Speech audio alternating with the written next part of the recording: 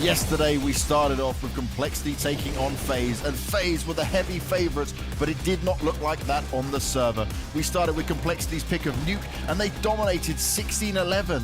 Then it came to FAZE's pick, Dust 2, a momentum map, and they certainly had it in the Complexity camp, as FAZE struggled all the way into the end. They did one last A-long hit, it didn't pay off, and Complexity sealed the deal 16-14 for a swift 2-0. Then we moved on to Vitality taking on Na'Vi, and the Na'Vi that we saw yesterday certainly showed up for the opening pick of Vitality, Inferno, but it was not meant to be, because after that we went to Overpass and Nuke, and Vitality dominated from start to finish to take a 2-1 win here, and they will face FaZe today to see who will be making it to the grand final.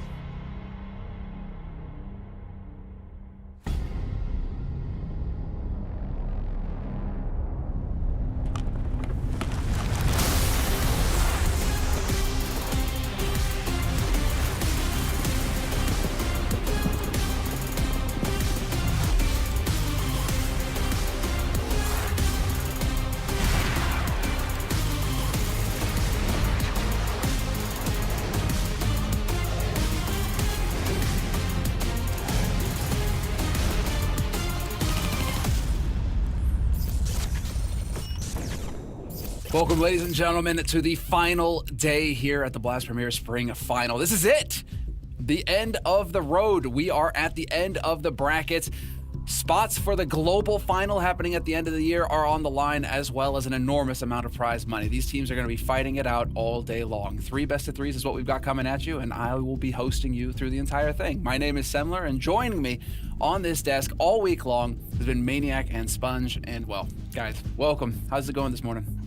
It's going amazing, honestly, Semla. This has been such a wild ride alongside obviously yours, Semla, and Chad. We have seen so many great Counter-Strike games, and somehow I cannot believe that this is coming to an end. I mean, today we're gonna decide both our champions.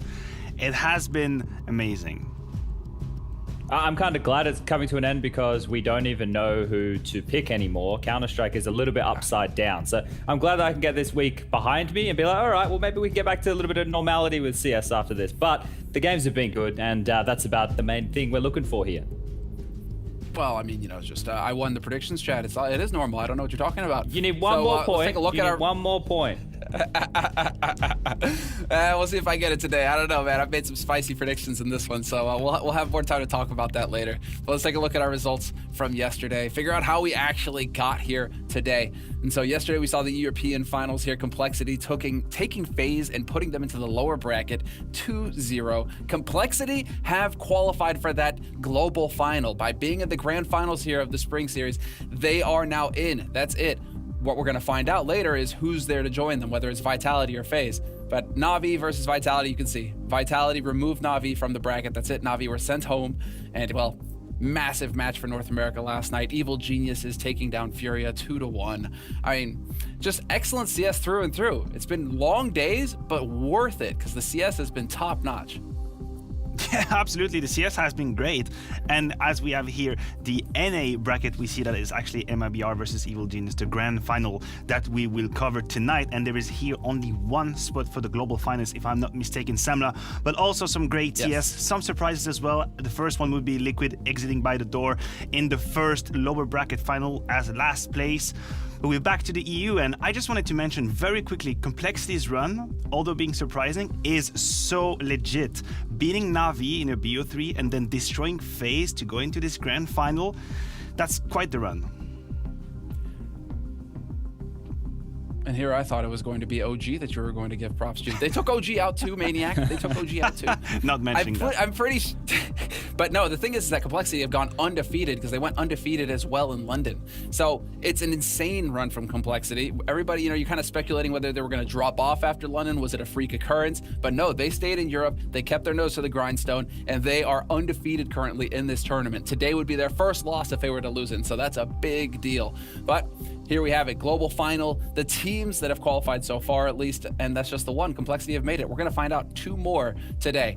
Whoever joins Complexity in the grand finals of this run in Europe, and obviously the winner of North America, whether that's going to be Evil Geniuses or MIBR getting that invite, it's a big deal.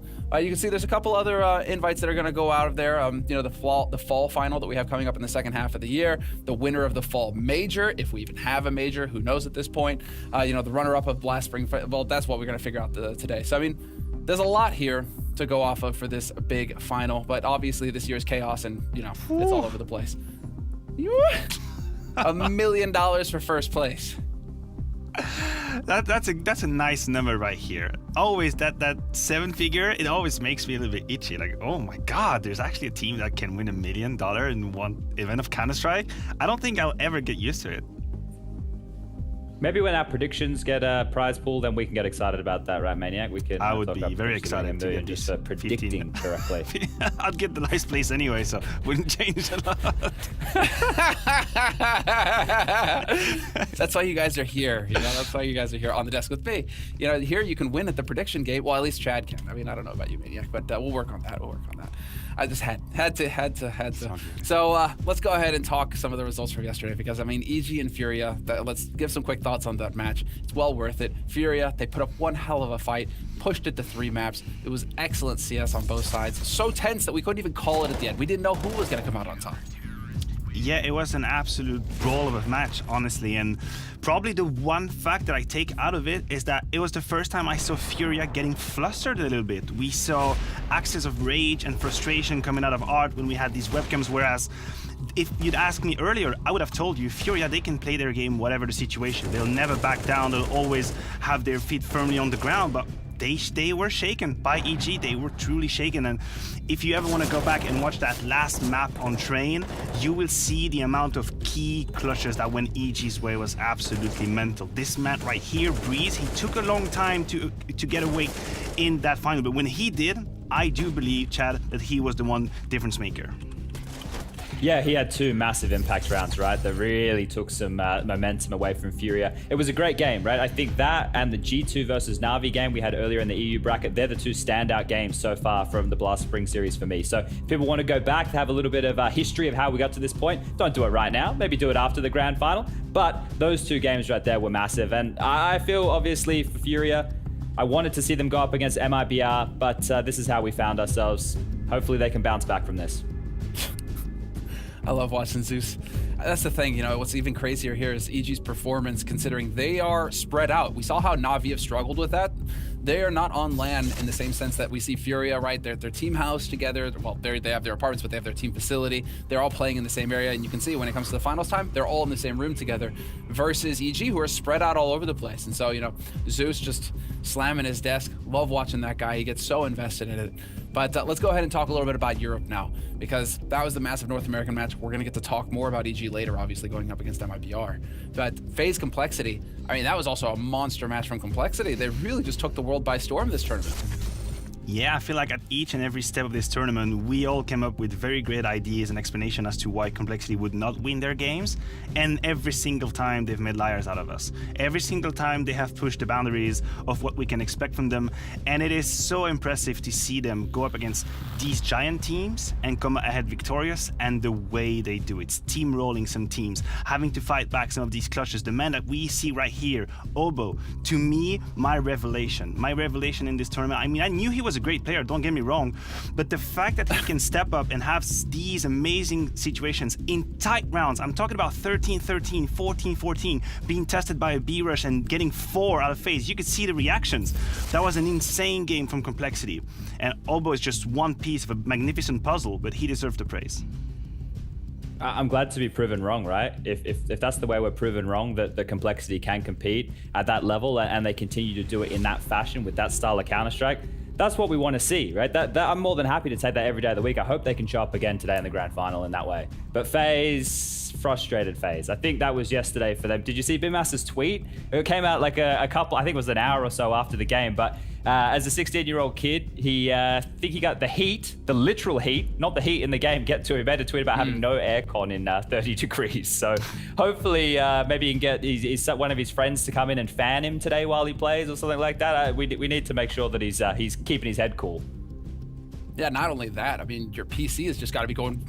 You probably can't even hear the game sounds with how loud the fans are going if your PC's, cranking out frames at 30, in 30 centigrade. Forget it. That's a real tough loss. We had the return of Nico Cam as well, which is great. I love the reference from you and Nico's on Mouse Sports because he was showing so much emotion yesterday. And so we'll see if they've got that button down because today they're going up against a tough opponent, and that's going to be Vitality. Vitality took Na'Vi out of the tournament yesterday in the lower bracket, sent Na'Vi packing. It's on Vitality now to keep up that streak, or we got to see Nico and Cold come through here big for FaZe. We will have time to talk about Vitality, I guess, in the rest of the day. So I will just quickly touch upon Na'Vi. And Na'Vi, this event, was the team that has shown so many different faces to the point that I have no idea what to expect from them anymore. I simply do not. They have been both magnificent and completely disastrous over the course of this last spring series. I have completely given up on figuring them out. I don't know what's happening with them. Exactly what Maniac said. I want to echo that, and I just want to say it made me sad, Semler. It made me sad. I think it's more to do with frustration, right? Because if you're predicting Na'Vi to win, and then you can't... Maniac did a good job there. Watching Na'Vi right now is extremely frustrating just because you don't know what to get. You don't know what you're going to expect. Even on maps they're supposed to win, they don't, or they do. You don't know. You might as well flip a coin. Think about how insanely frustrating that is for Blade right now as well as the coach. He's got to find a way to make that system work. He's got to try and find some consistency in all that chaos. So not envious of Blade's position, but still, 4th place. It's nothing to sneeze at with the competition in this tournament. They did go deep in that bracket, and we'll see obviously how Na'Vi keep going. But now it's time to talk about our first match of the day. As you can see here, we have our schedule, FaZe versus Vitality in a best of 3, kicking off in about 20 minutes time. So good. But let's just get into it, gentlemen. FaZe, what are we looking for from FaZe here? Because like you said, playing conditions aren't ideal. They aren't all in one location. They're kind of spread out right now, so it's a little bit of that online element in it. And we're seeing a lot of emotion out of these players. Cold and Nico just going ham, just smashing their desks. Is that something that they're going to have to lock down here going into this match? Yeah, I don't think they can allow that to happen, right? When you think about the importance of that game and what's going to mean for them, I've been a little bit surprised to see that much frustration come out of them. Surely they will have that on a wrap. And if we talk about emotions, if we talk about frustrations, then I think that Bimus is a name that we need to mention. He's been impressing me this event, I have to be honest, but he completely disappeared in their last series. And it is understandable. For the people that don't really know him, it's a very young kid, 16-year-old, playing alongside some of the biggest legends that ever graced Counter-Strike. And now he's got to go and play in a huge tournament, an elimination game. If he's capable today to step up and have a monster performance after the, I want to say, heartbreak of complexity, that's going to be, I want to say, a career-defining moment, not in the sense that we'll all remember it, but it's going to be a first step to build his confidence up. Yeah, I think if we grab that point as well and then see how that would affect the rest of the team, right? This kid, if he gets flustered and in his own head, well, whose job is it to pull him out? It has to be Nico and Yanko, right? The in-game leader and the coach of the team. Now, if Nico's having to focus on that in the middle of a game, well, guess what? The frustration is going to start coming through for Nico as well. And we actually have a clip from yesterday's match that I think we can play for everybody at home here that we may all have a feeling of. If you've ever played Counter-Strike and you've been using a pistol and someone's been looking the other way, you might sympathize with Nico right here. But this would have been the end, I think, of his capacity to hold it all together. Can you imagine this going down? The score's 13-9. You had a freebie, a chance to take a free kill right there. And Nico, the guy who we say has some of the absolute best mechanical ability in the all game, gets dealt that card, right? There's no wonder he's smashing desks, getting frustrated, facepalming. I would be too. Dude, the P250 is just gross, though. I've given up hope on that gun. Pistols in the back. That's me every time I Pistols in get the a back. P250. It's broken. It's the back. The back hitbox is really a pain in the butt, to be honest. No, it's the P250. It's the gun. You know who we had a chance to catch up with going into this match? It's Nico and Rain. So we're going to go ahead and hear from them now. Now, last time around versus Vitality, you bested them 2-0 very convincingly. What did you guys do as a team yesterday/today to ensure that you get this rematch versus Cole? Well, we just prepared like the things that we have done against them that we should just like switch it up a little bit. I think they're gonna do the same. I think there might be even some changes in the map pool as well. I don't think they're gonna go for Nuke again as the first pick. It might have been the third map. So, but I feel like it's gonna be a very very harder match today because Iowa was not on the point in that matchup last time. So if he shows up, that this match is definitely gonna go way further. I would say maybe into three maps. So it's gonna be a fun one. Like I don't really like playing against a same team 2 times in one event. It's always like kind of mind games and stuff like that. So it's gonna be an interesting matchup for sure, especially if Zywa shows up. For you guys with BMAS and Brokey now, especially Brokey, who's had a good amount of time within this roster, do you feel like you guys are at the right position in terms of giving them the space to shine and also helping them learn in the right way? Because specifically from BMAS, when I was speaking to him, he's been really hardcore focusing on like his role, looking at other pros and how they play the position. So I just kind of wanted to get your opinion on them and how this is working for FaZe at the moment. Yeah, of course.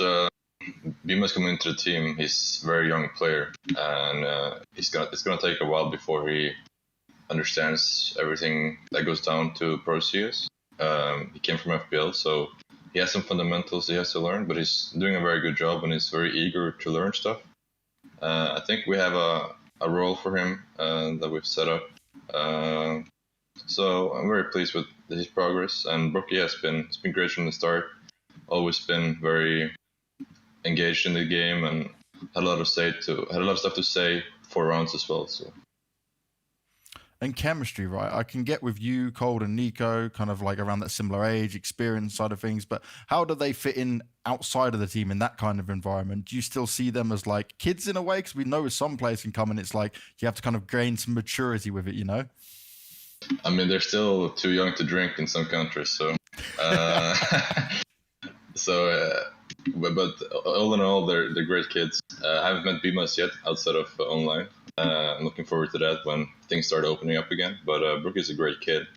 A little quiet and humble in real life, but he's all in all a great kid. Good words, good words. I mean, from a veteran, right? There's a lot of talk of Nico. There's a lot of talk of Cold for obvious reasons. But Rain, he's a legend in his own right. He's a monster. And really, he's been the pillar of Norwegian CS for what feels like the entirety of CSGO. I mean, you've had guys like Jacob, you know, they're there, but it's almost always been Rain at the top of the pack. Yeah, absolutely. The pillar of FaZe. I'd say so too, yeah. I mean, when FaZe was at the top, and I'm talking years back, Rain was definitely one of the best players in the world. And if you want to go back down memory lane, then he is having one of his best tournament, I want to say, in the last 12 months. The last time he had such a good performance was in London, so I don't know if it's Blast, Rain, or if something going on here, but he definitely brings a lot of solidity to that lineup. I think not only in terms of entry fragging department on the T side, he's key, but also as CT. He's one of these very efficient anchor, doesn't make a lot of mistakes, and if he's on point aim-wise, then not only does he have the good position, but he takes down 2 to 3 opponents each and every time. I have flashbacks of A side on Mirage, for example, or the A ramp on Dust 2. These are the kinds of position that he will completely lock down. Inside on Nuke as well. So he's one of these very, very dangerous anchor when he's on point. So I think it's time, gentlemen, to move into a team that I want to really discuss here. It's Vitality. Vitality are going to be the ones moving on to the grand final, and let's go ahead and hear reasons why. You want to tell everybody? Dead silence. Because you guys predicted the other way. I just saw the predictions. Look, What is this? I'll grab it. If Shox and Apex can continue the form that they have shown us over the last 2 best of 3s, then they are well and truly within a shot here of making it to the grand final and even potentially winning it. Because you have to go back years to see them playing at that level, the 2 of them together in the server doing that. The amount of risks that those 2 individuals have been taking and making plays with, and it's been paying on off, mate, they should have gone to the casino and put their life savings on red, because I don't know how they managed to get away with it time and time again. But at least with them leading the charge in that manner, that plays into the whole storyline that I have with this Vitality roster. Apex is an in-game leader, highly emotional, a quicker player to things, and he's bringing that to the team. And it appears to be either rolling back the years for Shox and Apex, and they're growing into their own, and they're really just showing, hey, if the game gets a bit scrimmy, it gets a little bit action-packed, we can still multi-frag like beasts, right? That's what we've been seeing. The fact that Zywu hasn't shown up to God mode form yet, that is a scary fact as well. And if you put all 3 of those in the mixing pot and they show up today, well, then they can win. There's no doubt about it. But the question mark is, will they? You know, Samuel, it's so funny that we talk about ZywOo and everyone is saying, you know, he hasn't really shown his best form quite yet. But he's still at the top of the charts at this event. He's the #1 ranked player here. And we are still here sitting, well, maybe ZywOo can show up. Actually, no, we've been waiting for that. That would be great. Man, he's already at the top. Bomb. Yeah, I mean, what do we need from this guy? But I just want to echo that sentiment just about Shox for a second and to say that there is a relation with Shox between not only the kills he had, but the impact he's having on the team.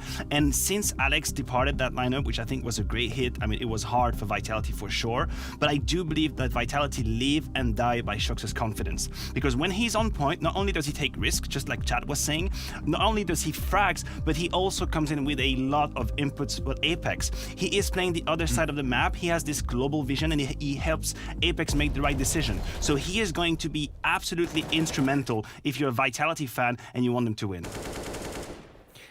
All I'm going to say is that we've got 2 guys from Vitality in the top 8 performers right now in this tournament, and that's ZywOo and Shoxy. So, it's back. Shoxy is a god. That's the mix. He's here. That's the mix. That's what this team needed, right? When you think about it, they needed something other than just ZywOo. And if we go back to last year when ZywOo was the best player in the world, well, we know that the Vitality guys were getting frustrated that everyone was just at ZywOo, Team ZywOo, Team ZywOo. But they were setting ZywOo up a lot more than this current iteration of Vitality is, right? There's no doubt about that. It still boggles my mind when Maniac goes, yeah, ZywOo's still at the top of the stats. Like, when you think about it, he's quietly achieving. That's the thing. It's not that it's quiet. It's that what we expect is like ZywOo and Simple to always just be head and shoulders above the rest of their teammates. I think the fact that their teammates are contributing, and especially for ZywOo in this, it takes the spotlight away from him. So we go from the point of Team ZywOo to Team Vitality, and when we go to Team Vitality, unfortunately, you know, we're not just talking about the best player in the world from 2019. We're talking about some of the best players from 2015, I guess. We're really rolling back the years. Yeah, you really are. You're going on it, but there is an adjustment, and that's also equally what's impressive is that the team isn't necessarily being built around ZywOo anymore either. He's just another one of the players, and he's still topping the charts. And while one of the guys who's instrumental in making that happen is Apex, and we had a chance to catch up with him going into the match. You're going up against FaZe again today. How do you view preparation for a rematch? Is it more about like the smaller micro adjustments? Well, I guess, yeah. As I mentioned before in the interview that we did together, we did such a bad game. I mean, I felt like we didn't play good at all. We didn't play that bad for a while. And the thing is, we just need to enter the game as we did yesterday, just to put a lot of energy around us, just trying to cheer for each other and trying to good mood. And when we have all those elements, I feel like we're playing good Counter-Strike. So that's going to be the main key today. Even if the counter is just trying in the right mood, just trying to help each other, to mix the ideas, and I guess that's how we can beat them today. Now you're one step away from the finals, which would also secure you a spot for the global finals, an amazing achievement to have here. Now, one thing we've looked at and I've heard of before is that with ZywOo, right, sometimes getting him in the right frame of mind, especially in pressure situations, can be hard. So what do you do before a game like this with him specifically? Well, ZywOo is the type of guy that he needs to enjoy what he does. So you have to put him in the best condition in terms of mental strength, like just enjoyment, just do whatever you want. That's why we're trying to tell him, just he's free to do whatever he wants in the game. He's the only player who is able to do that. But yeah, you just need to put him in the best condition because he is the best player in the world. He's just like, he can do everything. He can do entry with AK, with AVP, with everything. So just need to put him in the best condition in his mental and attitude. And I guess after that, it's all good.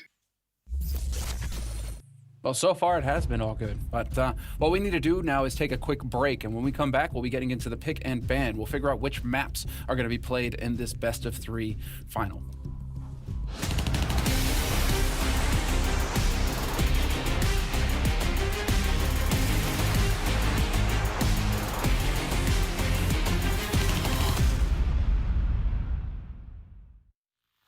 Welcome, ladies and gentlemen. We are kicking off the decade here. Not every day you get to say that. With the Blast Premier Spring Series. We do have the very best in the business, the best in the world competing here.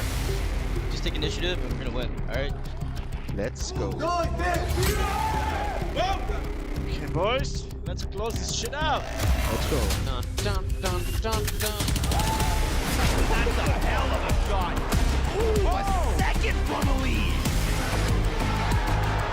15 seconds on the clock. He turns around and the bomb goes out. Oh my god, the 180. Let's go. Another kill. This should, by all means, be absolutely impossible here for MIBR. This should be the end of the road here. Siri, who is the easiest target? Gold. Oh, he does still have the AK Cold with everything to do, just popping knock-ins. He's cleared 3 bodies and the 4th. Let's go.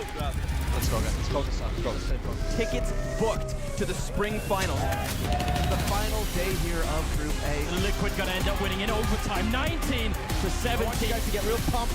It's the last series of this first weekend. Go, boys. We have a party to go. What? He's got 14 bullets in the magazine. Half the clip is gone. He peeks wide, and that's it. Good night. Ladies and gentlemen, Spring Series Week 1 comes to a close. Higher seating and a fat stack of cash for FaZe Clan.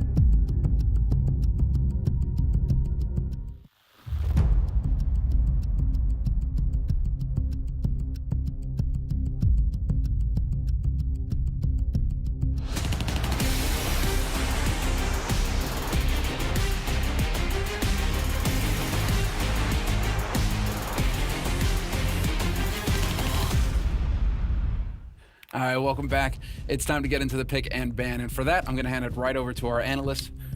Well, Maniac, Sponge, where are we going with this one?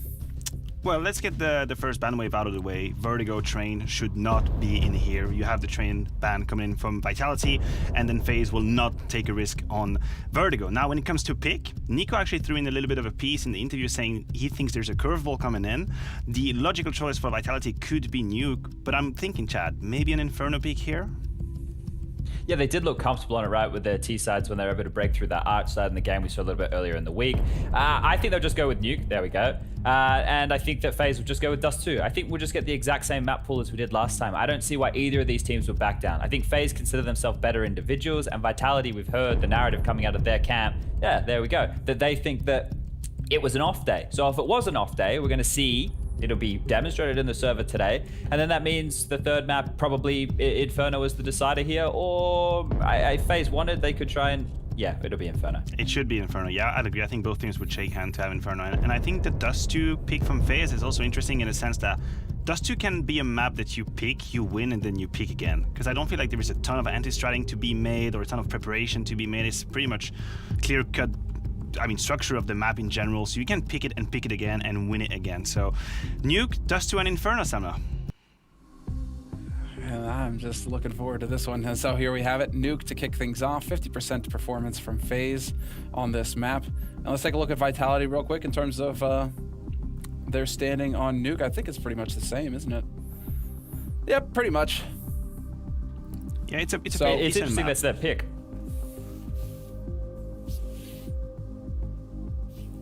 It is indeed interesting. And you know what other picks are interesting? our predictions. So let's go ahead and bring those up because it's boy. about to get into action time, boys. We're a minute away. And, well, let's take a look. That's right. Everybody is going to learn yet again that you shouldn't, predict against Semler. But, sometimes that's just the way it goes. You guys got to learn the hard way. I mean, Vitality have been the one pushing you over the line, to be honest. The risk you took on them the last time did pay off, so I can understand. I didn't pick Vitality. I promised them I'd never pick them, just in case there's some voodoo involved. So there we have it. I think FaZe have a just good in grade. case. You knew. It's a just in case. It's all part of the strategy. And then Chad is taking a risk on FaZe for the grand final. Is everyone else hedging that they don't know who's going to make the grand final, so they think if they pick Complexity, it's a safe choice? I don't understand why everybody else besides Semler would pick FaZe and then nobody have belief in FaZe in the grand final. That to me doesn't really make much sense. They're going to have to show good form against Vitality. Vitality aren't going to be a pushover right now. So FaZe will also be warmed up going into that grand final? Warmed up, I'm scared they'd be exhausted. Like, it is quite tiring for a team to do BO3 back-to-back in such intense game as well. Plus, I think that Complexity, they have earned the right for us to believe in them. Like I told you, every single time we've doubted them, every single time we were wrong. Well, okay, sorry, I didn't mean to cut you off there, Maniac, but we are pretty much ready to go. What I will leave us on is that Brokey's probably going to lose about like 5 kilos of water weight if he has to play in 30 degrees weather, 6 maps potentially. So I'm putting it on that. FaZe, it's just not going to happen, boys. It's not going to happen. But obviously, we're going to see how it's going to play out. Am I going to be proven wrong? Gasp. Or are the analysts going to get it right? It's time to hand it over to our commentators and get this action rolling. Moses, Anders, how's it going, dudes? Listen to how smug this guy is. This is unreal. What a start to the day we've had. Jesus. I know you guys are loving it. It's been amazing. I actually appreciate it. I love Smug Semler. I think it's one of the best versions. It just fits him very well. I think Maniac did do a calculation earlier that even the best predictor in this so far is still no better than a coin flip. If you look at the overall matches played, which I think is just a great smackdown. The odds are pretty even though as well, just to point that out. Slightly favored FaZe. It's been hard going back to online Counter-Strike, Anders. It's been hard predicting this. We haven't had to do this for some while. I think we all forgot how crazy online Counter-Strike can get. I don't know. I'm really excited for this matchup. Again, ZywOo goes up against one of the best players in the world. He took out Simple yesterday. He gets Nico and coldzera today. This is a very hard route to run, but if he's got teammates like Apex and Shox playing like they have been in this tournament, this very well could be no problem for Vitality.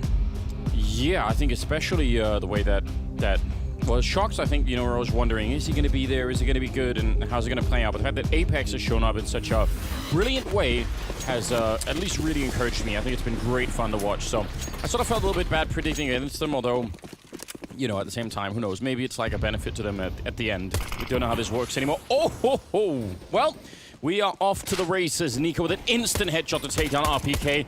And fighting outside, now he'll drop ZywOo as well. And it doesn't get any better than this. 3-on-5 at the beginning, and Nico with 2 kills.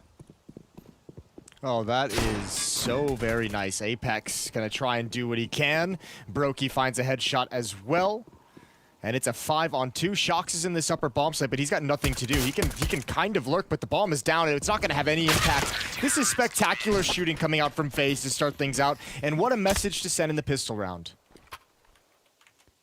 Yeah, that first kill, all right, fair enough, through the squeak door. Maybe that becomes a bit of a problem later on, but then they just keep getting slowly taken out as they try and cross down into the B bomb site. So, great pistol round for FaZe. No bomb plant means Vitality aren't going to be buying just yet. So, I don't know, you picked FaZe for this one as well, didn't you? I did indeed pick FaZe for this one. I had a lot of faith in them coming in, and I'm still... I don't know. I still am very wary of the up and down nature of Vitality, even though the last 2 series have been very good. Even though, I mean, Apex had an incredible series yesterday, and he's been pretty consistent. He was 64 and 44 in the 3 maps against Na'Vi yesterday. He led the team, which is absolutely mental. But I still feel like there's some level of discrepancy in the Vitality performances. That I think FaZe, especially with the loss they took yesterday, I think FaZe probably lends itself to being way more like personally insulted that they would lose to Complexity, that they would be so fired up coming into today. It's funny, that's actually a little bit of my sort of thinking too. I just think FaZe, they're not going to be happy about, how yesterday was. Yeah, they surely are going to be super ready. That's actually part of my reasoning as well. Yeah, it's one of my favorite parts about this team, and it's not that it like descends into any kind of like disrespect against their opponents, but I feel like FaZe just have the players who would look down and be like, we should not be losing to these people. Like more than any other team in the professional scene, I think they have a little bit of a superiority complex that I actually really enjoy. Yeah, I agree. It's a big part of the reason why I was picking this team here today. Nico, oh, that slant flick, he's just going to get every single one. That's a very smooth ace. Again, they don't have any armor, so we're not going to go completely crazy, but that was, oh man, that looked cool. Did he style on them for the last one? Is this just like an art thing? He's like, boom, sit down, Sharks. He gets in that mood once in a while where like he makes sure that he is like shows off the one taps. Like you can see when he's really trying to go for the one taps, the really clean headshots. And yeah, that might be that might have been one of those times. Either way, AKs are out for Vitality. 4 of them with the Galil on RPK, plenty of utility. This is looking fast as well. Shock's gonna lead the way outside, blocked off by Flames for the moment. And no defense is gonna be mounted. He's gonna be alone. He pushes forward along the smoke wall, small gap at the beginning, but he makes it safely. All right, Shock sticking to the plan. Even slowed down from the Molotov. I thought that would have been very dangerous. It's one thing to try and beat the timing, but you can't really do that when you're slowed behind the Molotov, and he still keeps going, and there's no one there to spray him down, so that's kind of good news. Now, that's the first part of the plan. Get Shocks into the lower part of the bomb site. The second part of the plan, well, we'll have to find out exactly what it is. The lobby, or the sort of the ramp crunches are super popular if you could make them work. Looks like they actually want to be walking out. No, this is a contact play. Rain, he's going to be traded. It's shocking that he even got the 1 kill there. And yeah, there's a bit of an alarm going off on this A bomb side. Good kill for coldzera. See if Brokey could do much of anything here with a scout, but the bomb is going to be planted. This is a cool strategy from Vitality. I can't believe Shox is still here. Nico's gonna turn this corner. I don't think he'll expect it. Oh, the timing! That's brutal. Shox just looks away, and now the flank is opened up. ZywOo stuck in mini. He's got to move out of that position as well. Low HP, and another smoke might be his savior. There are 2 kits on FaZe, so they have time for this, but they must find these kills. Yeah. Bit of a grenade to set them up. Big swing. Oh! Mid-air taking down Brokey, and ZywOo continues! Almost with the triple kill. That would have been perfect. And now Nico hunting him, but Apex is just playing ring around the rosy, and it doesn't even matter if he goes down there at the end. Brilliant end to that round. What a shot from ZywOo. That was amazing. Yeah, that is a nice little clutch. I'm curious about that smoke that was thrown from heaven into the back corner. It feels like it actually saved Apex's life. I actually think this is a really cool call from Vitality, not just because of Shox turning into a lurker outside, but remember, if you watch the game that FaZe Clan played against Complexity yesterday, they got destroyed with those hits out Squeaky Door.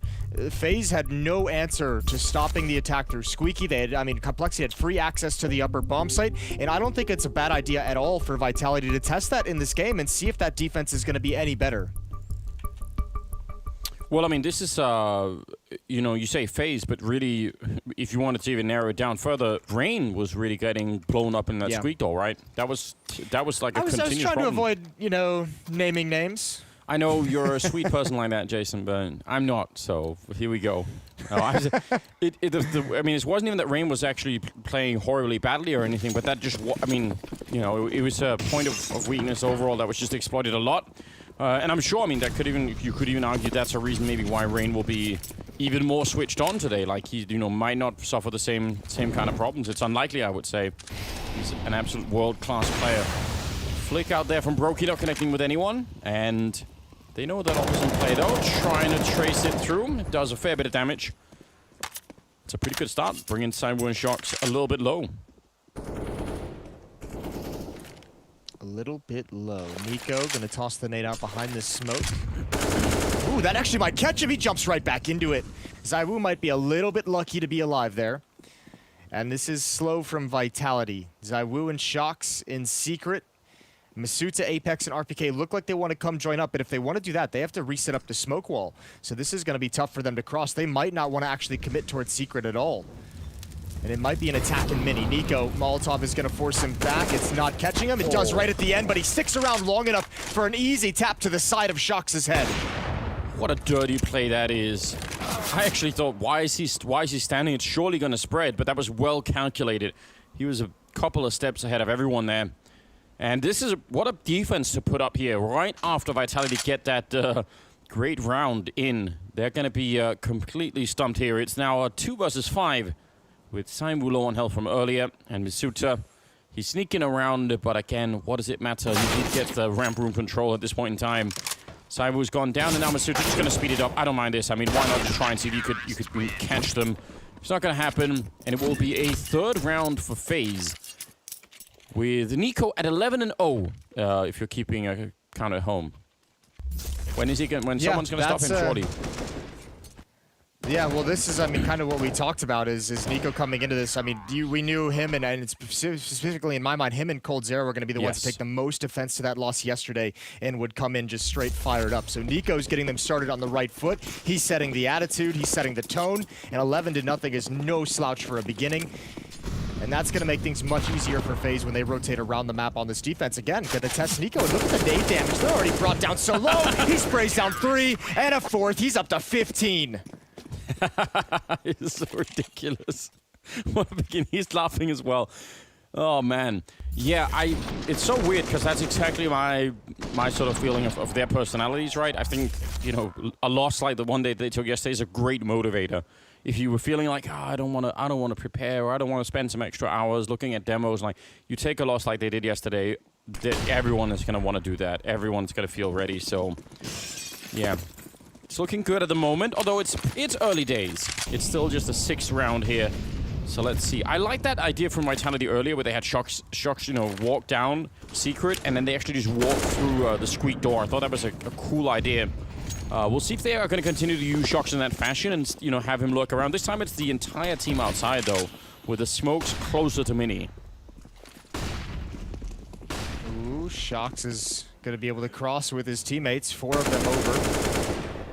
Spray coming in late for Nico, but you're already seeing some players drop. Rain has went in towards the vents. He's going to be down there. He might be able to stop them, but he's not peeking just yet. Tomas in the sight. Oh, immediate headshot. Continues the spray, and then Rain pounces, and Brokey adds in with the AWP. And again, Vitality might have access to the bomb site, but they've lost so much. Yeah, they really have.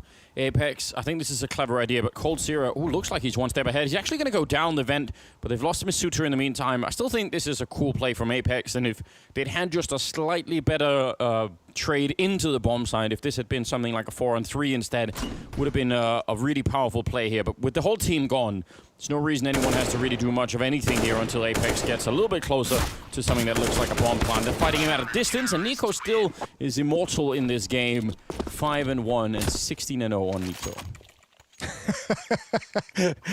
Okay. Now, I mean, let's hold it in check. This is a phenomenal start for Nico. He's had, what, 4 kills on the first, or on that most recent eco round. He's had some easier frags, but still an impressive start to this game. Oh my lord, and he's 10 frags ahead of the next closest on his team. That's Brokey with 6. Meanwhile, you go over to the Vitality side. We've played 6 rounds, and there's a total of 5 kills across the entire team. He bought that VIP armor, Jason. He's up to 200 or 400. Yeah, I just tweeted this morning as well that I wanted to bring VIP mode back, so that fits in well with the narrative. Well, there we go. Yeah, I want it back as well. I think it's great fun. We could have whole VIP tournaments. It could be like a subclass of Counter-Strike. Be amazing. Here comes Nico. Ooh, and he's finally going to be going down. Apex to drop him. Sidewin RPK. The digs continue, and there's one more. Shocks. That's so ridiculous. 4 Deagle kills in the space of 5 seconds to bring down the entirety of FaZe. What an outrageous round. Yeah, that's a ridiculous one after all the struggles to win with Deagles, but fair play. That should be a nice wake-up call from FaZe that they weren't just going to be able to coast like that the entire half. That's a good round for Vitality to win, to make them second-guess some of their confidence and over-aggression. And we'll see how the rest of this half goes, but just some beautiful shooting with the Deags. AWP is still on Brokey, and unfortunately, that AWP that he had in the previous round was passed for free over to ZywOo, so it's going to get more difficult, and automatically Vitality win with all 5 players surviving off the back of upgraded pistols. They've got so much cash all of a sudden. Stay cool. Timing on that push could have nearly got Bimas killed. Misuta on the other side, and yeah, because of the flashbang, he's definitely going to be checking it. He did nearly go down, and RPK fell to Rain. So, still a 4-on-4 with a lot of damage on Misuta. And yeah, the money's pretty good, and that's important. Not so good on FaZe, though, on the other hand. If this turns out to be a win for Vitality, the tempo and the feel of this first half could change pretty quickly. Yeah, very quickly. coldzera up in the rafters. Shox again lurking outside. He eventually makes his move. He's going to have Nico to go up against. Rain and coldzera in the upper bomb site should be just fine unless Shox can pull a fast one on Nico. I don't think he's peeking all the way to actually find this. He's at an angle where he can't see. Whoa. That means Rain might just be a free kill. Now he's coming in, and that might be the perfect call. Shox is going to go down. An important frag. And now Vitality just have to move forward. Rain again in the open, but coldzera's got him covered from behind, and the squeak door is the main point of attack. But every time Vitality gain any kind of map control, they've done it at the cost of one player. And finally, FaZe are going to close out the round with 3 alive. Man, I feel for Shox. That previous round where he was waiting for Nico down to the secret stairs and he just turned away. And then this round where he's sort of looking for him the whole time and is waiting. Nico's just finding some amazing timings against Shox individually. Wow, that's a nice opening from Rain. I didn't even realize that.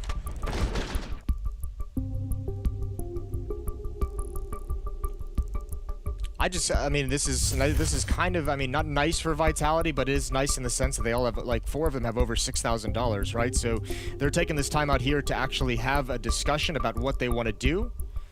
And they've got the cash to put any plan they want into effect. And I mean, they can even come up with a 2-round plan considering the money that they have. Yeah. So FaZe responding immediately. Still a 4-round lead. Nico up to 18 kills in 8 rounds. Yeah, it's individually for him a ridiculous start. But we just saw in the last round, if Vitality would have won that, this whole first half would have felt very different already. So as much fun as it is to see Nico fly away into the sky like that, you definitely shouldn't get fooled by the fact that Vitality can still come back pretty quickly here. Apex, that's an aggressive move outside. He's going to be into mini really, really fast, and he's going to win the fight against Rain. What a brilliant pickup. The Molotov on coldzera. Did he just freeze inside of it? It looked like he knew and just still didn't manage to go anywhere. That's so odd. Yeah, that is a bit strange. Vitality gonna win it. A 3rd round. They cut the lead. Bamas and Nico just need to be able to save these weapons. This isn't even worth going for. Not even worth investigating. I think he wants an AWP, but appears it's dropped down. So risky for Bamas to go for that, but it's all good. He's gonna fall back. What a cool strategy. I mean, again, not particularly elaborate. You could see the power of it there. I think the Molotov, though, I really want to go back and see who threw that Molotov. You can probably throw it from out on the T roof. If they did that, whilst all Apex needs is the 1 kill, and actually coldzera, as much as it looked weird, where is he going to go? If he swings in, he knows Apex is going to be looking at it from mini. If he swings to the right, then it's going to be the hot part of the push that's going to surely be taking him down. So, super interested in this. He just has to win this one fight, and they're in a great position. Oh yeah, and I mean that's always the case with Nuke, right? It's just that one playthrough mini fast, and especially with an entry fragger like Apex, who's not going to have any fear of just ignoring all the danger outside.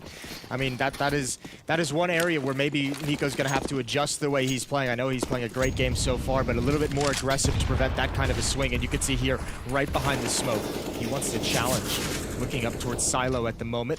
Dodging the spam through those smokes. Oh, Flashbang is out, but he gets blinded. Can't really peek around it. And Apex, he's coming through. This might be a double kill. There's the first, and Nico converts for 1 more. Yeah, that's really good. Fantastic trade. I'm so curious about that flashbang. I wonder if that flashbang, because Nico was looking straight into it, so either coldzera didn't call it and just flashed his teammate, or that was almost a fake to try and pretend like Nico was, going to be somewhere else. Because normally that's a flash you use to flash someone in if they are, at secret or even at the garage, something like that. And obviously he was so far up that, yeah, just flashed him instead.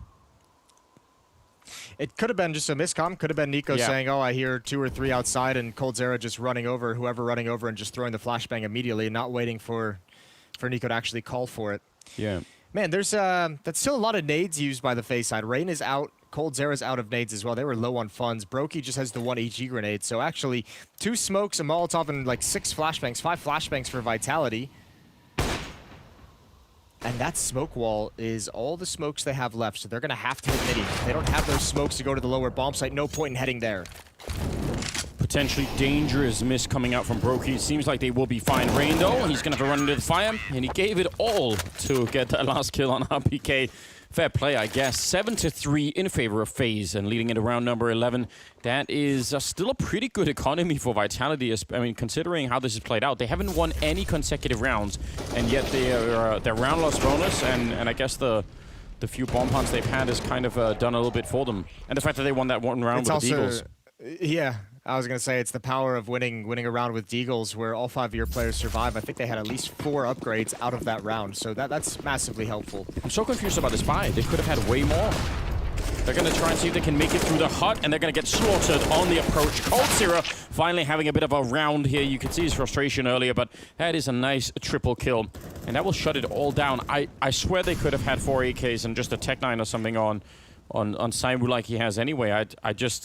I'm so confused. I think, well, my way of rationalizing that would be actually hold the thought. We'll get to after this round. Lamas is going to get a nice easy double kill, so we'll just go back to it immediately. I think they wanted to try and hit a fast upper hit, quite obvious. I mean, we saw them with the rush, but using the MAC-10s to be able to get out and be mobile and swing into the bomb site, clear top hut. You can jump out of hut, you can become a more difficult target, so a bit more wieldy than the AK-47s, and it leaves them enough money to have a buy in this round as well. Apex, RPK at 5,500, ZywOo's at 3,500, Shock's at 7,000, so you don't fully deplete all of your coffers. Although it is a bit of a head-scratching call when you're down, 3-7 at that point. So Vitality having a tough time finding the winning formula. Yeah, they are, and in spite of having some of the rounds they've won have just looked so easy for them, and then all the rest of them is nothing like that. So some volatility in the performance of Vitality so far here in the first half. 12th round is going to have to be different. And maybe the thing they wanted as well was not more AKs, but that AWP on Saibu. Maybe this is Saibu's call to say, I'm going to go fight Brokey or Nico or whoever's going to be outside, and I'm going to win that fight. So, yeah, he's running straight there. So let's see if this confidence is well placed in Saibu or if it's going to be a mistake. Thought maybe he would get boosted on top of the smoke or up on... Yeah, so, well, this is such a cool play. I love this. Very, very hard to see on the other side, even if you know it's coming. But so far, no one's up there by heaven. Brokey playing further down. I mean, he's even aiming at the gap in the smoke over the top of it. He's looking exactly for that boost. What a great reaction from ZywOo. Brokey couldn't do it fast enough, so boost be damned. Brokey is lured into getting picked off. Well, there's that confidence, right? I mean, that's a call you make to force, well, so to make the team buy this weapon for you, and then you just have to hit the shot. coldzera, speaking of confidence, has pushed into the hut. He knows they're able to wrap behind him, so we talk about this frequently. This is a great call, but he's got to be careful. The timing, that's going to be frustrating. He had the right play, and he gave it up to flash for a teammate. I think he was flashing for Nico. And it's unfortunately just not going to pan out. This round has slipped away from FaZe. Excuse me, not Nico. I was reading the minimap wrong. I don't even know what he was flashing for, to be honest with you, but he had a solid position inside hut. Yeah, well, it's true. Rain was right next to him. I don't know what he was flashing for either, but it looked like it was some sort of a team call, right? Like, let's do something, and that actually got him off the angle. Completely agree. If they're coming out of heaven like that, if you can stop the hot part of the push, then you've actually got a great position. Also, the hot part of the push is the part that you normally carries the bomb, because you're not going to risk dropping the bomb somewhere outside all the way back towards T-spawn or behind red box. So I thought coldzera made a really intelligent decision, a really solid play, and unfortunately just kind of either second-guessed it or gave it up for whatever reason, a call from a teammate, it doesn't matter, but he never had a chance to get into that fight. Some definite frustration. Yeah. Yeah, absolutely. At least he's not banging. He's not doing the coldzera quake, the cold quake. Yeah, we'll get there maybe. It was certainly spawned a lot of discussion around the community, I noticed. So we had that. It's entertaining if nothing else. 8-4 the scoreline, and moving into the 13th round, Nico now changing his position. A position that's really commonly Molotov, so not going to be happening this time. Just Shocks cruising in and winning that fight, and that's got to feel great if you're Shocks, even if you dropped a bit low, just to finally take down Nico. Yeah, for no cost, really. Although, unfortunately, ZywOo has gone down as well. Brokey gets the better of him this time. Shocks picks up that AWP with 11 health, and he's peering outside also. Round number 13 of this first half. coming in late to the broadcast or you missed yesterday, this is the lower bracket final. The winner of this will play Complexity immediately after, who's awaiting them in the grand finals of Blast Premier. Yeah, and I believe secure a spot in the global finals, right? Along with Complexity. That's right. Complexity, yeah, they already have their spot in the global finals. The winner of this also confirms a spot in the global finals. Almost a double kill for coldzera. 2 players left in a 2-on-3 for FaZe. Rain is just on the lip of that. He's waiting for it. Brokey, if he get this kill, that might be the distraction, but it's been spotted already. Brokey doing a lot of damage, and Rain, he's just waiting for it. He wants the perfect timing here. 30 seconds, and he's finally going to start to creep on out. He could be shot in the back, I think, almost by Shox, but it's going to be a pick off there, and now he's looking for it up on top of the hut, and yeah, there's Shox creeping in. 20 seconds now. Apex has the bomb, which is a little bit unfortunate if Brokey gets the kill. He's up. Oh! He no-scopes him, and he almost escapes. It's so close, but it's going to be a quad kill for Shox instead. What a tense round, and Apex, you see him absolutely freaking out. Oh, my lord. And he had to sit back down at his chair. I think he second-guessed going all the way up the ladder. Yeah, that might have been the round-winning play if he had committed to going up after this shot. I can't believe he even went for this. That is a decision born of insanity. Oh, he missed it. That's why he fell off the ladder, didn't make it all the way up. That sucks. 8-5. So close. But Vitality, you have to say, they have withstood an early barrage from Nico. Yep. And they have withstood an insane start for FaZe overall to now be right back in this game. 8-5, and they've broken the economy. They have a chance to close this gap to 7. Yeah, what a brilliant comeback that would be. And again, I mean, you have to appreciate just Apex being able to make a bunch of amazing calls in this first half. This is just some truly impressive in-game leading coming out from him. He's found so many openings. I mean, obviously, we talked about sort of, FaZe potentially putting in a lot of preparation for this particular game, but it's obvious that Vitality have as well. Really coming out with an incredible game plan so far. Masuta going to be finding coldzera outside. It's just pistols on the FaZe side, so should be no real issue here for them to clean it up and at least get that 6th round. Nice kill from RPK watching the flank. Yeah, this is interesting. I mean, FaZe, as the desk kind of talked about, the same maps that were played in the last series they had against Vitality, so they're going to be intimately familiar, but also the same maps they just played, against Complexity more recently. So, I mean, if Vitality ever felt like they actually needed to do some extra research, they actually have exactly how Complexity beat them on these 2 maps. We're able to look into that and have a game plan for tonight. I mentioned earlier in this half, it looked like Vitality definitely testing the upper defense, which was destroyed over and over again by Complexity.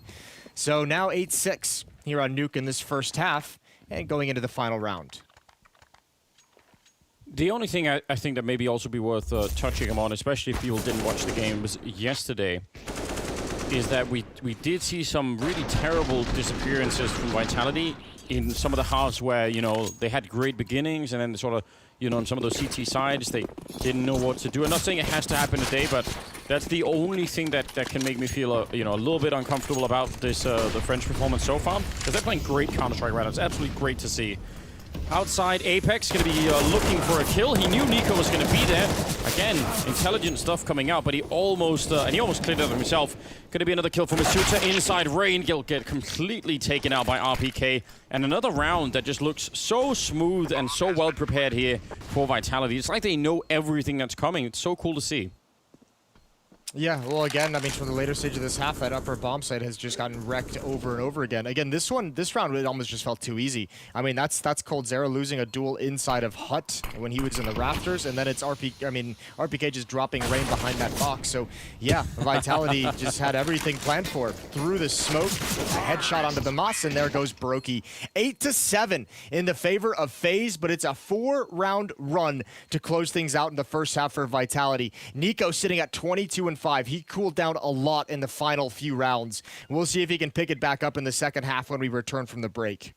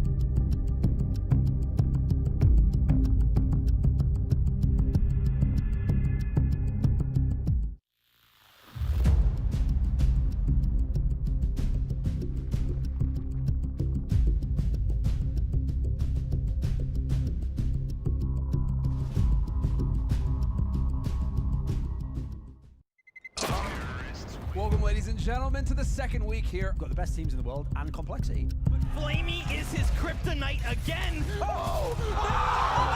This is it. It's a bulldozer. We have fun. We're going to play good. We may lose some shit rounds, but you just brush it off. And if we win some good rounds, we cheer. That's all it is. The best team in the world going up against a team who, you know, hasn't even been able to qualify for the major yet.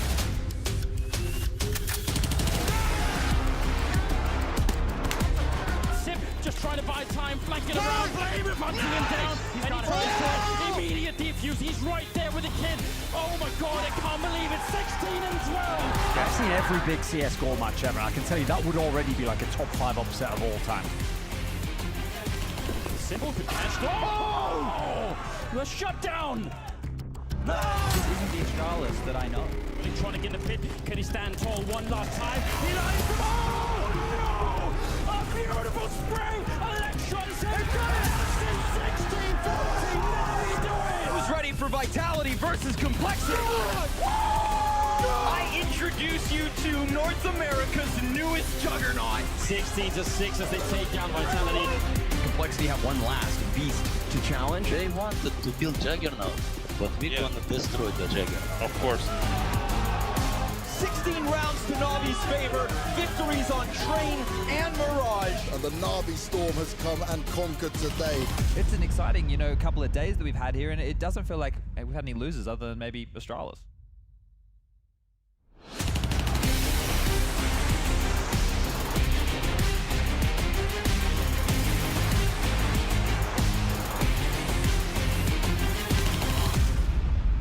Welcome back, ladies and gentlemen. I feel so fired up from that first half. I'm so impressed by the way FaZe got started, but I'm actually way more impressed with the way that Apex called his team back into that game, and it finishes at 8-7. I think if Apex does this for like another month, we could be ready to call him one of the great in-game leaders in Europe and maybe the world right now. The level of preparation here is nuts. It's actually incredible. I'm calling it early, Jason. I'll stand by it. I'm with you for a lot of that. Not the whole way, but I like where you're headed. I like where your mind's at. I'm excited as well. That was a great first half. Oh, here we go. Oh, what a beautiful shot. Masuta taking 2. They would have been wiped out if he hadn't hit that shot. I'm guaranteeing it. Apex coming in with a lot more as well. Already the double, and there's the triple to win the round. I just love Apex right now. He's got it all. That is fantastic. I'm not going to lie to you, Anders. I haven't quite seen that. I did give the PC an old restart during the halftime break, so this one's all you for the moment while I get back in. Listen, it's fine. You'll get it later. We'll bring all the highlights out. It's worth rewatching. I don't know. Yeah, I'm buying all of the Apex stock, Jason. I'm so ready. I'm so in. This is the one time French Counter-Strike won't hurt me, Jason. I can feel it. It's going to be a lasting love this time. This is the turnaround right here, the one we've been waiting for. Well, Bamas is ready with the Mac 10 to try and push through into the UMP of Masuta, who's almost out of bullets. He's going to pick up the USP instead. He's ready for more. Brokey will take him down, but it doesn't matter. He did a fine job. And Brokey has been put down back into a 1 versus 4, so that is going to make his job really quite tricky. Here's something interesting, because we did talk a lot about Apex, obviously. Well, maybe I just talked a lot about Apex. Cyber and Shocks as well. Masuta, in some of the early stages in this tournament, was actually one of the main points of conversation as well. And I think since then, it's not that he's been playing badly at all. He's just returned to like a good base level. But it'd be interesting to see what happens to the team if he's going to have a game where he's, you know, performing just a little bit above his average, which is looking good for it right now. Those are some excellent kills in the beginning of this second half here. Ooh, nice find from Brokey. Any damage he can do, but that's it. Just the 1 kill on top of the hut. 2 kills overall in the round. 9-8. Vitality take their first lead of the game. And man, that start from coldzera feels so long ago. We still haven't gotten coldzera involved. Brokey still kind of starting to show up. Rain and Bamas still very quiet as well. This Vitality team is coming back by teamwork, and FaZe haven't found the answer just yet. Why is Sharks making memes? That can't be real. That can't be a real face that people make. It just is. Oh man. If he's not careful, it's gonna stick like that. Nico going down. Samu outside. A little bit of awkward fight here with the Tech 9. Shocks. Well, now you can put on that face again. Nice shot from Apex and his trusty orb. I'll hold off for a round talking about Apex. I'll give you that, Jason. But then next round I'm back again. It's not me you have to worry about. It's the viewers. You know, I'm used to your shenanigans. Tech 9's not going to work at that range. 2-round lead for Vitality, but the AKs are going to come out this round. FaZe Clan finally have the money to invest in some real weaponry. All I'm saying is if there's a fantasy league, I'm buying Apex every single time now. It's just so good. 10-8. The current scoreline. So a 2-round lead, which is really not that much. I mean, again, don't want to get too ahead of ourselves here. We've got Brokey back on the AWP. We've got some AKs in the mix here for FaZe. So let's see what their level of preparation looks like here. They've had a lot of chances to watch Vitality on this map as well, so they could have done a lot of research and homework as well. Early on, Apex out on top of the roof there. Oh, he's going to go down. Rain with an instant headshot. And a good return from Shocks, but he should also be fairly trapped out here. Should be hard for him to escape or get many more kills. Yeah, well, I mean, not for long. Zywoo's coming over with the AWP. I'm surprised he made that play. Zywoo just got to the back of Warehouse. He had the cover, but not for long. Brokey with the double kill. He straight up challenges and wins it. A missed shot there. Oh, and that could spell so much trouble. Somehow this has turned into a 1 versus 1. And what's really awkward about these one-on-ones is when there's so much time since the last engagement, like there has been now, it's sort of anybody's guess. It becomes this weird coin flip. Bimas obviously has to go, get the bomb, try and find a bomb site, but he would have no idea where to look. And if he's looking the wrong way, it doesn't matter how much health RBK has or what kind of weapon he has, it's just going to be that weird coin flipping. RBK currently all the way in the lobby. Let's see. Oh, man. He might be running a very long route, RPK, in this 1 versus 1, and now he actually has to make noise, make footsteps, but I think he started walking before Bimas heard anything. Plant's gonna go down, Molotov towards heaven, will do nothing. RPK still a long way away, so Bimas has a chance to find safety in the post plant. He has an HE grenade that will almost certainly kill RPK if it's anywhere near him, so that's a bit interesting, because RPK could Molotov and smoke and do a lot of things himself to try and make this more winnable. He's walked this whole way without getting spotted, and now he just has to find out exactly where Bimas is. Not in that corner. Dangerous game of hide and seek going on. He's going to tap the bomb a single time. Bimas not even firing into it. He's just guessing, and oh, it's the wrong angle, but he'll make up for it anyway. He could have gone down then. A tense one-on-one to bring FaZe the first round in the second half on their board. That's very important. Yeah, that's a huge clutch to provide your team. Look at these exchanges. Great tap from Rain. This was brilliant. That's not even a flashbang. That's just Brokey peeking into and out-opping Zywoo. Very impressive, but that's where they almost dropped the round. Missed shots from both players outside into a one-on-one, and stress is everywhere in this series.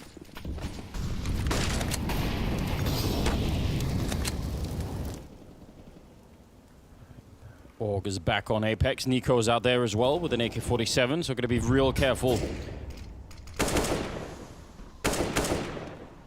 Vitality have spent their money into this round, so, I mean, so have FaZe.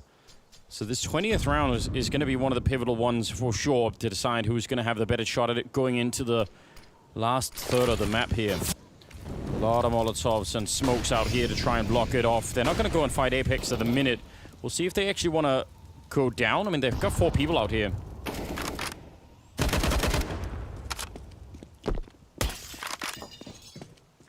Well, it's good smokes as well because there's actually a pretty heavy defense mounted outside as well, and they negate everything. Until the very end, coldzera didn't quite make it before the smokes fade, and they saw the bomb trying to make its way down secret, and again, coldzera's had some very awkward and weirdly timed deaths in this game. Yeah. And that frustration is going to be mounting.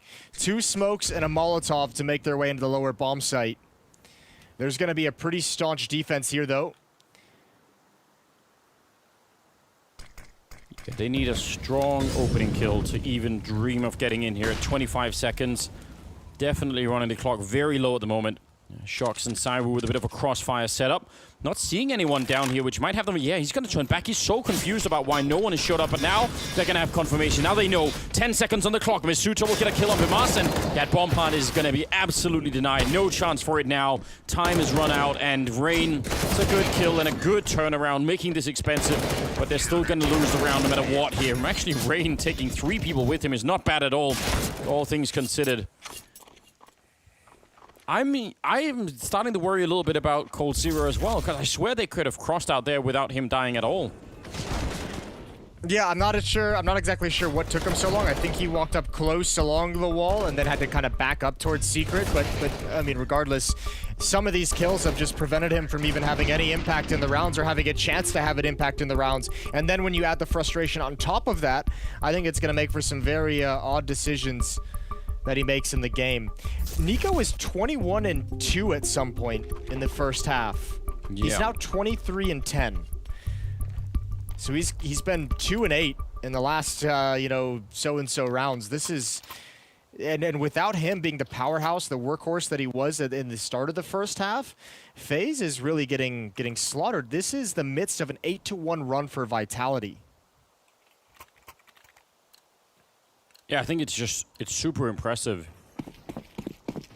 And if their CT side could be even half of what the T side was in terms of making the right calls, I think are going to have a pretty good shot at doing this. They've got the economy behind them now as well. Shox going to be running right through the smoke, not even afraid a little bit there. Forward defense looks like it's going to be some sort of an A hit here after the initial grenades have gone away from the Vitality side. FaZe going to be molotoving that standard position, but Shox is already shooting them in the back as they make their way through. And that is going to make you feel so uncomfortable every single time. You're trying to push the bomb side and you're getting tickled by that MP9 as you go through. That is just annoying. They didn't even get the kill on Shox at all, so what a great play. Oh my word, 12-9. This is a collapse out of FaZe.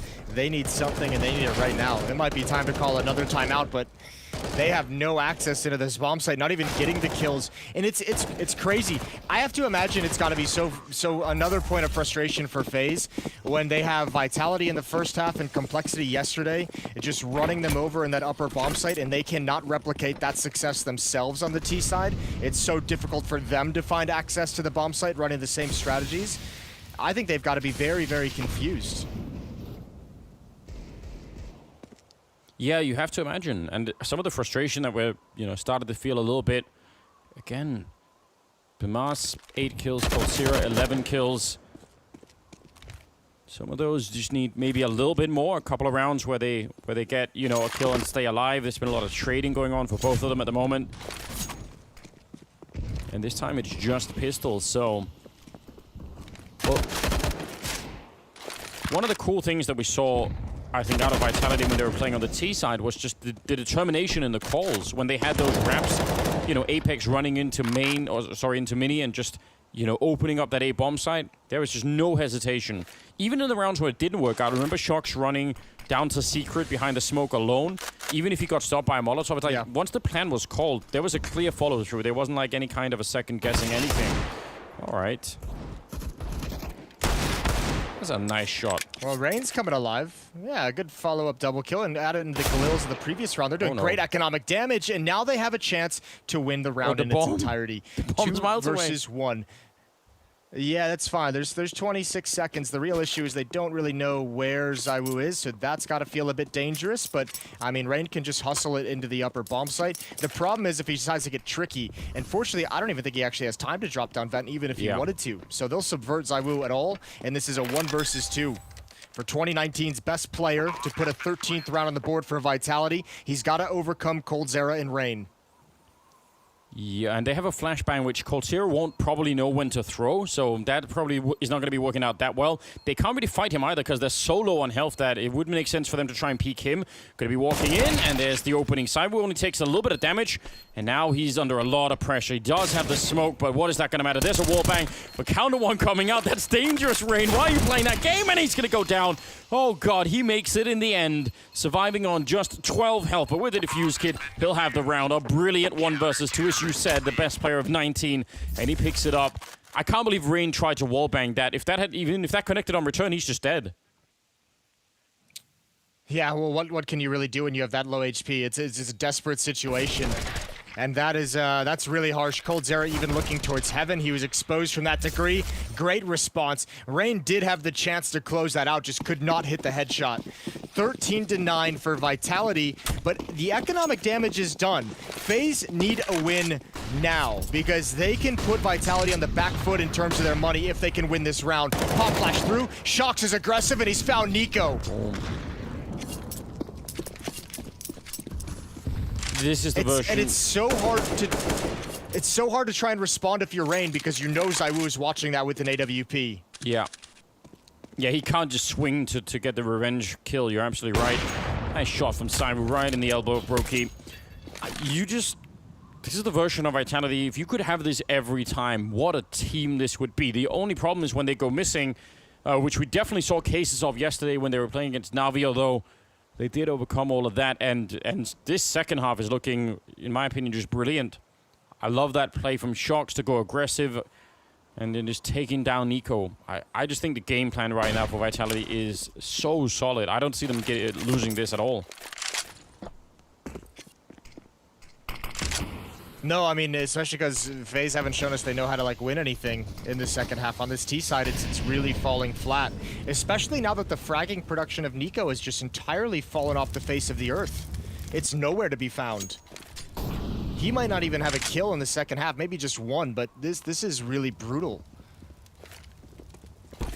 And for a style that's not kind of really predicated on set pieces and having an entry fragger the way Vitality, you need those picks, you need those individual players to be having good games. That's a nice trade, but it doesn't actually gain you a whole lot because Vitality's rotated right into position. Shox has dropped the bomb. Rain now in a 1 versus 4, stuck in the bomb site. They'll challenge, and he's going to go down. Vitality 2 rounds away from taking Nuke.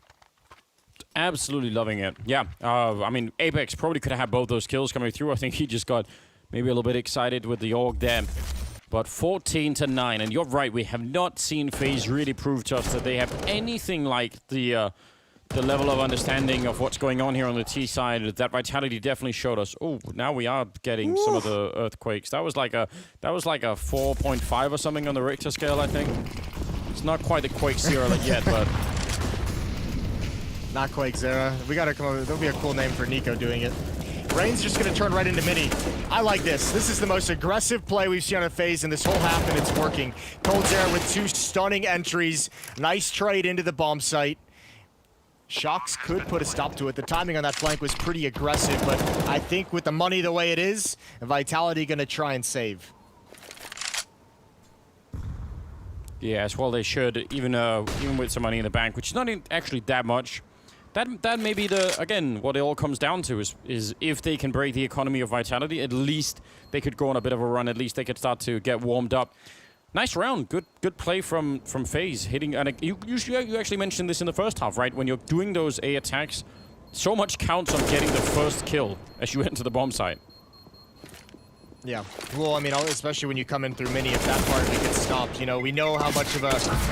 Oh, this is not good. Shox is gonna with the bomb, and that's great because Rain had very low HP, didn't really have the health to take that fight. 14-10. Now, the one thing that FaZe have to figure out is if they win that round because the tactic was good, or if because the change of pace catches Vitality off guard. And they're gonna need to win 2 in a row. Vitality can do, I mean, losing Shox actually kind of hurts. They can do a couple cool things with the economy.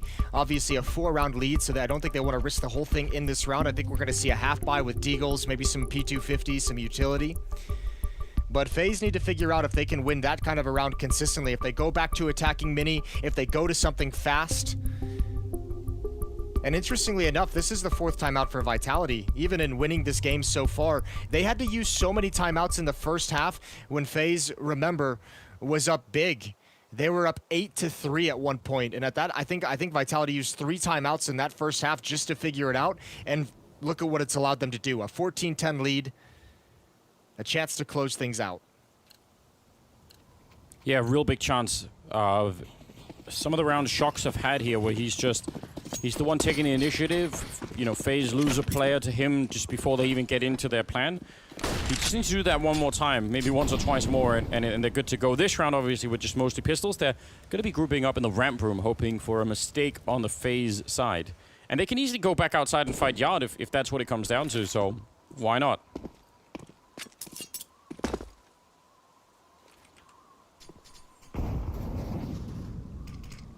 Apex out there with the M4 as well, so he's just going to be the early point of contact if it comes to it. Obviously, if they go A, then there's not going to be much of a defense, but I think this is a reasonable gamble. They have 2 HE grenades as well in ramp.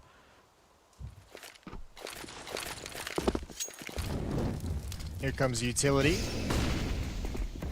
There's that deep wall close towards Mini. Again, I think they're just going to turn in. 3 players in lobby. With success in Mini last time, I don't see why you wouldn't just go for it. It's a different timing they might not expect. And yeah, they think it's not the pace. They think it's the strategy that won them the previous round. With just Deagles, no one from Vitality is actually defending this bomb site. So for FaZe, you're going to get a nice, easy plant. And now it's about establishing an escape route away from the blast. Are we going to see the double nade anyway? Let's see. Let's set it up. Find a way. Get up the ladder first, Shocks. Maybe don't climb the ladder with the grenade in hand. Oh, it's going to be in the corner. Listen, ladders are already dangerous, yeah, you Jason. think that's if you have grenades violating some OSHA rules? I think they definitely will be. I don't think it's going to be... Like, where would you even hold a grenade? You couldn't hold it with your hands as you're climbing. You'd have to hold it in your teeth, like, right in the pin. It's not a good idea, like is it? Like a pirate. Like a pirate. Explosive grenade pirate. Like for a 2020 type pirate, yeah. Why not? Okay, so here's a question. You have to hold it by the pin. Yeah. Yeah. They win that previous round doing that split into 8. They do it again here, and Vitality probably, I think, you know, they probably could guess what happened even if no one is in the A bomb site, because they would have had Apex out there. They saw the wall of smokes. They heard the flashbangs and everything else. Do FaZe want to do it again a third time? I mean, Vitality don't have an enormous amount of grenades to throw down the sort of classic grenades you'd use to stop it. 3 times in a row is a lot.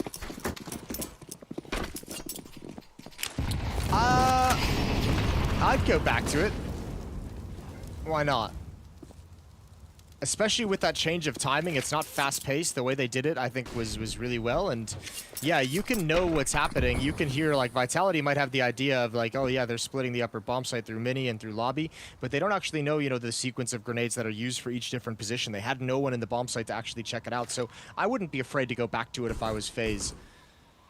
Apex playing at the front of Mini right now, where the smoke wall plumed in the previous round, and it might just happen again. Does he want to get aggressive through it? I wonder if Zywoo's going to be backed up underneath heaven. Do you think he could body block the smoke if he was a true genius? Could that happen? It's gone right there. It looked like he might have been trying. Might actually be a pretty big gap. He's going to get flashed in for a kill. Oh, what a setup. I don't think Rain was flashed, but he was certainly jumping to get away from that. And he's going to be dead. That is so cool. And yeah, there's a huge gap in that smoke. Did he block it? I don't know. I didn't check it properly. Apex gets one more, taking down Cold Sierra. Now that arm of the attack is gone. And I think the whole strategy is just completely down the drain. Shocks is here to take down another 2. A brilliant offense coming out here from Vitality. That is not just them waiting passively for that strat to hit again, but actually taking it away from them. I'd love to see... Yeah, just saying, okay, if you're going to run that strategy, we're going to be in position to have the perfect counter for it. And by the way, that's also a setup that Complexity ran on Nuke yesterday. We saw Blame F in this position, waiting for any indication they were coming outside, took a pop flash, and then peek. And yeah, we did see Apex there just block that smoke enough to create that gap. I'm telling you, the man is a genius. There's no way around it. Brokey to take down Cyrus. Yeah, but where's this genius been? French Counter-Strike has needed this for like 5 years. I know. Yeah, we're gonna have to ask him about that one day. You know, he's been saving it for a long time. It's like fine French wine, Jason. It gets better over the years. He's been having it in the basement, just, you know, waiting to pop it out. He's like, the prize pools need to get high enough, the excitement needs to be there, and now he's ready. Yeah, I mean, I guess so. He was lost in the French Civil War of NBK and Shocks, and we have Apex just waiting at the sidelines for his moment to shine. Here it is, and he's taking advantage. RPK gonna find one kill. They know exactly where he's at, 1 versus 3, as he backs into the upper bomb site. But FaZe still alive in this just barely, and winning 3 rounds in a row is not entirely out of the realm of possibility, despite how this half has looked so far. No, they can absolutely do that. You know, again, we're going to be going back to the money. So 12 to 15, that's the scoreline, but Vitality can either try and force into this round and have a questionable buy. I mean, they'd be missing a lot of grenades. We've seen already how important those could be on Nuke. Or if they sort of go halfway there, I see an auto shotgun on Apex. I can't think of a better way to end this game or this map if Apex just picks up 5 kills with the auto shotgun here. I don't know, I might have lost a little bit of control of the simulation, Jason, but... The simulation? But let's see if we can make it happen. Let's see. Masut is on top of the hut. RPK in the bomb site. Apex with that auto shotgun at the least applicable position of a shotgun on the entire map. Although he's down in secret now. Walking towards the stairs. FaZe is very cautious. They don't want to run into any kind of an aid stack whatsoever. And as we outlined earlier, if you guys didn't hear it, the winner of this not only faces Complexity in the grand final, but they guarantee them spot in the global finals. Yes. Of the Blast circuit. So this match does have like a twofold purpose to it. Ooh, Apex. Oh dear. Here we go. Auto shotgun in hand. In the corner. He's all in on this. There's no escaping. They're going to be walking in front of him. There's the first one. The second, he nearly gets it. It's such a good lineup. He could have definitely had Rain as well. I think Nico and Rain both might have had a heart attack in that moment. Still just a 1-for-1 trade, and the rest are all pistols, so FaZe should be able to recover here. Bimas, though, yeah, he doesn't get peeked. Sai will look in the wrong way. That could have been dangerous. If he'd gone down, would have been real awkward. Yeah, this is a risky angle to hold if you're Bimas. Gotta have those quick reactions. 25 seconds on the clock. They're running it down low. The bomb is outside waiting in Rain, right outside Mini, but coldzera needs this kill. Shocks to the left, and no, he goes down, and that's a powerful position for an AK. And the time, 12 seconds now, and they're falling. Rain can't take the battle. He's got to get into the site. He's got to stick the plant. 1 versus 2 for Masuta, and he's got an angle on top of Hut. Look away from the flashbang there. He's going to go for the spray. He gets the one and almost the follow-up. It is close, but not close enough. They'll lose the round, 13 to 15 here. I actually can't believe it. Like Masuta, the way that he jumps up there at the end, if he gets caught while jumping, then that would have got him killed right away. But still, what a close round here. And back with the money now on Vitality. AWP in the hands of ZywOo. 2 more chances for Vitality to close out Nuke, or otherwise we're going to overtime. This has been really cool to see FaZe grind back into this. 4 of the last 5 in their favor, showing some life here at the end of the map when they absolutely had to. Apex and Mini, coldzera, Nico, and Rain outside for the moment, looking for aggression. Rain on top of the silo, gonna drop away just now. And Apex has been stellar in this position. He's been stellar this whole game, 22 and 16. Oh, the grenade could be amazing. If he actually went for it there, I think it would have hit at least a couple of people. There's a 4th one coming in. Now come the smokes, and he's going to set up the grenade anyway. This can actually be really good. A lot of damage. Look at that on Rain. That is a nuclear bomb landing on FaZe. And they're not going to be happy at all. They are making their way down, but they're already softened up quite a bit. So even if they all make it here, that's going to be a problem later in the round. No one's dropped yet for Vitality. The nades being thrown at the upper bomb site gonna freeze those defenders. Shocks is the closest over in ramp room, and I guess Vitality's like calling the bluff and saying we don't actually believe you crossed over to secret, but they're wrong. Yeah. FaZe is here. They're clearing out control windows for the moment. Shock's the only one. There's going to be a lurk in ramp room as well. Bimas has to make his play now because Shocks and ZywOo are going to be dangerous. ZywOo's got to turn around now, but no, he's flanked by the flankers again. And Nico alive over is going to get 1 more. That's Apex to drop down. And a 4-on-2, Masuta and RPK must fall back. Well, credit to you if you could keep tracking that round of who was flanking who at any one given time, because I kind of lost control for a minute there, but it worked out for FaZe. Man, you see Bimas in that minute, right? He gets the 1 kill, and that's plenty enough. It means that the bomb will go down on the other side. If he had waited and said, you know what, I want 2 kills, like let's try and see if we could double it up, he could have get shot in the back, and suddenly it could have been a brilliant round out of Vitality. So as much as we sometimes praise people for, you know, trigger discipline and like, oh yeah, he got 2 instead of 1, it's great. That you can see how it could backfire, and the fact that he just took that 1 kill was actually very important in that moment. I think also, I don't think they had the call yet. I don't think they'd seen the AWP on ZywOo at that point. So maybe if he has the call that there's 2 there, he holds the trigger as well. I mean, there's a lot of things that could have gone wrong there. Regardless, the 1 kill on Shox does just enough. FaZe now 1 round away, and Vitality fighting with scraps. They've had so many chances to close this out. 5 of 6 rounds FaZe have ripped out of their hands on this T side in this comeback. Nades to blow open the door, standard Molotov in towards Mini. And Vitality fighting with mostly SMGs. Feels only justified if we get some overtime in this game right now. I feel like we all deserve it. Definitely be cool to see if FaZe could continue the comeback, and for me personally, it gives me more of a chance to watch Apex play, so, you know, I appreciate that. It's Andrew's new favorite player of all time is Apex. I didn't expect it either. Molotov in towards stairs. I know, it's come out of nowhere. It's been a great little resurgence from Apex. ZywOo's gonna back away. He's blinded. Deep smokes towards the window, towards heaven, and Rain is gonna get a close angle. Famas, big job to do. A second push in. That's a nice trade from RPK. They have control of lobby. And they've kind of, I mean, Vitality and FaZe have switched spots in this round almost.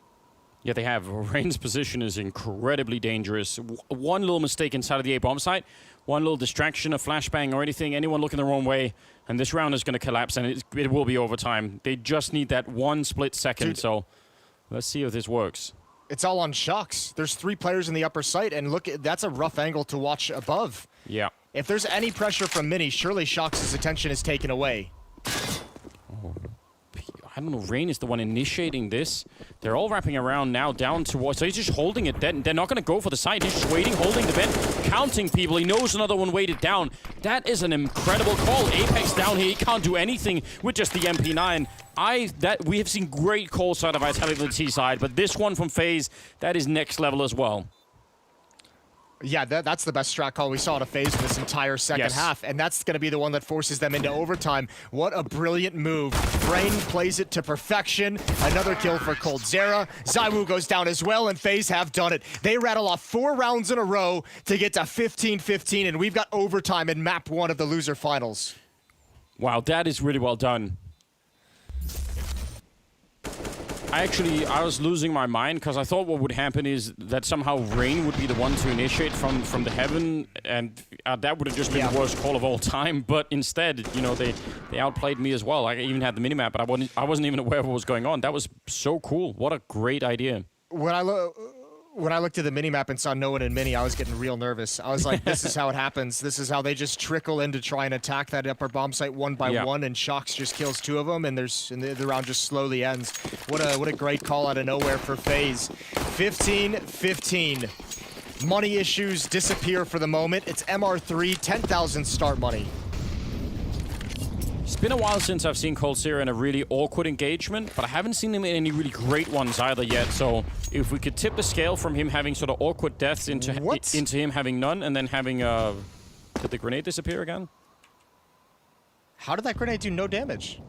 I don't know. I wasn't even. God bless. So I don't pay a lot of attention, Jason. We'll need the replay. I didn't have caster camera on, so I don't even know if it was on Nico, but that grenade looked like it literally just fell at his toes and did no damage whatsoever. Oh. Either way, the ult will do damage. Sorry, coldzera. I was saying, if he could stop having weird deaths and get into having... It's not that he's been doing badly. He's got 19 kills. It's not a terrible game from him, but I want to see the real coldzera.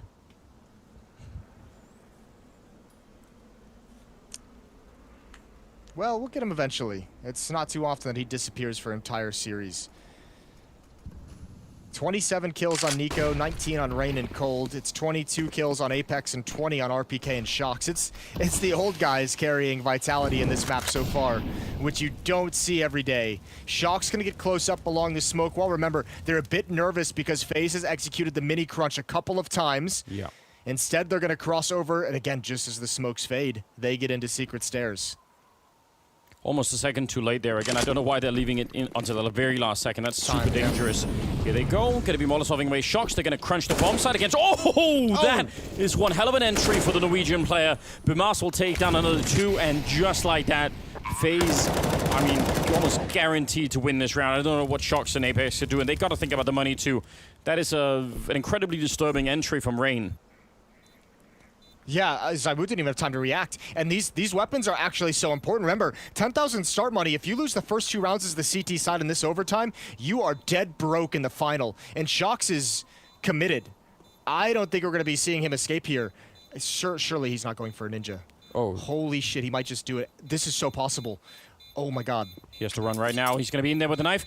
I don't think anyone's heard it. He's on the bomb. He's got it. Oh my god, he's done it right into the overtime, and this is how it starts. What a next level play. Oh no, FaZe are gonna be so upset. You've wanted a ninja defuse for some time. What a way to get it. It's been a hot minute since we've seen one like that. What style out of Shocks.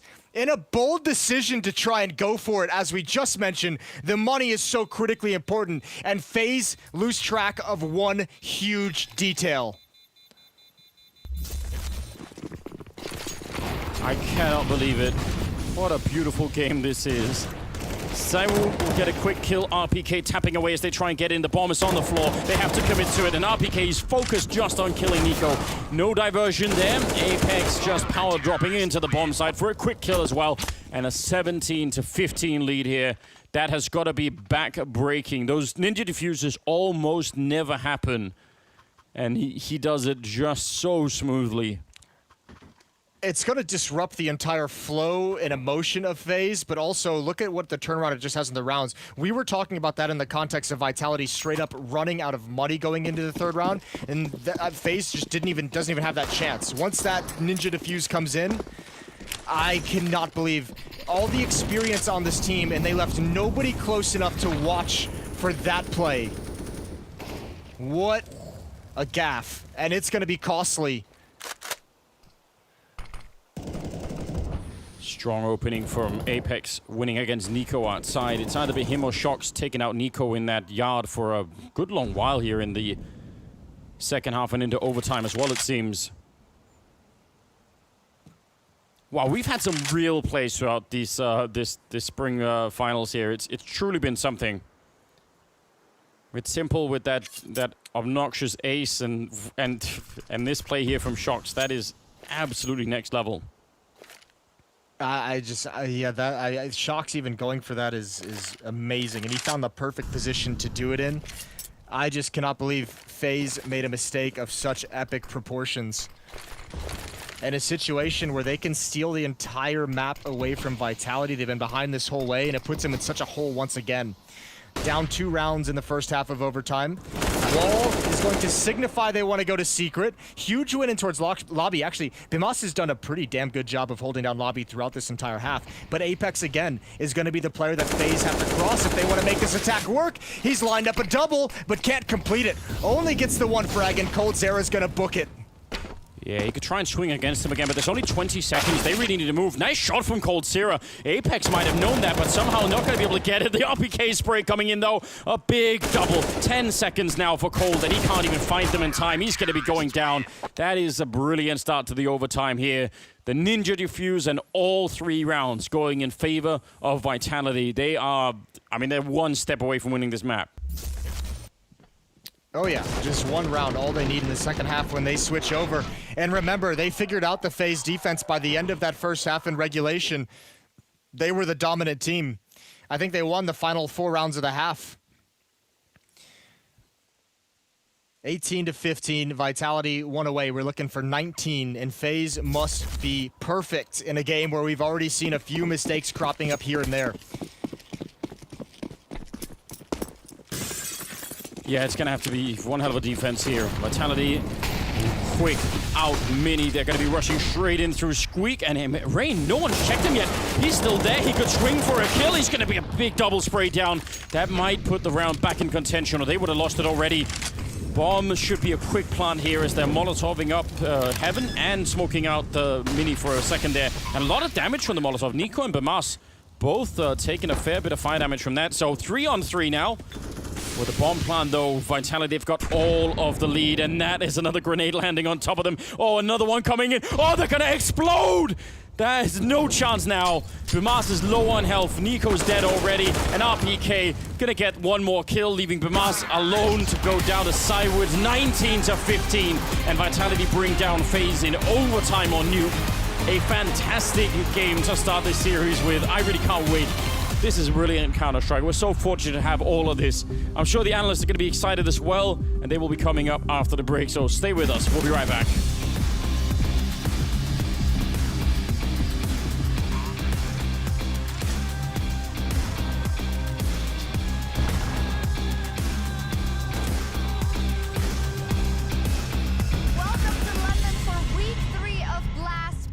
We've got some top-tier Counter-Strike coming your way. The 100 Thieves and G2!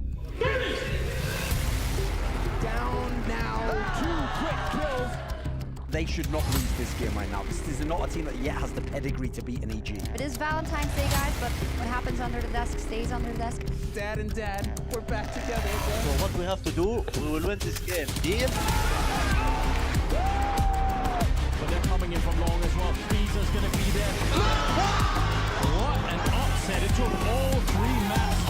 And this is going to be a spicy one. 100 Thieves versus EG! They take them down in overtime and win the whole series 2-0. A banger of a match between G2 and OG. Chance for this, and it gets down to 1v2 to close it out. EG versus OG for a spot in the straight finals in Moscow. We are legends of this game. We will rip, shoot hits. Deal? That's right, Alexi. It was an upset last time and everyone was shocked, but here we go. OG absolutely living the dream, and they will take him down for a second time. Let's focus, boys. Let's focus like we played first time against them. They've done it. They've bounced back on Dust 2. We're going to the final map of Blast Premier Spring Series, baby. Let's take it just like this. And G2, 1 frag away, 1 HP away from shutting down the dreams of OG. There we go. G2 Esports first place in Group C. Fantastic stuff. We'll see you in a couple of months, of course, for the showdown. And for now, enjoy the rest of your evening. There we go. Bye.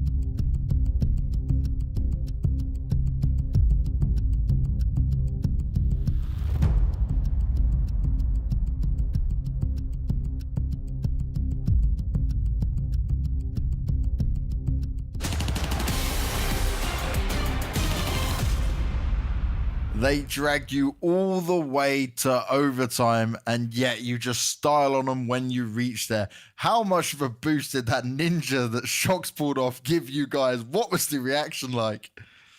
Well, I'm not gonna lie. This game was a roller coaster. I mean, this map, because the beginning was, as I mentioned in the interview. We played super slow. We didn't hit shots. We didn't communicate well. The mood wasn't right. So I decided just to scream a little bit on my teammate to wake up. That's what we did. We had a huge advantage on CT, and then they came back. And yeah, actually the Ninja Diffuse helped us a lot to win the next few rounds. Now you're going into Dust 2 next. It's their pick, but you are definitely a capable team of playing Dust 2. How do you manage to seal the deal here? What needs to happen?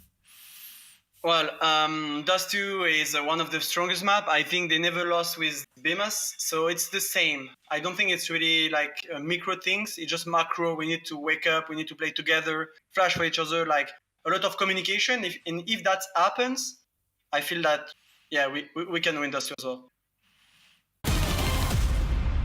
One city then. No. Yes. I killed up. It's a double up, guys. You're listening. I think he was hearing Zywo on ramp and not Shocks, that was my point. No, it was both, was Shocks probably. Because he kills Zywo. And then Shocks was zooming around. Defusing! Oh my... They don't have time, no? They have... Yeah, he does. Oh, Raid just sounds just so resigned to that. Oh, man. But that was the turning point.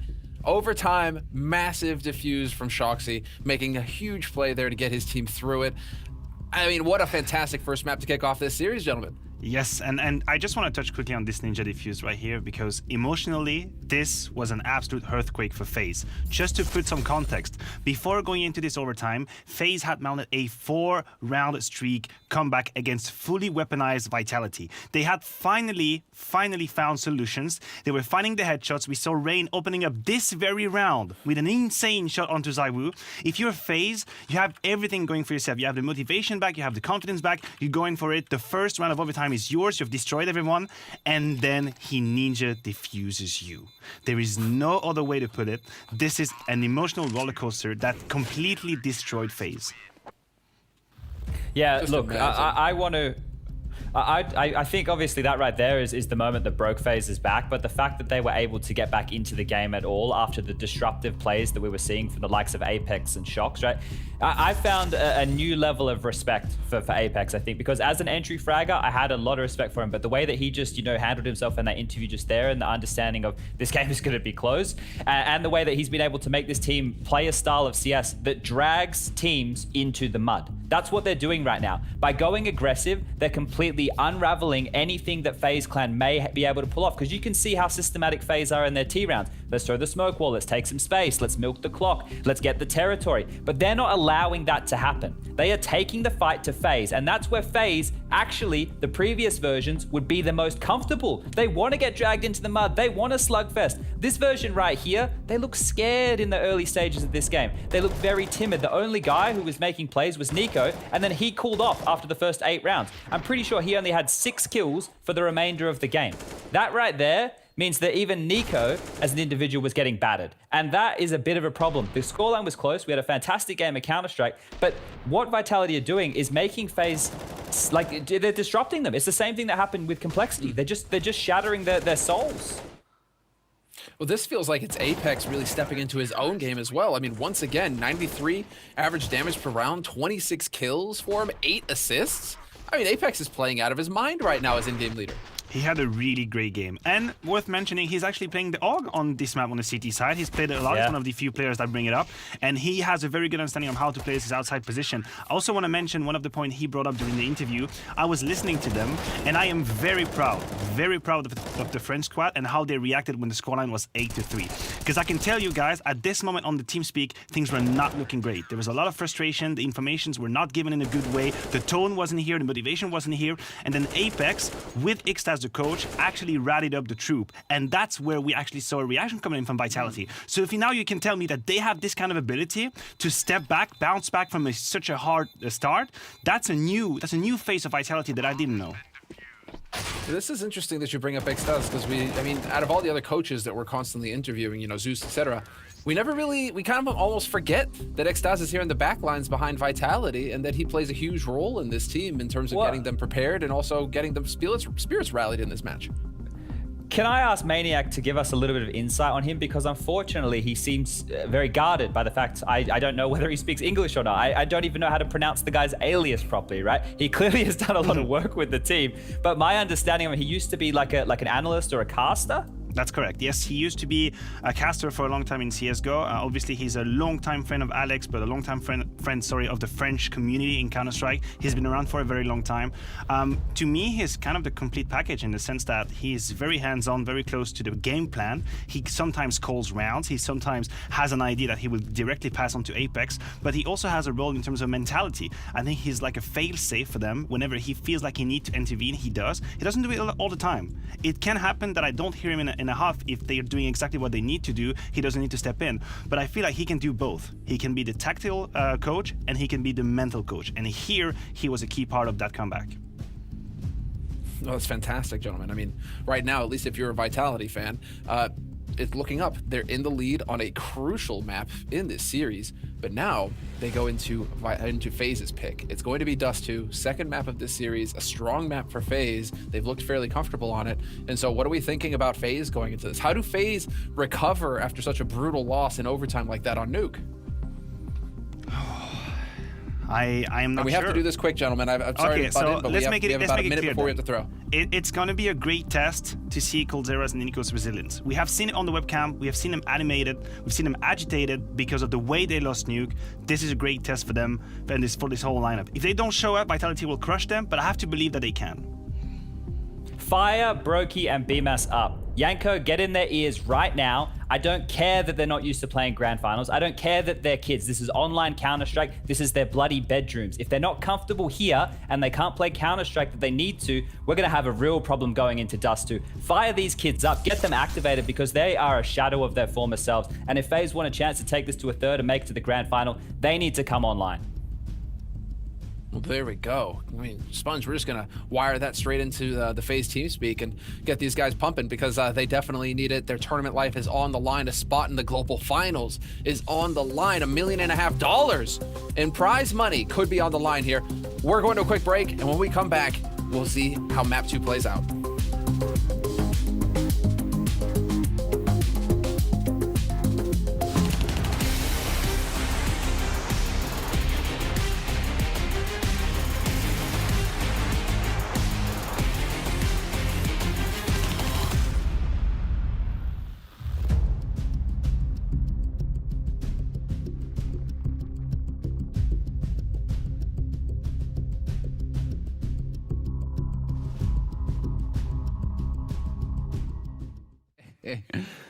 You got to draw a line somewhere, I guess. Only good for that 1 week. NBK is going to be in for a bit of a tight time here. Whoa. Nicely done. Point blank finds one, gets a second, a third, looking for it, and he gets the fourth as well.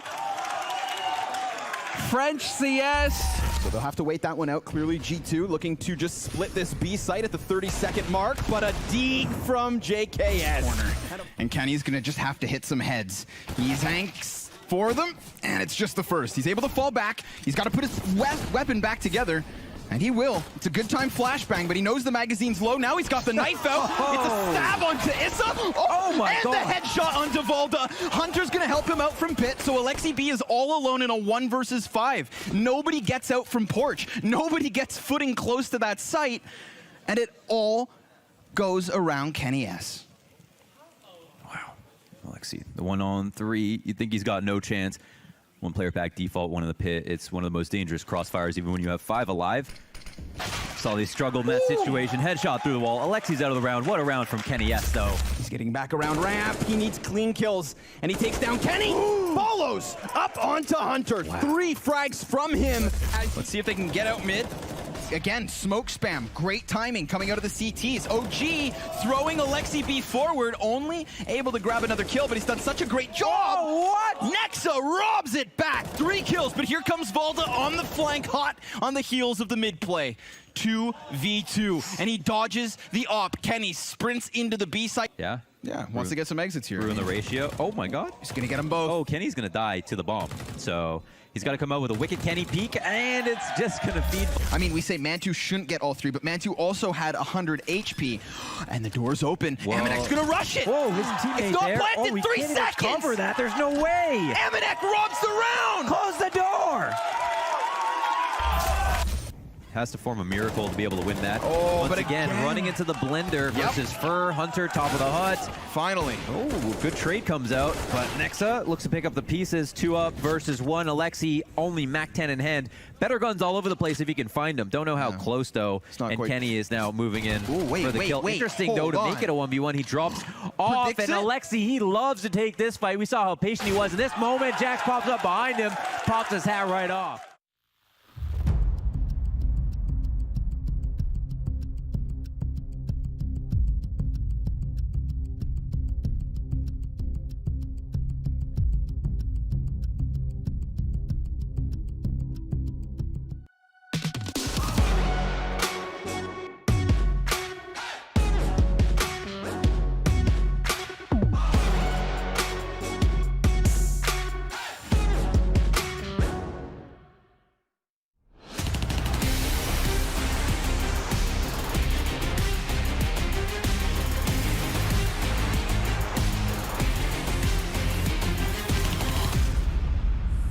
What a fantastic way to start the day. Overtime on Nuke, but it went to Vitality in the end, and they did look brilliant on that map. The odds have swung heavily in their favor, as you could tell. It started out being pretty close, and I think even slightly favored FaZe at the beginning, but now it's a little bit of a different look. We're going into Dust 2. Jason, what are the odds that FaZe could come back and win this map and bring us onto a third one?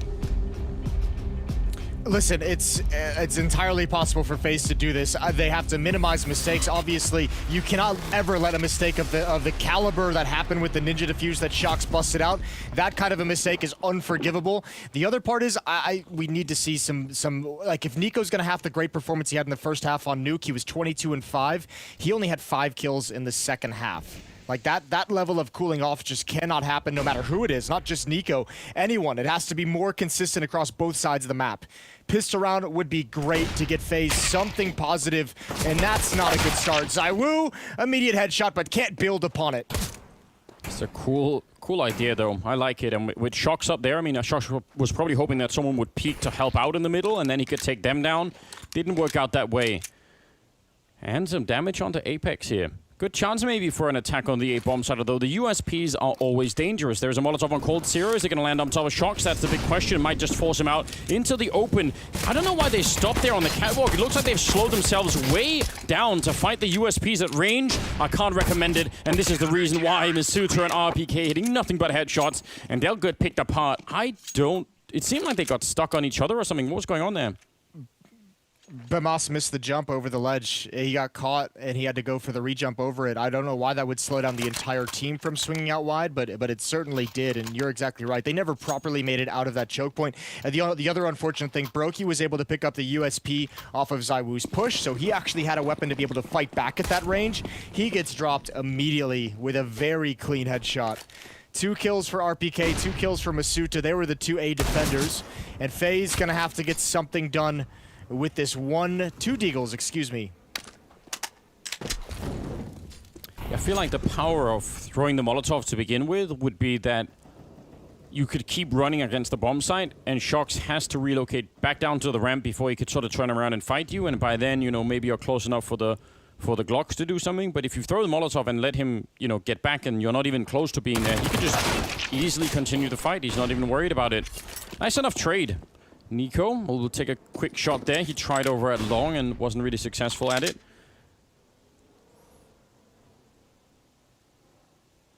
But yeah, you mentioned it earlier, the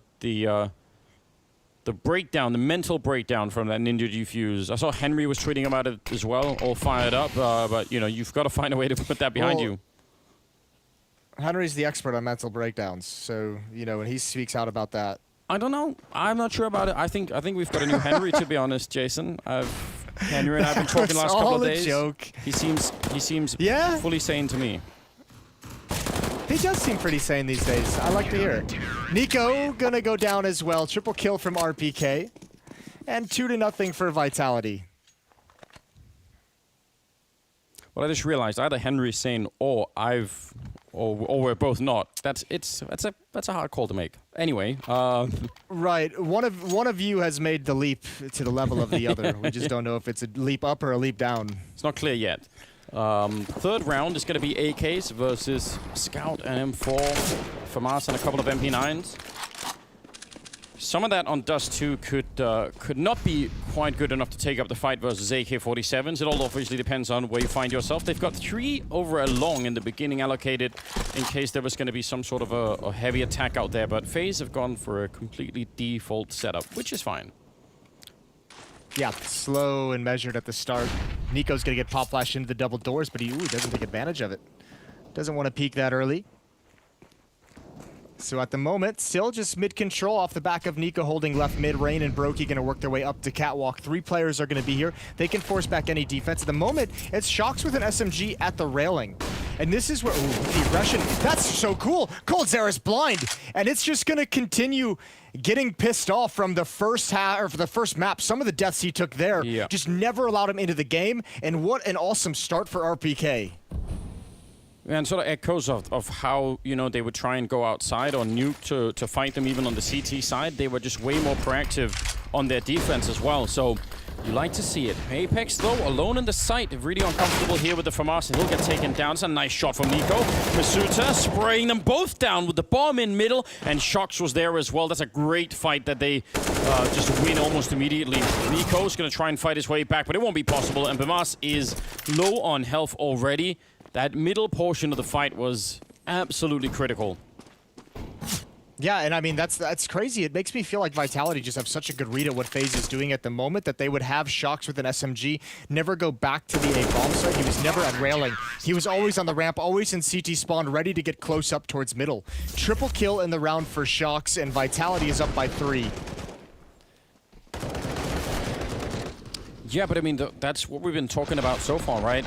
The level of preparation on Vitality is really shining through.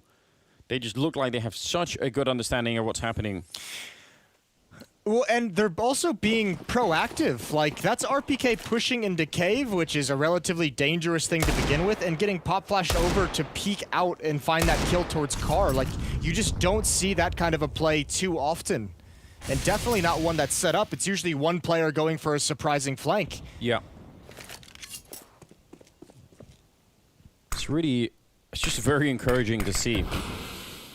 CT sides usually could be a bit rough because, again, you end up just being the recipient of a lot of attacks and you sort of have to try and adjust to it. But Vitality are doing the best they can to try and make sure that they're actually the ones who keep the pressure on and keep FaZe guessing and maybe a little bit nervous too. They're all grouped up, so could be the victims of a couple of good Molotovs. No HE grenades left, but still, with enough fire on the ground, it could be real awkward. Looking like a potential run boost, which we always love. One way or the other, they're going to be funny. Oh no, they failed before it even got going. Yeah, laugh now, Chuckles. Here we go. Brokey is going to be able to turn the corner. No one spotted him yet. He's actually very close up. Oh, he's got an angle, and the Glock is going to take down ZywOo. I don't know why ZywOo didn't peek that whole time. coldzera, the double deeg. Bomb is even tossed back up into the site. I cannot believe this is turned around. I have no idea why Vitality didn't just peek the corner. They just planted themselves in the middle of the cross. They're like, here we are, ready to fight. Like, look at where they've died. Why weren't they just at least at the corner? That's way overconfident, even against pistols. There's so many issues. I have no idea why ZywOo never peeked rail. Why he was spamming on the left side towards the smokes on Catwalk. It's like they never knew that FaZe was actually going to be executing around those smokes. What a gift. That's a round that probably they didn't even imagine could be winnable. And yet here we are, the run boost. Behind the smoke as well. Got him close, quick, and as you said, ZywOo never took a peek there. A lot of, just like a series of mistakes here, really, in a lot of ways. Some great shots from coldzera, that'll really help out. Oh, yeah, back to back. I mean, it's kind of hard to imagine that would happen. That's nice. This is my bit. This is the thing that I need. I need coldzera in this game. I feel like the level of anger must be rising at all times. He's got to find an outlet for it, and hopefully it won't be his webcam. It'll be in the game. It'll be Vitality. That's what we'd like to see out of it. 6 kills on RPK to start this map, just 4 rounds in. That's a great nade towards top mid. FAMAS down to 54. Rain at 63. Peek off of Catwalk. They were lined up. The follow-up nade, and look at the way that Vitality has this set up. So many different layers of holding on to Catwalk. Yeah, it's really cool. I mean, it's lucky that Nico and Reen weren't closer to that second grenade, or they would have gone down as well. RPK out in the open, though, and the FAMAS still tapping away and taking down Rain. It's really good to see. Saiwu probably would have had that kill, but he just unscoped at the wrong time. Now he's going to throw a little bit of a flashbang to buy some time. Cold Zero is dead up on the catwalk. Nico is next in line, and that leaves Brokina 1 versus 3, and they know exactly where he's coming from. He's going to get the 1 kill, but it won't matter. Saiwu will take him down. They'll save the AWP and the AK-47, and Vitality are right back to winning, which, you know, you get that gift of the last round with the Deagles. We talked about this a lot, but when you get an opening like that, it's really only, you know, it's only as big as an opening as you can actually get rounds from. Like, you need to build something on it. Just giving it right back. Yeah, and that's an issue they had. That's an issue they had on Nuke as well. I mean, just it took a long time for them to figure out. Remember, they had Vitality at a reset stage for a few rounds, just could never figure out how to complete it. Might be happening again here. Good hold from Vitality. Pop flash over. Apex around the door. And nobody shows themselves just yet.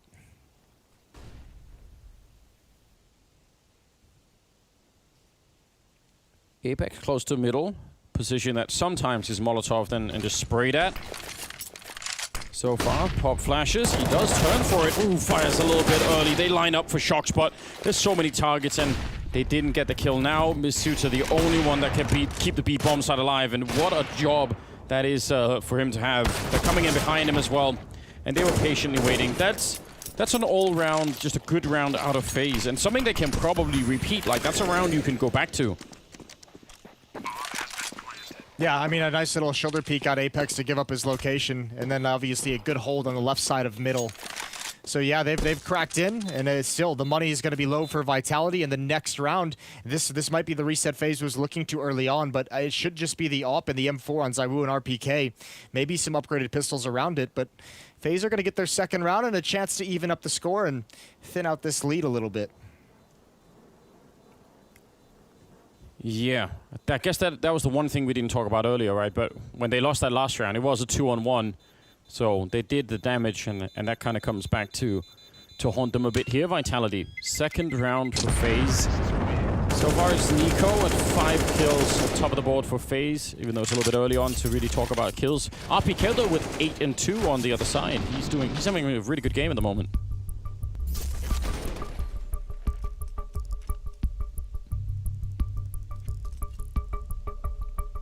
You've got to imagine. Oh dear. Timeout, an early one called from Vitality. And now, remember on Nuke as well, Vitality took, I think, 3 timeouts in that first half. And they did that largely to make sure, to figure out exactly what FaZe was doing, because FaZe got out to that hot start. But these are not wasted timeouts, as we could see from that map. Vitality was able to come back in the first half, set themselves up nicely in the second half to make sure, it gave them 4 map points as well. They just kind of failed when it got to that stage. But the timeout going into a force buy, critically important for Vitality. I thought it would be just some upgraded pistols. We've got a FAMAS on Apex. We have a full investment with the SMG on Shocks and a Deagle on Misuta.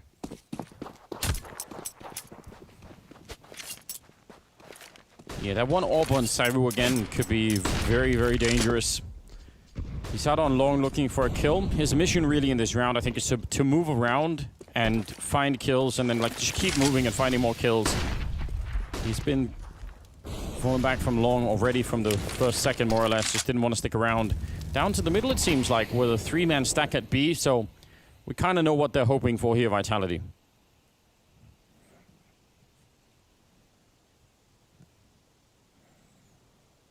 You left RPK alone over at long, so Brokey, he sees this coming as well. Who's going to win this fight? It could be real important. Saiwu just on the edge. And oh no, it looked like he scoped that extra time. Probably could have that kill right away. RPK will go down. And Cold Zero going to be relieved he can win that fight. The bomb is in the middle and someone is going to have to go pick that up and to avoid any kind of disaster here. Don't. Oh no. Oh no, the bomb. Apex has just found it. What in God's name is going on? It's too late. It's way too late, and there goes Bimas. He was not ready. Nico tapping away, knows Shocks is on the box. That's an impossible situation. He's frozen in the open, and boy, we said a mistake.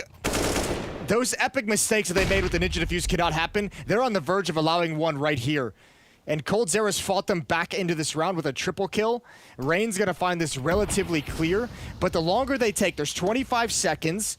The op is going to be dangerous, and now you have Shocks rotating behind them. They must get up catwalk immediately. 15 seconds on the clock. ZywOo's down in CT spawn. I don't know if he could stop the plant with a jump shot. That would be quite something. He's hearing them. You can actually shoot through this, but it won't do any damage nearly. 5 seconds left. He's close enough. Is he going to try a jump? 3 seconds, 2 seconds. Oh my god! He's got to be kidding! He takes him down! That is some of the most insane stuff I've ever seen. It is the confidence. It's like you never doubted that that was going to hit. That's unbelievable. Doesn't even take a second shot at it. I can't deal with this any longer. It took some kind of ridiculous shot to actually close that round out for Vitality. But you've got to say again, FaZe should have never been in that position. No, they shouldn't have. What in God's name did we just see, Jason? I have no idea. I'm just so stunned. Like, the conversation between maps had to have been, you know, the focus, not letting things like that Ninja Diffuse happen. And this time, you just leave the bomb all the way at top middle in the most exposed position on the map.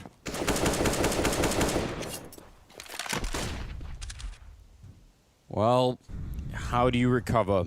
Ninja Diffuse, jumping, no scope. Surely things can't get much worse from here on out. It's 2-on-5 right now for in terms of the score here on Dust 2. Brokey's holding the corner. ZywOo's on the other side. A bit of a flash to set it up. I can't believe he didn't hit that shot. It looked like the bullet went right through him. They're going to get a good kill anyway. Coldzera had a triple in the last round, and I mean, again, that could be the one thing that could... We talked about him getting angry and potentially, you know, that warming him up in the game. He's had 4 kills in the last 2 rounds here so far. Could be more to come, but yeah, if that's going to be something that'll happen here, that could be a net positive for FaZe. Molotov towards the car. I don't think it landed where they wanted it to, but no one's there anyways.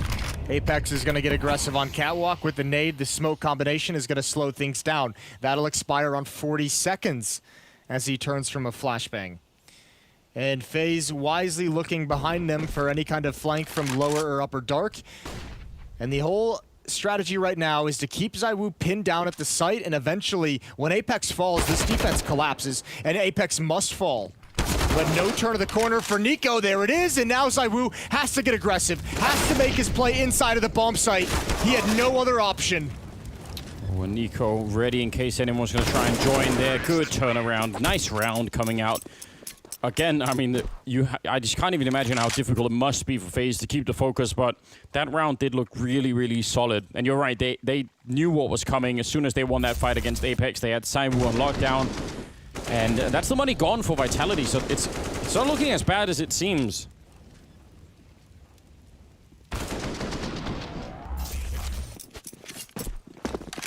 No, it's not. It just doesn't feel great quite yet, which I mean in the grand scheme doesn't really matter as long as FaZe is cranking rounds on the board.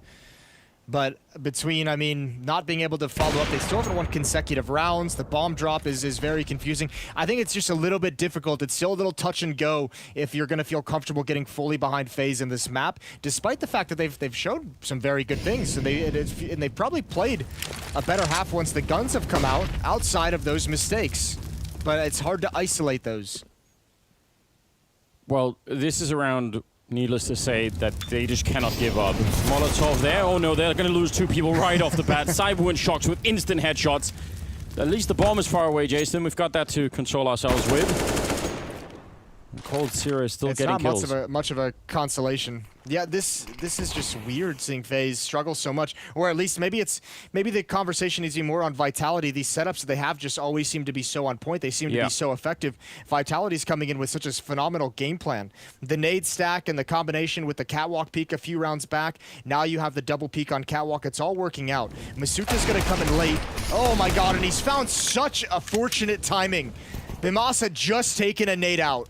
and they just spotted Cold in the middle, so they know that Brokey's here alone with 30 seconds. Kill on Cold Zero, leaving it in a 1 versus 3. He's going to go straight for the bomb plant before more people show up. AK-47 against 3. Another smoke there is going to be helpful, but they can still obviously just run right through, and I'm sure they will eventually. They've got a Molotov to try and make his life very tricky, and he's just trying to move out of the bomb site. He does not want to get stuck in here. And they're setting up for it. Just a couple of more seconds for that smoke to fade, and then they're going to come for him. They do not have a defuse kit, which actually gives him a bit of a shot. If he could just get 1 kill and delay it a bit. He's checked upper, and no one is there. And now they're right behind him. Turn around for Brokey. He gets 1 and nearly a double kill, but they're going to be on the bomb, and they should have enough time to defuse it here, even though they did wait quite a bit. Still, what a shocking round to lose. This is just so devastating to FaZe. Yeah, the kills on Catwalk are one thing, but FaZe could never find a way to work together. That was a great entrance, I think, into the B bomb site. BMOS lurking in, but just the timing of that peak is so hard to deal with. And that's, now you, once again, you go back to, can FaZe stay mentally focused with this many hiccups early on in Dust 2? It's got to be tough. Cold Zero with 8 kills, Nico with 7. But FaZe are 3 rounds back.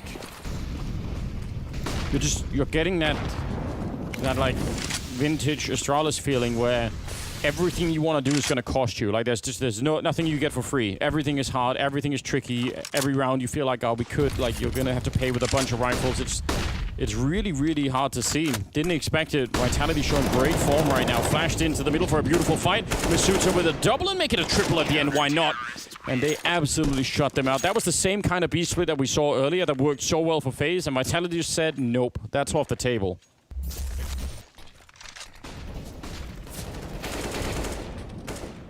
Man, that's not even a chance for FaZe to get through that smoke. Masuta played that perfectly. 4-round lead for Vitality, and FaZe is out of money. I guess that's the hard part, is it's like FaZe have had their chances to gain the advantage in this game. They've had like 2 or 3 of them at this point already, and that's a lot for just being 10 rounds in. And they've just always failed right at the final hurdle. I don't know how much more of it. I feel like in a game like this, where it's obvious that, like, you know, some unforced errors out of FaZe, some fundamental mistakes, this is where, despite perhaps an upgrade in other areas of the game, this is where you're really missing that experience and that rock that Olaf Meister was. Yeah, I mean, there's definitely some sort of breakdown that's happening here on the FaZe side. You can sort of feel it. But again, as you were also pointing out, the fact that Vitality also starts putting on such a great show. Look at this, making it expensive. Shox nearly with a triple kill. If they would have got him for free, very, very good chance they win that, basically playing 5 versus 3 for a retake. But now it's not so clear. Oh, they see it. Spray coming through. That could have been a kill easily. 3-on-3 for the afterplant, though, and 2 AKs have been picked up. They don't have any armor there on the T side, which makes this a lot more difficult. Molotov into the corner. That's going to burn Rain out. He does have a little bit of health, but still, they're rushing right at the same time. Beautiful flashbang as well to set it all up. And in the corner, they'll find Brokey, and that retake was, again, rock solid. Yeah, well, I mean, it also helps they're going up against mostly unarmored opponents who'd been able to salvage what they could, but, I mean, that was always going to be a long shot for FaZe to win, even when they got in and got the bomb planted. Nice double kill from Shox, nice flashbang from Zywoo, and a kill on top of it. And they're handling everything that's been thrown at them. 8-3, FaZe still not able to win 2 rounds in a row. I mean, you can have a stumble, right, and get back up and brush it off, but it's been a lot here for FaZe, and I think that's the question. How many times could they stumble and fall and still go on pretending like things are fine and it is not going to be an issue? Sharks in the middle on the other side, playing around that smoke. He's got Brokey up there against him, so peeking this is dangerous, and he does get punished for it, but survives, which I guess is good news.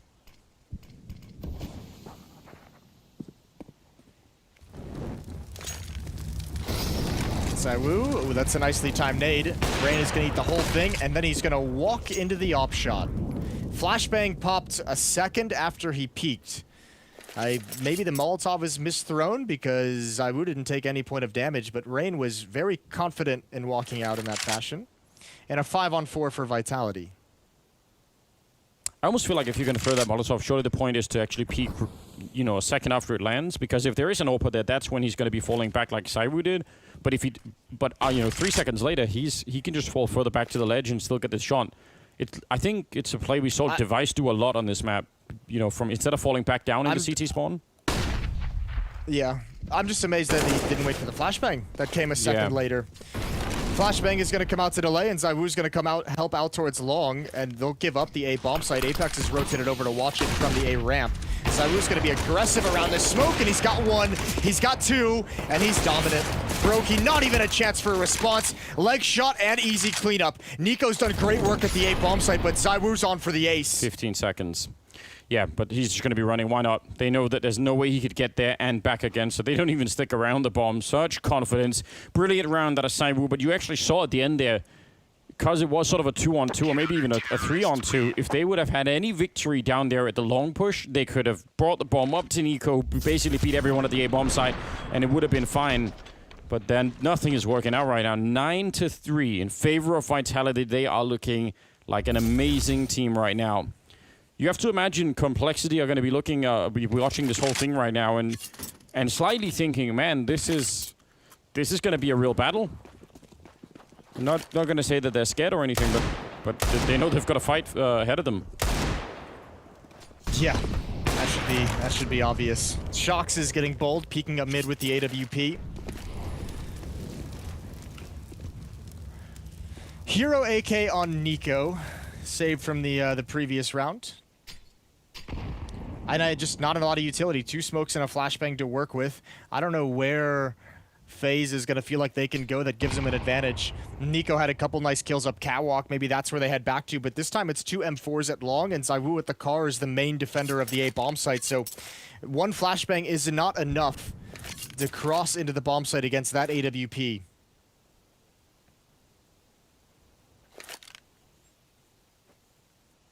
Absolutely amazing level of Counter-Strike that's coming out, especially from Vitality right now. FaZe, I don't know. It's very far between we're seeing anything from them at the moment here. Look at a boost to look over the smoke, maybe with the AK. Seemed like they were set up for it. No, they're going to be rushing right through instead against RPK, who's been holding this position pretty well. Now they're up against Saiwu. He's going to get the kill. He's ready for more. Cold does have an M4 on the other side, and he's going to go for a wide swing. Still leaves him alone in a 1 versus 3. And Apex, well, he's going to be flashed into the fight. They don't technically need to do this, but yeah, they're probably feeling the confidence right now. Apex will take him down with another flashbang set up there from Shox, and it's 10-3. Yeah, and Vitality is showing throughout this week of Counter-Strike, and definitely in the last 2 or 3 games we've watched of them, that they have they're a force to be reckoned with. These flashbang setups that are improvised as the fights go on are so clean. And yeah, like, why take the reskin peek? But it's such a low risk when you have those flashbangs coming in. There was 2 of them to allow him the safety of those peeks, those follow-up peeks, and finally gets the kill. This is so impressive from Vitality. Zaiwu, or excuse me, that's probably Shox. Almost goes down, but a missed shot from Brokey. More grenades are landing in the middle. Rain is taking a fair bit of damage for it.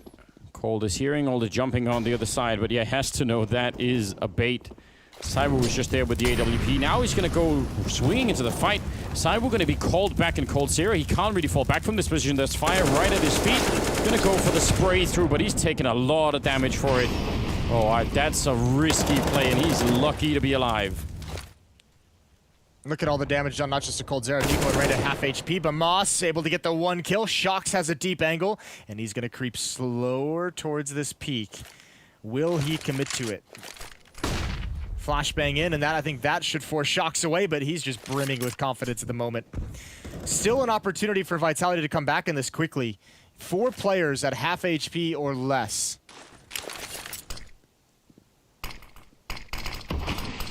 Here are the smokes. Rain not going to be jumping down. Oh, actually will. Just a second later into a secondary smoke. So he's in CT spawn, which is really awkward for Shox because he could go down if they come get him. And there's Nico rushing in with the kill. Rain flashed, but no one there to find him yet. Eventually it'll be RPK to pick him up. And now it's a 2-on-3 with 20 seconds.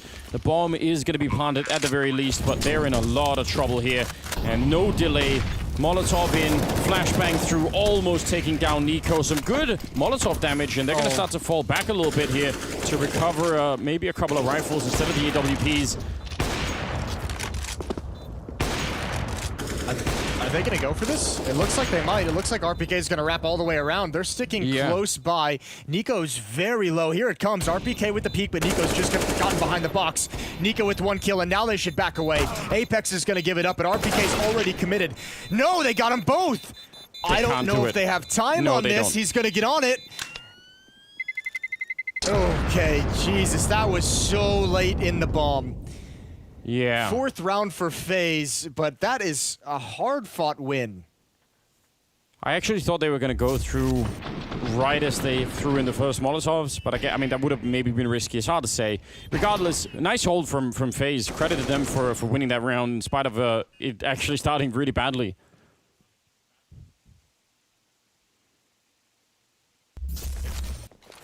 So, 10-4.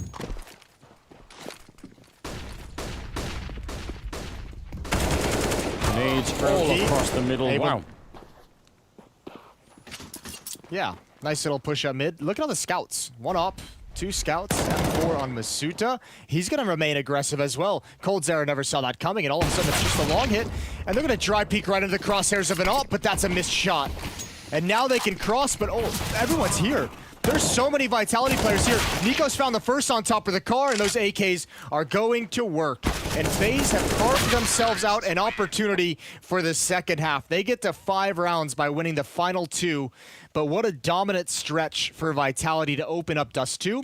We'll see if FaZe can continue the series. They need to force the 3rd map. That's coming after the break. Stay tuned.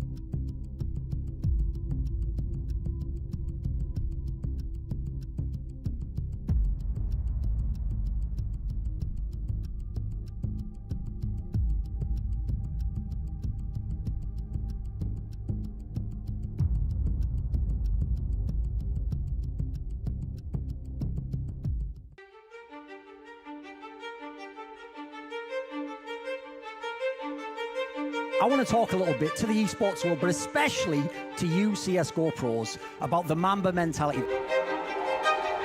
I'm sick and tired of some of the things, some of the talking points that are coming out of these pro players. Like people saying, oh, well, I won a major, so what is there left for me to accomplish? Think it through. 2 majors, 3 majors. How about being the best you can be? If you could win 5 majors, if you could set the record, go ahead and go for that. That's what the Mamba mentality is about.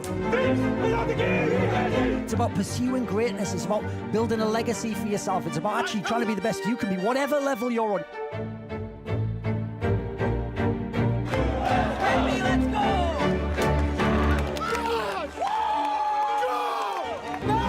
How about you actually try and develop your game, master your craft, leave a legacy? One day that money will be spent, and all that will remain is your legacy, what you actually did and how you lived your life.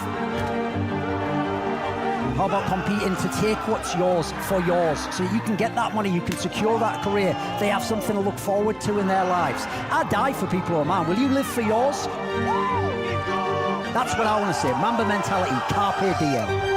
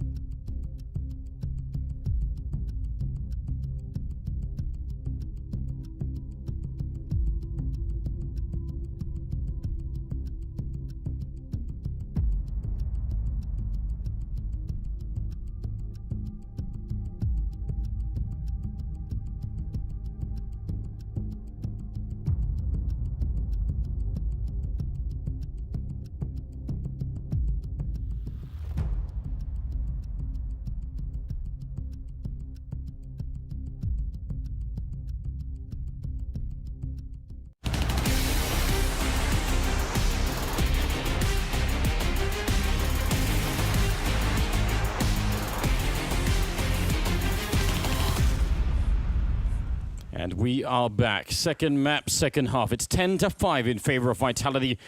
FaZe managed to get the first 5 rounds on the board here. I mean, they did a good job. They won 2 in a row at the end of it. That could be enough, but I don't think it's about the score right now. This is about FaZe trying to just recover their sanity at this point in time. Yeah, trying to find their mojo. Again, much like Nuke, it's just Nico. 16 kills in that first half. Brokey at 5, Rain at 5. There's no supporting cast for this FaZe side. I think even coldzera had a couple very nice rounds, but not really consistent across the board. And when you go to the other side, with the way that Vitality is playing, all the variety of pop flash setups and nade setups they've had and bait and switch setups they've had on the CT side, it's a pretty team effort. Like, everyone's up there right around that 10 frag mark. And again, that is very similar on Nuke. Everyone is very close within a certain range of each other. So just a team effort out of Vitality, and FaZe not getting enough production from individuals. Rain, nice tap away on Masuta, but cannot find safety. Good flashbang in, though, from Nico in the middle, setting that up for a little bit of a peek here from Bimas. Love the confidence on Rain. Love the setup there with the flashbang to follow it. And Nico goes down. That's ZywOo with a P250, taking 2 of them with him in the grave. That is a nice way to equalize. Now, coldzera is on a massively fast flank. They might not be ready for this. He's a second away from swinging into the fight here. They do turn for it, but he's still going to take the face off of Shox. And now Apex knows he has to run, and he's going to run him down. Turning back for it. It's Apex versus coldzera, and this time, coldzera will come alive with a big double kill and a round for FaZe. It's going to start getting scrappy. There's nobody second guessing on either one of these teams. They're going for fights. These are lovely taps from ZywOo with the P250 out at long. That was so clean. One there and a second to follow up right towards Catwalk. First bullet as well. It's fortunate coldzera had such an aggressive flank, because that was the only way it felt like they were going to recover from that situation. 10-6 in the favor of Vitality. I actually kind of like the play from Apex to make the jump down and then turn around, because if coldzera misreads that and just, tries to get a little bit too quick to the corner and, overswings a bit, that could be pretty lethal. So I think that was still pretty good thinking. They're all grouped up, and there is 1 HE on Brokey, which is quite far away from the action, so we're not going to be seeing any big explosions. We do have our Nico with a scout. And they're going to be run boosted in, so they're going to get a little bit close maybe. Nico there with the pistol. Rain went down, and yeah, the pistol will do everything that he wanted. Another flashbang to set him up. He's back for revenge, and Apex will finally put him down. So should be the end of the round here. Some decent defense coming out from FaZe. Yeah, nice shooting from Nico. Starting to get warmed up a little bit. coldzera's creeping up the scoreline as well with 13 kills. Looking to join him. That USP is clean. These are great shots. Closing the gap. It's now just 3 rounds that separate the 2 squads heading into the first buy round. ZywOo's got a glass cannon AWP, 4 AKs around it with plenty of utility.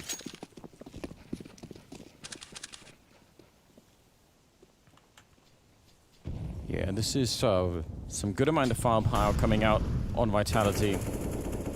It could be pretty dangerous in this round. Rain trying to look over the smoke. Does a bit of damage. Still pretty good. They're up on the catwalk again. I mean, if they go right now to A, it's at least going to be a free bomb plant. Looks like they've got the right idea.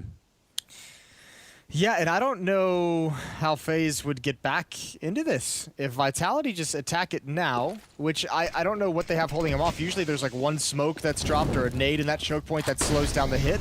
With this arsenal, a scout, FAMAS, SMGs, I don't know how you retake this. So Nico's going to try and get some pixel perfect shots. But it almost feels like FaZe has to just kind of save. It'd be nice if they could find Shox on Catwalk. That's an AK-47 they might be able to snag. Good shot from ZywOo up on Scout. That's an easy battle to win.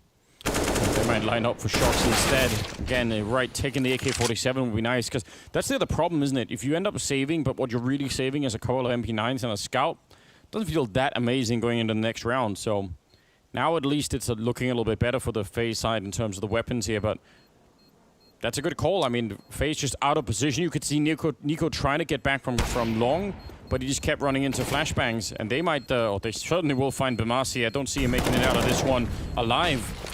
Trying to smoke himself up to buy a bit of time, but yeah, he's stuck in that corner. And surely they're going to swing in the last second here. Spray through. He lives through the round. That's impressive.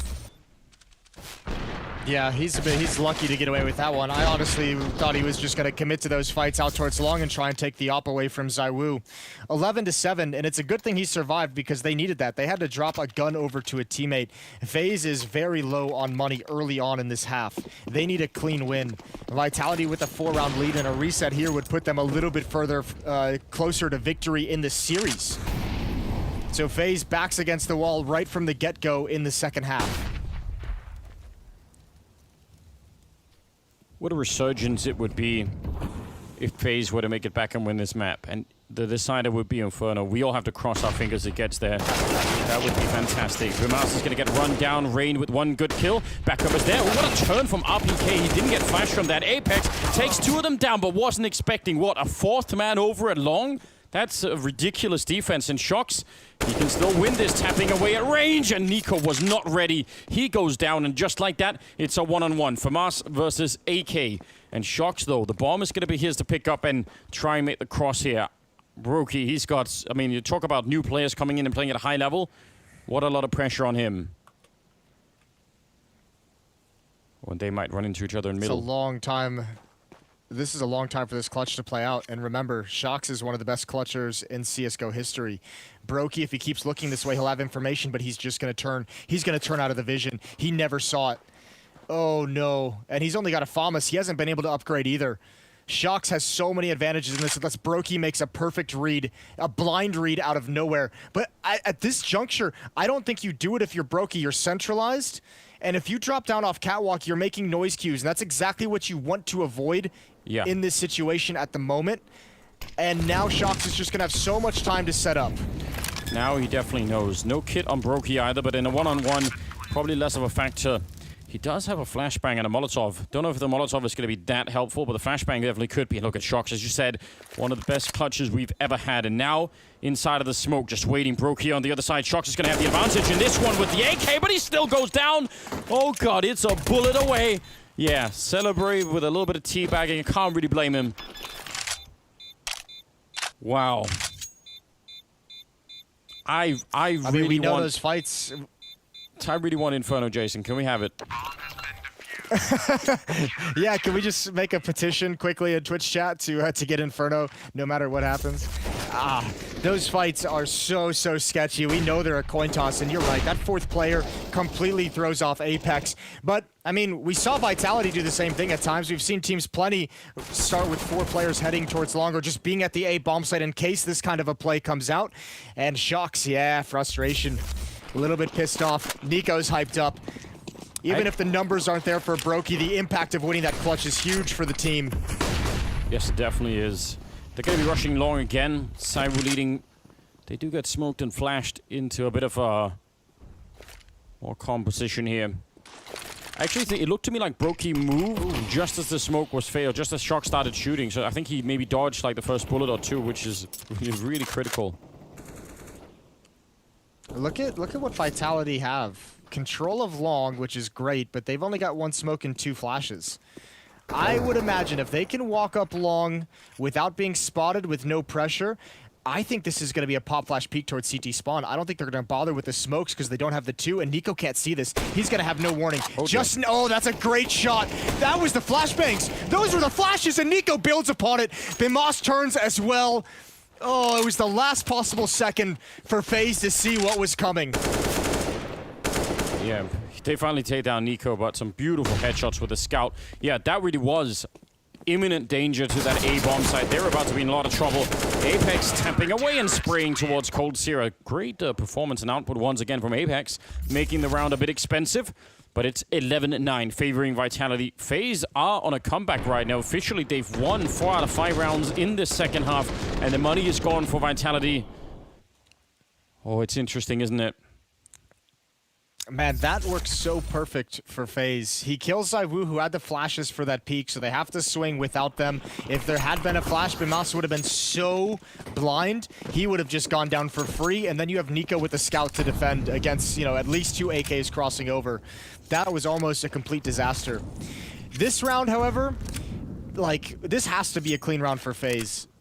You have to imagine the comms are just like, no one do anything stupid. stay alive. Prioritize your life. They have won 4 of 5 rounds in the second half, but they've had no chance to build up any economy. They've had no chance to get themselves some breathing space to feel comfortable. They've been on the verge of being reset every single round in this half. Nico is here with a USP and 1 flashbang. That's interesting.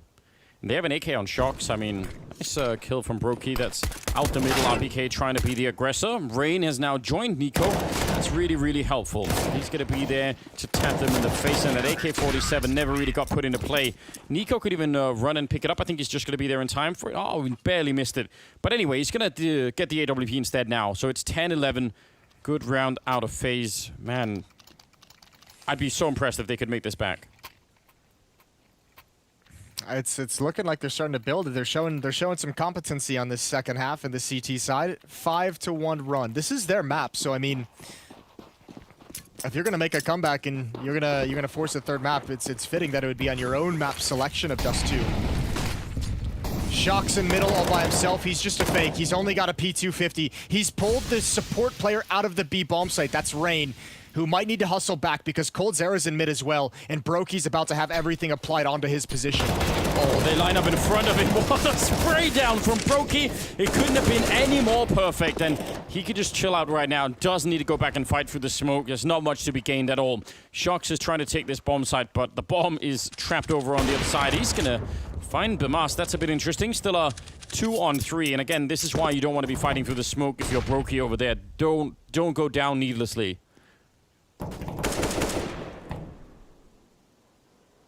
They're gonna go for this. Shocks is rotating back, and he's got an AWP. ZywOo just needs to sit tight and be patient.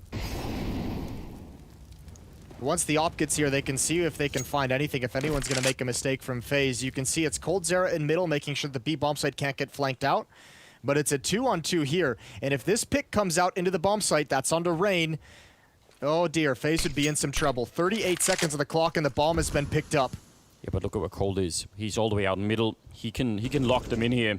I'd actually like the idea of them sort of walking away from this and just trying to set themselves up nicely, but Cold should have a pretty much a lockdown position on this. Looks like ZywOo's actually, or Shocks is maybe looking this way, but no, they're going to be walking right into it. Nice kill from Cold here, and that'll seal the round, no doubt about it. 17 seconds, and a good double kill for Cold here. Obviously, Brokey with the triple spray down the peak. It was absolutely perfect into it. They came out of the smoke and right into the gun barrel of that AK-47. Second timeout for Vitality called now. Apex and the coach want to talk some things over, figure out the game plan. No plants, so they're not going to be able to afford to buy even with a full loss bonus. You have to think this is going to be a small investment. Pistols and armor, some utility, some things to cause damage, try and get them a bomb plant into a site. But FaZe starting to take hold, and now they have some money flowing behind him as well. Nico's low, but everyone else has cash behind this investment. All tied up. What a return from FaZe this is. I mean, it's just impressive. Nico leading the way back with 22 kills, but coldzera is there at 17. So it's been a real resurgence from him as well. It's really worth pointing out because he is one of the pillars of this team for sure. Bemas going to be a little bit of a defense out there on long, but inside of the smoke, they don't want to be fighting, and yeah, they back on out. Don't really blame them, even against the pistols. It's not worth it. Don't give them the guns early on here. Just try and play this one as safe as you can.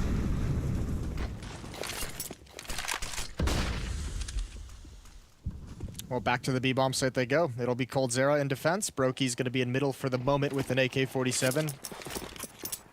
And this is the final destination of Vitality. No utility. So Shocks will lead the way with the Deagle, although that might get delayed. Another smoke is coming in. They're going to go through it. They second guess, but they've decided to come through. coldzera turns and spots it. Wild spray. Good trade from ZywOo, but a better sequence from Brokey and coldzera. 2 kills apiece. And FaZe take a 1-round lead. Their first lead of the game. It's ridiculous, isn't it? But yeah, you're right. And they've also built a fairly decent size economy on that other side.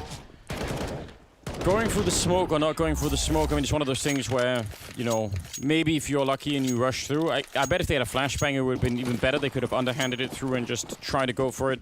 But I don't mind that they went for it in this instance. I mean, that was all just a little bit of an intermission as we're waiting for this round to get underway. ZywOo with an AWP in his hand again, and full rifles for Vitality. Another chance, another start with the defaults, and 4 rounds one more time for FaZe. As after the save, they were expecting a buy. They wanted to make sure they wouldn't get punished out towards long. A boost up in mid to protect against the mid to B split. And if Rain stays in CT spawn, which I imagine he will since Brokey's normally the support player towards the B bomb site, that means FaZe is reading this as an eventual hit towards the A bomb site. Brokey just going to be able to watch and peer over smokes if it does fall into mid to B. So a lot of trust in coldzera. And actually, I think that's exactly what they're going to get. Yeah, I feel like this boost in the beginning when people invented it was so efficient, and I feel like lately it's been doing less and less. But we'll see. Brokey could be the one to bring it back right here. Standing up at the right time, and he'll take down one player inside of the bomb site. coldzera hiding in the back of the plateau behind that smoke. They're right down in front, and he knows Shox is coming for him. 40 seconds on the clock. A leg shot coming through. It almost forces him into it. He's waiting for it. If Shox stands up, he could be dead. Oh, it's a teammate instead.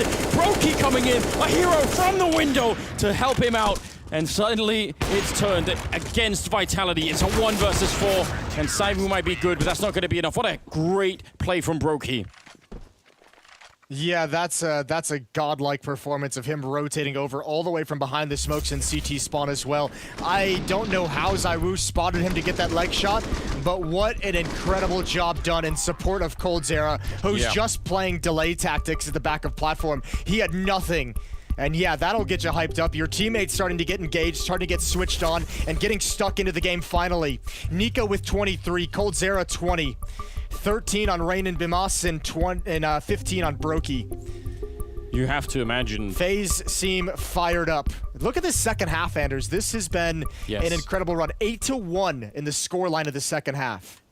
They're doing a remarkable job right now. You have to imagine that coldzera was just holding his breath inside of that smoke, trying to make no noise. I mean, Shox could have stood up and taken him down, especially after the leg shot. That's close. Tech9s and Deagles now. But what a return for FaZe this is. I can hardly believe it. Yeah, but it's got to make you happy with Inferno coming up next. If they can just hold on to it, everyone's wish comes true. 2 players in lower dark. Catwalk is already taken over by Apex. He's close up to the corner. This time, at least, there's a little bit of utility, so Vitality can actually... I mean, there is an element of danger. Once you add utility to these pistols, once there's that level of a losing bonus, these rounds are just essentially the same as gun rounds. Here we go. They're going to try and run it one more time. This time there's no one in middle. They're all inside of the B-bomb site, but they're flashing their way out into a fight, and it's a great fight for now. A lot of damage. It's Brokey with another triple kill. Instead of reloading, just picks up another M4 and does get taken down at the very least. Still a 2-on-3 that they should have a very, very low percentage chance to win. Just need to coordinate this, use the grenades, and I don't see them winning this with just a Tech9 and a Deagle. It'd be so unlikely. Shox is up in the window waiting for it, and they're going to get one chance here with a flashbang. Counting the seconds now and setting it up. This has got to be one of the best Deagles we've ever seen for this to work out, and he's got to get counter-flashed as well at the very same time, so he couldn't actually swing for that. Now they're coming through the window, and they're going to run them over. Bimas comes in with the double, but it was Brokey that started it all off with a good triple spray down. And great teamwork from Brokey and coldzera. Both, that time, handling the B defense much differently against a mid to B split. Both of them pouncing out of the door and window, taking the fight to them, and not even letting themselves be split. An even better retake, you're right. That pop flash from the FaZe side of things completely ruined the game plan from ZywOo and Shox. It still would have had to be something magical with that Deagle, but the pop flash neutralizes everything. And FaZe are rolling. 9-1 now in the second half. You mentioned this on Nuke. We've seen at times Vitality having a very good half and then disappearing in the next one. We saw it yesterday against Navi on Inferno. And that's got to make Vitality a bit nervous about that third map coming up next. Oh, but look at this. They're back at the B-bomb side. So what, the third round in a row that they just decide to do this kind of a B-split? And this time it's going to work. They saw something. I don't know what it was. Did they see both ops? I mean, that might have been the tell, but they fell into that mid-B split so convincingly.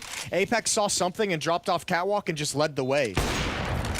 Yeah, maybe a level of research that we just don't know about. Again, I mean, that's what a lot of the research is about, right? It's discovering one piece of a pattern and just, you know, guessing the rest in your mind and acting on it. I'll be honest though, this feels much less to me like a Vitality that's gone missing. It's much more of a FaZe that's really, really, really warmed up right now. Okay, that's fair. They have been performing very admirably in this second half, as compared to the first especially. 14-12, Vitality just 2 rounds away. If you are joining us late in the day, first map was a win from Vitality, 19-15 on Nuke. FaZe had to win the last 4 rounds of the half to force that overtime. 14-12 here on map number 2 as FaZe tries to take us to a third map of Inferno. This is the loser bracket final. The winner plays Complexity in the grand finals later on today. The winner and Complexity would secure themselves a spot in the global final no matter what happens in the grand finals of the spring series. Yeah, which is a big deal as well. Apex sent himself out on long. Look at how he's running with his back. You could hear the flashbangs popping behind him. Oh, and it's a great double entry. Absolutely brilliant teamwork. He's got his back turned the whole swing around there, and you could hear 2 or 3 flashbangs popping, and then he just turns for the kill. That was well done. Now it's double up and an M4 left on the FaZe side. Very tricky to win this 3 versus 5 here.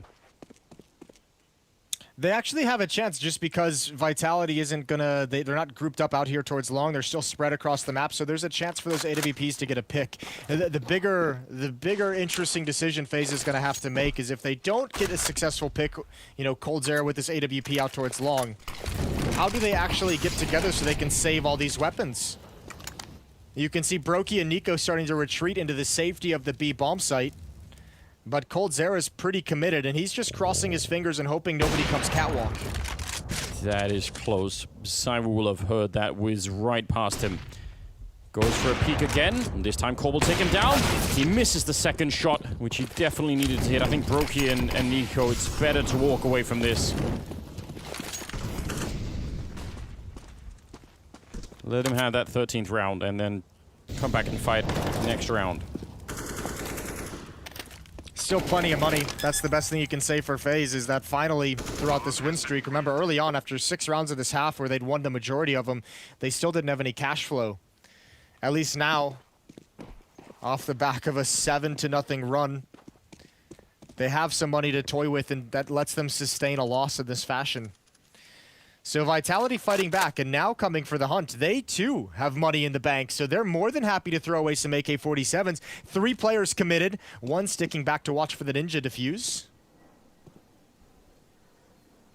That's always a good idea, especially when you've had one yourself. Don't want to come back and have that happen to you. Good triple from RPK. They get to steal the last of the rifles, which actually is a pretty big deal. Not that FaZe can't buy in this round, but you know that could be a way to lose this game right now if you're FaZe. If you run out of money, and they did just put everything into the round here. Oh god, it's 14-13, yeah, so interesting. The success of that hunt actually gives Vitality maybe not a chance to just win the map, but definitely a chance to get to 15 first, right? And give you that one opportunity to take the map. That was close in the cross. Yeah. More flashbangs coming out. Mamas completely blinded, but they're not all falling away. Masuta, no one's checked pit. Oh, he got into safety, and he's got 2 again. All 3 kills, and Masuta trashes the defense at long. And now the economy comes into play. It's the fact that he's so far behind him. He was unflashed for a second too, and he was like, hello. And there's just 3 kills. Oh, Apex nearly took the face right off Coldzera there, and he still might. It's going to be 1 guy left, and this is all the money. I mean, this isn't just going to be 14-14. It's going to be practically a free round, the next one for Vitality. So very likely they're going to be at 15 before FaZe, and what a they just waited this whole time. The first run here for FaZe at the beginning of House was absolutely amazing. It looked like they were going to be cruising right into Inferno. And now the French are back, winning 3 in a row, and they've looked like spectacular rounds. Well, I mean, we saw FaZe a couple of times stacking 4 players out towards long to prevent something like that from happening, but these last 2 rounds from Vitality, I don't even know if a 4th player would have helped. It was such a convincing take from Vitality both times. Now, the one nice thing that FaZe have, because sometimes losing your economy in the 29th round can be a huge, huge issue. It's still a problem, but FaZe have 3 rounds of a losing bonus built up. So they're going to get 2,900 in the next round, which means they'll have plenty of money to get AWPs. They'll have plenty of money for utility. They're obviously going to have to fight 1 round again to force overtime, which you never want to be in that situation, but at least you've got, you know, the money and the weaponry to do it properly.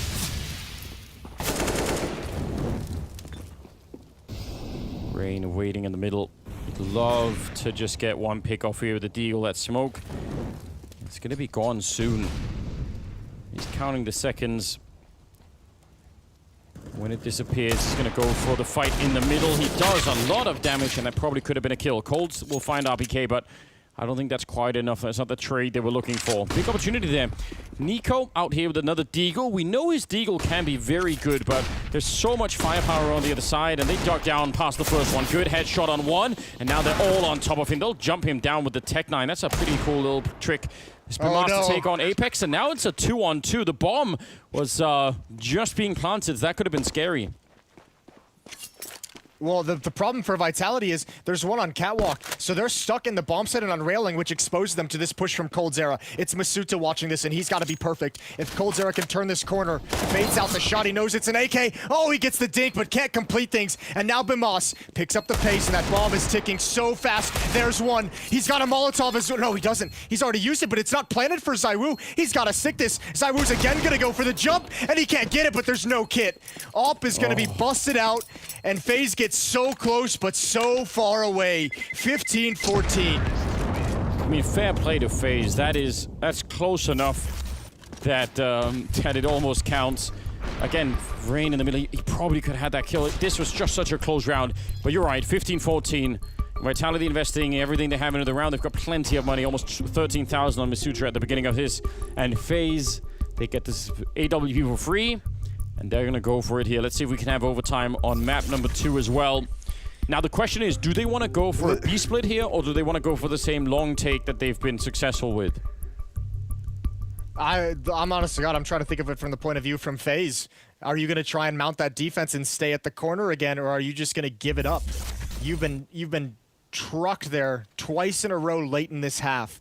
Do you have the confidence to go for it again out of this timeout? If I'm Vitality, I mean, I would go for that long play with the amount of success it's had. Like, you can really get rolling with that kind of long attack once you feel the defense doesn't have it. And that's exactly what they've called, and FaZe is going to meet him there. This is a big battle. Apex, the opening kill again. The Moss comes in late, and Apex can't handle it, but a big trade for ZywOo. Well, they just cannot stop that kind of a play. They keep losing. This was even better than the other times, at the very least for FaZe. They didn't just all get wiped out, but a 2-for-1 trade that Vitality love. And again, the luxury is it happens in the first 10 seconds of the round, so they have so much time to now figure out how they want to win this 4 versus 3. They also have a lot of information. They've spotted coldzera pushing towards Upper Dark. Shock's also back in T-spawn, spotted Brokey crossing over towards the A bomb site, and he's still got an eye on it. So he knows Brokey hasn't crossed back. So they know it's just one player. Now, it is coldzera, to be fair. Not an easy player to flush out, but he's used his utility early in that aggression towards Upper Dark. So it's going to eat time off the clock to clear this out safely. Oh, he has no smoke. But look at the 2 plays. Yeah, but there's 2 players at long for FaZe. They're so far away from helping coldzera. Yeah, they are. And they're going to be fighting ZywOo here. Nice pickoff, but the problem is still Cold can't put up any Molotov. If he ducks down behind this and they throw a grenade on him, he can't get out. He's going to fight them straight up, and so far, no grenades have been thrown, and Shocks will take him down. It's a pretty brave effort there for coldzera. 25 seconds here, and it's a 2-on-2, and this is about FaZe trying to live into overtime. Bomb is going to be put down, and RPK and Shocks left on the other side. A little bit of a Molotov. They're going to come flying right through into RPK, and he'll take them down. It's 16-14 as Vitality bring down FaZe. Took both maps here, and it was close. A near comeback for the FaZe side, but they could not hold on. Next game is going to be versus Complexity, and they must have been watching this and thinking, man, this French side is looking amazing right now. That game is coming up, and I just cannot wait for it. We'll get the analysts on this before we get there, though, so stay tuned, and we'll be right back.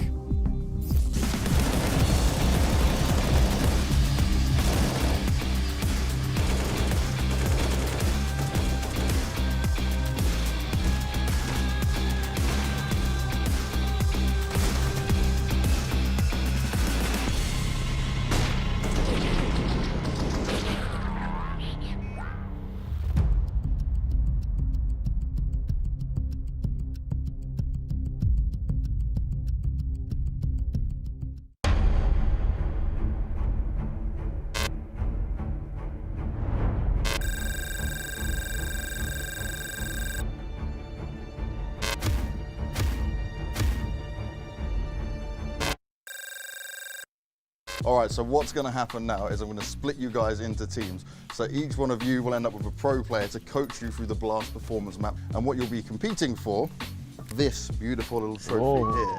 Yeah, it's so amazing, isn't it? See? No money? No money, no. That's pure silver. Silver? We got yeah. Right, we're all. done already. No, trust me, it'll definitely be worth it, guys. Who's the best out of them three? Oh, you put me on the spot. Well, ranking-wise, I think. Ranking-wise, it's gonna I'm this guy, yeah. It doesn't work like that. You go back over there. You gotta wait for your spot. We're gonna let these guys choose from the hat who they get out of you guys. Starting with you, Dupree. We're gonna go this one. Who you No, getting? that's one. I got Fredericks. Oh, he got who he wanted. Dream team. Yeah, we got Dream team. Rush, your turn. This one. Oh, you get to pick one. Yarmolenko? Oh, it's me. It's me. And you got the Congratulations, bro. We will win. I don't have to choose. It's not Grace, it's you. Yes. Sorry, bro. My Sorry. All right, let's go get ready. Let's go and try that performance map. It's training time. Okay, so if you're moving, it's not going straight, except with the pistols sometimes. But you know, it's not going forward. It's nice that you've played before. What is it? This is the mouse. Cheats, yeah. Really good one in Blast. Who do you think the best teacher is going to be? I would say Dupree's pretty calm when it comes to it. It would make a lot of sense. You'd be able to explain it pretty well. I guess. Just press your keys. It's just complicated. I gotta say, this is where my expectations are high for Rush. Just good synergy here, man. I can feel it. So you've gone for Rush. I'm taking Dupree then. Yeah, no chance in Apex. Apex as a coach, maybe. He likes to have a lot of fun, but I don't know, man. Right. The mouse. This is just strafing. It's not like pivoting. Yeah. Okay. Him like running around in a circle on you. That's better. All right, put the mouses down. That is the end of the training. No more cheating, no more time. Let's see how they're gonna get on now. All right, it's time for us to see these players actually show what they learned in training here. And we'll be starting off with Dupree and Fredericks. So let's see if they're ready. 3, 2, 1, go! All right, let's get this over with.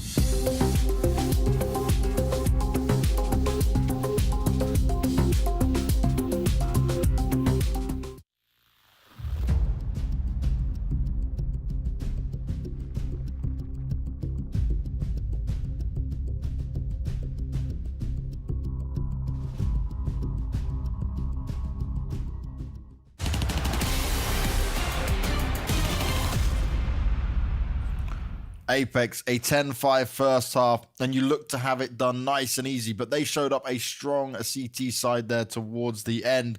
What was going through your head before going to those last few rounds? Because it was looking like they were just going to be able to close it out and take it to a third. Yeah, true. I mean, those two have been pretty hard for us lately on T side. I don't know why we're trying to work on it. But yeah, that one was pretty tough, the beginning. But yeah, as I said, we just stayed focused, even if we lost so many bad rounds, saw clutches. Shocks, when he lost his 1v1, I just told him, it's fine, we're going to win. Just stay focused, guys. And that's what happened. We just stayed together. We played well the last round. I think we were 14-11 down to win 16-14, so it's pretty nice. Yeah, really big. And across both maps, right, you guys were able to deliver even in the really pressured moments there, which is starting to show me that this communication, this focus can be seen from Vitality on a consistent basis. Now, you're going to go up against Complexity now. You got a bit of time to regroup yourselves. What do you do over this next bit of time before the game begins? Well, I think we're going to get some rest because playing 2 best of 3 in a day is really, really tough.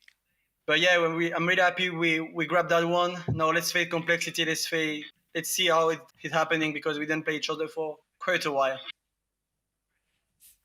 And what weaknesses do you see within Complexity that you can capitalize on here? I don't know exactly, to be honest. I watch it just them like from the outside, not like thinking tactically or whatever. So I don't know what to do exactly, but yeah, I think the coaches will work on what to do in the next hour. Must be nice being the in-game leader when you have coaches and analysts, who are there to do the work for you while you're resting up and getting ready for the match. Well-deserved break here for Vitality. That's it. They've got an hour, more or less. And we will be back, obviously, with the grand finals of this bracket of the Spring Series here at Blast Premier. So, gentlemen, let's go ahead and talk over Dust 2, because, again, it doesn't seem like these two teams can face without it going 30 rounds. I think Apex said it best, right? It was a messy game. It was a game of mistakes. And the question was who would actually be able to have the resilience and stay calm. And I don't even know if production is ready, but I had a clip that was showcasing one of these mistakes. There we have it. FaZe again, making life difficult for themselves. Look at this kill right here and think about the bomb. That's all I'm gonna say for now. Because this round should have been phased all the way to the bank. They had the weapons for them, they had everything they needed. But if you look at the minimap, now that FaZe have taken the A side, they've forgotten the bomb! The bomb is still in mid. It's 50 seconds left. Everyone from Vitality had time to reposition, and suddenly things don't make sense anymore. Nico will try and do his best. Unfortunately, not gonna be enough. And now it's a 2 versus 4. And even if Coldzera is actually gonna put up a good fight, you know, coming in from top mid, he's even gonna get the second kill. But it's still a 2 versus 2 with the bomb on the floor. And then, just to make matters worse, to add insult to injury, this is the round where Saiwu makes a Kali. Saiwu makes a Kali, here he comes, and boom! Welcome to French Counter-Strike. I've been there the last time it happened, but obviously we can elate ourselves about this this jumping shot, but I wanted to give context to it. It shouldn't have been like that. Well, I guess we could talk about the fact that the bomb gets left in that position, right? That is a mistake, and it was Nico and Rain who were the two closest members who took the cat control and forgot about it. But I also want to point out a positive there that Vitality have done throughout their last couple of series, and that's how they swarm on the CT side. There's three CTs in middle, and the bomb's not planted. They did it on Nuke as well. They were fighting Yard before FaZe had even taken territory. They were keeping them at bay. They would swarm, they would rotate, they would continue to battle. And that is something that Vitality are doing very well right now. They're making these teams uncomfortable. And there's one other thing I want to point out here, because the balls that either Apex or the coach or whoever called it in the late stages of that game to keep going for B hits and B splits, even though they were getting shut down by Brokey with multi-kills time and time again, all they needed was that one round. And as soon as they broke FaZe with that one round, it forced FaZe to lean more players towards that side of the map, which left Long open, and then Long became the weakness in the last stage of that game. Long, time and time again, was the key to success for Vitality to close that game, and Rain and BMAS, they couldn't do anything. They got absolutely destroyed, and I give props to whoever was calling that over there in the Vitality camp, because that was some game-winning calling. It's beautiful. I can just pick it up right here. Depth. Honestly, I can just pick it up right here, Go ahead, because chat set me perfectly up. I have another clip coming, and it's about Long, it's about Vitality, and the executes that they had. Would you look at, please, run number 28, how important that is right now. It's a full round, and look at Misuta. Look at how life is so great for him when he can just make his way through Long, and no one has seen him. The flashers are absolutely perfect. These are 3 of the easiest kills. I mean, his aim is true and perfect, right? But this execute from Vitality was absolutely gold, and chat was right on the money here. Whenever they actually broke the B bomb side, it opened up so many different possibilities for them, and they exploded perfectly. So props to Vitality, and props to chat as well. Hey, we caught the same thing. Surprise, surprise. There you go. Wow, I wonder how that works. Although I learned that, Maniac actually has the reverse prediction. That's a thing with him, apparently. No, we're playing golf. It's been all tournament long. We're playing golf. We're on to him. We're on to him. You know who we actually had a chance to catch up with after the match? We heard from Apex. Now let's hear from FaZe. It was Yanko, YNK, their coach. Oh, I want to come back to Nuke real quick. That B strat on the round 30, where did that come from to push you to overtime? Yeah, I think it was just a great mid-run call from Nico. We realized that once we slow the pace down and actually just stay patient and take our time, that we can outplay them every single round. So that was the game plan until the very end. We have some good solutions for those situations, and yeah, Nico made a great call. The guys executed really well. The communication was good, so props to them for that round. Now, when it comes to when you got to overtime, Shox pulled off that ninja defuse, and it really seemed to just break you guys. What was the mood at that moment? I mean, we tried to keep the spirits high after that. Obviously, it's a disgusting round to lose, especially in overtime. Like, it's not like you're saving money or anything like that. Just a basic mistake from us. The call after that, the rush, was kind of to change the pace a little bit, because we're playing slow for the last 7 or 8 gun rounds. Didn't really work out. So yeah, it was a bit rough after that. They did the same call in their first round. Worked out better for them. So yeah, just a bit unfortunate there in the end.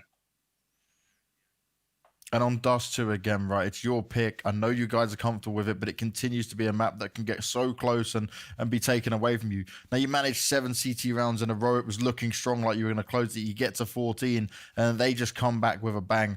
What was going on at this point for the team? Were they just kind of struggling to find an answer to it all?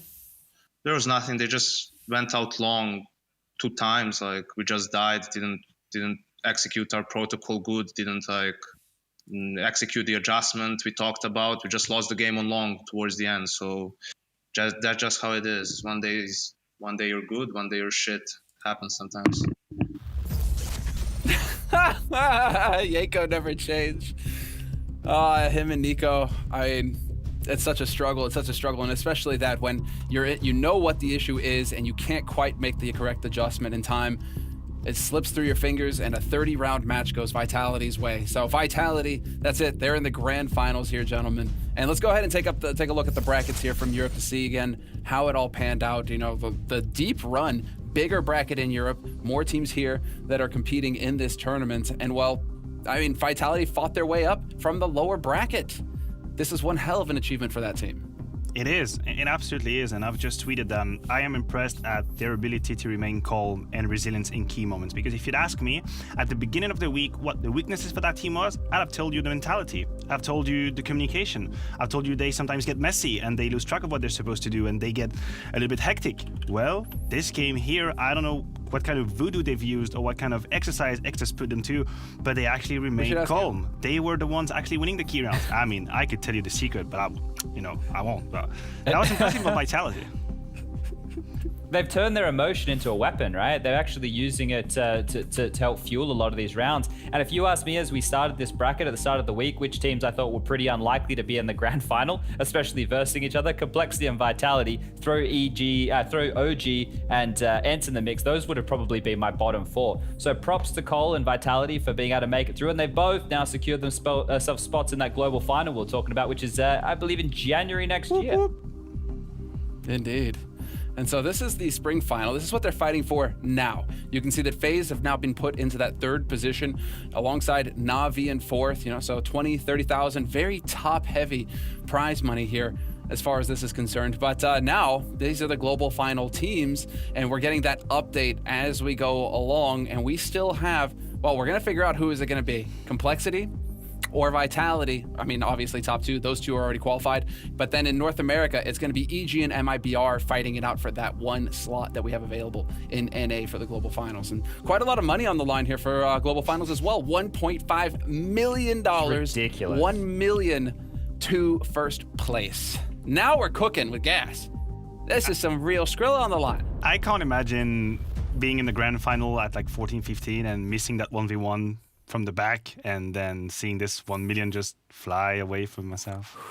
Oh my. Oh. Yeah. Oh dear. It's a hard one. I can see, yeah, the reactions here, guys. But you know what? I think it's time for a quick break. And, quick. We'll be back in about 45 minutes time for the pre-show going into our grand final here of the European bracket. And so time enough to go get a meal, make a sandwich, get a drink, enjoy yourselves, and be back for some sick CS then.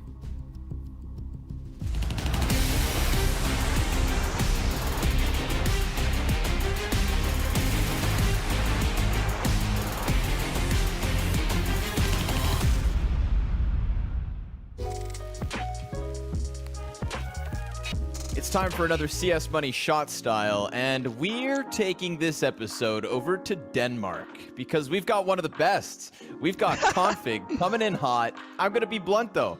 It's not the flashiest inventory in the world. It's not the most expensive one out there, but it's yours, Config. Talk to me about these gloves. I haven't seen many with them. The Specialist Gloves Mogul.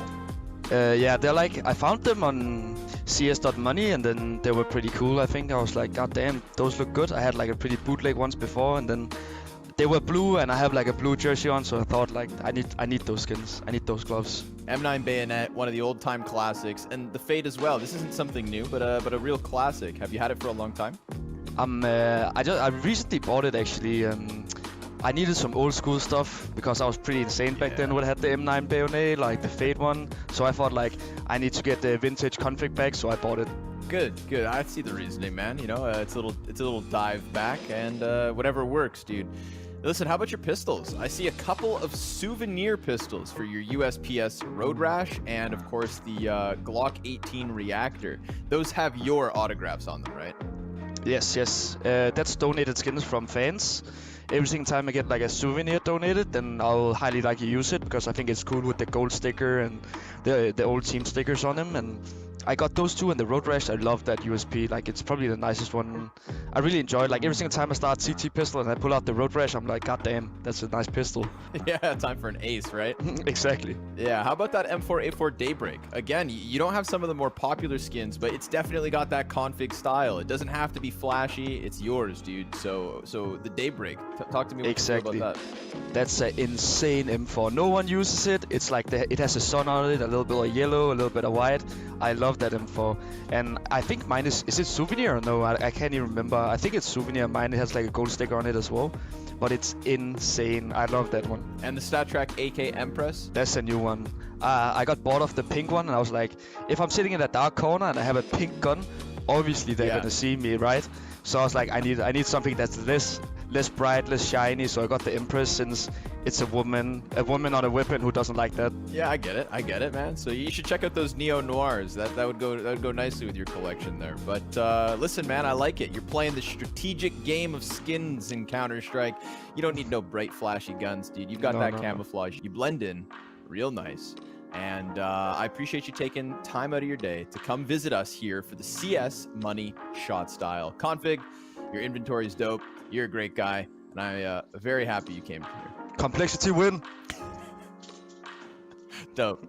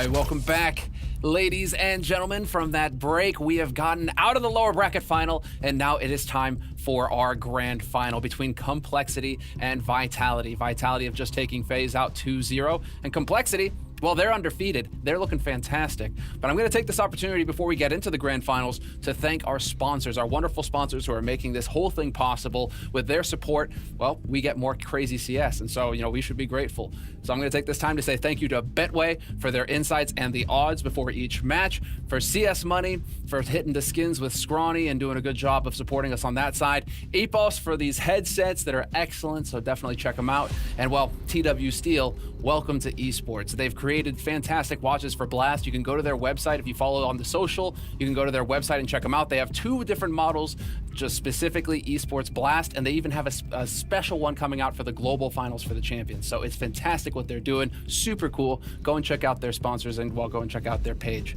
But big thanks to the sponsors. It's time to talk CS. My name is Semler. I am your host, and joining me on the desk today, Maniac and Sponge. Welcome, gentlemen. How's it going? It's going very well. It's going very well. I had a little bit of food. I listened to some music. I did some meditation for 5 to 10 minutes, and now I'm fresh. I'm ready for CS. I was just watching demos, okay. so I don't know why Maniac was wasting his time with that nonsense, all right? I'm just watching demos saying, I didn't do any of that. I definitely didn't do any of that. I think we've watched enough Counter-Strike of these teams recently to have a pretty good grasp on what to expect. Well, there we go. Let's go ahead and walk our way through, actually, the journey that we've been on in this playoff bracket. It's been a wonderful week of CS. We've been having 3 best of 3s a day, non-stop, all day, all night, if you're here in Europe. But this was the path taken. Complexity, they are the beasts. They are the juggernauts that you need to stop, you need to take down. And while Vitality, they went down to the lower bracket, they fought their way back up tooth and nail. The beauty of it is that both of these teams have now qualified themselves for the global final. But here in this spring series, this is what they get a chance at. Now that they're in the grand final, $500,000 on the line, $335,000 for the champions. Huge first prize. There's a big drop between 335 and 65, and so those guys are fighting. And as far as the global finals is concerned, well, this is how it's going to go down. North America is coming up later. We'll get into that finals later tonight or in the morning if you're on that continent. EG versus MIBR. One of those teams will qualify for the global finals. But now we're going to figure out who is going to take home the big cheese prize money here. And before we get into it, gentlemen, I'm actually going to hand it over to our sideline reporter who's been doing all of our interviews all event long, James Banks. He's got some insight straight from the players themselves. Yeah, that's the beauty of what I'm getting to do here at Blast compared to other events, and I'm loving it. It's the fact that I get to spend more time talking to these players before they go into the things outside of just the interviews.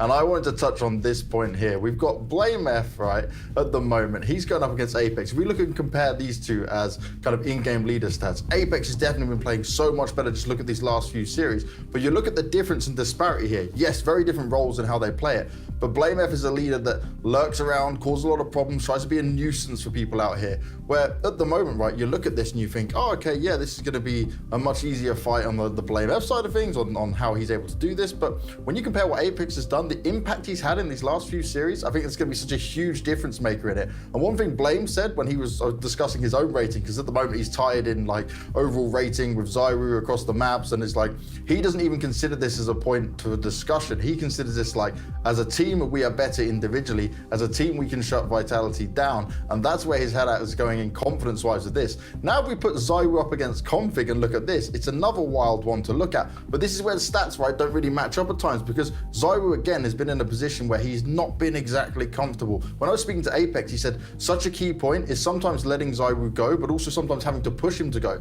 If his confidence isn't there, if he's not feeling so great at this time, maybe he tries to pull something off and it doesn't work out. Sometimes they need to just remind him, like, Zyru, you are the best player in the world. You need to go and do this. Go and you can do this. But the problem I see here is if Complexity do this wildness where they're kind of running around, they're going super confident and they shut him down a few times, how does he come back into this? The mentality game is going to have to be super strong here. And that's a real big focus point, because I think Vitality are definitely going to need the real Zyru to step up in this series.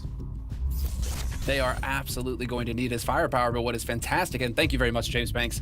And I also actually have to take a moment here to thank our observer, Prius. Prius, my dude, you've been crushing it all week long and in the showdown as well. And I feel ashamed I haven't given you a shout out yet. So I'm going to take advantage now going into the grand finals to say thank you very much for your fine work. And we're looking forward to some sick observing going into this best of 3.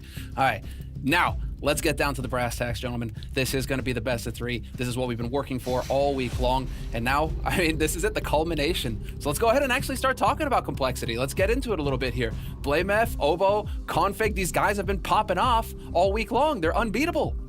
They are, and to say that we didn't expect them to be in the grand final would be an understatement, right? It would truly be an understatement, and I think we have to give props to Complexity and the way they worked and the way they have used these last 3 months. They've been in Europe, they've been playing the shit out of Counter-Strike, and you'll hear me swear a little bit sometimes, but they truly have improved. It is actually amazing what they have been able to do, because notice it, they've had the shortest way into the grand final. Obviously, you know, they qualified in London at the beginning of the year where you two guys were, and now here they've only dropped 2 maps. They've dropped 1 map against OG on Mirage, and they've dropped 1 map versus Navi. The rest has been smooth sailing all across the board, players fired up, and we're gonna have time to talk about all of these lineup, obviously, but they've been a surprise, but an interesting one.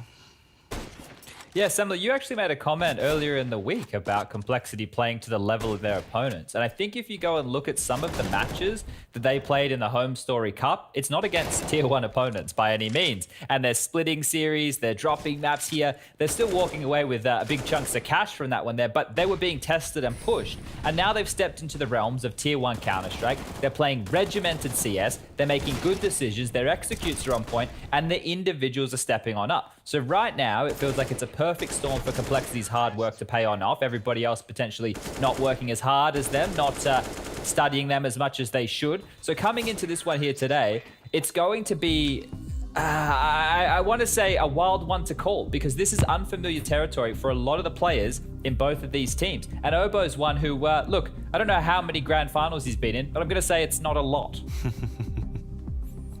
Exactly. This is such a fantastic test because we've been waiting for so long for Vitality, for the French CS scene, these superstars of the French scene, these legends. I mean, Shoxy's on here, Apex. You're waiting for these guys to come back up, and it's always been this struggle for them. And now here you have them. They're in a grand finals once again, and Complexity, you're up there for what, the first time, I suppose, of a massive one with the tier 1 event and going through tier 1 competition. And so, I mean, Maniac, who is the guy that we're trying to keep an eye on here going into this for Complexity? Honestly, there are many players that I could give you as an answer. You could go for the Blamef way, obviously. Yeah, but I'm asking you for the number 1. But I'm gonna choose Obo. I'm gonna choose Obo, the man that we had the graph right before, because there are so many categories in which he has excelled in that tournament that is absolutely mind-blowing. First of all, I think he's the 7th best rated player overall in the event. He's the 7th best entry fragger of the event, and he's the 3rd best pistol player of the event. These are all the categories that he's been doing a good job in, and you have to realize where he's at in his career and the caliber of the opposition he's gone up against. This is mind-blowing to me. And Chad put it beautifully somewhere along last week. He said the amount of progress that he's done in such a short time is mind-blowing, and it is exactly right. He's progressed faster than I've ever once seen. This is amazing from Obo, and they will need him to step up for this grand final.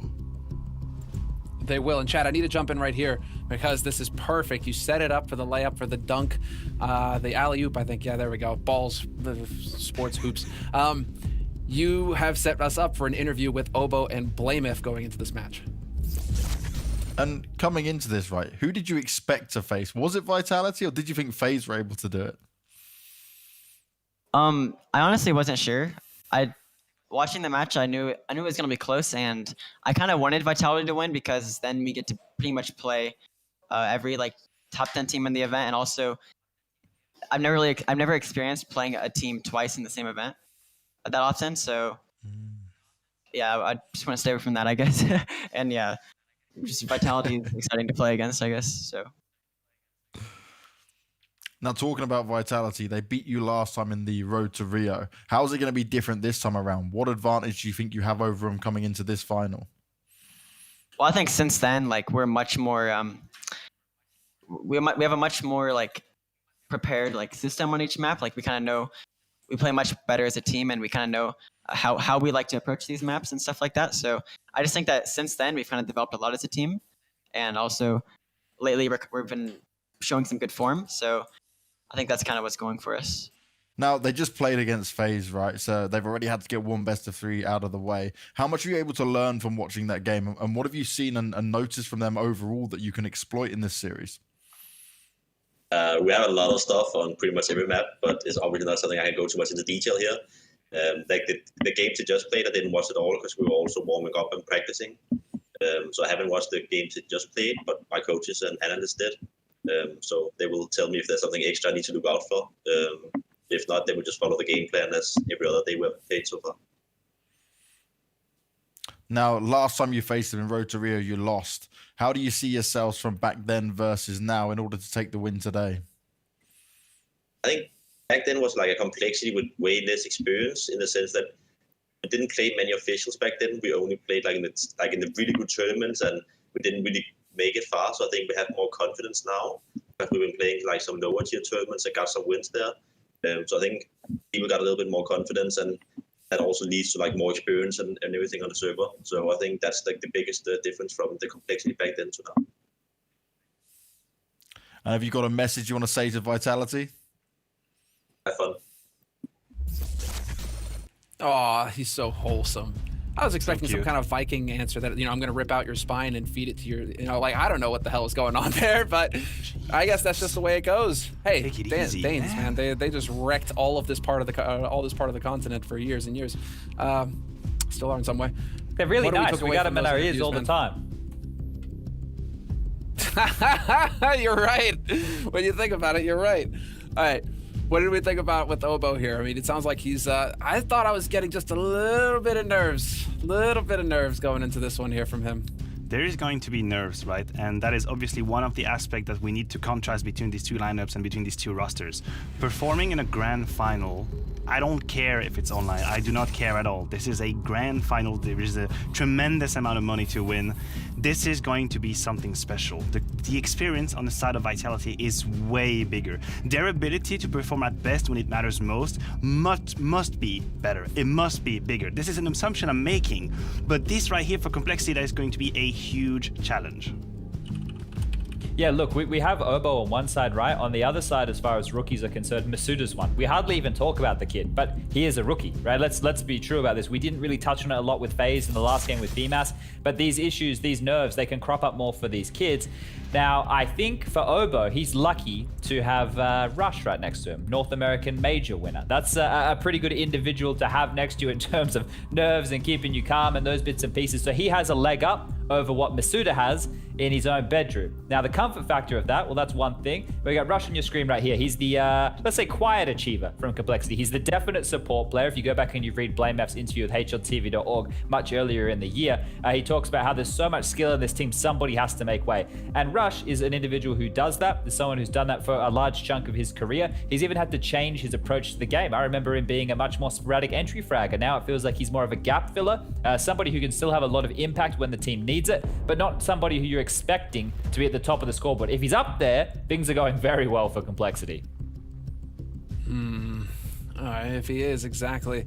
And, well, we saw that for Vitality earlier with RPK, who's usually sitting at the bottom of the scoreboard for the Frenchman. He was topping it out versus FaZe, but let's go ahead and shift over now to Vitality. And Masuda is probably a good place to start because he's actually been a bit of a revelation throughout these playoffs. He's had his moments where he's stood up right there at the top of the scoreboard for his team. Yeah, I think he has been, honestly, and the fact that I get to listen to their team speak also kind of get me to see a side of him that I really appreciate, which is his ability to remain calm even when the team speak gets hectic. And believe you me, it happened in the first few days of the event. It happened when I got to listen to them. When they start shouting around, Mizuta has this ability to remain calm and play simple CS. How many times have we seen rookies get flustered a little bit, kind of second-guessing themselves, being a little bit too quick on the trigger, losing a few of these clutch situation, high pressure situation like we talked about? I feel like Mizuta, it doesn't get to him. Does he do mistakes sometimes? Yes, sure, he has a learning curve ahead of him. That's absolutely normal. But he has this ability to remain calm, and I think that's going to be a difference maker for Vitality. Isn't that insane when we're talking about Masuta and that fact that he needs to be one of the calm players alongside RPK, right? Because you think about the approach that's come on in from Shox and Apex over these last couple of series, and there's no way anybody can count on what they're going to do. They're pushing, they're aggressive, they're making plays, they're doing things that don't make sense, and they're making it pay off. And that right there has been the key, in my mind, to a large chunk of the success for Vitality in the last few best of 3 series. Has to be Shox and Apex. This level of resurgence out of the two of them, there's no way anybody saw this one coming. Oh, well, let's not get ahead of ourselves here, Sean. You know. You did. Well, besides I'm Sema, back. of course. I'm back. So, it's perfect, actually, because going into this match, we got a chance to catch up with Apex and Shox, and so let's go ahead and hear what they had to say. Now, you played Complexity in the Road to Rio just under 2 months ago, and you did take the win. And it was very clean wins out of the maps you did win out of the two of them, 16-8, 16-3. But we've seen them be very unpredictable this event with timings, rotations, and gambles they take. How do you try and keep a read on that? Is it going to come down to all of these mid-round calls and just trying to see what's going on with them on a regular basis? Yeah, I mean, it's really hard with Complexity because sometimes they're like not that good, and at this tournament they've been phenomenal. Like from the group stage in January to here in June for the finals. So they're a really crazy team. I mean, they're playing so well. I like the way they approach the game. But yeah, we just need to try to be in the head a little bit just to see what's gonna happen, and not be careful of those gambles, not being naive, checking everything if we enter a bomb site. And I guess that's how we can manage to do the best. Now, what do you make of Cole as a team? Because you beat them last time in the Road to Rio, but they've done a lot of shock results here and proved themselves as a top team during the Blast Premier. I don't really know. We will see. We didn't yet speak about it. We'll do a bit later. But definitely they're showing a really strong performance these past few days and even weeks. So for sure it's gonna be a tough match. But we did our best in this competition. We came back from all the lower brackets. We got now our place for the world final next year. You know. So I mean, the only thing we want to do now is like it's the last step, you know. It's the last step. If we can win this match, then it will be really good. So even if we are tired and even if we are playing a lot, like it's the last step. So we're gonna do everything to win, and we're gonna give it all. And this has been the true marathon for these guys, because not only have they had to deal with the tension of being in the lower bracket, not having that safety net pretty much all playoffs long, now they have to go back-to-back best-of-3s. And I think it's extremely fortunate going into this grand finals for Apex and the others in Vitality that they got it done in 2 versus FaZe. If they had gone 30 rounds on Nuke, lost it, and had to go another map, just imagine their state of mind. They would have been frazzled going into the grand finals. So, I mean, now at least they've had roughly, 45 minutes to an hour to rest up and get regenerated. I mean, what are we thinking? What are we taking away from that interview, gentlemen? Well, I think Shox is interesting point bringing up about the qualification to the global finals. I think this comes as a way of not getting too much pressure in that game, in some sense. You know, like they've already achieved something. You have it in the back pocket. That's it. Now you can just do this last step. He mentioned it. They had a long run. I think they had the longest run possible to make it to this grand final. They had to fight at the showdown. They then come here. They lose the game. They go to the loser bracket, and then they win all these games back to back to make it all the way to the grand final. So the resilience is here. That's 100% sure. Will they have the energy? I like to think that they will. Well, this is where their emotion can be used as that weapon, right? I know that a lot of it would have gone into that last game, but I think in the way that game on Dust 2 ended, they out-called FaZe, right? So Apex should have confidence from that one right there. Masuta was actually making some really big plays. As the individuals were heating the hell up to close out that match, they would have been taking confidence with that. It's not like they had 15 rounds and then they were just like, oh man, we need 1. And the fact was they actually had to battle back into that. And I think that's going to be a very positive thing for them here. And also, you know, we talk about playing 2 best-of-3s in a day and stuff and it being very exhausting. I agree with that. But Shox and Apex used to play so many more games than that in a day back. Like Counter-Strike now, much harder rounds, there's a lot more to take in. But these youngsters, right, Zaiwu and Masuta, they're going to have no issues with playing more games. Like, this is what they live on. And the other guys should remember what it's like. So I don't think there should be too many qualms there. Obviously, it's a disadvantage. I'm not going to say that's not the case. But I don't think it's going to hamper them as much as what people may make it out to be. Okay, that's a good place to leave it then, I think, because we can go ahead and move on from that to discuss the picks and bans. But that's going to be after the break. We're going to take a quick one, and when we come back, we're going to figure out which maps this series is going to go down on.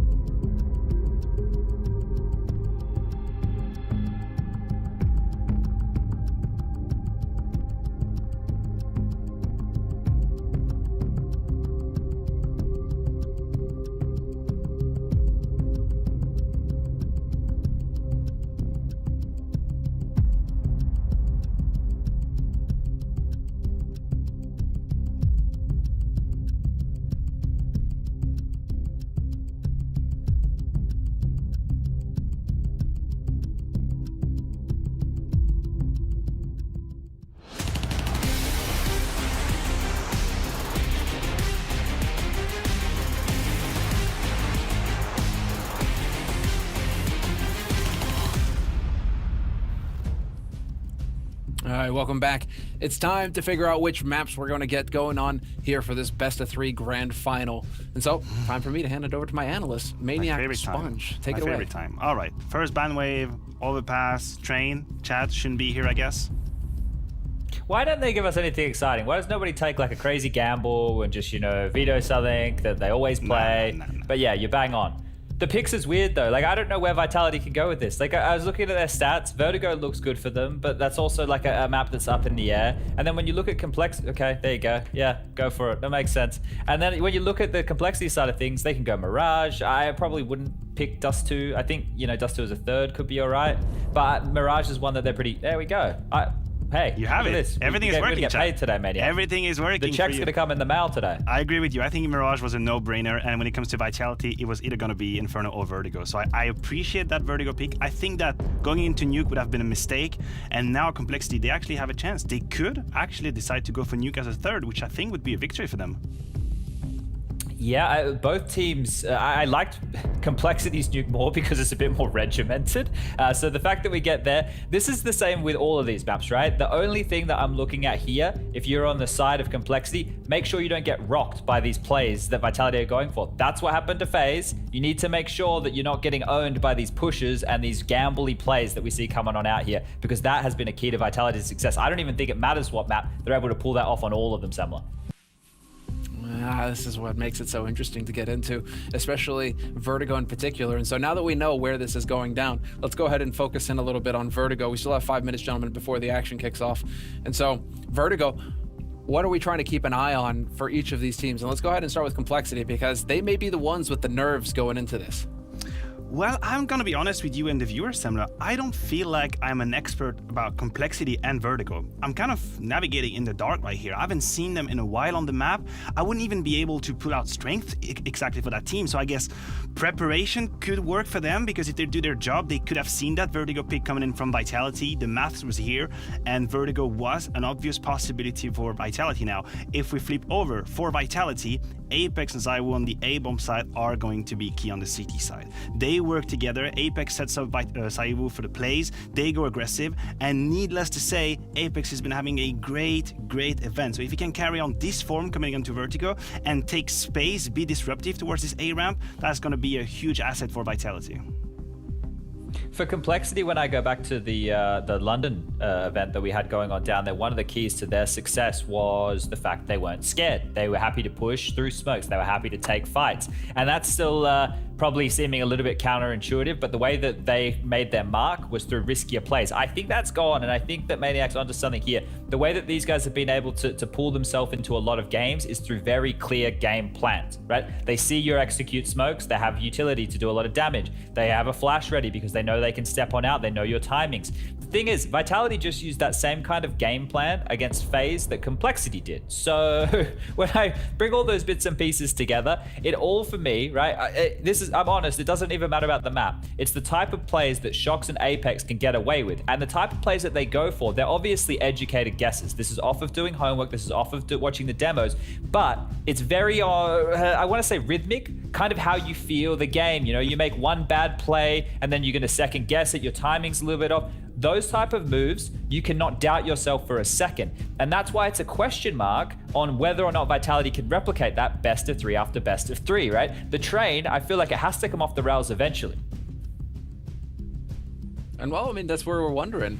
As far as, it sounds very gambly, but it sounds like there's also a game plan between both of these teams that they are going to be very much on top of each other. So who are we watching on Complexity? Because right now we have an image for Vitality that we need to keep an eye on. Shoxy, we need to keep an eye on Apex, and well, ZywOo we always keep an eye on just because he's just been performing the entire tournament long, and he always does. Who are we trying to keep an eye on here for Complexity? Is it Obo, like we said at the beginning of the pre-show? Well, I'm gonna go for Poison because I think he might be the one missing piece as of yet for Complexity. We've heard in an interview he might have some private issues at the moment, not the best time of life, and I can understand that. But to me, he's been the only one that hasn't delivered to the point where I know he can. I think he has more under the pedal. I think he has more to offer. We've seen him a couple of times, a couple of touches left and right where we can see the talent that he's had with the AWP and the sort of impact he can have. But had it just been a shadow of himself this entire event, he is the only missing piece in that beautiful puzzle that is Complexity at the moment. If he shows up, this roster becomes absolutely monstrous. And I think this is an opportune moment, gentlemen, to take a look at our predictions here from the desk. I'm not even in this. We've got a minute left. I didn't want it to take up too much time just because I know it hurts so much. But you know, we got to get it done. Sometimes what's good for you hurts. So let's go ahead and take a look. I can hear you smiling when you're talking, Semla.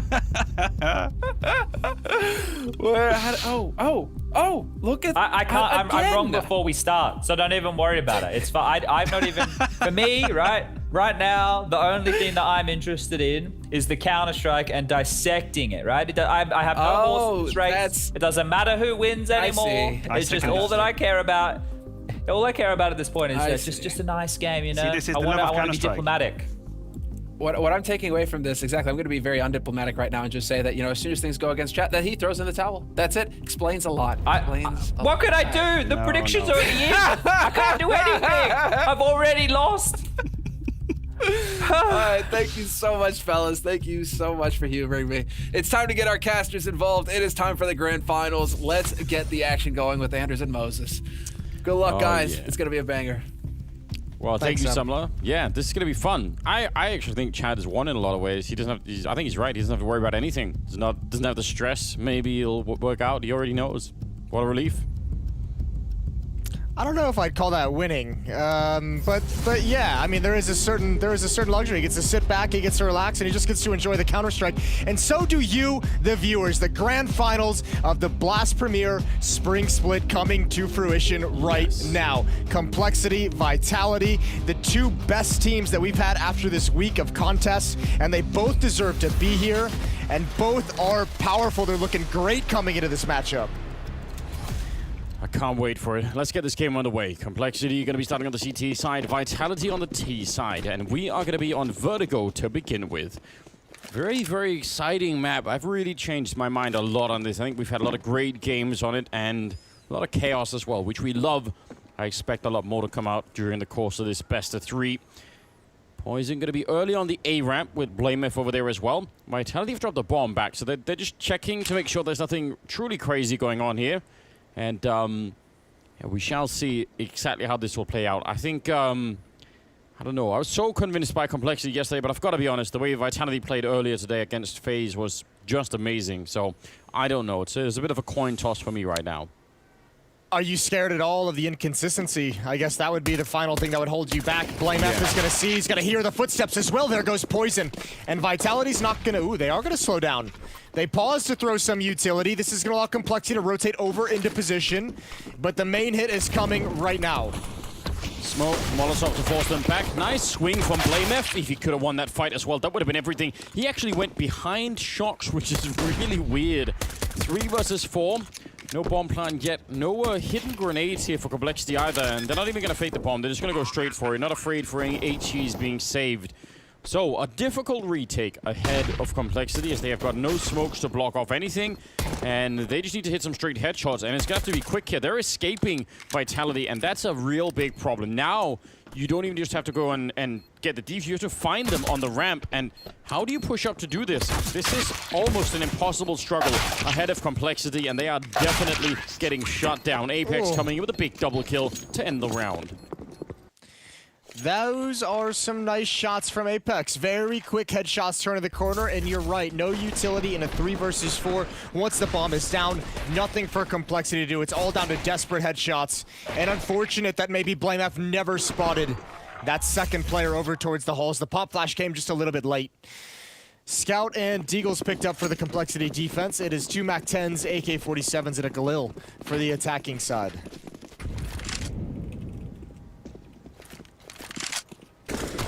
Well, they will invest into traditional Deagles and Scout.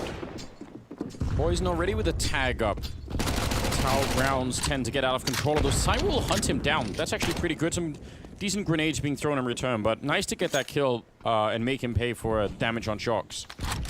Yeah, that's really nice aggression from the MAC-10, but also a lack of support from these Deagles, these pistols that the rest of the teammates had. Nobody was close to Poison to keep that spacing, or at least scare ZywOo away from that level of a commitment. Vitality is going to take the opportunity, just waltz up into this B bomb site. They're going to get a plant. Complexity has vacated the area, so it'll be a free round. And I don't think Complexity should be anywhere near going for this. These challenges are not necessary. You're not winning. Back off and try again. Yeah, even if you were to snipe someone away, it's like, great, you did a little bit of damage, but the chances that you'll lose the armor and the Deagles is pretty big, even if you did snipe someone. So I agree. Fine to just take the loss and move into the 3rd round. The desk was talking a little bit about what players to look for, and, you know, like who would be the players to maybe make a difference. I think Obo was mentioned.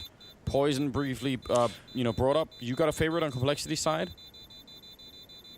I mean, Obo and Config, I think, are the two like real main powerhouses. And then I think if you want to go down to a third, you can kind of take your pick between BlameF and Rush. I think both of them have shown some very good things. I agree with Maniac. I think of all those last three players, I think Poison probably has the most potential left for us to realize, for us to see.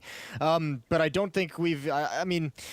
I think at this point in time in his career, I think he's still not quite ready to show it off to everyone yet on a consistent series basis, maybe a map or maybe a half here and there. So I mean, for me, there's still like a very romantic story about Rush's career coming back into it, and that's the reason why I choose him to usually follow as my third player for this Complexity team. All right. Yeah, I think that what's interesting about Poison for me is I think the particular sort of swing and the impact that he could have on a game. You know, if he's just having like an average game, then he's pretty good and he could do a lot. But if he's having one of those games where he's just going to have, you know, back-to-back-to-back rounds of opening up with the AWP, which we've seen in the past, I mean, that's how you win a map without even having to put so much effort into it. And I think it's unlikely that will, you know, happen throughout the course of an entire best of 3 or anything like that. But that's out there as a potential thing here. Yeah, I think it's just going to be tough against a team like Vitality, who we've seen in this event and definitely saw it against FaZe, are just so well versed and well coordinated in their various utility usage, the way they peak as a team. I think that's going to be very difficult for a young and largely inexperienced Opper to perform in an admirable way. So I think Poison's going to have a tough time in this series. Zywoo's going to lead up with an AK-47 through the halls. He's got an angle, clearing his close corners, smoke providing cover, and as soon as that fades, they'll be able to actually attack this bomb site. Nice little pick off on Rush before they really get going. They have a single HE grenade on Obo, and only if it hit Masuta could it really do any damage. And they're just on the other side. So some good choices being made here from Vitality. No weird trickery coming their way where they've had to fight their way back. Yeah, they've largely avoided most of the damage early on in the rounds here. It's got to feel good getting started and not getting, you know, reset right away, which we've seen a lot throughout the course of the last couple of days. Yeah, ooh, good shot from Poison. That's not going to prompt them forward. I like what Complexity's doing. These two Deagles are going to save the armor. We're not going to see them actually challenge for it. Maybe a kill at the end from Obo. That's a good find. Shocks goes down, so it's a costly victory. And with the armor saved up on BlameF and Obo, the scout on Poison, which he can choose to keep, the money situation for Complexity is not too bad. They've done a good amount of damage. 3-0 for Vitality, but the guns come out now for the defense. I'd be very interested to see how well prepared they are here, Vitality, compared to what we saw against FaZe, where, you know, the game plan was so obvious. Like, they just looked like they've done a lot of research, and, you know, no reason why they couldn't have done the same against Complexity. Obviously, a lot of work to put in, but you knew you were going to be facing them if you beat FaZe, so there's no surprises here. Fourth round. Oh, and a run boost around the corner. Cyber will get a kill, and he'll go right down afterwards. That's so early to pull that trick. And that's well worth it. Maybe that's why I caught Obo off guard, but a MAC-10 traded for an M4, that's a huge exchange. Vitality's gonna love the cost effectiveness of that. That's gonna leave Config all alone at this site, and he's gonna be planted here. He has so much tension coming. He needs that kill. He needs to fall back, but there's no cover on top of the boxes. And this is a round that, outside of an incredible shot from Poison with the scout, cannot be recovered. And he's gonna go down to the flames. They burn. He went for it. Rush and BlameF now must save. Yeah, definitely not worth it. A 2-on-3 like this, I mean, they have a couple of smokes and everything else, but how do you find anyone on this bomb site? They can hide and stay back for a long, long time. Yeah, you could see Config, he wanted that first kill. He wanted to fall back and throw down a smoke to back off and play it safe. And they were so quickly on top of him that he never got a chance to get away.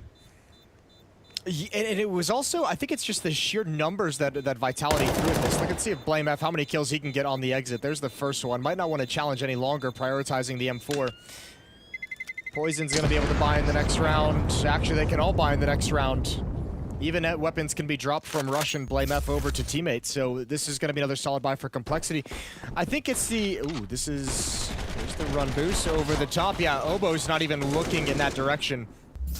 It's the sheer number, and this is one really cool thing about Vitality calling recently is they really pounce on advantages when they find him. They take out Obo, they know more than likely it's going to be one player at that B bomb site, it's Config as well, and they just push up. And Config in that position is great if it's just going to be one player challenging in a default, but when it's 3 members of Vitality going up the stairs, you've got no chance. Yeah, there's been a really impressive level of follow-through on whatever has been called from Vitality. You can't accuse them of doubting themselves or having any sort of second guessing going on. They really are all in on some of these strategies, and I think that's a large part of it. I think that plus the research goes a long way to show the power of them here. Up on Poison, and with the backup that he's got here, it could be really effective, but they're going to start to fall back a little bit. Grenades have done some damage early on, but Rush also going to get tagged up heavily. And now Blamer has got to really think about this. The rest of his team has fallen back as well into the site, so not the pickoff they were looking for, I think.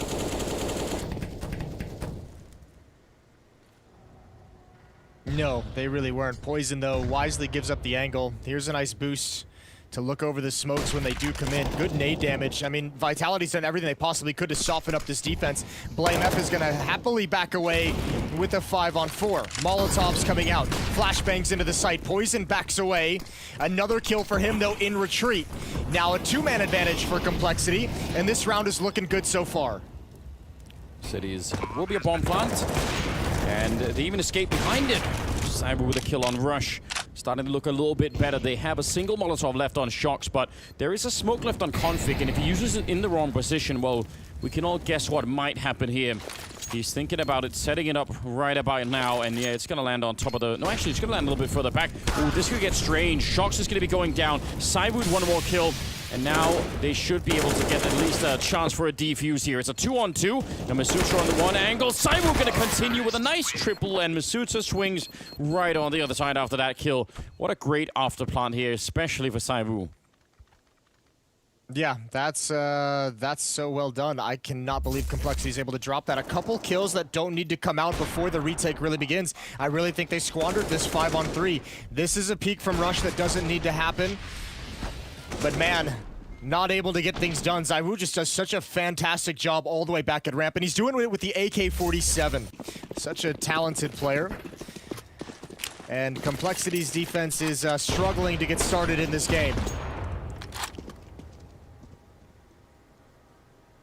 Yeah, they really are. And this is a double scout and some pistols and an MP9, so very limited. They couldn't win the earlier rounds. This one is looking more unlikely. I can't believe that didn't connect. They were all standing on top of each other, and that scout somehow hit none of them. So a quick round here. I mean, there's nothing else to say. Feels like these have been some 6 rounds really early, just all of them going to Vitality, and without, apart from the last round, without much of a struggle at all for them.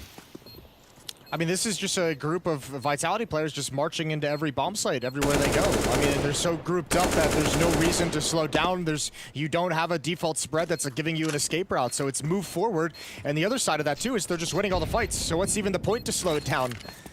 You're able to overwhelm these bomb sites, and it'll be 6-0 now for Vitality, and I think it's time for a timeout to be called from Complexity as this next buy comes in. They need to get on the board. Vitality's pick is going perfectly. It really is, and I mean, I guess that is worth pointing out. They did pick the map, so always a chance that the second one will at least start out differently, but they're really enjoying this. And they should be 6-0 in their favor right now. Top of the scoreboard is Cyber with 8-3, and Misutra at 5-0 as well, hasn't died yet. RPK has got no kills, hasn't really been called on yet. It doesn't matter if your team is winning. And on the other side, I mean, there is a lack of kills. I think that's one of the things we're noticing on the scoreboard. They do need a couple of more, maybe especially to start the rounds with. It feels like they get pushed back and then they just can't stop that bomb from going down. Yeah, well, this is the second time we'll see Poison with an AWP, and actually Config is going to switch into it as well. So this is one way to try and stop those challenges towards the B-bomb set on the stairs. Config can just hold an angle, allows Obo to be more mobile if he chooses. I'm really interested to see what Poison does with his op towards the A-bomb site. Last time he had plenty of time to just peer down the ramp and look for a pick, but couldn't find it. And again, the run boost again, and there goes the defense. There's RPK's first kill. And holy hell. Good night. That is so fast that it happens. Round's over. Yep. They won the round in 5 seconds. That's pretty good. Poison gonna pick up one. Don't think it makes any difference at all here. That is so wild. I feel like we saw this, we're starting to see this like trend out of Vitality where they're just like find something that works and they just like, oh dear, they're gonna lose all the weapons, aren't they? Rush is gonna go for the follow-up peek, but he's almost gotta save the AWP and just bail out. And there's even a player hunting. Shox is over at this side of the map. Oh, he's made footsteps. BlameF is gonna get him. He'll provide some safety for Rush. But we saw this on Dust 2, right? That heavy lean at the end against FaZe for Vitality where they just barraged along A. They found that it worked and they hit him there like 3 times in the last 4 rounds. And that's how they ended up winning the map, was just so much success there. Yeah. Here again, to go back to the boost after a save round for Complexity and catching Obo and Config off guard once again is just like, what a cherry on top. They're just saying, you're never gonna believe it, we'll do this twice in a row. Yeah. And it's, I mean, I don't know, Complexity could probably try and rationalize this as much as they want early on, right? Thinking, well, ooh, they even looked like they kind of spotted it, but just couldn't get the gun out in time, I guess. Yeah, you've got to think at this point, right? If you dreamt of having like a hot start, you had some sort of speech going into it, like, let's get fired up, let's get everyone ready. And then you could beat up 7 rounds in a row, some of them not even competitive. Yeah, where's the timeout? Where's the rallying of the troops here for Complexity? They need something to get back into this. There might have been a nice pick-off there. Poison through the smoke to take down RPK. Now the A bomb side, though, is completely empty. Completely empty. Oh, dear. Well, they only have Deagles and a couple of rifles. Poison is here. He'd have to challenge right now. He'd have to get a couple of kills in this sequence. And I guess at this point, you're going to be buying in the next round. You're going to have money. See what you can do. Be bold. Risk everything. Oh, but he can only get the one. Shox has him pinned down afterwards, and Utility has his teammates pinned far, far away. 4 on 3, though, for Complexity. Yeah, a bit of a chance. Slim one, maybe. But a nice shot from Config will bring one of them down. Could have been a follow-up there. And Shox is very low on health. They can actually turn this around. No kids, so they're going to need to move a bit quick. Nice swing from Obo and a Deagle headshot. And that is a very unlikely round for Complexity to pick up, but they managed to do it. That has to feel good. I mean, if you're going to come back, then why not do it in a round like this, where you're basically in the wrong bomb site, you don't have all the weapons, and now you pick up 2 AWPs and 2 AKs. Yeah, of all the rounds to win, it's not even the weapons they brought into it, it was the positioning. That bomb site was taken for free. I'm surprised to see Vitality let that one slip away. Config able to get some nice kills with the AWP, and Complexity 1-7. And now they have to build upon it. What if they run boost again, Anders? What if they do it just one more time? I hope they will. Make it a double run boost. Get everyone out there. A double run boost around the building. Now that would be a sight. High chances that people bump into each other and die. Oh, he doesn't see it, and he's gonna get Molotov all the way down. Oh no. It looked like he could have had a chance for a flick, but that's kind of devastating now. There's a boost to look over. This could be a free kill right here for BlameF. He's thinking about it. Just needs one more step in the wrong direction here, and at least they're going to be able to get a little bit of a return. A nice job for Complexity to at least get that much. Oh no, no! The nade lands after the spam, but Config's here with the AWP. He brings it right back into a 3-on-3, but still Complexity, I mean, every exchange, they're on the back foot. They're fortunate to pull it right into even favor. Masuta still lurking outside of the B bomb site. 2 players on a ramp for Vitality, and Complexity still have no idea where this is going to end up. Yeah, bomb is still waiting out here. BlameF has started to fall back. I think they're making an early decision, maybe. Config rotating back through middle, so they have a lot of grenades on the Complexity side. So maybe they could just wait and try and see if once the bomb is down, if they could do some damage on approach, get one of those HEs in. Obo is far away with the second one, so that's not going to be doing that much. But yeah, it looks like another afterplant type scenario here.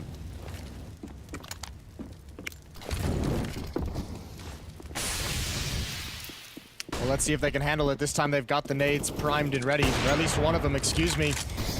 It's not going to clean up. It's not going to stop the plant as they're too high in HP. Config trying to spam for it. There's the nade, but it's in the wrong spot. ZywOo not damaged by the no-scope from Config, and Masuta holding a tight angle along the wall. Now they've all fallen back, and they have one HE grenade left on Masuta. Last grenades are coming out now for Complexity, and they are going to go for another attempted A retake, and that has not worked out for them really so far. And this is not looking good either. Masuta and RPK, strong fight before they even get close to the bomb. Double kill for RPK, and 8-1. Now they still have money on the Complexity side because of how they won that last round, but this is still a pretty terrible start for the CT side. I would wonder if that post plant was micromanaged by a dead player or if that was ZywOo calling it out. He had one flashbang at the end of this fight, and you could see him you could see Vitality players positioning themselves, RPK and Masuta transitioning from the scaffolding over to the ramp. He throws the flashbang, and all three peak before the retake is just beginning. It's the worst time for Complexity to get into fights because they're just swinging into the angles they want to peek towards, and they're getting blinded. This is some good damage to start the round for Complexity, but capitalizing on it is a whole different beast. Yeah, we've seen them have some damage early on in rounds here, Complexity, but it still feels like, as you were saying earlier, whenever Vitality want to, they're just marching onto a bomb site, putting that bomb down, and then it's all about those afterplants. We've seen teams, think of the way that, say, Dignitas have been playing, or Dig have been playing retakes on that A bomb site for a while. It's been looking really cool. I think NIP have done similar things, but that's not what we're seeing out of Complexity at the moment. Good pick off from Poison. A second one before there's a little bit of revenge, but that's a good trade. I'm happy to see Poison still remaining aggressive despite some of the struggles and some of the awkward deaths he's taken, burning from 100 to 0 in the previous round. It's good to see that if it's not him keeping his confidence up, his teammates are still motivating him to remain that aggressive. 2 opening kills for the AWP. Obo holding down this A bomb site. He's got the AUG as well, so gonna try and teach Apex a few lessons with it. 25 seconds on the clock as this boost comes in. It's spreading. It burns RPK just a little bit, and Obo's close up now. 20 seconds. That Molotov was really well timed. They're going to be under a lot of pressure once they get onto the side. They walk right into the first one. Good flank, though, from RPK, but only 10 seconds. And with that grenade on top of RPK, there's nothing really left to do here for Apex. He could get more kills and do some damage, but he can't get the bomb plant.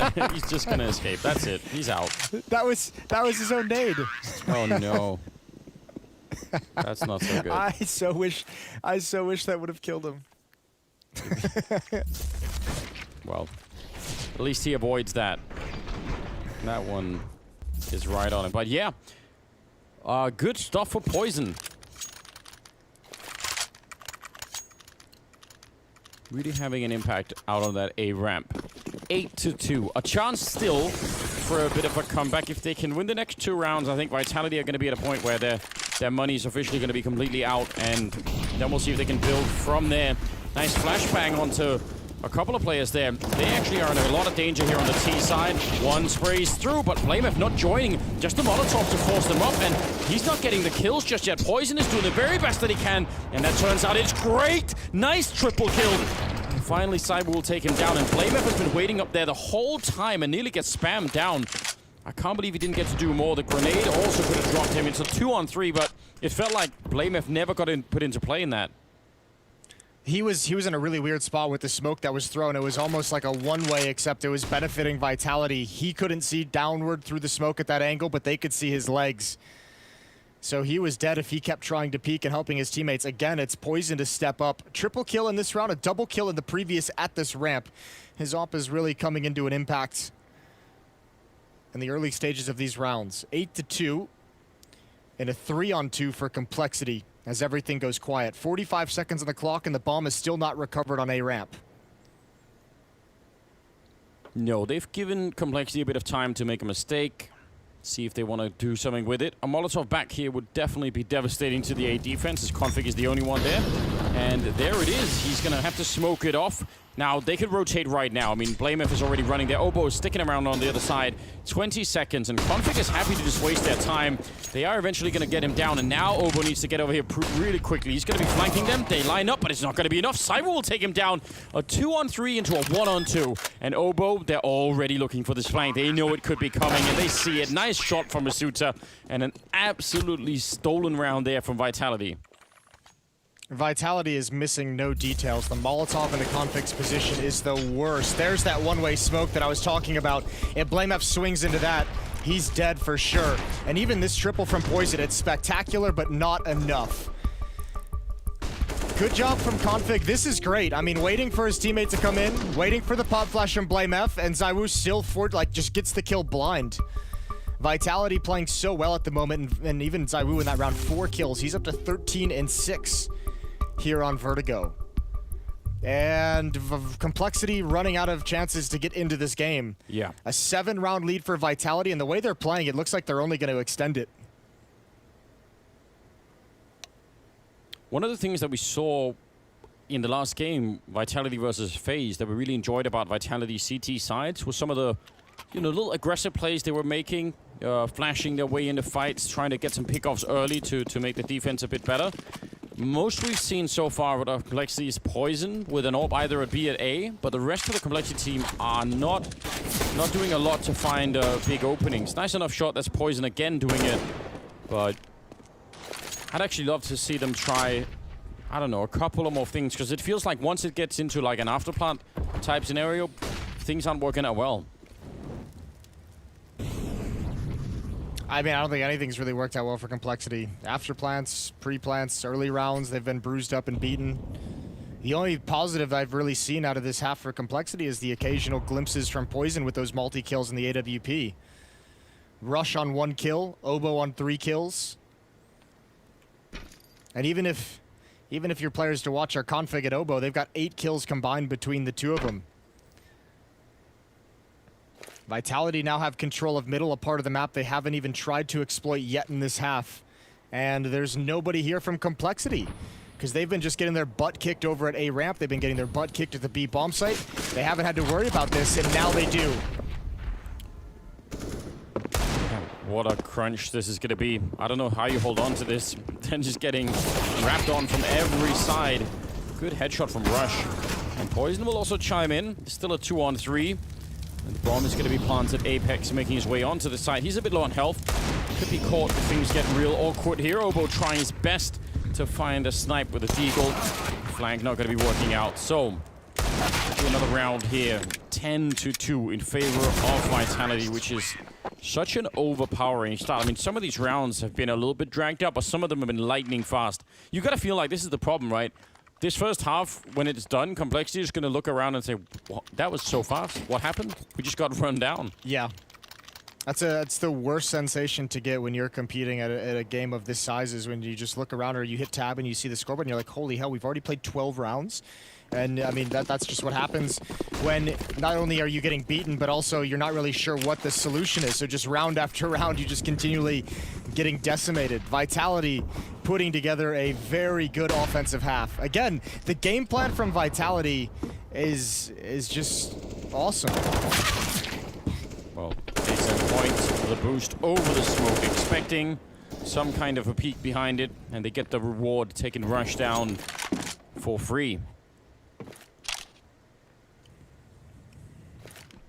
And there's nothing they can even do to respond at the moment. They just got Oboe and B alone. He obviously cannot be the one to push to do anything. BlameF is out here looking for a bit of a revenge, but now he's got to find a way back, and he can't. On the other side, Poison was trying to get into a position to help him out, but that happens way too late. Yeah, he had a pop flash out for BlameF to fall away, but it wasn't fast enough. Hard to react in that situation. Complexity starting to feel desperate. You can see these individual pushes, individual holds, and individual plays. That's what you fall into when nothing else has worked. And even this is making it easy. Still not a point of damage dealt by Complexity yet in this round. Everyone on Vitality at 100 HP. And Oboe's going to be found out. He does a little bit the shocks, but it's a triple kill in return and a 9-round lead. Oh, wow. 11-2. I mean, I know it's their map pick and all, but this was quite unexpected. The complexity we've seen in the last couple of days have looked amazing, and it's been a lot of fun to see them play. And they've looked really focused. And I think they've just, right now, they're having a hard time even really understanding what's going on here.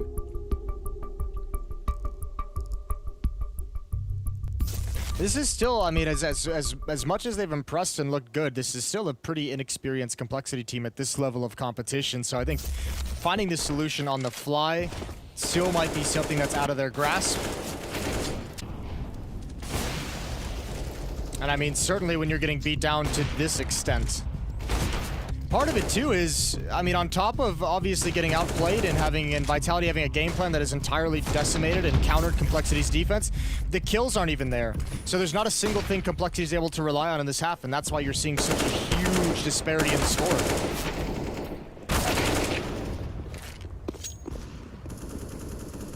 This is really a shocking display.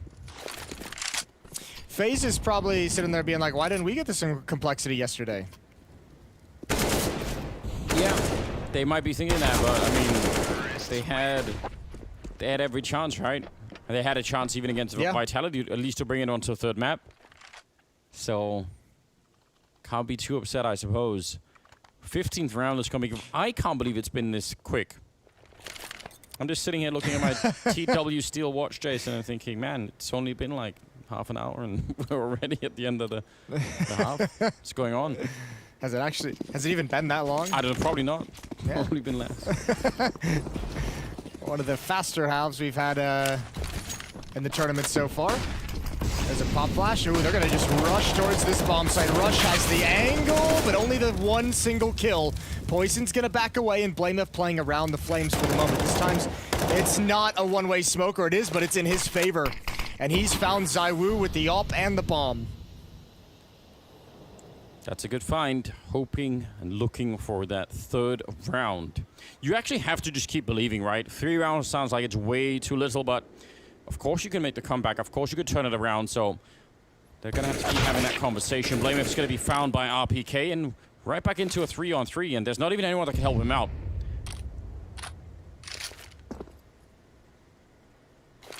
It's crazy the way that nothing's getting past Vitality. Yeah. No matter what kind of trickery Complexity tries to bring out or any of their players tried to pull off, Vitality's always checking and always got the read, and that's way overexposed. Poison now trapped inside the bomb site. They might not expect him here because of Config's position, but I don't know how much he's going to actually be able to accomplish. Here comes the plant. He peeks over. Oh, and a teammate on the ramp. Now he's got the plant. RPK swings into it, but Apex shuts him down. And Obo's position is known as well, but he's found a single kill. Maybe going for both the clutch. He can't get it. No, Masuta is going to bring Vitality to 13. Absolutely unbelievable first half here. 13-2 in favor of Vitality. That is a shocking start. We'll see if anything at all is going to change in the second half. That's coming up after the break. So stay tuned, ladies and gentlemen. We'll be right back.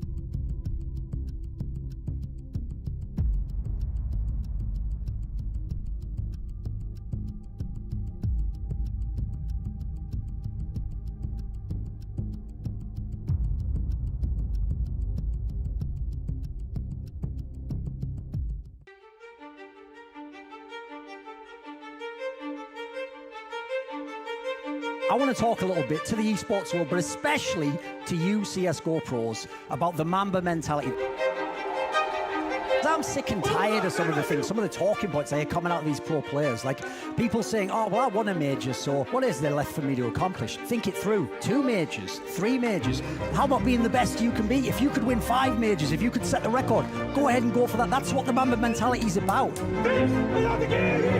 It's about pursuing greatness. It's about building a legacy for yourself. It's about actually trying to be the best you can be, whatever level you're on.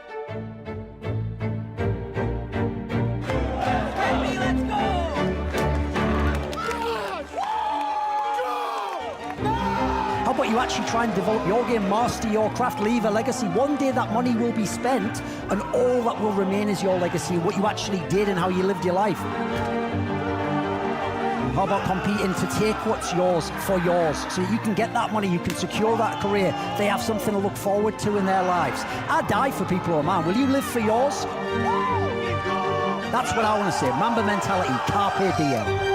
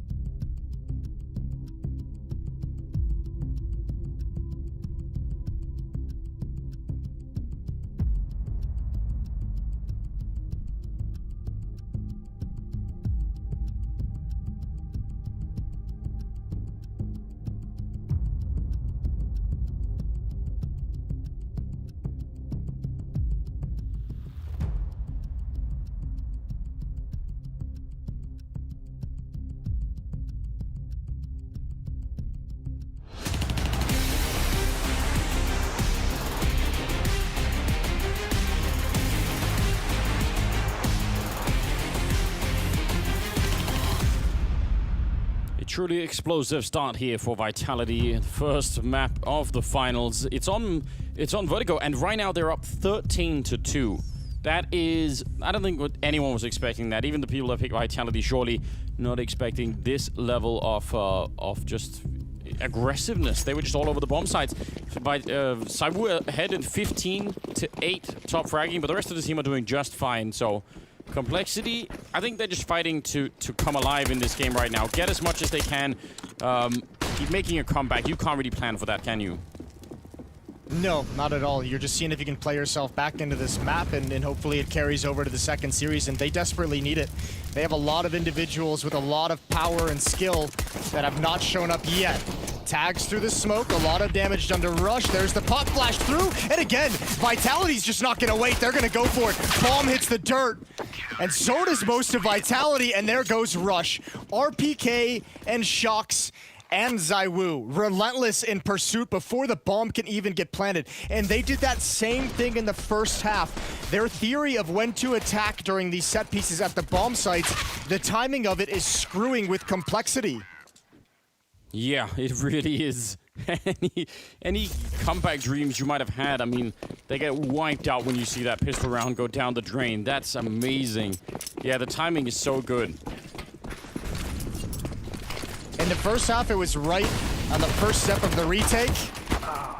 Now it's as soon as they get the smokes down and want to attack the bomb site. As soon as the bomb is being pulled out, they're pop flashing and running right through. And no one from Complexity, normally that's a lull in the action, and they're getting comfortable. They know exactly that Zaiwu is there. He still gets a double kill, and he's going to be able to survive. Low HP. Masuta steps up to the plate. Gotta be careful. He's so low on health. Obo could easily be a grenade drop down. They've picked up none at the moment. Config, the only one with any real health, he's going to be going down, and so will Obo next in line. 15-2. Well, I don't even know what to say, Jason. This is something else. It's all over. Yeah, this is wild. I mean, an appropriate name for the map. Complexity have got to be dizzy at this point from everything that's been going on. They have no grasp on what is occurring.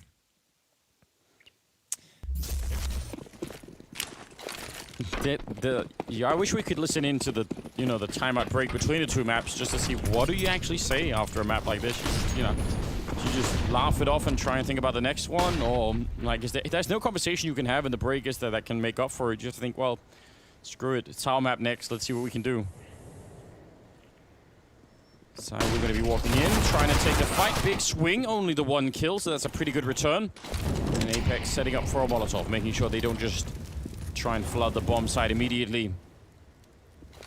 I mean, there's just going to be more peeks. Apex is going to get more information.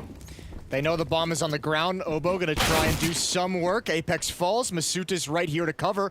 There's a pop flash. He's going to turn the corner. He's got the dink, and he's cleaned up the kill. And Complexity, just one by one, is falling prey to the Vitality aggression. They're always pushing in, ready for the next fight. Yeah, they are. They get traded out, and I mean, who could have seen that Masuta would have been in that corner too? Obo wasn't ready for it at all. Grenade, and now he wants to peek behind it into the Mac 10. He actually spots both players out. That's some good info to play off. Now, they will take him down, but look at Shock coming in from the other side and catching Config. 30 seconds left here. 1-on-2 for BlameF.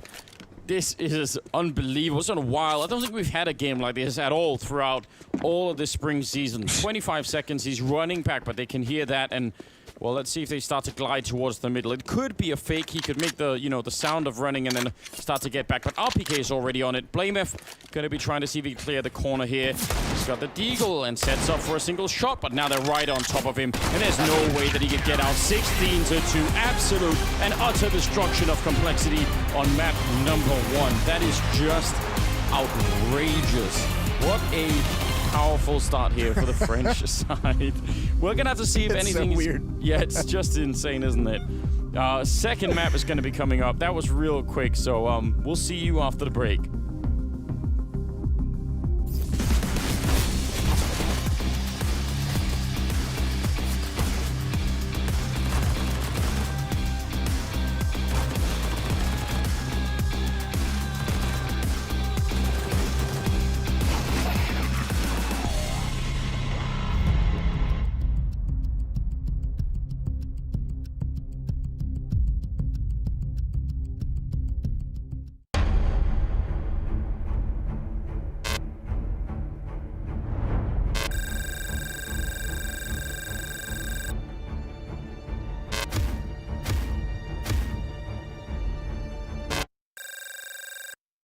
All right, so what's going to happen now is I'm going to split you guys into teams. So each one of you will end up with a pro player to coach you through the Blast performance map. And what you'll be competing for, this beautiful little trophy here.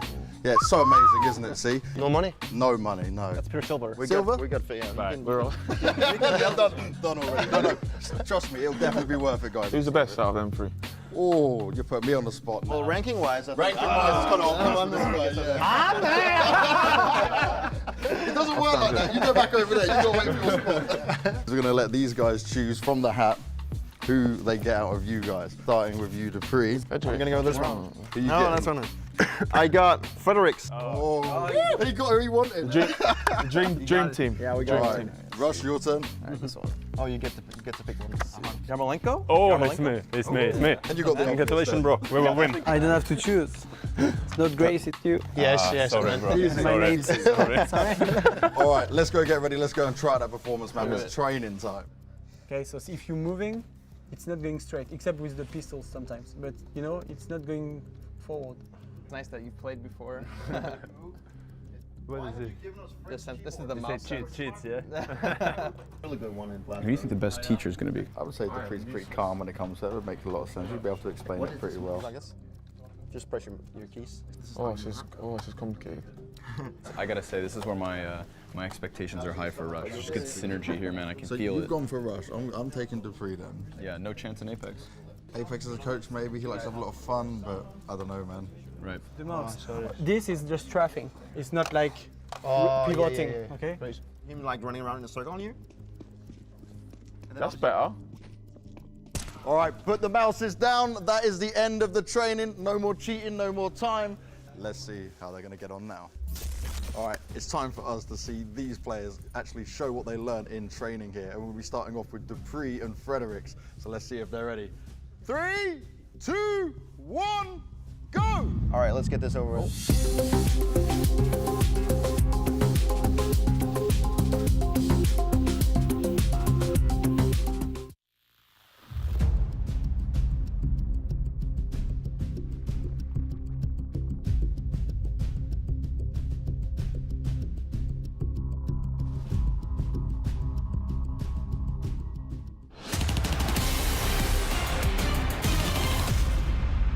Apex, the streak on Vertigo continues for you guys. Looks like an incredible map. But are you trying to make this the quickest grand final ever? Well, not really. The most important right now is to win. I don't know how, I don't care how, just to give our best, playing well. As I said, when we play well, most of the time we win. So that's what I like from us, and just keep it up. Now you're going into Mirage. I would say the confidence looks incredibly high. Just tell me what the mood is like in the team, because you did lose Mirage to them back in the road to Rio, but it was an overtime game and it went 19-16 in their favor. Yes, true. The thing is, Mirage is one of the strongest map. At that moment, I don't know if we were that good. But, I mean, right now we're ready. I know it's going to be a tough one, not like Vertigo, I'm pretty sure. So we need to just keep calm, stay focused, and trying to do our best. That's it. Sometimes it is just that simple. Keep calm, stay focused, and try to do your best. It's all we can ask. And so far, Vitality, they're pretty calm, they're pretty focused, and they're currently ripping Complexity's head off. So that was Vertigo. That was our most one-sided map all tournament long. All tournament long, 16-2, boom. I think 16-4, where Astralis lost, was the most one-sided that we'd had up till now. So in the grand finals of all places, Chad. It always happens. Katowice Grand Final, you guys remember that? That one was pretty bloody quick as well. Go back to the finals where Astralis are versing Liquid. They dumpstered them most of the time as well. I don't know what it is when we get to CSGO and Grand Finals, and I didn't think it would happen because these two aren't necessarily super established names in terms of teams that we would be expecting to clash. It normally happens when we want a clash and it always falls apart. But here, look at that pace that Vitality came in with. That was blistering. They unraveled the B defense within the first 4 or 5 rounds with run boost. It was like, well, you guys are done now. You can't defend 2 choke points that you didn't even know existed. So have fun. But you know what, I'm gonna bounce on that because the very talented Oscar has put together a clip which illustrates exactly what Chad was talking about. Look at the pace Vitality put in this game. First weapon round, Zywoo gets boosted, Obo just dies after 2 seconds of play. So frustrating. Config then trying to do his best, will get a kill, but get traded eventually.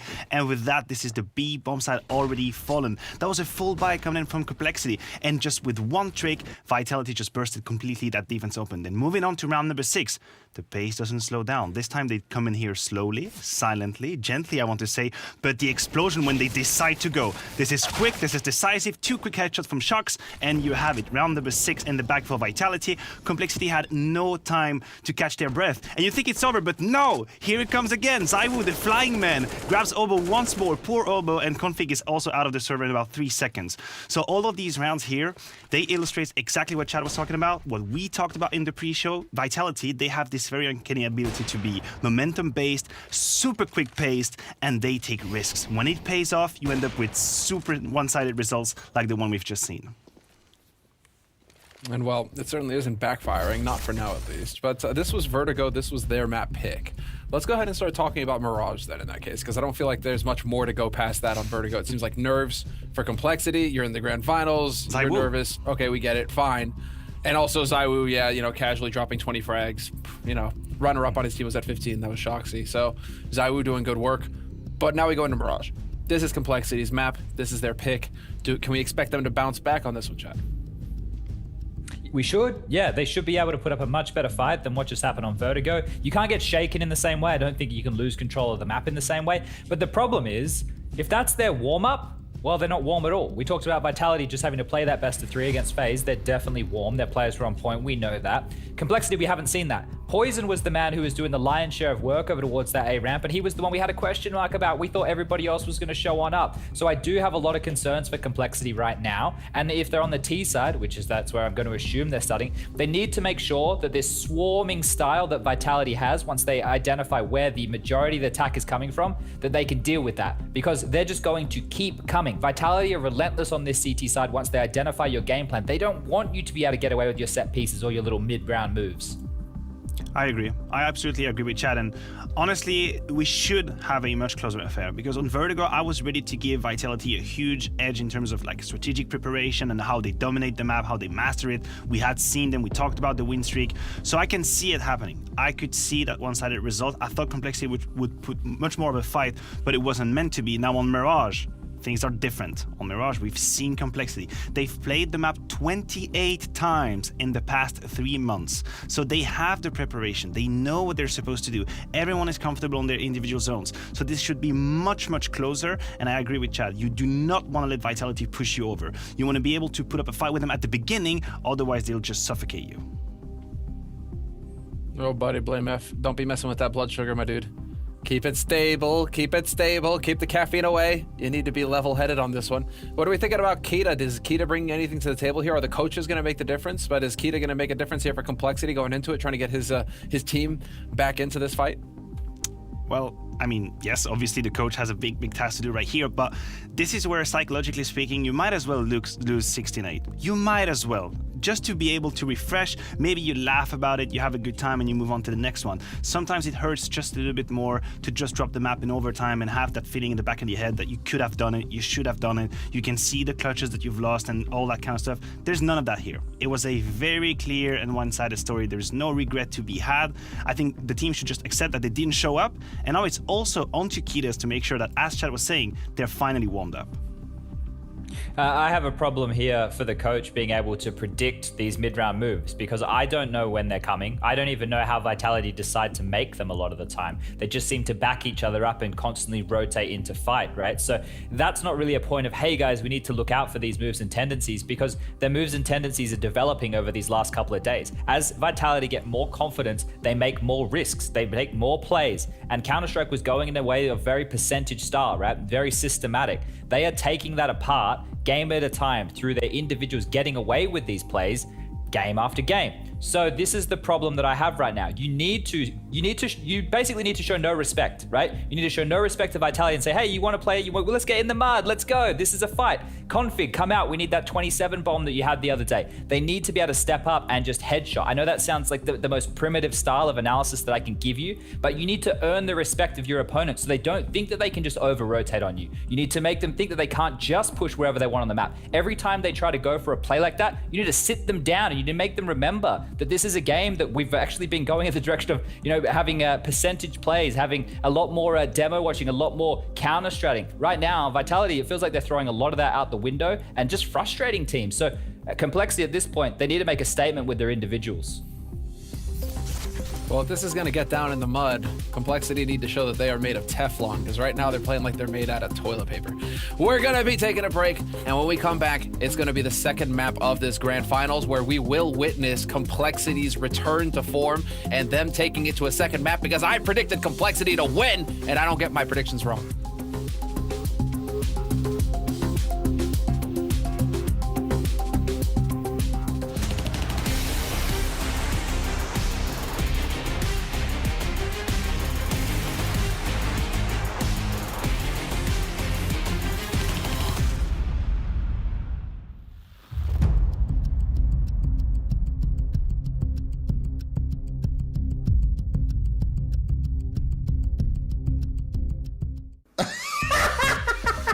Please knife him. Hey, how's it going, everybody at home? I've got 2 more victims this week, and I can't wait to introduce them to you. Yeah, you called me a noob. You called me a noob in 2016. Maybe it was just a joke, and then after that, I liked him again. Jonas Gunderson is joining me today on the Hot Seat, the show where I'm going to ask very tough questions about NIP. I'm a bit frightened by your intro there, but it's all right.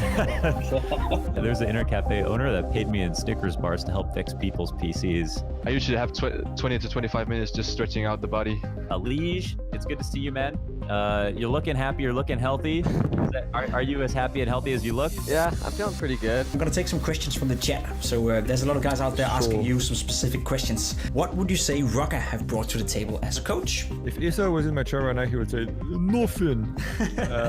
So is everyone happy the Creed got taken down? Oh, of course. This volcano has yet to have been explored on any episode. Living life on the edge, brother.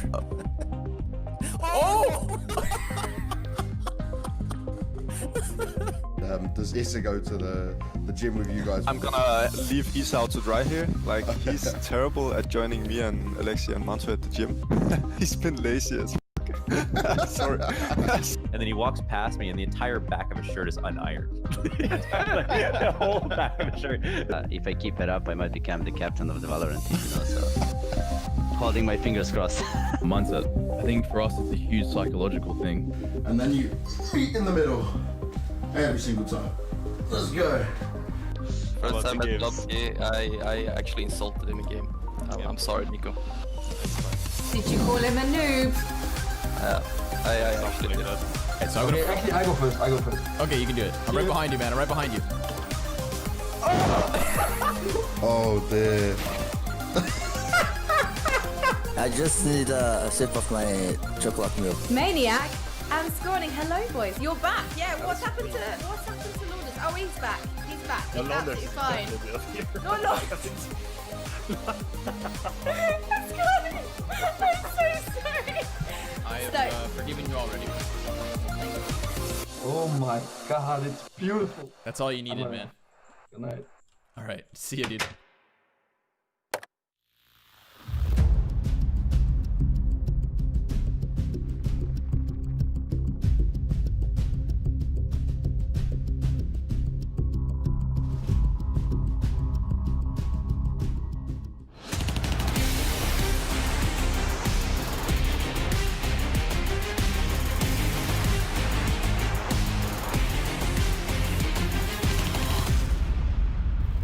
Welcome back, ladies and gentlemen. It's the grand finals here, the European part of the tournament. It's the odds right now are, I think, justifiably heavily tilted towards Vitality as they completely destroyed and crushed Complexity on that first map. It was their map pick. Now it's Complexity's turn. We're on Mirage. Jason, how do you get this started? Well, listen, at this point, you just wipe the first map out, you have the talk, and you say, forget about it. That map never existed. It was over before you knew it. Stick to the game plan that you came up with on Mirage heading into this series. You don't change anything based off that first map. You just play as if this is the first map in the series. And that's the only mindset you can have as a player. Oh, 5 bodies in these upper B tunnels. So we just realized no one's in the middle, so they have a window to go right now before anyone can help out RPK. He's alone on the bomb site, and backup won't be there in time. He's gonna have to get at least a kill, maybe more. There's a nice headshot jumping, but Poison will take him down. Critical that they got that return, or the retake would have been looking way more doable. Poison will pick up Apex. I think, did he try and sneak through? He certainly went down pretty quickly. 3 versus 4, and Vitality trying to keep up the aggression that they had on Vertigo, but this time it's backfiring, and Rush will be getting the last kill there. Poison with the triple, and Complexity win the pistol. That's got to make you feel good if you're Complexity. Some very nice shots coming out in it as well. And even with the early realization, Complexity handled the retake. 3 kills from Poison. And if you go back to Vertigo, he was probably the player in Complexity who was having the best performance with some of the sequences that we saw. Just needs a little bit of help from his teammates here on this map. And I think he could have a very good game. 1-0 for Complexity. So at least getting started on the right foot. We'll see how long it lasts. Yeah, I mean, it's hard to forget that for the first map, even if we weren't even the ones playing in it. So you have to assume that Complexity will need a couple of rounds here to shake it off as much as you can. So far, so good as they get the opening in the middle on Apex. And Blame F. Ooh, he's going to go through. Yeah, I was thinking about it. Oh, I thought he was definitely committed to that. He heard the footsteps of ZywOo. Obviously didn't realize it was ZywOo with the scout. Maybe he would have pounced on that opportunity if he had the chance. Either way, full mid control. Vitality heading over towards the A bomb site. They're going to stack here. It's just a 50-50 gamble whether Complexity come here or to the B bomb site, although it looks more likely they head to B. Good call.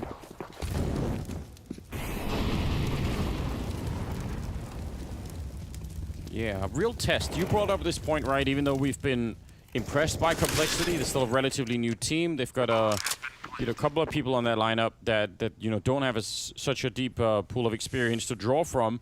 So this is something that we can also learn about the team. Everyone at some point in their career is going to have to go through some sort of a massive beat up in an important game. This is a final, so it doesn't really get much worse than this. But you have to find a way to come back. You have to learn how to take those losses and still turn it around. So yeah, that I guess is the opportunity for both us and them to figure out, can they actually do that? And let's be honest too, Complexity should be playing this grand final with no real pressure on their shoulders. When you consider, we talked about this yesterday, the Blast Premier began back in January in London, and Complexity was there and not expected to do anything. Incredible upset victories there qualified them for this stage. Let them skip the Spring Showdown in its entirety, and they've already also qualified for the global finals. No matter what happens here, they're going to be at the global championship for Blast Premier Circuit. So they've gotten pretty much everything you could have hoped for. If they win this trophy, that's the cherry on top. Yeah, that would be great, wouldn't it, if they were able to come up with that. And I mean, there's quite a bit of money on the line too, so for all the incentive in the world to try and get this done. Oh, what a beautiful shot. He was mid-air and Shox just destroyed his life. Look at ZywOo could get a second one. This is dangerous for Blamef. Grenade is going to come out, but that Deagle, it nearly takes him down. They managed to survive that mid-aggression, but I don't know. I want to see a replay of that, the first Deagle shot. That was great. That was spectacular shooting from Shox. Blamef gonna move up slowly but surely. Smoke in towards connector. RPK almost got baited into that peak. It's Masuta lurking down the stairs to his death. RPK, is he jumping out the window? He's outside of his mind. He still gets a kill out of it. And 3 players alive for Complexity, gonna walk into the B-bomb site. And all of this is still good. I mean, all we're talking about now is getting enough momentum here to mentally put the first map behind you, make sure Vitality don't warm up to that same crazy level that they were at on Vertigo. Make them cool off on the other side and try and reset everything as much as you can. Galil's a pretty good find. Josh will be happy about that. Yeah. Someone will be. I don't know who's going to use it. But yeah, that's a good chunk of change that you don't have to invest into a rifle. So 3-0 for Complexity to start out here on Mirage on the T side. That's got to be the best news they've heard all day. Yeah, it's just enjoyable, not losing every single round almost. So I think they'll take anything at this point here. We'll save 2 Galils and an AK and a couple of grenades on top. So their economy won't be super impressive, but it'll be pretty good. Look at this. I mean, this is just... It's just so smooth. Filthy. Sit down. Pretty filthy. Nice little team flash in there as well. Poison's got the AWP, and he's got 6 kills and 1 death. He is out-fragging the entirety of the Vitality team in these first 3 rounds. I'll be honest, Poison is the only one I can remember doing anything on Complexity on the first map. I don't remember a single kill anyone else got almost. Just Poison, so... No, I'm the same way. There's nothing else going on outside of Poison's double or the occasional triple kill at that A ramp. So that's a weird feeling. Mid-control again from Complexity with 2 players in the B halls. RPK and Shox to defend this B bomb site. Apex is going to have a fast rotation, or maybe even something to say about this split from ladder room. He's going to peek out just now, misses the timing. Rush hasn't turned the corner quite yet. And Apex, is he going to be aware? Here's the footsteps, and now he can have a fast flank. Yes, he could. Shox really locked in, but backup is not that far away. Apex turning the corner a second too late, but he gets a good follow-up. Nice work on that AWP. Yet again, 2-on-3 here. Yeah, and they could have maybe got the reverse there. He does see the gun barrel RPK. He definitely knows who's up there. He knows it's the AWP, and that's basically a free kill for him. Leaves Blamef in the middle in a 1 versus 3, and the bomb is in that B bomb site. So he's got 45 seconds to try and come up with some sort of a trick, but they should have a very, very good chance of winning this round, Vitality.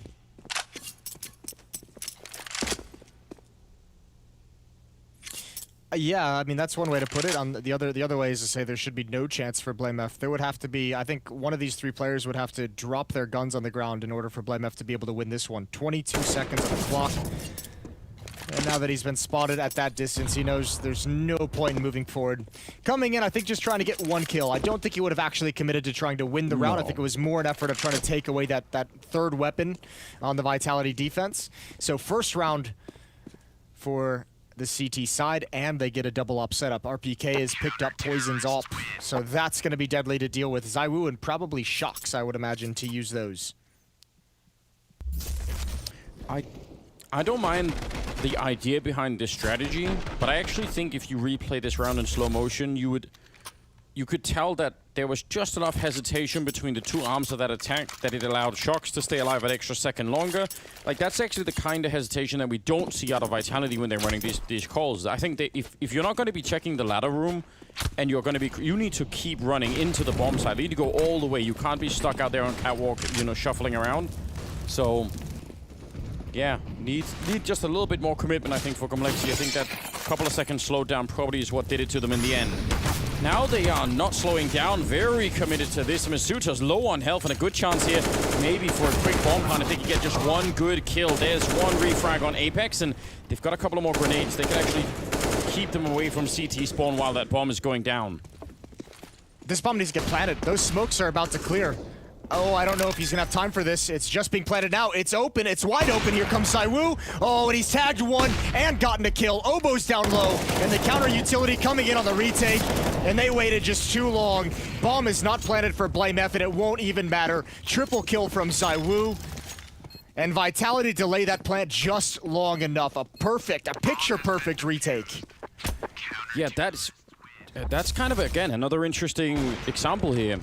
Because they were on the bomb side real quick. As soon as they get the return frag on Apex, they had smokes up, they had more flashbangs. Even if, I mean, they could have put that bomb down while someone was just tossing a flashbang or two towards CT spawn, and any peek would have been impossible, but they delay it. It's like they don't have the protocol all the way through. They're like, okay, we'll go fight on the A bomb site, but then once they get into that position where they actually have the smokes up in the first kill, there's a little bit of doubt in who's doing what at that point in time. Yeah. Oh, that's a rough one for Complexity. Not able to find it clean. Shocks with the op at the B holes, peering in deep. And this is going to be a slow deagle round for Complexity. One player rush over in Palace. He's got flash Molotov, so maybe some kind of a fake. Maybe just keeping control of this as his teammates are rotating back now. So Complexity switching things up. Now, it's a deep defense. It's a passive defense, a retake between Misuta and Zywoo, at least for the moment, although Misuta is getting more and more dedicated into the bomb site. So there might be a chance that Complexity can find a plant. Again, two smokes going to be for jungle and staircase, and you'll have to be able to blind Zywoo long enough, but they're going to pop flash peek. Misuta's going to be let in. Oh, and he's found out what's happening. Yeah, they wanted to surprise him, but goes the other way. Some good kills. Almost makes it worse that they weren't able to be the ones to initiate it, but instead got initiated up on. Because they would have had a very, very good shot at doing a lot in this round if they could have got those two kills there before Misuta started to clean them up. They're not going to get anything, no bomb plant or nothing here. The double AWP continues to live. Vitality continue to build that money. And Complexity now tied up with their French counterparts. It's kind of cool. Chad mentioned this on the desk. I mean, just these kinds of plays, it's so hard to read when they're going to come in. Vitality, they're going for information plays.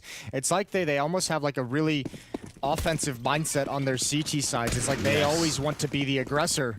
And it's very, at least for the moment, it's very cool to watch. I think the interesting conversation around it will be how long will they be able to get away with it before teams start to counter it, before they start to realize what the tells might be, if any. And it's such a contrast when you see a team that's not playing like this, that's just, you know, very passive on the CT side. I mean, of course, you're right, there are counters to it, but I don't know, it's working out real well right now for the Vitality side. RPK will go down, though, so a quick trade inside. We'll go tagged up as well, I'm not sure where, but he's at least down to 42. He got a peek in, I believe, at connector towards top mid. He found one pick, but did take some damage. He'll be happy with the exchange. Misuta again close a ramp. And you better believe Zywoo with the flashbang will pop flash him in, but BlameF has found his way through connector, through the smoke. Misuta gonna get dropped. Obo's ready for the aggression. Apex has no idea BlameF is here. He's gonna be a freebie. It's all on Zywoo now, but even if he gets that kill, BlameF's gonna get the follow-up. So what a nice play from BlameF, and some great shooting from Obo has kept Complexity in control of a very narrow lead. 4-3 when this round ends. All right. He's actually picked up an AWP back there, Obo. Could maybe try and swing for it. Might not be worth it. Wow, that was a great round. Really well done for Complexity's side. I love the way that Apex, do you see that? He was going through that the hole into the window room, and he was looking straight ahead, it looked like. He wasn't even, it's like, if someone's there, it's not even going to be worth me peeking it. Like, I'd rather not know. I'll just be dead if anyone's Yeah, I mean, I don't even think it would have mattered even if he was looking to the right anyways, so why not? He might have even not even been full-blown not paying attention. He might have just been staring at his mini-map just to see where everyone was, to see what information he could have to know how to play that once he got through the murder hole. Nobody saw, nobody heard BlameF just walk through that smoke and connector. So a timeout called from Vitality. RPK's hurting for money at 3,800, Masuta at 2,600. The others can buy. Shox can drop 2 M4s if he wanted. And it's all a matter of Vitality just figuring out what they want to invest in and how they want to play this round.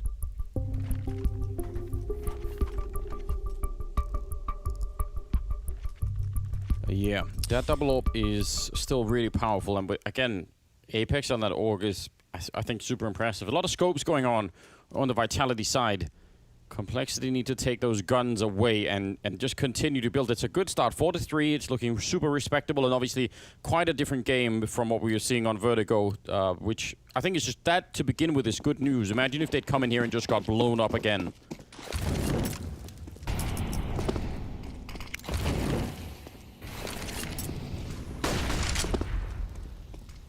Ooh, deep nade in mid. He's alone. BlameF quickly to connector. Poison's got the op shot. That's a nice kill. That's deep. And now Apex is the only defender here. He hears that jump through.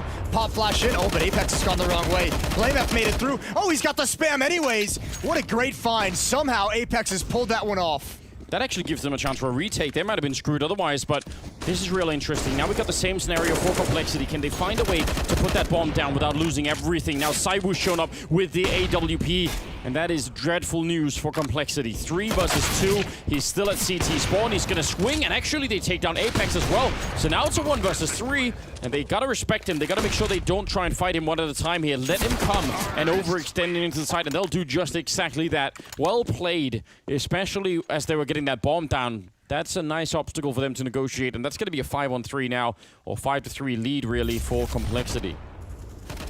And this time it's an A hit with very minimal smokes. You can see that's the only smoke there, the one that's top connector. That gives Poison a free glimpse deep into jungle. It gives Poison a free glimpse towards staircase. That AWP can be so effective in that position.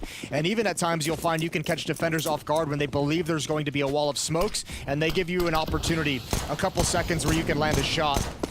Complexity 5 to the 3 of Vitality, and they have economic control as well, and BlameF continues his reign of terror. He has been solo attacking connector a number of times. That's brilliant. I really want BlameF to play his way into this because he's been such a weird X-factor for anyone playing against Complexity. Remember when we saw him on Nuke when he was just outside on his own doing crazy things? Like, he's been hard to control.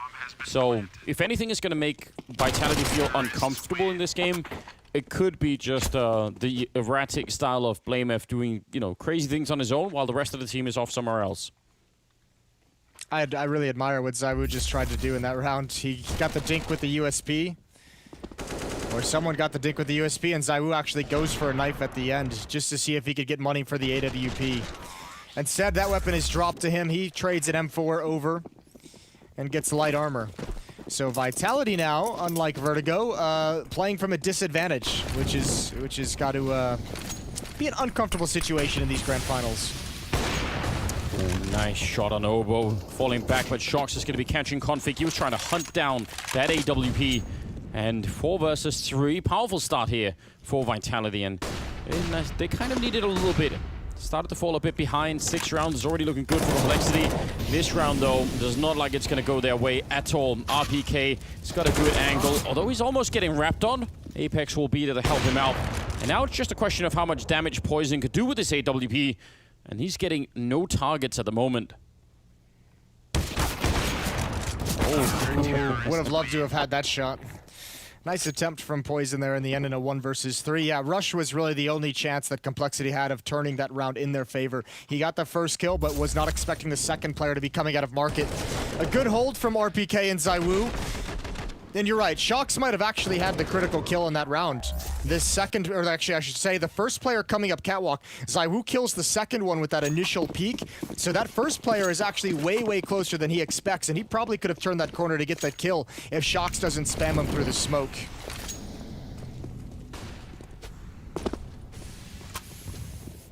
This feels like much more of a game that we've got going on here. The money's under a lot of pressure for the Vitality side. That's really the big takeaway. Even winning that last round, they gotta be careful. Attempt from Poison, not afraid to try and challenge ZywOo. Probably should be, but at the same time, it's hard to play AWP on really any map if you're gonna be scared. So, trying to see if he could make that play work, and he's gonna get smoked off. Rush, they've left up in the A apps, while the rest of them are gravitating towards the B bomb side. Absolutely no mid control at all for Vitality. So that's interesting. Yeah, well, I think they don't really, I think they just kind of, they've been punished a couple times when they fought for it and had some more advanced positions, so I think at this point they want to play a contain strategy. Nice push into Palace to find Rush. And now ZywOo can focus pretty much solely, especially with fire down at A ramp towards middle. All 4 players of Complexity stuck with mid control but nowhere to go. And this is the essence of the containment strategy that Vitality ran this round. Yeah, they've left Masuta up in the A apps. Even if they make a breakthrough here into the A bomb side, it's going to be just a long, drawn-out fight that there's going to be backup coming. Now they've boosted on the other side, and that's Shox getting that kill. That was looking over the box over on catwalk by B. 25 seconds, and Complexity are stuck, but they can't let them get away with all this money. They need to get some kills, and Apex is denying them even that much. Poison now in a 1 versus 5, and this is actually a huge round for Vitality. They had no one had above 2K going into this round after the bye, and now every single person survives. Yeah, that was rough. Complexity just ran out of utility. They had all that mid control, but as soon as the Palace hit happens, they don't feel like they have anywhere to go. There's not a second prong to that attack, and they don't have any smokes or flashes to even make it. That one is fading as we speak. At here, at Config and Blame F just might as well run to their deaths, and nowhere for Poison to go either. So Vitality coming back into this game. 5-6, 1 round away, and 2-round win streak for them. All Deagles for the Complexity attack.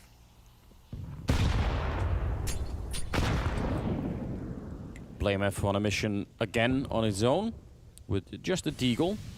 Always fun if you get a pick off here and maybe allow for that B hit to do some more.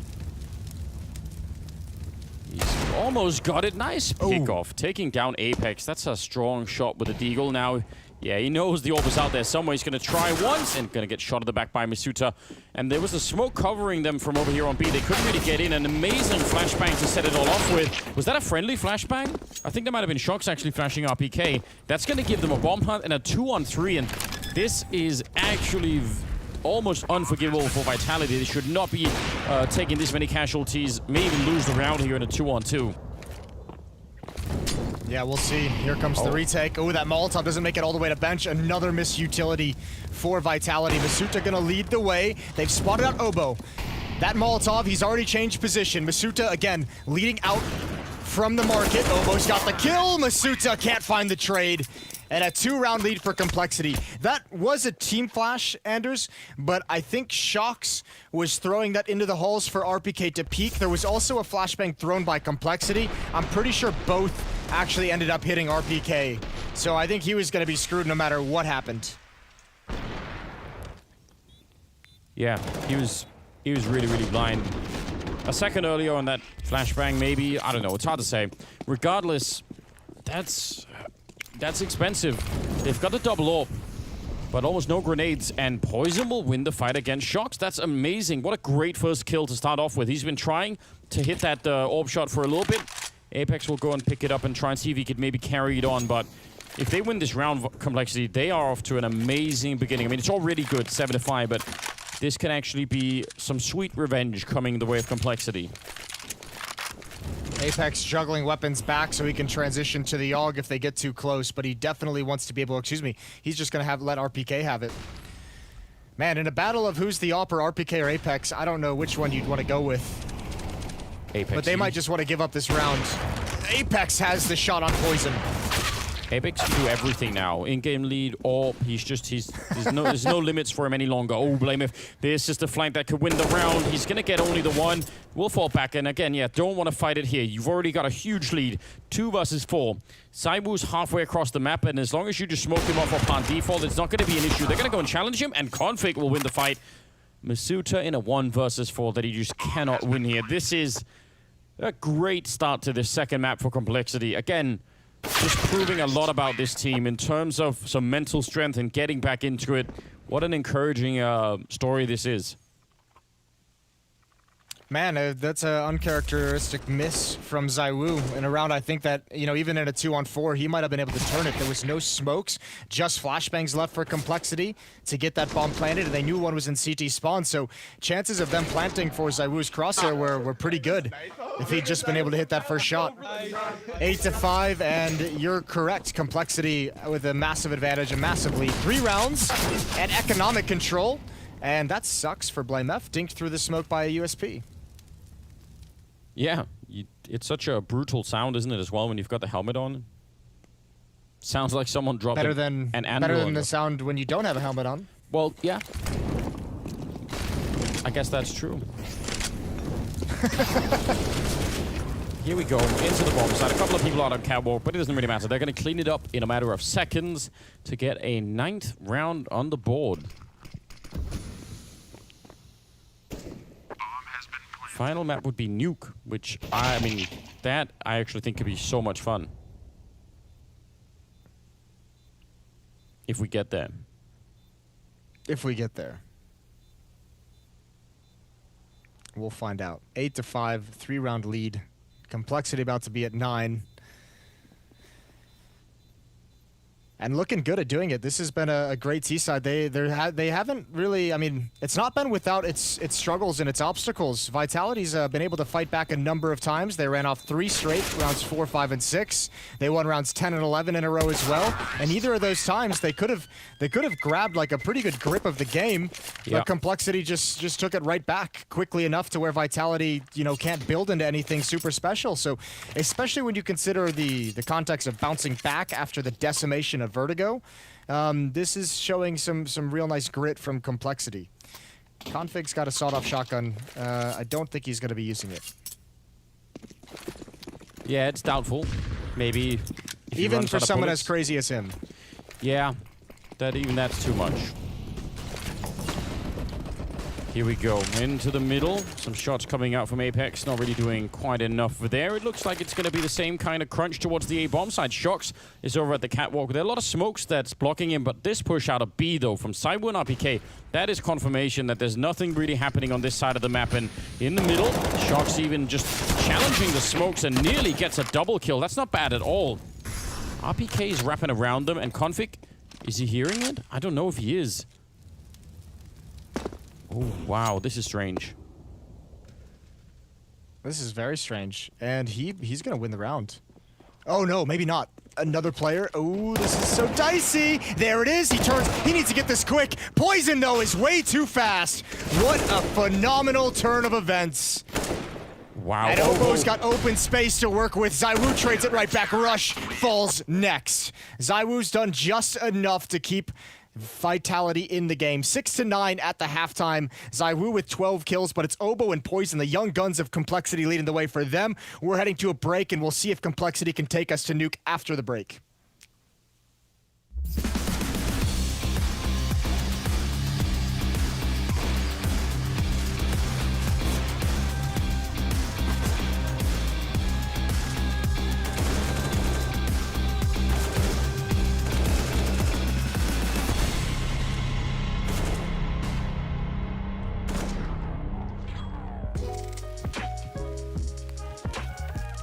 It's time for another CS Money Shot Style, and we're taking this episode over to Denmark because we've got one of the best. We've got Config coming in hot. I'm going to be blunt, though. It's not the flashiest inventory in the world. It's not the most expensive one out there, but it's yours, Config. Talk to me about these gloves. I haven't seen many with them. The Specialist Gloves Mogul. Yeah, they're like, I found them on CS.money and then they were pretty cool. I think I was like, god damn, those look good. I had like a pretty bootleg ones before, and then They were blue, and I have like a blue jersey on, so I thought like I need those skins. I need those gloves. M9 Bayonet, one of the old-time classics, and the Fade as well. This isn't something new, but a real classic. Have you had it for a long time? I recently bought it actually. I needed some old school stuff because I was pretty insane back then when I had the M9 Bayonet, like the Fade one. So I thought like I need to get the vintage config back, so I bought it. Good. I see the reasoning, man. You know, it's a little dive back, and whatever works, dude. Listen, how about your pistols? I see a couple of souvenir pistols for your USPS Road Rash, and of course the Glock 18 Reactor. Those have your autographs on them, right? Yes. That's donated skins from fans. Every single time I get like a souvenir donated, then I'll highly like use it because I think it's cool with the gold sticker and the old team stickers on them. And I got those two and the Road Rash. I love that USP. Like it's probably the nicest one. I really enjoy it. Like every single time I start CT pistol and I pull out the Road Rash, I'm like, God damn, that's a nice pistol. Yeah, time for an ace, right? Exactly. Yeah, how about that M4A4 Daybreak? Again, you don't have some of the more popular skins, but it's definitely got that config style. It doesn't have to be flashy. It's yours, dude. So the Daybreak, talk to me exactly about that. That's an insane M4. No one uses it. It's like it has a sun on it, a little bit of yellow, a little bit of white. I love that M4. And I think mine is it souvenir or no? I can't even remember. I think it's souvenir. Mine has like a gold sticker on it as well. But it's insane. I love that one. And the StatTrak AK Empress? That's a new one. I got bored of the pink one, and I was like, if I'm sitting in a dark corner and I have a pink gun, obviously they're gonna see me, right? So I was like, I need something that's less bright, less shiny. So I got the Empress, since it's a woman on a weapon who doesn't like that. Yeah, I get it, man. So you should check out those Neo Noirs. That would go nicely with your collection there. But listen, man, I like it. You're playing the strategic game of skins in Counter-Strike. You don't need no bright, flashy guns, dude. You've got that camouflage. You blend in real nice. And I appreciate you taking time out of your day to come visit us here for the CS Money Shot Style config. Your inventory is dope. You're a great guy, and I'm very happy you came here. Complexity win. Dope.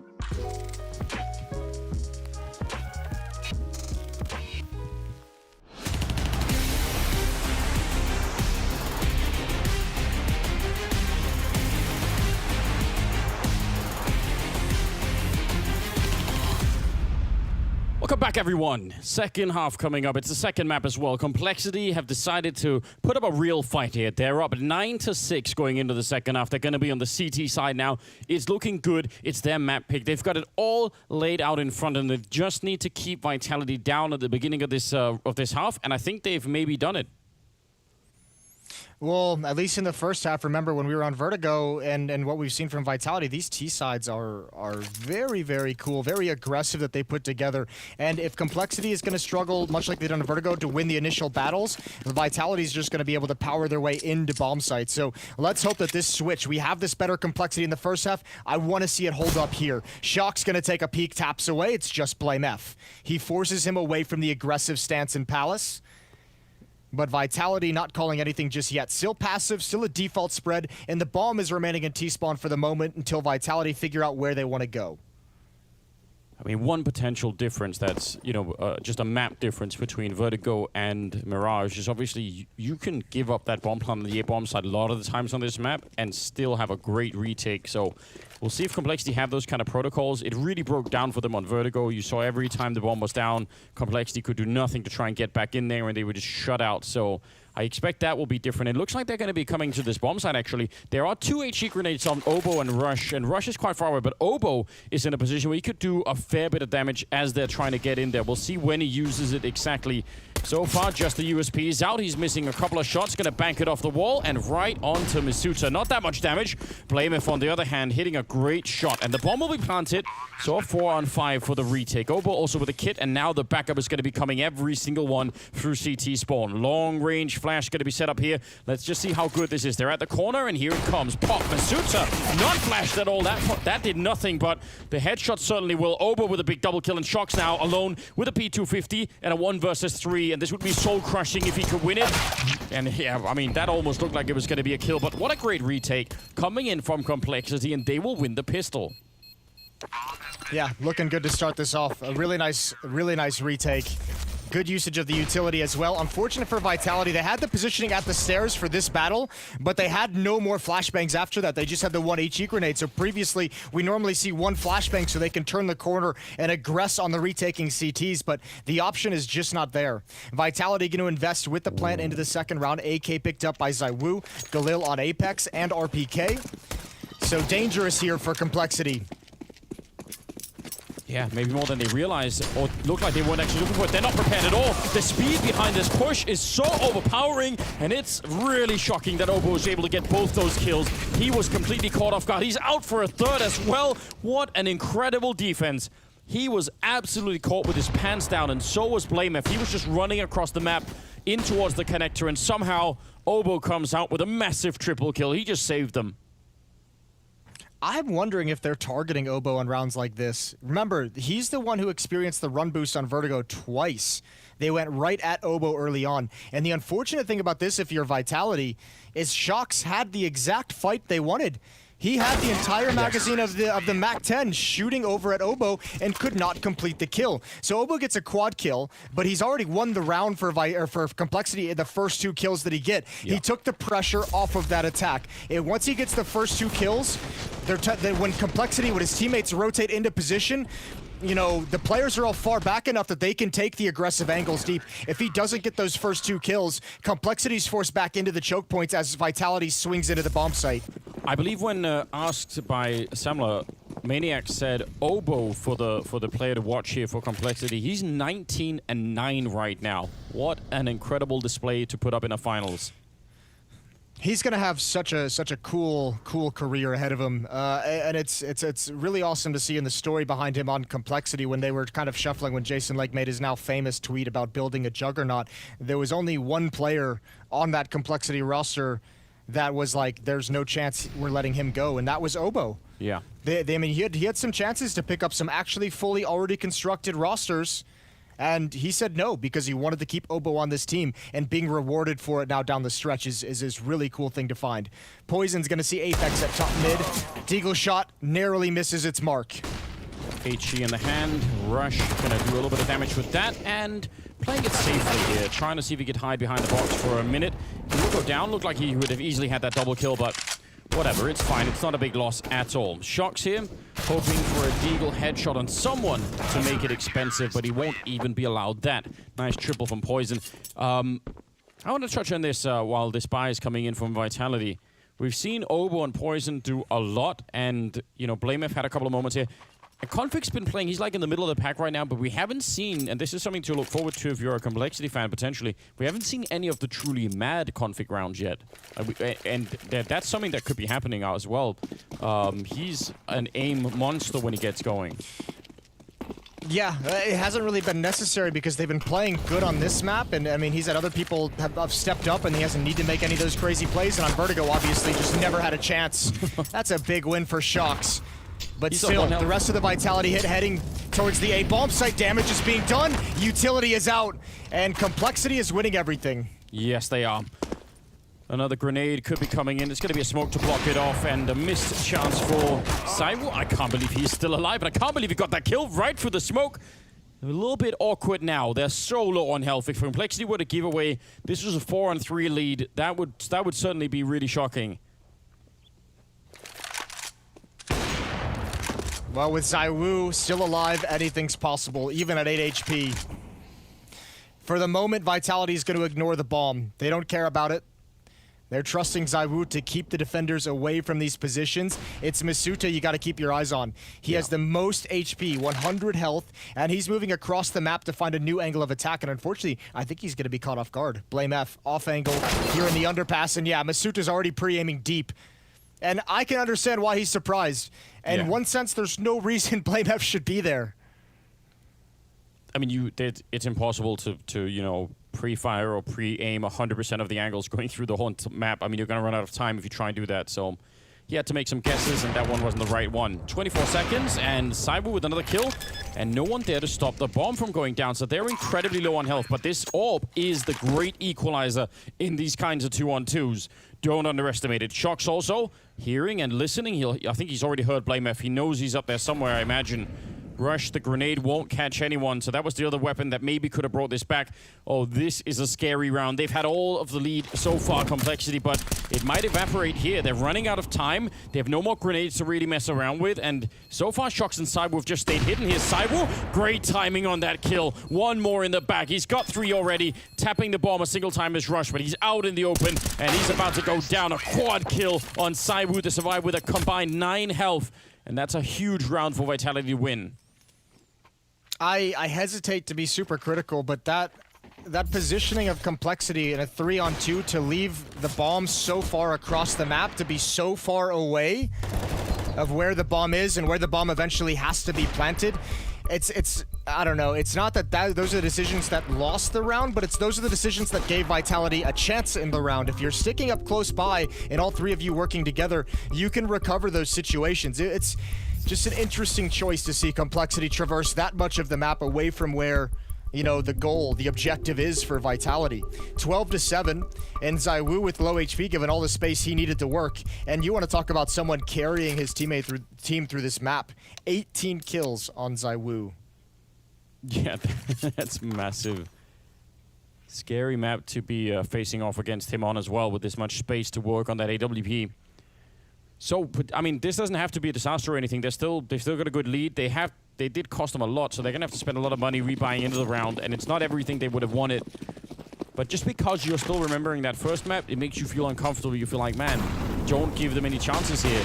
And there's another one. ZywOo blind shot as he takes down Oboe, leaving BlameF and Poison on the map. And they want to go. They want to take this bomb site right out. BlameF down here would have to come up with a massive defense. Big double kill. Poison with the headshot, taking down Apex. And now it's just about BlameF hiding for the team to be there. He wants to go and fight, and Cyber will drop him. He just continues and can't be stopped. Swapping out for the M4 now, but it's another 2-on-2, and this time with 1 minute and 20 seconds.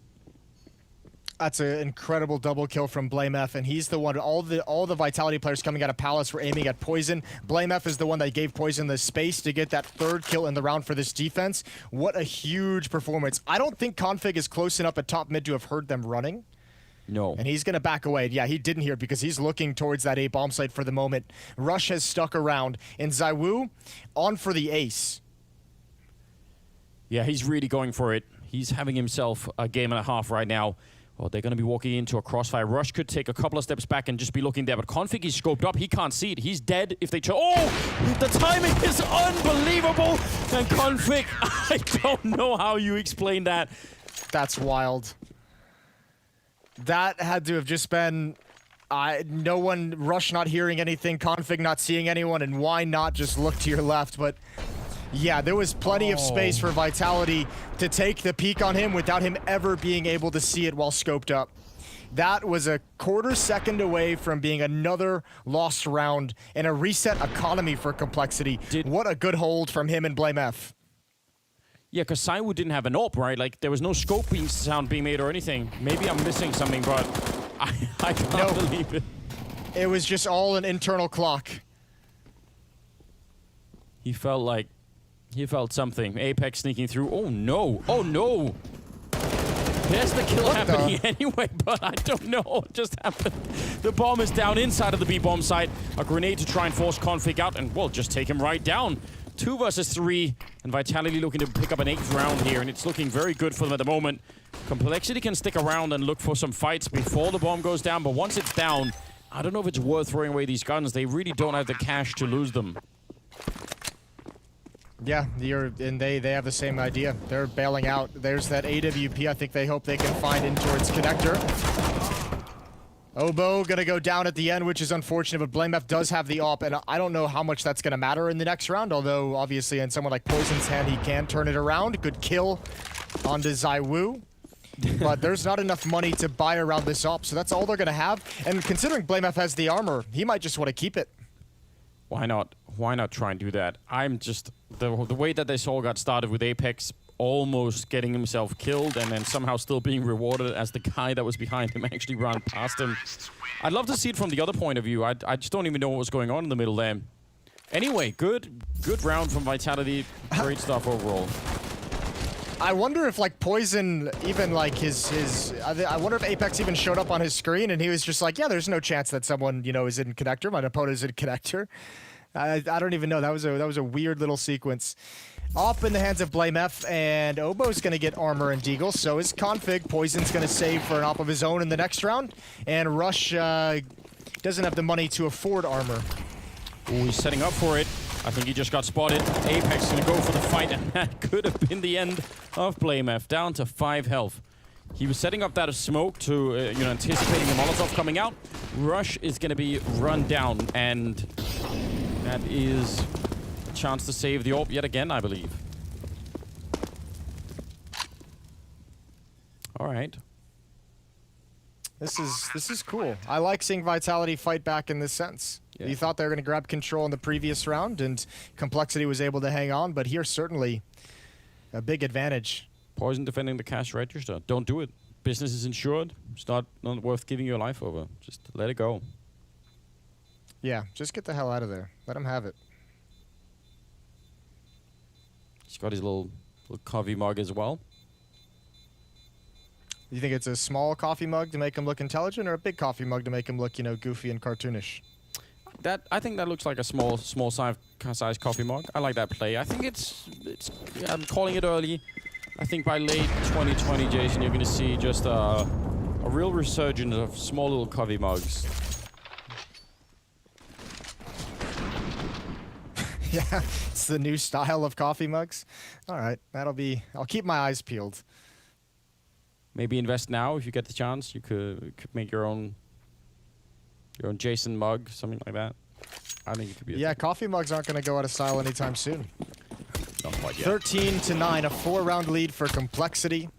Another round they're going to have to sit out, and Vitality have the red carpet to get the double digits, and then just 3 rounds back, they're in striking distance. I'm just realizing, for anyone that didn't watch the game yesterday, that conversation sounded like we just both had a stroke. So,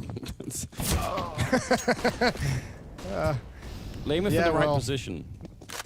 Nothing new there.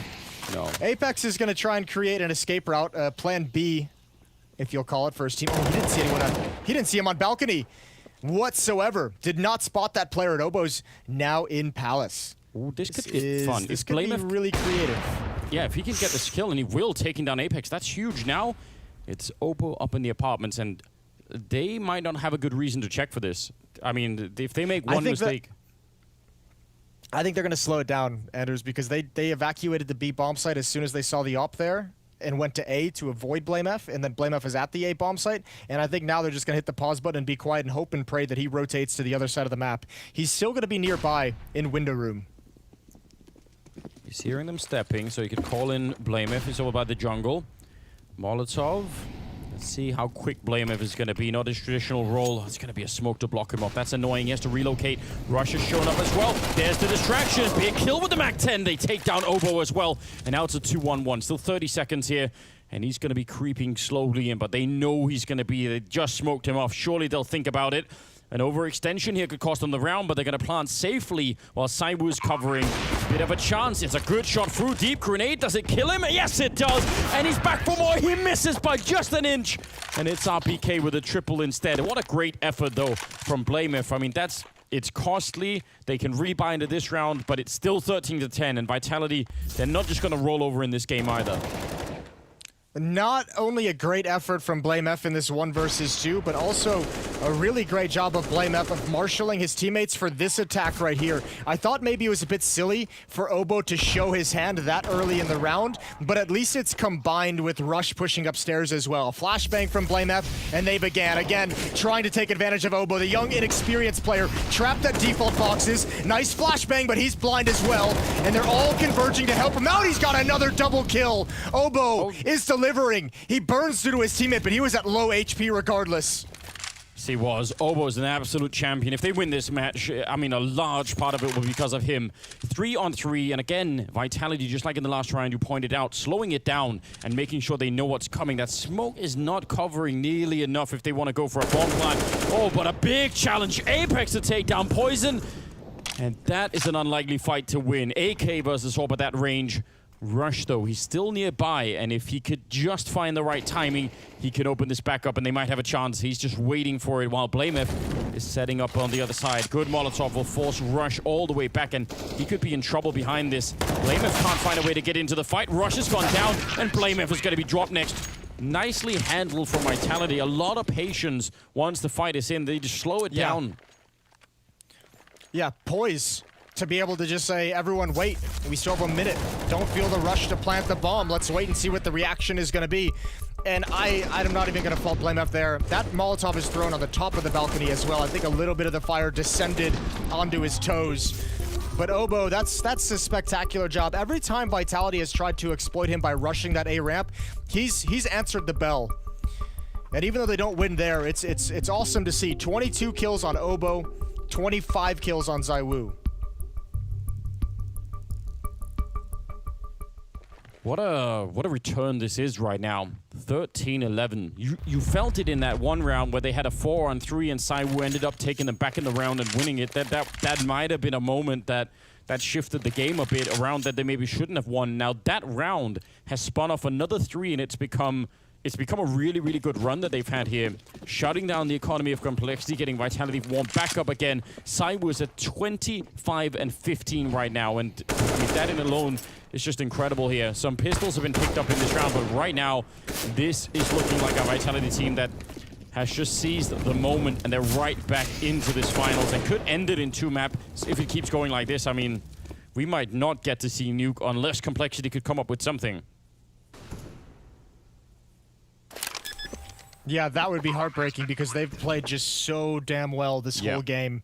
But Vitality, they've just been impressive in their own right throughout this tournament, and now they're about to spin this on its head. They're about to take complete advantage. 13-12.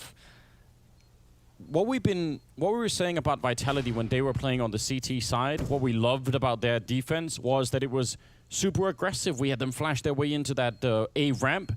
We've had them go check top mid. I'd love to see that out of Complexity every once in a while. And it obviously is risky, but I feel like right now Vitality are showing that if they can just get it into a 3-on-3, they'll slow it down. They'll find a way to win those rounds. They have enough grenades at the end of it, and they've done that consistently. I think part of the issue is a lot of these rounds have been so aggressive from Vitality that Complexity's not even able to like settle it down enough to coordinate something like that. Look at how quick this is happening. 1 minute and 35 seconds in the round. We saw it in the previous one as well. A really fast play up the A ramp. This is a blistering pace from Vitality that's not letting Complexity feel comfortable at all. Now, you're hoping if you're Complexity, this switch into the double up setup is the answer. Poison and Config with the AWP. And if there's going to be contact plays up the ramp or up towards Catwalk, those ops are designed to pick off the first player.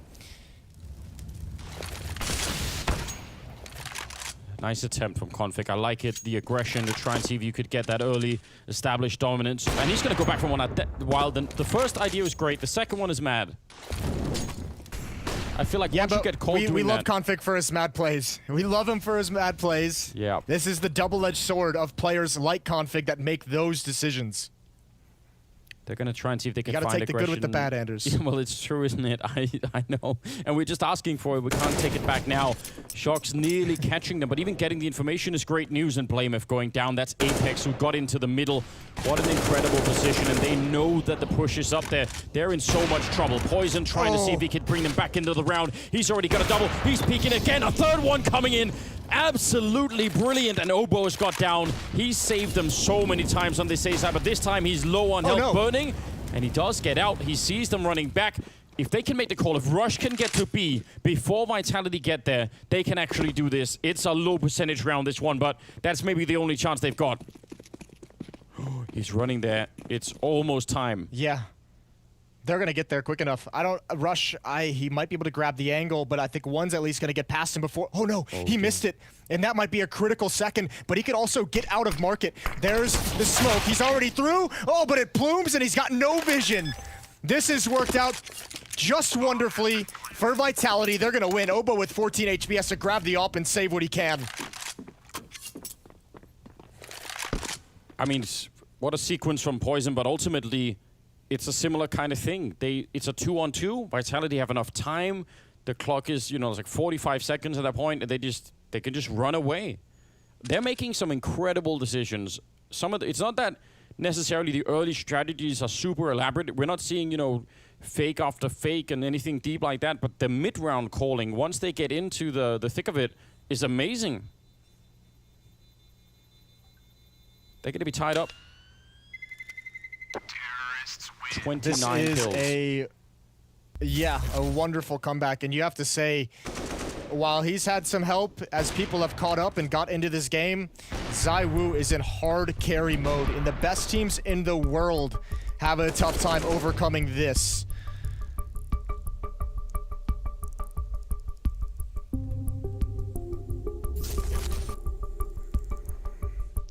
(13-13), time for a deep breath. Yeah. From Complexity. They have been getting steamrolled. It's back to that same feeling on Vertigo. At least, I mean, look, I'm going to do my classic play where I'm going to try and spin a huge negative into some kind of a positive. They have experience after an entire map of Vertigo of just getting trounced. They know what it feels like. They know how quickly this can spiral out of control, and they should be able to, at least this time, calm it down enough. It's been 6 rounds straight for Vitality, 7 of the last 8. Jason, and it's time for them to buckle down and figure this out. If you'd already, let's say, got hit by a car on the street, if it happened again, would you say, well, I've tried it before, so it's like second time's not as bad. I've already been here. I'd say second lawsuit, baby. Let's go. Here we are. All right. Well, I love it. I love the attempt. RPK is going to be here picking the corner. There's an AWP and an MP9 on the other side, and he will not get any of them. That's a strong fight. That's the kind of aggressive, assertive play we were talking about. That's Complexity trying to take the game back into their hands. And also Config will drop shocks with the Deagle. There's Poison again, and this time it's ZywOo to fall to him. Obo, same as it ever was. Strong on that A site. This is the kind of round I think they desperately wanted. Just the momentum change of them being able to take charge of the round and not waiting around for Vitality. Poison back at it. A 3rd kill for him. Him and Obo right now are just beasting this game. I was about to say, we talked a lot about Obo performing well when he's been called upon. Poison has done the same thing. Unfortunately for Poison, I feel like most of his really impactful triple kills have ended in round losses for Complexity. They haven't been able to convert those into victories. This time, though, the only man with an AWP, he's got a quad kill in the round. That is great stuff from Poison, and yeah, a little bit of surprise on Shox' face, but finally, Complexity put a stop to the run, and they maintain a 1-round lead. 14-13, 1-round lead. The fans are going crazy over there at the fan cam on the Complexity side. Jason Lake surely somewhere in there. I do miss his streaming at events when we have those back. I'm sure we'll have that as well. But right now it's gonna have to be on the webcam. And it's going to have to be another 2-round for Complexity. I don't know if they can stand going into overtime here on the second map. Out the middle they go. It's Poison down there with the AWP. He's turned. He's inside of the smoke. And a lot of people here backing him up. But, oh no, maybe not enough. Shox has made his way so far in, he could crack open this whole round with a single kill. Poison has no idea he's down there. He thinks he's relatively safe, and he's going to make his way back. Maybe it's all for nothing. Shox trying to hunt him down, and that is the opening kill. Big one coming through. That A-bomb side is practically undefended. Obo's been smoked out. He's trying to play around the smoke, but if he goes down here, they don't have that much money. It's going to be a huge issue. And on the other side of that smoke was ZywOo. Vitality just taking this cautiously in steps, in stages.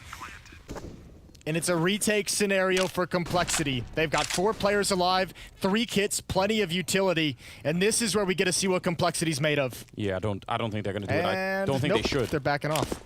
I think this is the smart choice. I don't know. They've got money for another buy. I'm not sure why they're not fighting for this round, to be quite honest with you. With all this utility, see what... I mean, listen, it's a hard call to make. I think you could make arguments both directions.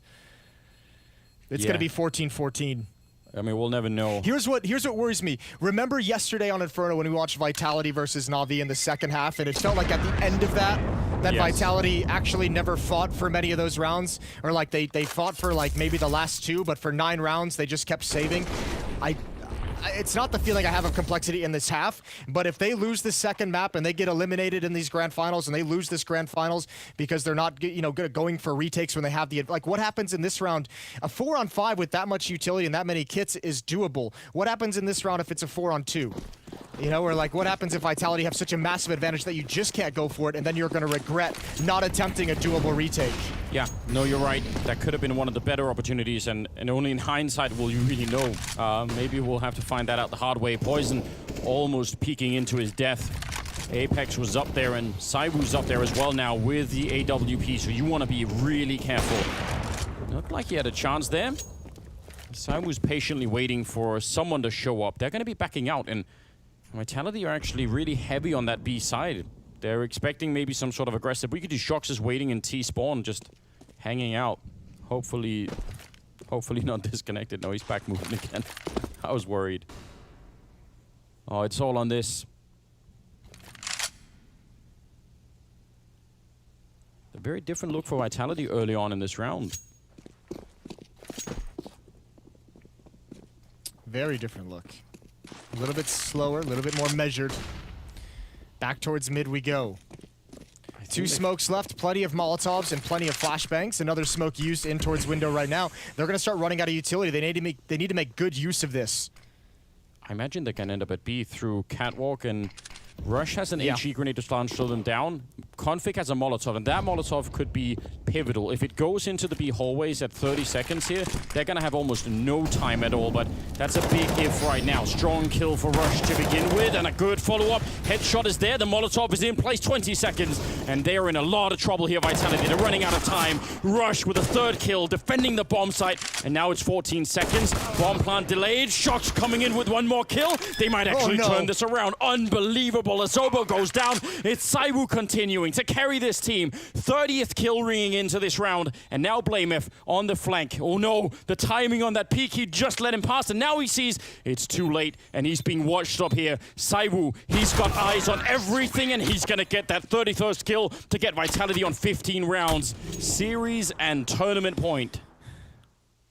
Oof, that is so rough. So many missed opportunities for Complexity. In a round where Rush delivers you the first 2 kills in this hold, this is a round you absolutely have to win. A triple kill from the anchor of the bomb site, but no one else can add in. Great kills from Shox, great kills from Zaiwu. 1 chance for Vitality to close this out. They would take the grand finals if they can win this round. Plenty of money for Complexity. Remember, off the back of the save 2 rounds ago, that makes them rich. They can buy whatever they want in this final round, not hamstrung at all. You see the impact of Saiwu in a game like this. It's so outrageous, isn't it? Obo and Poison as a duo have been trying their best to shut him down, but in some of these rounds, if it's just him and someone else left, it feels like he just can't be stopped. Here we go. Round number 30 coming up. We've got the double orb, as you pointed out. They've got the money Complexity to fight this. They desperately need that overtime. They need to find a way to redeem themselves here. They've had a great game on Mirage, and now Shock's going to be charging through the MAC-10. Rush is ready. He gave them a triple kill last time. This time, Config's helping out early. Blamef with the kill, and it seems like they found a way to do it. 15-15 here, and we're going to go into overtime. That is almost a relief, isn't it? This time, Rush came up big again. Perfect. This is what we needed, overtime. We may not get that 3rd map, but this game has been so magnificent. We deserve the extra rounds. Yes. Complexity showing some real grit, coming back after, bouncing back after Vertigo, and now forcing overtime when Vitality took the lead of this game. Remember, there was like a 6-0 run for Vitality in that second half. Complexity easily could have folded. And the young players, great experience, great job from Obo and Poison staying in this game. Yeah, it truly is. Let's see what they can do down the middle. Ooh, that's a lot of team damage, but it's probably worth it anyway. They're going to be fine with it. Poison going down. Blameth spraying wild in the middle and taking down side with the entire Vitality team were there, and no one managed to catch him. Shox, though, also creeping up that A ramp, and Obo's on the other side, and he has just been a god at this A bomb site. It's amazing to see he's going to catch him and stop that flank from coming in. So it's still really early, and this is where Vitality have done so much of their great work, when it slows down and they're in this mid-round. Yeah, problem is they don't have ZywOo with them, and he's been one of the guys who's been able to, more often than not, pull them back from man disadvantages. True. He's got 31 kills in the game. So it's all up to Apex, RPK, and Masuta. And Apex coming up connector. Mid is not guarded whatsoever, but I think Complexity is going to be fine with it. Look at the position of Obo. He's pushed down A ramp, so Apex going to turn right into the crosshairs of Config. One on Catwalk. And surely, spotting Apex in that position sounds the alarms that A is going to be under attack. Yeah. Bomb plan doesn't really matter at this point in time. Just make sure you don't lose 2-on-4s in overtime. That's really the only thing you need to worry about. Masutra and RPK look like they want to go aggressive, and Blameth was super ready for it. So that's going to be RPK now on a 1 versus 4. He'll take the first one down, but it's a long time to be fighting here. Smoke off to try and give himself a chance. He's managed to run through. It's a good start. Another headshot comes through, and he nearly gets the spray. Brave effort from RPK. He made that look really cool. But it will be the round. The first one in overtime going to Complexity. Yeah, if he could have gotten back, or I think his plan was to eventually use that smoke to just give himself some cover as he spammed through at the planter, and maybe you get lucky. Obviously, the Molotov changed his ability to pull that off properly. 16-15. And the nice thing about that win for Complexity is it preserves their economy into the final round of this first half of OT.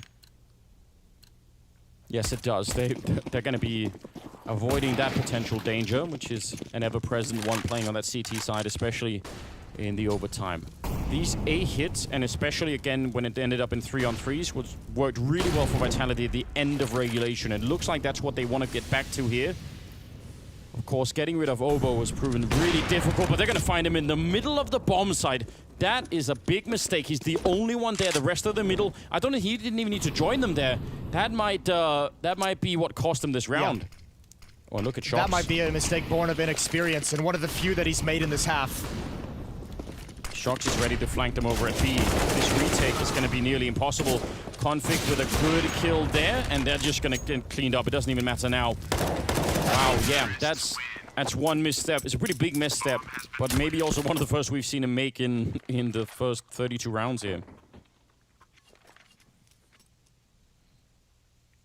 16-16. A close affair down the stretch. And yeah, just as you're saying, it's always been difficult to flush out. Not for ZywOo. He's been spectacular, and they catch him in the open. So another obstacle for Complexity to overcome. Hurting in utility, 1 kit on Config. They do have an op in Poison's hands, and he's got a pick. It's Apex to fall. A nice timing shot from Poison. Remember, Poison was the only really active member of Complexity on the first map, and he is not let go on the second one. High-level game to be stepping up in. And it's great to watch. And I mean, again, you know, just the pressure on Poison as well. You know, ZywOo's the guy on the other side that you have to fight against, and that hasn't quieted down Poison. He hasn't been afraid to peek. He's been taking all the fights. It's quite something. Let's see if Config and Rush could defend this bomb side one more time, because that's what it's going to come down to. And they have a lot of grenades on the Vitality side.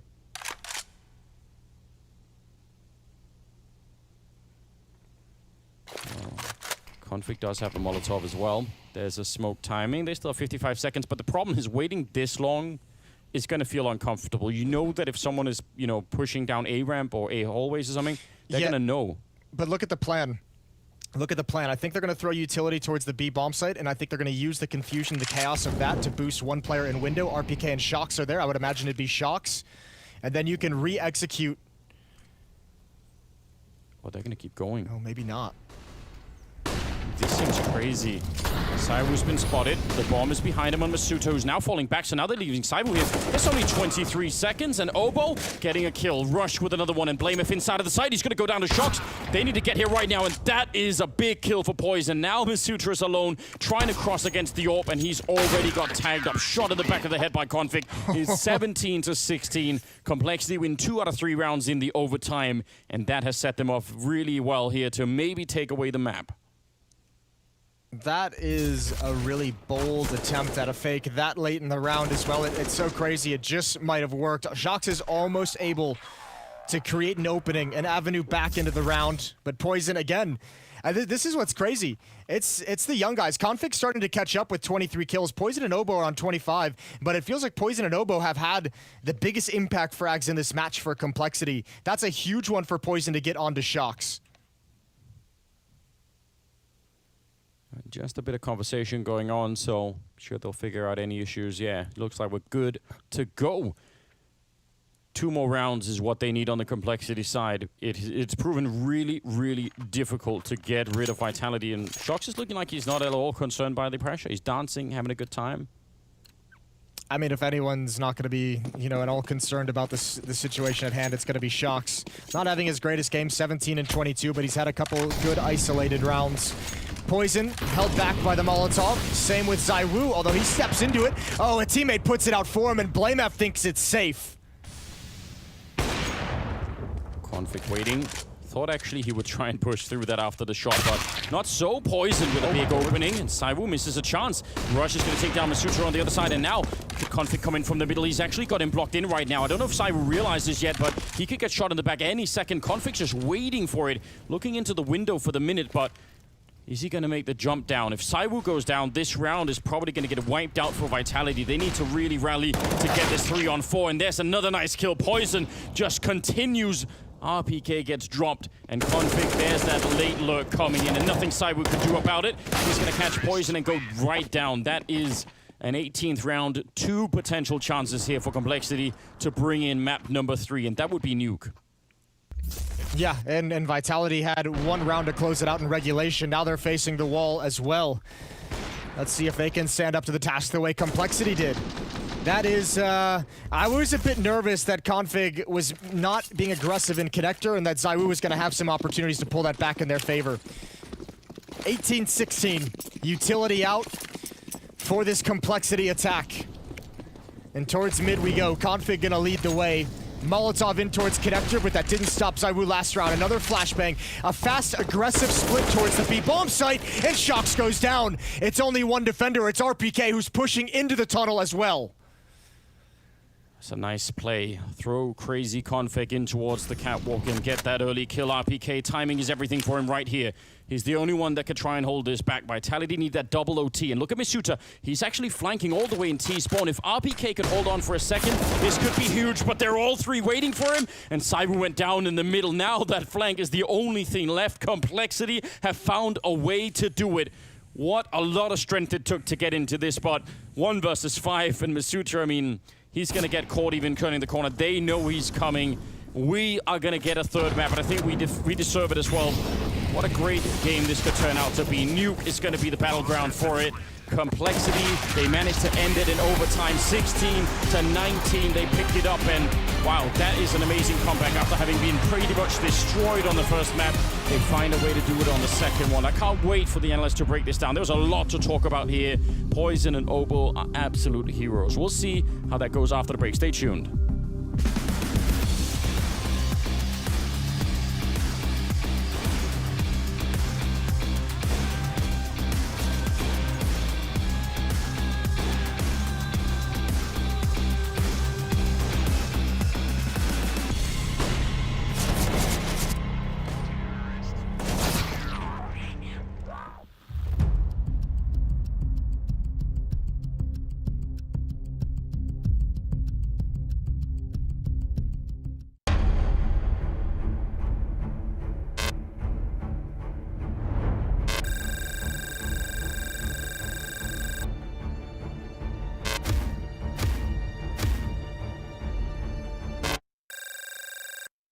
All right, so what's going to happen now is I'm going to split you guys into teams. So each one of you will end up with a pro player to coach you through the Blast performance map. And what you'll be competing for, this beautiful little trophy here.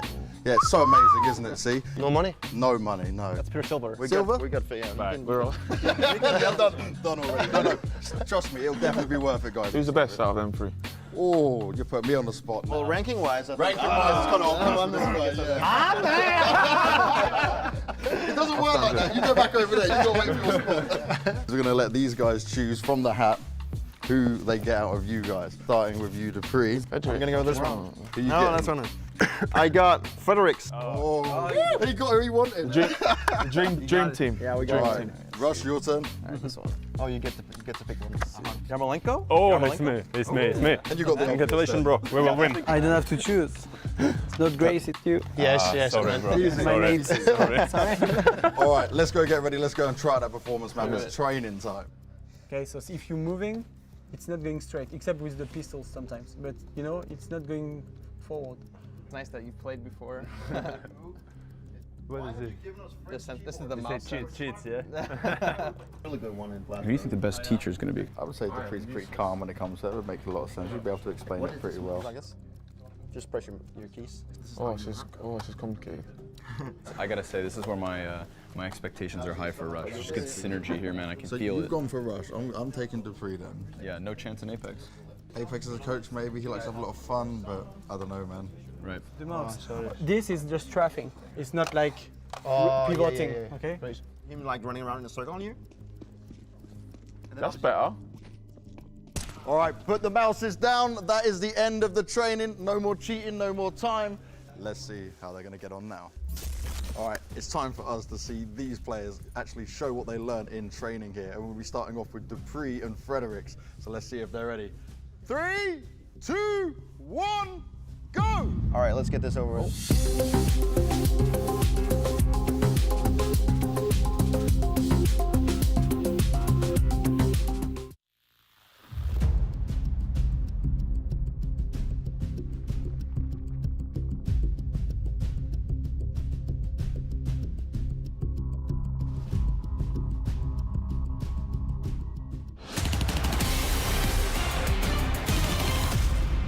Ita, you grabbed the win through overtime, similar to exactly what happened last time on Mirage versus you guys. But them on your T side, right, when it came to it, it was just one of those things where we're like, oh, it's looking so good. We're going to go on CT side and be fine. And then the CT side was just that little bit lackluster. What was going on with the guys at this point? Was it just the lack of being able to kind of hold it down and deal with the brute force? Because Zyru was certainly giving them a hard time.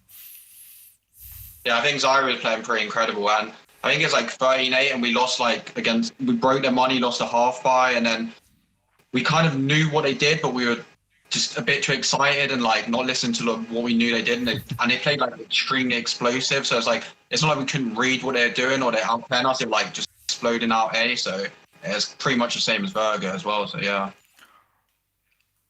But this time you won at least, and we're going to Nuke next, which you two have never played against each other. How comfortable do you feel going into that? And did you expect it to be the third map? Are you very prepared on how they play it? Because they've had some very up and down results when it comes to Nuke. Yeah, the video is like 100% how we expected it, to be honest. And I think Nuke's a map where we're both comfortable. I think they'll have a good idea how we play, and we have a good idea how they play. It's like a map that we both play loads, so I expected it to be a pretty close game, but I do think we're going to take it. Oh, he's always positive. He's always confident here.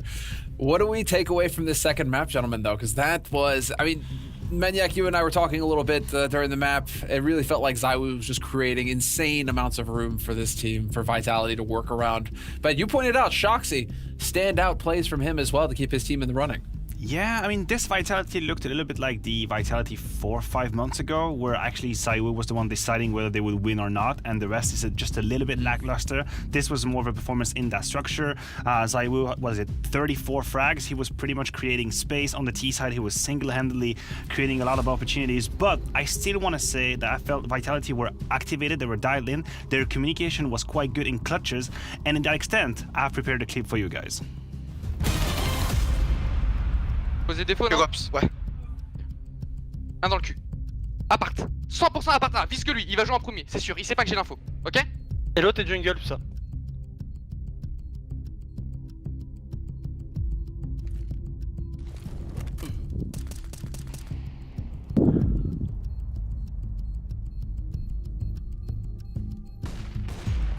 Il y a eu. PP. Défaut last. Il touche. Go décale. Super, ma rune. Régie.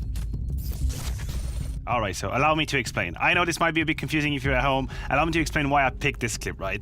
Shoxy, with his information there, completely won the clutch.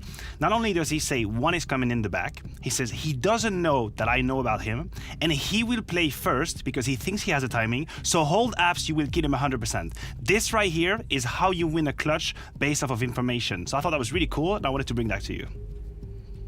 Wow. Yeah, wow. and Zywo hits it flash He said as well. all of that? Yeah. Wow, okay. Parlez-vous français? Oui, monsieur. Bonsoir. Well, that's all I've got of the French. So I can't assist in that kind of I can way. vouch. I can vouch, Chad.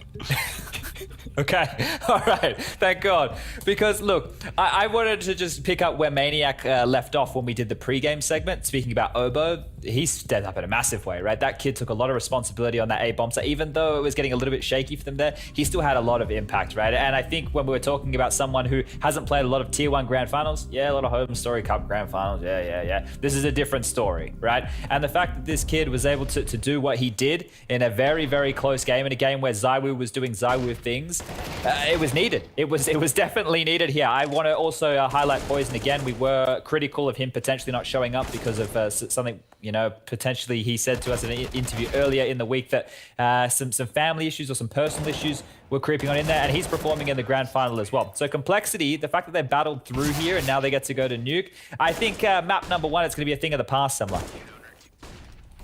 I think so too. It's a weird thing when you can watch a team get destroyed 16-2 and it feels like they didn't even get a breath of fresh air the entire time. But then you move into your own map, and right now I think we're starting to see Complexity come into their own, and I think we've got a fantastic third map coming up next. Both of these teams fairly even, haven't really played each other on it either, and so there's going to be a lot of figuring out Nuke. But we're still looking at highlights of ZywOo because ZywOo's just bonkers, man. I mean, what a crazy performance from ZywOo again. Just didn't feel like he could miss. No, he was all over the place, and just very much like a normal ZywOo extraordinary performance. He was opening up the rounds, he was closing the clutches, he was having the double kill, the multi-kills, which is why I get scared just a little bit for Vitality. I hope it doesn't get to their heads, because they must feel like they had it in the bag. But, they've shown us that they have the resilience. They've shown us that they can bounce back. So now we're moving on to Nuke. And there is one player that I want to mention now that needs to refresh. It's Apex. I felt that, listening to their communication, he was probably the one losing just a little bit of focus at the end, feeling that nerve coming in, squeaking in. The fact that they were one round away from winning the grand final as an IGL, maybe he got that a little bit in his head. I'm not exactly sure, but he's gonna need to relax and go back to his full focus.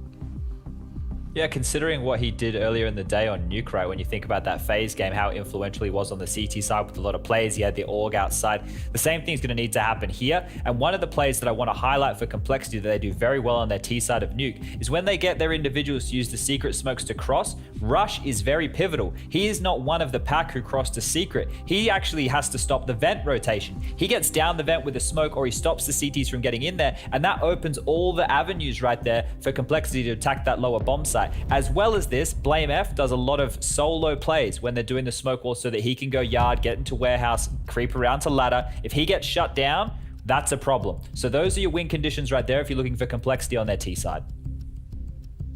And as far as Vitality, we have a very quick moment here. What are we looking at for Vitality to bounce back? Apex regaining some confidence? Chad, what are you thinking? Yeah, look, like I said before, I think it's a lot of gambles and a lot of risks that come in with this team. This is the 5th map in a best of 5, if you want to put it that way, for Vitality. And the thing is, they just need to continue playing confident Counter-Strike. Don't get rattled that it was just the ZywOo show over there on Mirage. Everybody's been having impact basically throughout the last couple of days. So just wipe it all off. It's a best of 1 right now. 16 rounds. You know all the cliches. I'll go with Chucks. I'll just go with Chucks because I think he was the main force of all these gambles Chad was talking about. He was the one giving the impulse on Nuke, being outside aggressive, then being radio offensive. So I'm going to go with Chucks. Fantastic, gentlemen. Well, thank you very much for the analysis here between maps. It's time to get into our final map of this tournament for you. This is it. Third map, Nuke, between Complexity and Vitality after the break.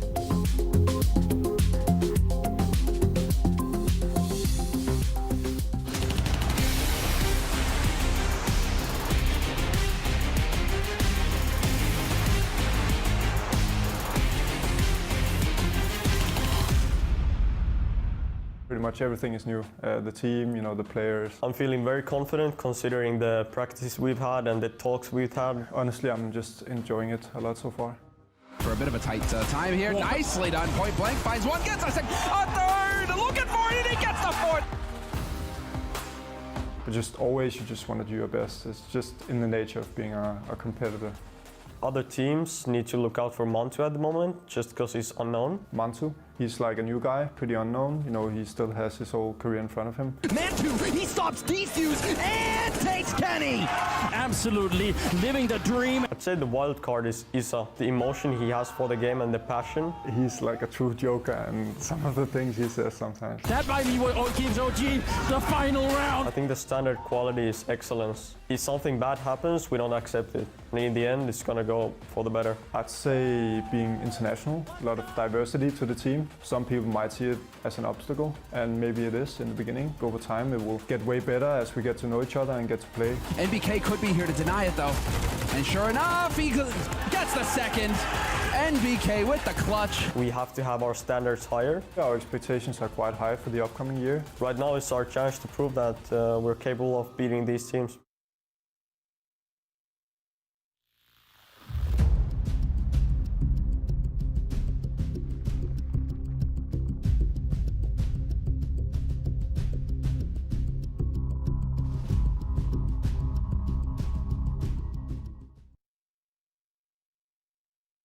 G2 is best described by a system. Their coach has gone about putting together a systematic approach to the game. Momentum. I think when we are starting to have a strong momentum into a game, it's almost impossible to beat us. We are playing like brothers, you know, we are talking too much and everything is fine. So like, I would say momentum. Able to grab another kill, but he's done such a great job! Oh, what?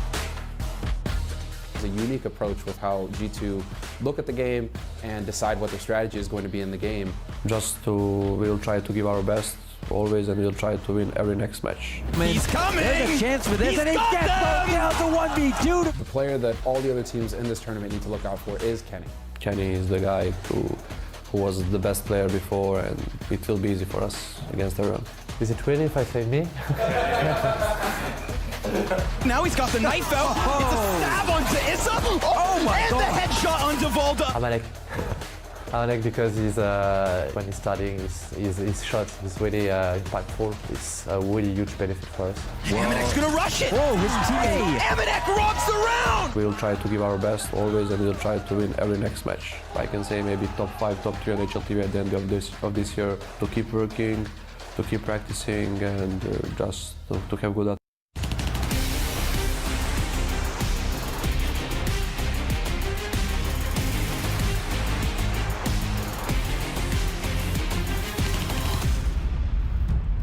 We've made our way onto map number 3. It's between Complexity and Vitality here for the finals. The odds are still slightly favoring Vitality. It was a close game, obviously, on overtime on the second map. Complexity, they need to continue to prove that they can stand up to the French side that have looked so good so far. Jason, what are your expectations coming to this final map? I hope we just get a repeat of what we just saw in Mirage. I hope it's a back and forth brawl. We saw some very cool things out of both teams. We saw both squads overcome a whole lot of adversity, some spectacular individual performances, and I want to see the young guns from Complexity again, Oboe and Poison. I want to see those guys leading the way. This team gets so much more powerful when they're out in front. And what a tough test. Vitality starting on the CT side, Complexity starting on the attacking side, and we're live into the grand finals here of Blast Premier. This is what it all comes down to, isn't it? Single smoke and a flashbang on Blameth, and he's got a P250. Complexity, Did a lot on that second map to get it through finally. Rush is going to be taken out. It's Cyber with the CSET 75, and now Shock's actually in a big... Oh, he's going to let someone through. He did spot it out, so it's going to be called in, and Obo gets caught by Cyber. Good information, good communication coming out from Vitality. Thought maybe that was a brief mistake, but it clearly wasn't. And Misuta, instant double headshot as they come through the door down at the lower bomb side. So, early pistol round win for Vitality. I think we touched on it a little bit on Mirage, BlameF's role on this team, how he often is playing alone away from the action. I'm really interested to see if he's going to have the stones to do that against Vitality here. Remember, you're going to have ZywOo outside frequently with the AWP, and also what we saw out of Vitality yesterday against FaZe on Nuke specifically, a lot of mid-round aggression in these lobby crunches. If Complexity is playing these rounds too slow, Vitality is going to take initiative themselves, and this can get tough for a young team to be able to coordinate all those moving parts across the map. Yeah, there are a lot of different parts that really have to come together right now for Complexity. Obviously, Obo and Poison with a great second map, but I'd still love to see just a bit more of the config. BlameF has had a really good couple of Nuke games so far, so it could be fun to see some resurgence here. And another big question is obviously, has ZywOo managed to cool off in this, or is he going to continue at that blazing hot pace? Apex with a nice find here, and Poison's going to go straight down, so no early advantage here for Complexity in the second round. Ooh, but BlameF is fighting his way back in.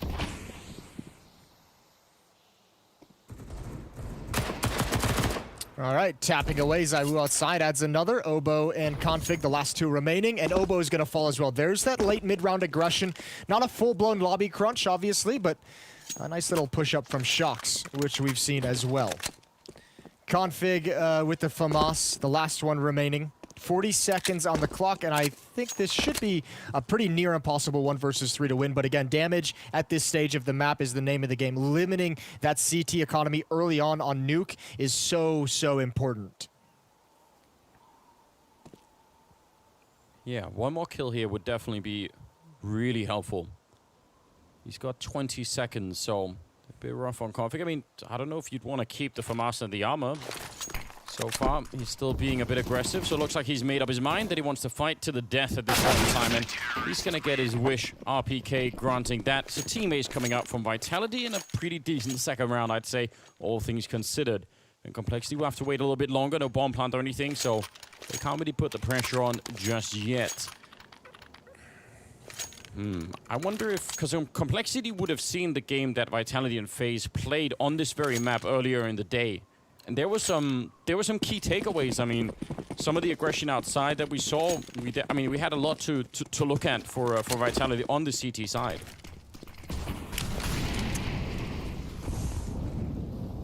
Ooh, aggression behind the smoke. And again, just pistols. I'm really curious to see how Apex and ZywOo are going to play this, because every time we've seen Vitality in some of their most impressive games in this tournament, and even here in these grand finals, it's been like, wow, what a game plan they came into this with. They feel like they're a step or two ahead of their opposition, and I mean, again, it feels like they should be able to exploit what Complexity likes to do outside once the gun rounds begin. No follow-up from Obo. It's a little bit late as ZywOo spends all of his clip, on the first player. Man, I don't really get the clip versus magazine stuff, Anders. I stumbled through that one. Well, I almost feel like it's worth saying clip all the time just to annoy the people that just insist, you know. Like, actually, I've been trying to figure it out so I could be on point, not to trigger them. But maybe you have the better angle. No, go the other way. It's not worth it. Like, there's nothing is lost in saying. I know. I do know what a clip is as opposed to a magazine, but who cares? It's just not important, is it? No, not at all. The reason we say clip is it's just much easier to say in a sentence. So sorry about it. Like, it's fine. It's all fine. Everyone's gonna have to deal with it. Yeah, they just will. Fourth round is going to be coming up here, and yeah, you're right. The game plan so far for Vitality has really looked amazing on pretty much every map we've seen. So a lot is going to have to be figured out here for Complexity. We'll see. I feel like they got warmed up on that second map. They were starting to look a lot better. I still think there's more to come, so let's see if they can bring it here early on. It's Shox taking down one, and actually Obo getting the kill, but Rush also took down Masuta over at the lobby, so kind of a big win here for Complexity early on in the 4th round. Not done yet, though. Apex is still waiting down here, just with the FAMAS, but still at the right angle, he could get a great kill to set this up. Well, he's got nobody down here with him either. ZywOo's going to be going up to heaven. RPK still in the upper bomb site. They're being very cautious of Complexity flying up the vents. And if they meet too much resistance, if Apex gets this first kill, they might just fall back. Here's the spin. Oh, Obo might have heard it, but he couldn't react in time. It's Blame F still. Apex never saw it. Bomb is on the ground. Still 5 HP on Rush. And ZywOo and RPK now rotating to ramp room to get involved. Man, he was so close to open the door and close it behind him again. No one could even react. 40 seconds on the clock, and ZywOo got to be very careful. He's a dangerous position to be in. There's the FAZE showing from Config, but he's going to live through the initial fight. 35 seconds. RPK is going to be going down after that 1 kill, and now they have to fight ZywOo. They don't have a grenade, or actually a Molotov, maybe. They could take him down almost with that. He's got to be careful. He's running through it, and he goes down. I don't know if he realized how close that was to him, but that's a very, very good win for Complexity. Finally beating ZywOo. Yeah, it feels like he might, I don't know. I thought he should have had more than enough time to react to that Molotov coming in. He heard it for a good second and still stuck with the peak. Even if he gets a kill there, he's going down. Nice attempt at the recovery for Vitality. And remember as well, that was a round that came in with some FAMAS, some SMGs as well. So now is a really powerful buy. M4's on the board. AWP in the hands of ZywOo. It looks like Shox is stuck on a USP though. He forgot to buy. He's got 3,500. He's going to be very surprised. Let's see what he does to improvise this. He's never going to make it back in buy time. Okay, so a little bit of a gift to Complexity. This gets interesting. Oh dear. That you do hate to see that? You do hate to see it. That does not happen very often. It's like Galil on Obo, and there's 3 people on the Vitality side that do not have head armor. So just a tiny detail to think about from maybe a little bit later on in the round here. I'm so confused.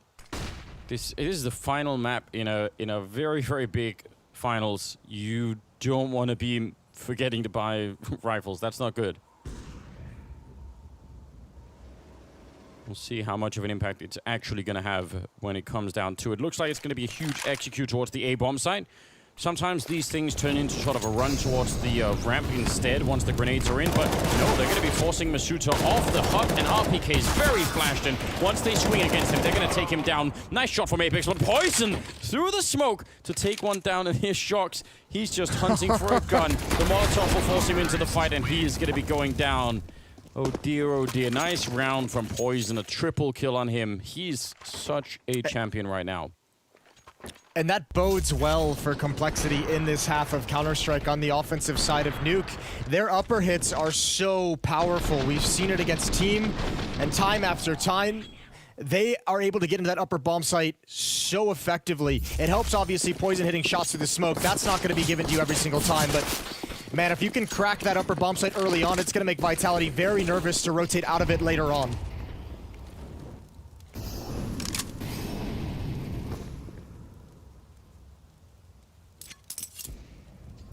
It's an interesting beginning to this 3rd map.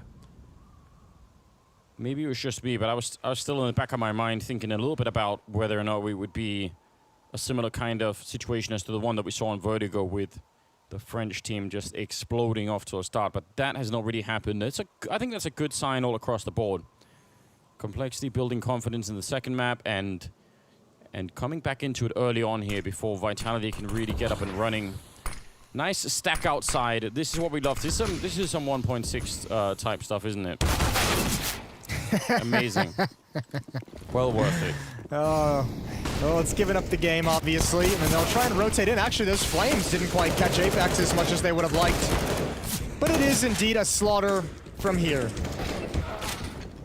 Or maybe not as much of a slaughter as I would have thought. The Deagle gets nothing done, and the bomb should be going down. Complexity's going to get away with a few players surviving. So, all tied up. Yeah, Poison handling things on his own there. So they'll get the AKs and the AWP into the next round. But yeah, tied up, and we'll see. I really enjoyed the way that Vitality were playing with Apex down at Mini when they were playing against FaZe earlier, and he was able to be fairly aggressive with the Orb guard there, sniping away a couple of kills. That was one of the delightful things to see. Could see some sort of return of that.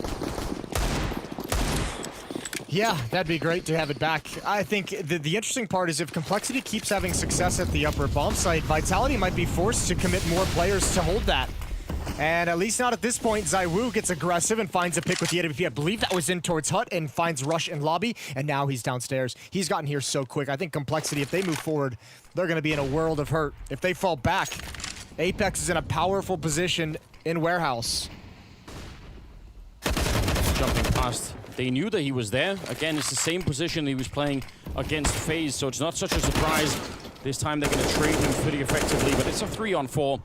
And a good chance now for Vitality to maybe get back into the lead. And I think more importantly, really start to build the economy, which is so important on that CT side. ZywOo and Shox are both down here. It's a nice little dual setup. Leaves the A bomb side a little bit weaker, but they're going to be pushing forward, looking for a kill, and they're about a second away from catching it. There's a free one on Poison. That's a nice little hit. Man, ZywOo just so confident to walk upstairs. He even heard the footstep. He could have retreated with the information, and that would have been a win in its own regard, but he gets everything. He gets the kill as well. So blame F and Obo. Ooh, that's... We heard it. We didn't see it. It sounded great. One tap. And where do Complexity go? To the lower bomb site. 28 seconds left. Vitality has Masuta in the upper bomb site with RPK, and it's Shox down low at the double doors, and Complexity doesn't have any time to clear this out. If they try and get this plant, Shox can put his top to it and win by time. Yes, they basically have to have one guy planting, another gun fighting for it, and they just have to win that first fight, or it's going to be over. He's setting it up. The bomb does go down. That's a bit of a bonus, but it's still a 1 versus 3. I thought that maybe the Molotov would burn him even more. There's the fight, but Shox will take care of it. Nicely done. Down to full health, and they're back in the lead. Can they find that AWP somewhere? Yeah, they might want to stop the plant and let him go get it. And yeah, you can see Masuta just tapping away at the bomb as RPK hustles to get the op. So Vitality made a lead, and with 3 players surviving, they get to build some money. I think Shox is going to be able to drop a weapon over to a teammate. So can Masuta or RPK. So they should be all fine for a buy. The Complexity as well, going to invest. That plant helps out a good amount, and Poison's got the AWP back in hand.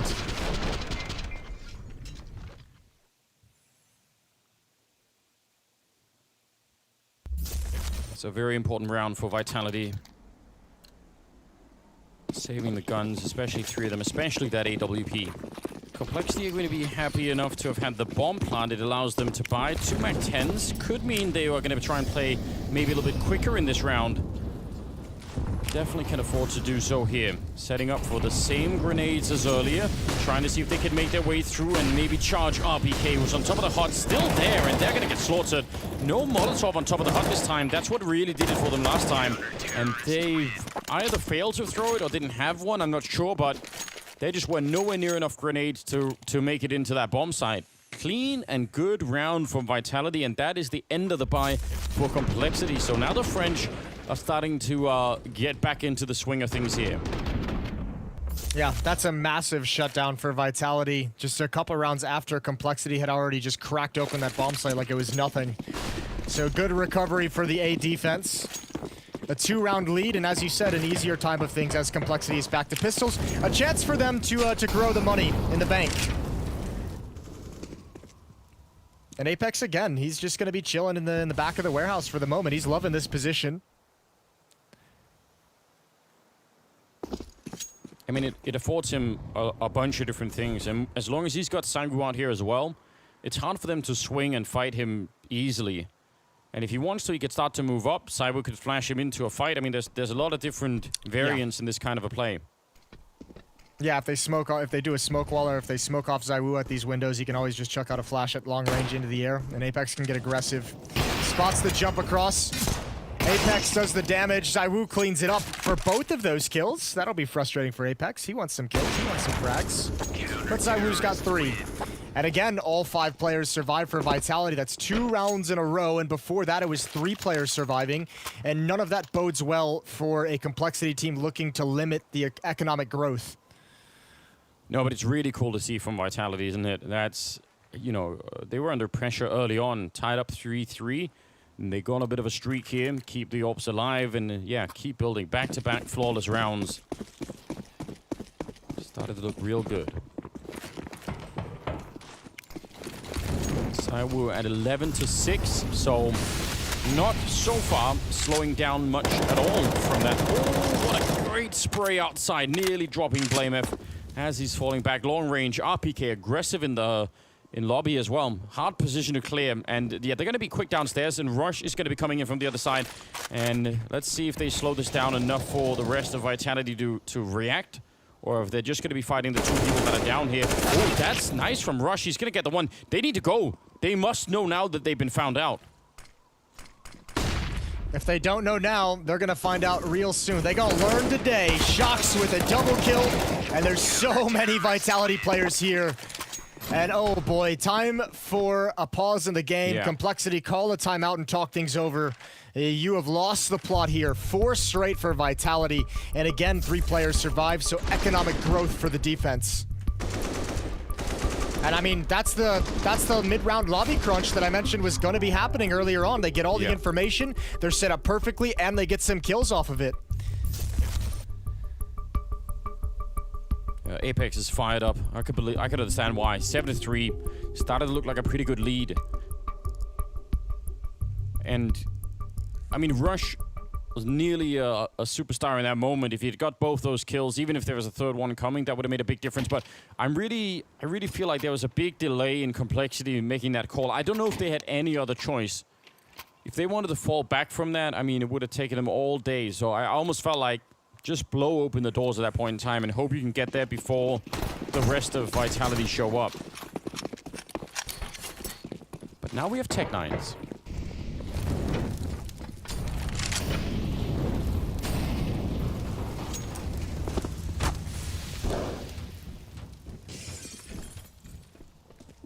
Ooh, and they might be able to turn the corner. BlameF can apply some pressure from Mini. This is going to be an upper pinch. Again, the upper defense is going to be tested, but ooh, is he called a pause? Masuta's looking for just this, but if the hit comes out of the HUD, he's going to have to turn. First kill, they swing into his crosshair, and the tank has been so good in this series. He's going to do it again. Double kill for him, 2 kills from Masuta, and a dangerous attack is swiped aside. Yeah, you saw Masuta looking back from that initial flashbang and then right back in the mix here. That's pretty good. I mean, I think if he was flashed in that moment, that could have been where the real danger was. But he gets the couple of kills and buys a little bit of time for RPK to also settle in his aim. So, yeah, some claps are coming in. Everyone is excited on the Vitality. So I can't blame them for it. I think they're playing a really good game right now, showing their strength back in this finals. 8-3 right here as we lead into round number 12, and they need to find a way to turn this around. Complexity, the 3 rounds they have, they're a while back now. They need to shut the momentum down if it's even going to be possible at all. Ooh, he's not even going to fall back. Shox just keeps going. Is there going to be a grenade to set him up? Anything to peek this corner? He's thinking about it. Oh, yeah. There's the flashbang, and now comes the turn with the AK out. He's going to spray down one, and Config's on the other side. And Shox might not know. That's actually a bit dangerous. He's almost going to get caught, but not quite. Man, that's the exact same thing they did to FaZe just earlier in the loser final. Wait until the setup throws their nades. You have Shox that close, 1 pop flash in, and there's no time for Complexity to respond. There's no time for BlameF to get his gun out and know exactly what's coming for him.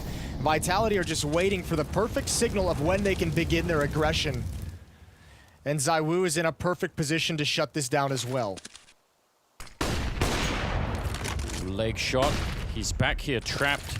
See how many people he can take with him. It's going to be a grenade to start with. Pretty good headshot from Poison to take him down afterwards. 30 seconds, though. And they're on a 4-on-3, and they're slowing it down, walking back. If they run, they're going to be hurt, and the call will be made. If they walk, they're leaving themselves very, very little time. So this is going to be hard no matter what.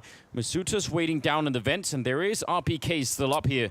So they're in a lot of trouble. Now 15 seconds. I don't think they're going to be checking the vents. They're going to have to walk past and take the fight. Big opening there at 10 seconds, and he's crawling up behind them. And this could be the round-winning move. The bomb being planted in front. Obo's got it covered, though. That's an amazing kill. Saves them at least for a minute now. 2-on-3. And Apex comes in with a huge double kill to take down Rush and Oboe. Now it's just Poison, 1 versus 2. He knows there's someone in the corner. He's gonna win that fight, and Shox up on the high ground. And Poison comes in yet again, time after time. He's gonna be able to save them. A triple, young player, but such a strong game sense. What a clear of the Raptors with 15 seconds left. If RPK goes unchecked, not only does he get a kill 100% of the time, but it makes this flank from Masuta so powerful. I think one weird detail that might have allowed Complexity to win this round, one of the smokes that was thrown actually hit somebody on Complexity and stopped right at the top of the vent. If that's not there, Masuta has a clear line of sight. They might have just completely lucked out in this round. Not this one, though. Oh. As RPK and ZywOo shut them down so quickly. Config trying to make a play, I think, just hoping that he could flank in behind and save his team. I like this play, and now they can slow it down a little bit. But this is going to be up to Config to essentially get a couple of really clean kills where he doesn't go down or take too much damage either. And there's already someone walking right underneath him. There's the first one. He gives up his position, but he had to do it. It's a 3-on-3, and, I mean, he had no choice. Although someone as crazy as Config, you could have maybe thought that he might have done some trick or discipline and see what he could have gotten, but certainly that was the safe play. RPK's got 18 health. Right at the entrance to the hut. He'll have to move as the smoke clears, but he moves forward. Oh, and BlameF's ready for it. Now Masuta behind the vent, waiting. First, oh my lord, he doesn't hit a single thing. That is a stunning turn of events. I think he would have gone 1 for 1 anyways, but the fact that he doesn't even get BlameF means ZywOo can't go for this. Oh, this is gonna be marked as one of the absolute critical rounds here in the first half. They probably should have lost this 4-on-3, but somehow they turn it around. That means they get up to 5 rounds. They do a lot of damage to the Vitality economy. Yeah, this is a really, really big deal. If they win the next one, this whole thing could end 8-7, and I think Vitality were on track to get way more than that. So, what an interesting, just a little tiny kill outside, and then the fact that BlameF gets 2, even on 12 health. No one even hit him at the end.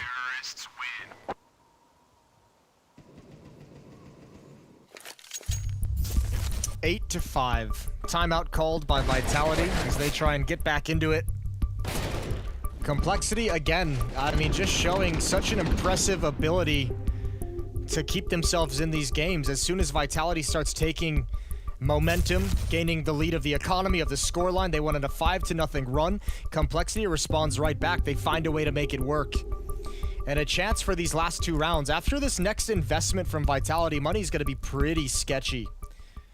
Masuta's going to need a gun in this round, so they're going to dig into the bank. And Complexity, this round right here might be a 2 for 1. If they can win it, they might just get the final 2 rounds of the half.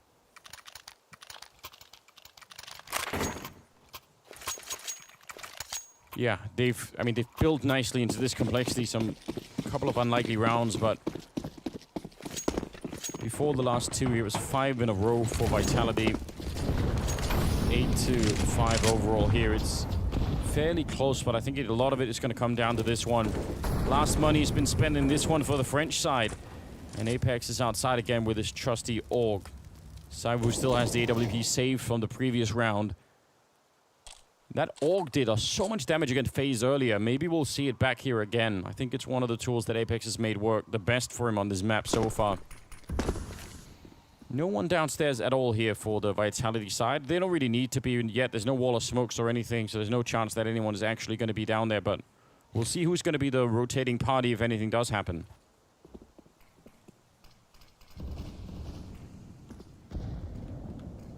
Ooh. Oboe, he is in a deadly position. Yeah, this is going to be a free kill, essentially. Now, if he falls off, he can still go down, and ZywOo will take down Rush anyway, so good trade. That's about the 3rd time ZywOo's gotten a kill from Hut in this half, and that's got to be so annoying. Shox now. Oh, big risk. Misses the initial salvo, but recovers it nicely with the spray control. And here we go. The hit towards ramp room is on, and Apex couldn't close the gap in time. Config's got a double kill. ZywOo and RPK are trying to pick up the pieces. RPK's going to have to drop vents, and ZywOo has an aggressive angle and squeaky door. But look at the flank from BlameF. Again, all on his own, the other side of the map. This is going to work just perfectly. ZywOo must turn. He's going to have no idea, or will he? One more kill, and into the bomb site we go. That is such a big kill. Trying to see if he can maybe tag him through. And he swung into the site now. He's got some backup there. Out of the vents is RPK. They have a bit of a health lead as well. There's a Molotov on Config, and that's worth keeping an eye on. Nice shot from Poison. He's rock solid in this finals. He's been playing an amazing series so far. Now it's the CC. He's going to get the one kill shot in the back, and Config will take him down. A triple for the Danish player as Complexity get up to 6 rounds and destroy the economy of Vitality leading into the final round of the half. What a turnaround 3 rounds this has been for the Complexity side. Man, this is great. This couldn't have gone any better for Complexity down the stretch of this game. 3 in a row. They've taken the money advantage. It's two SMGs, a CZ, a FAMAS, and all got Apex. Utilities light, but the nice thing for Complexity is they don't have to deal with the AWP. And I think now that they know they have the economic advantage, it's an upper rush, a knockout punch, one would call it. Rush has the first kill, and that opens the floodgates. Complexity is into the upper bomb site. Config's in great position to defend the heaven rotation, and there should be nothing that Vitality can do. Yeah, there are more smokes, more Molotovs. They can block off all the entrances all day long. There's absolutely nothing they can do. You're right to try and get in here. It'd have to be a big mistake for Complexity to allow any kind of a movement forward. And actually, that might just have happened here. Both Poison and Config going down. The grenades are all thrown towards Mini, and none of them up at Heaven. So a bit of a clear path here. BlameF will take down Apex, and Saibu's still low on health with that CC. He's waiting for the smoke to disappear. Shock's got to be the main charge here. As Saibu goes down, he drops to the low ground, and Obo will take him down. So 7-8. They split the first half down the middle, and it didn't look like that was going to happen at all. Nice recovery at the end here for Complexity, winning the last 4 rounds. And that might have set them up for a bit of a chance. We'll see if they can follow through in the second half after the break.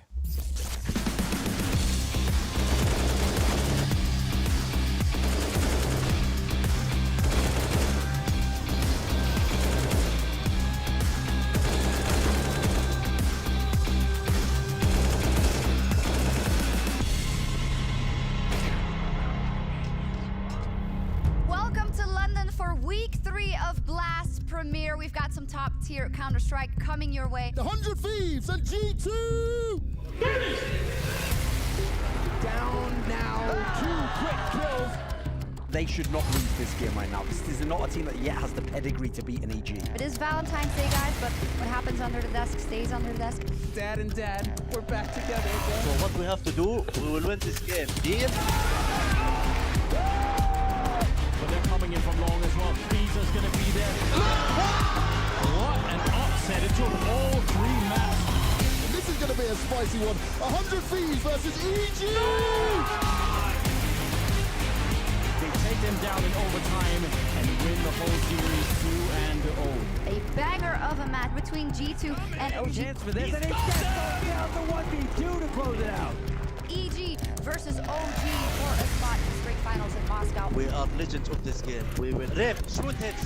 Deal? Let's go, Alexi. It was an upset last time and everyone was shocked, but here we go. OG absolutely living the dream, and they will take him down for a second time. Let's focus, bros. Let's focus like we played first time against them. Yeah. They've done it. They've bounced back on Dust 2. We're going to the final map of Blast Premier Spring Series, baby. Let's take it just like this. And G2, 1 frag away, 1 HP away from shutting down the dreams of OG. There we go. G2 Esports first place in Group C. Fantastic stuff. We'll see you in a couple of months, of course, for the showdown. And for now, enjoy the rest of your evening. There we go. Bye.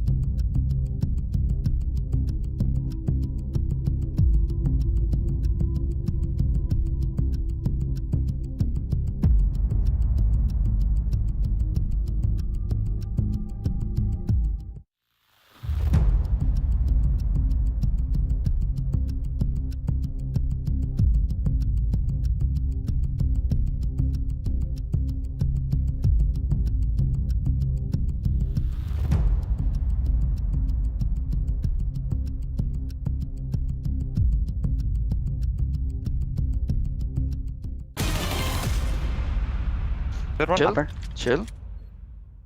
Let's going close to you. I'm behind him. Nice! Nice. Big round. Thank you. There we go. Chill is always, I think, good advice in any kind of clutch scenario. What do you think, Jason? Yeah, it's weird having North American players on this team and not hearing just some insane level of weird communications and screaming at all time. That must be nice for Russian Oboe. They've made it out of the inner circles of hell. They've made it out, and now they're fighting Saiwu, which I think is still, troubling, still concerning. 8-7 at the end of the half, and we go into the second half here. The final half that's coming your way, ladies and gentlemen, here at the finals of the spring season Blast Premier. This has been, I think, just a really, really interesting game. It's been hard for them to battle their way through. I feel like it's still Vitality leading and Complexity trying to keep up, and now the rush into the A-bomb side. Vitality on the T side. Let's see if they can come off to another strong start. They just lost 4 rounds in a row at the end of the half, so that's a little bit rough as well. Good headshot, and now they're setting up at least with a couple of grenades from up here. Are they going to be able to explode someone down on the low ground? No, they're going to throw them in the wrong direction, but here comes the flood of people from the Complexity side. Count to 3, and then you all go. One flashbang. Masuta trying to defend. They're all out. Conflict with the 1 kill. Poison with another follow-up. He's going to give a big double, and Shox now flanking in where they just came from. Oh, what? Oh, no. Not even going to get it. The underhand grenade down. It doesn't kill anyone, and he's going to take 1 headshot. He's fighting as they're defusing. I can't believe it. What an incredible retake coming in here from Complexity. No kit, so are they going to have it in the last second? No, they won't. It's so close. But they get stolen away at the end. I actually thought he had that. I did too. I was just priming up to mention how Shox is going to be kicking himself and having nightmares about that clutch because he made the mistakes that Complexity needed to win it, and it's just too far gone. Did they have a kit at the start of that pistol? I know they obviously had smoke flash. I'm assuming there was a kit somewhere. It might have just been dropped up top. Could have been. Oh, wow. That is tense. What a way to get started. BlameF going to get a kill. Poison with the scout taking down Shox. We've even got into the round, and people are already dying left and right. They're down on the lower bomb site, and RPK has the bomb, so they get a really quick bomb plant. And actually, that could be enough. There's no kit here on Complexity, and they know what's going on, but still, when you're far enough away with no defuse kit, it could get rough. The problem is they have no idea where any of the Vitality players are. They've all disappeared. One's over at the door. Apex gonna wrap around, and these weapons are mobile. There's a tag. They need to get aggressive. They need players to be attacking forward, finding Vitality. There's the door open and close. RPK 1 versus 3, but again, the time is the worst thing for Complexity, and even with the nade kill, I don't know if he's gonna have it. I think so. I think he's just got it. I think he's got it. Yep. This Surely time this it's different. one they have. This time it's different. I'm pretty sure this is it. Don't jinx it. Oh, man. For Vitality, though, I mean, that is shocking. I'm not even sure how they died in the beginning, but... They tried to make the vent drop, and it was, well, the deagle from BlameF, he's just spamming, he's shooting into it. Obviously, nade damage from Config combined with the deagle. Poison got a scout kill as they tried to drop down into vent, so, man, what a tense round. And this time... Complexity come out on the right side of the bomb timer. Yeah, shake all that bad juju off. 3 AKs, 2 deagles. Vitality not going to give up so easily. The bomb plan means they've got a little bit of bonus money to work with, and they want to try and find a way to shut down Complexity before this gets out of hand. Again, on their CT side here, I mean... If they get up and running, start to get that AWP on Poison, who has been... He's been a rock throughout this best of 3 for Complexity. If he's top fragging for them right now at 14. Ooh, nice pop flash peek. Good trade from Zaiwu as well. BlameF couldn't handle the spray. 4 on 4. And 3 AK-47s is pretty dangerous. Oboe's going to start cheating back from ramp room towards underneath heaven. Poison's still over at the windows. Actually, excuse me, he's on top, and he's going to win that battle. Zaiwu with no response. Here comes the upper hit, but an SMG on top of HUD is deadly. Very deadly, but so are the entrants. It's Apex left in a 1 versus 2, and he's going to go down. All tied up at 9. Another triple to add on top for Poison. Yeah, tied up, 9-9, no bomb plant.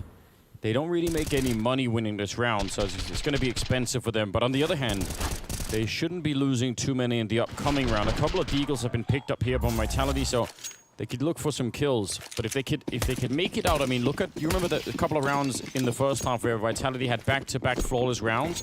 That built such a big economy, and Complexity would love a similar scenario here. Deep grenade only damages Apex somehow.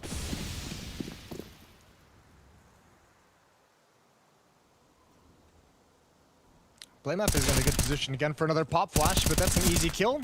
Gonna see a second, third, and fourth, and he gets all of them. Ooh, all right. They all just line up nice and easy for him. One magazine of the M4A1. And just Shocks. He's gonna give him a chance for the ace. I admire this. Go for that duel. Challenge him. Give him all 5. Good round from Blameath. Yeah, he's being a good sport. He's just loving it. He's fired up. They've got Blameath activated now.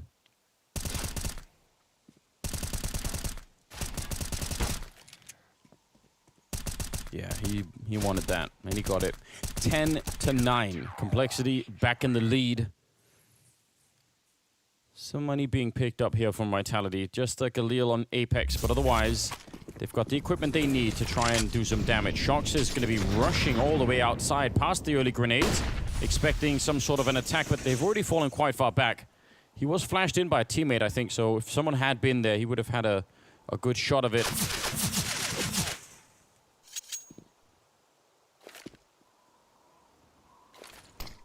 What do we do now?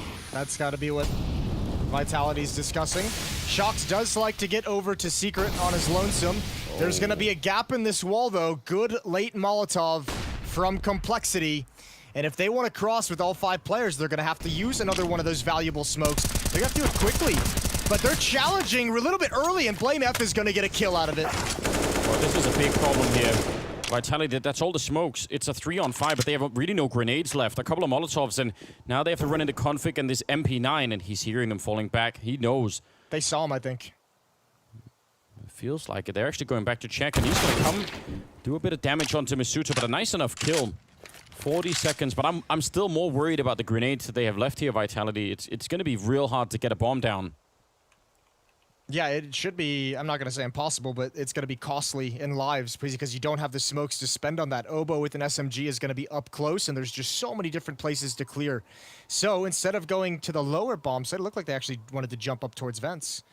But coming out, Novo, his time to shine. There's the first, a little bit of damage onto Apex, but a good trade. Gonna get the bomb plant. There's one Molotov. They have another one as well. If they could win one more fight, maybe this is it. RPK with a big shot taking down Rush. Oh, this would be a turnaround and a half for Vitality. There's a smoke, but RPK is going to use it to his advantage, hiding inside of it, trying to get the spray through. Poison will still take him down, and now Apex opening the door. He has to run for it. Straight shot to take him down, and there's half a second left. Apex, amazing clutch, a nice triple kill. And Vitality, they needed that round. That is a huge win. That's a massive one as well, especially considering where they were at. What a way to get out of a near impossible situation. Such little utility, and Vitality focuses on the trades. What a great entrance provided from Apex. And a beautiful 1 versus 2 clutch as well. 0.3 seconds remaining. That is close, real close. Pretty deep grenade, and oh, wow, okay, well, unfortunate start for Shox as he just gets blown up through the smoke. Nothing that he could really do about that. They're downstairs again. Last time it was a 5-on-3 that they managed to win somehow, and this time it's a 4-on-5, so maybe with a bit of a chance here. Although they're not fighting the 2 MP9s this time around, which also could be a difference. And Obo made some noise falling back there. Gotta be careful about that. Poison's here this time with the op, looking for anyone to peek into his crosshair. It's just a pause button. RPK is going to lurk with his Mac 10, that's a great opening kill. Poison gets shut down. There's the peek from Blame F. He's cleared outside. Vitality have to go forward, but there's smoke in all the choke points. And Obo, oh, does he go through? He's gonna try, but it's not convincing, and Apex was waiting. Another good kill from ZywOo. Somehow trades just keep happening in the favor of Vitality. I think maybe Obo was trying to hide inside of the smoke and just wasn't actually hidden enough. Man, that was unfortunate. 2-on-2 though. Let's see if they can get this retake through. They do not currently have a kit picked up, so I don't know if there's one on the ground down there somewhere. No one in that corner, so the Molotov is a little bit of a waste. Smoke off on the one side. None of these grenades are actually helping out Complexity that much at the moment, and ZywOo still hidden back here. He's going to get dropped on, but he's so quick, and he'll take down BlameF. Another good follow-up, and another great turnaround. 4-on-5 victory for Vitality, putting them back in the lead at 11-10, and also exploding the Complexity economy. Man, Vitality deserves these last 2 rounds. They've been really hard fought to get into the bomb site, and this isn't even them taking advantage of maybe slow or missed rotations from the defense. Complexity is making the right moves, just losing out in the trade battles as Vitality gets into the bomb site. These are really grinded out rounds. Really, really cool to see. Rush and a bunch of people outside. BlameF with the opening. Don't let this one go, Vitality. They lost that second round after winning, and they can't do this again. They're stepping on Rush's face, which is, I mean, disrespectful. Oh, that's the worst feeling if you're Rush, because there's really nothing you can do about it to recover that situation, but it also lets you know that you played that situation about as well as you possibly could have. You were like 99% of the way there. Yeah. And now it's just USPs left. Bomb going to be picked up by RPK. Even if Config had found the bomb, I don't think it would have made any difference here. So 12-10, the likely score.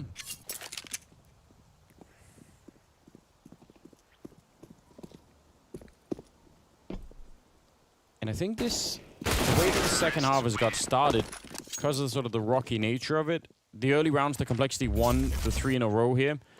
They had some of the MP9s in play. I don't think we've really seen the AWP on Poison, and this time he's going to have a scout. So actually that's one of the things that's sort of, backfiring a little against Complexity is they keep having just not quite enough money to get that AWP in play.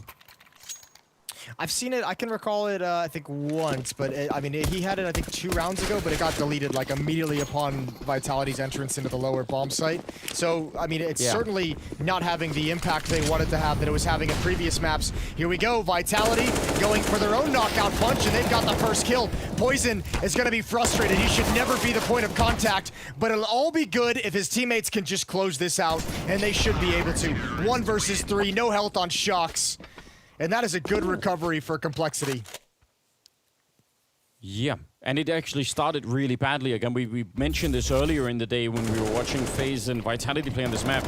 You go for those A attacks, that opening kill is sometimes the only thing you'll need to break it all wide open. But a good recovery even after they went in, and I think RPK opened up with that one. So 11-12, no bomb plant, enough money to buy, but that is a bit of a gift.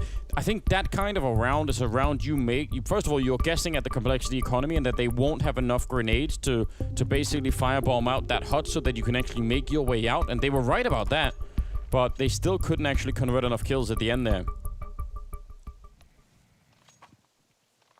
Yeah, that's unfortunate. Man, I really like that call, though, too. That's a great heads-up call to say, they're just getting back into the swing of things. Money's still not set. The Molotovs might be missing. Let's just go for it. And it almost works. 1-round lead for Vitality. 24 kills on ZywOo, 21 on RPK. It's 20 apiece on Poison and BlameF. Such a close game, the serving of the finals for sure. 24th round, and let's see what's going to happen now. This could get real tense. It's gone down to the wire, and it's BlameF to open up, taking down Apex in Mini. Trying to get back into the A-bomb side. Conflict falling off the hut, but they're going to be defending the A-bomb side once again. A similar strategy, this time with a little bit of a twist in one guy trying to come in through Mini, but they managed to defend it. Confidence building for sure for Complexity that they're able to hold this back. This is something that worked incredibly well against FaZe. Yeah, I mean, it's a really cool hit for Vitality too, because they realized in the previous round they got so deep into the bomb site, they realized the tactic worked. This time, obviously, it gets shut down, but the weird thing about it is the bomb was dropped so far back, we just saw Shox have to go and get it, so even if that strategy worked, it's like, great, we have the bomb site, we're going to have to go all the way back to pick up the bomb first. He's going to at least get the plant in the lower site. The extra $800 is going to be huge.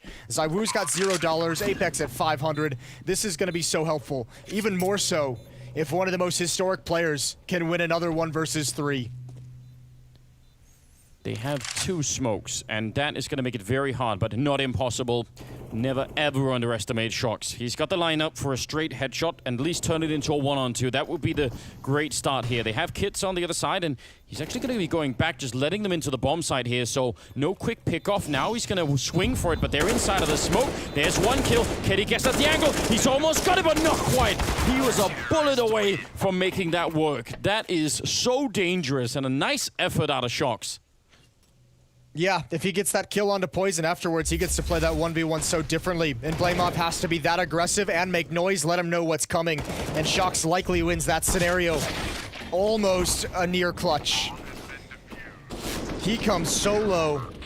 Regardless, we're all tied up, and Vitality back to pistols. Complexity. I cannot believe their ability to stay in this map. No, they're really fighting heart and soul right now to keep this going. That round ended in a 2-on-1, so that they really had to pay for everything here. And with the bomb plant, a little bit of a half buy coming in from Vitality. They want to keep the pressure on. They want to take some rifles away. They're going to be buying in the next round, so even if they win this one Complexity, it's going to be a fight every step of the way that Vitality have set up their economy here.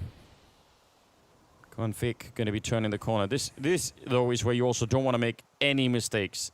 If they have a good round, all of a sudden Vitality one that they steal away, which we know they can, you may never recover from it.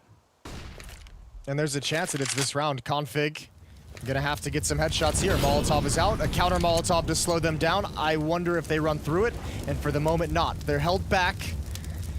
But Config is the only player downstairs. If he goes down too quickly, oh, this is dangerous. He's gonna peek. Of course he is. He blinds himself. He's gotta fall back. But that should at least sound the alarm. All coming to rotate in. He can only get the one. They duck underneath his bullets. And now Obo has gotta step up, but he misses shots as well. A little bit of panic there. 30 seconds. They really need to think about this bomb plant here. Poison will get a kill on ZywOo and bring it back into a 3-on-3. Grenading the smoke, thinking maybe someone was already planting inside of it. RPK is quite far away. And now the clock is really playing against Vitality at the moment. 17 seconds. RPK is going to be just taken out. They're going to get a chance here for a bomb plant. I don't think anyone can stop it nearby, but this after plant scenario is doable for Complexity, even if Rush is a little bit low on health. We'll have to find out. Shox with another chance. He couldn't clutch it last time, but maybe he can this time. He's got Apex with him. They'll have to use Apex as bait. He's going to have to grab the attention, and he's done just that. It's all on Shox now with the AK. Just that one shot of the pistol has them looking the other way, and Shox is waiting on the same side here. That's Apex gone, and now it's another 1-on-3 for Shox. Waiting by the door, they're gonna tap the bomb, and they're trying to bodyguard. Oh, timing is key, and oh, Rush, he's so quick on the trigger, taking him down. Oh, a bullet might have done it there for Shox. The right headshot at the right time, and he could have won it, but it's 13-12. It's Complexity taking the lead. And Vitality, they're back with a very strong buy. And again, that's the issue right now for the Complexity side, though, is every round is difficult to win. Well, every round is difficult to win. They're losing some players here and there. Not too bad. They've survived the last couple rounds pretty well. The real issue is all the plants that Vitality is getting as this losing bonus builds up. It's going to make their cash continue to swell. It's still very difficult buys. Complexity has very few easy rounds during this stretch. And look at ZywOo. He doesn't want the smoke wall. He wants to challenge. He might get his opportunity. Flashbang, and that's a dangerous game. That's a very dangerous game. And now they know. Don't repeat that. Oh, Blameoff out here. He's looking up. They don't even check it. Apex not even thinking about looking to his right. I think he would have had that kill easily on Blameoff, who was essentially spotting the mini roof. I guess they assumed the Opera was the outside defense, and that was it. But Blameoff has been out there close to mini every single round. And, I mean, ZywOo equally just assuming no one's going to be downstairs. This is a very curious round for Vitality, and it's given Complexity a massive advantage. Oh yes, it really has. 55 seconds. Now they're going to come for the ramp where Obo's had very little action. He's going to get some finally. Not the kind that he was hoping for. 45 seconds. Grenade around the corner. And they need to play for time. This is where you want the fundamentals to come through for Complexity. Don't give them another fight here. They have to get onto a bomb site with 30 seconds. 2 of them low on health. If they just play smartly here, there's almost no way to lose this. Under 30 seconds as they try and see if they could wrap their way down. They have 2 smokes, so that's a little bit of a benefit to Vitality. They could try and smoke this off and at least get the bomb plant. But there's an edge there, and Config knows it, and that's an easy kill on Misuta. Now just spraying through wildly. 10 seconds. Attempted plant here, and I don't think Config even needs to try and stop it. It's still going to be a 2-on-3. Poison will take down Shox, and now it's on RPK. Does have a Molotov, but I don't think that's going to help him yet. He'd have to play it for a while before he could even think about using it. Another close round, but Complexity survived with 3. They're up to 14. They are so close to doing this, Jason. I mean, the nerves are surely going to be running high, and maybe especially on some of the young players here.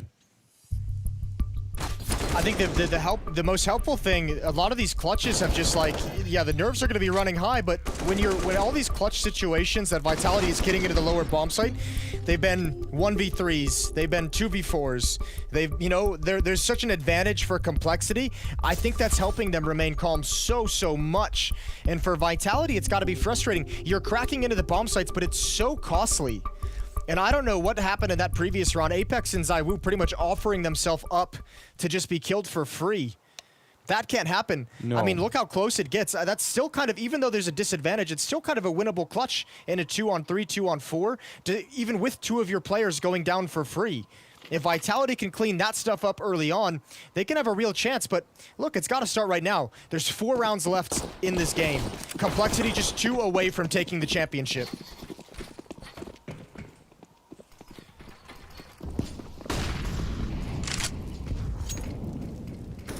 Obo back in the ramp. Poison and Blameth outside this time. Config not gonna have really any backup down on the lower part of the map just yet, which is fine. Still early days. The wall of smokes is up though. Poison probably looking for a gap, but unable to find one. Ooh, damn. They get past just in time. I mean, they've been so good at hitting that B bomb site, even when they've been a man or 2 down. It makes so much sense for them to try and do it again. Ooh, nice flashbang. Poison. He's occupied with the distance shot. Not aware RPK. Oh, what a flick down! Rips off the head of RPK, and straight into Config we go. He adds 1 more kill, and again, Vitality paying the blood price to get into this lower bomb site. And it's not gonna happen this time. 2-on-4, Shox and Apex. They have to readjust. They would love to win a clutch. It's been a lot of rounds where they've tried. Shox has had a bunch of 1 versus 3s. This time at least it's a 2-on-4 turned into a 2-on-3 with a kill from Apex. Sneaking through the smoke. They have a shot at doing this. There's another smoke on Config, so they could try and smoke off that bomb and go for a defuse inside. There's Apex gone down, and once again it's Shox. He just can't catch a break. It's always him versus the world in this one. And he's going to be fighting out there all around him. They've got him trapped in here, and he'll get blown up by Obo. Another round, 15 on the board. Complexity now on series point. They have almost done it. Series point, championship point, Complexity. 3 chances to close this out. 3 chances to be the champion of the spring series at Blast Premier. The tough part, because it's been so close, the last 4 rounds have built up a full losing bonus for Vitality, and all 4 rounds have been plants. So Vitality have the cash, they have the utility, they have the weaponry.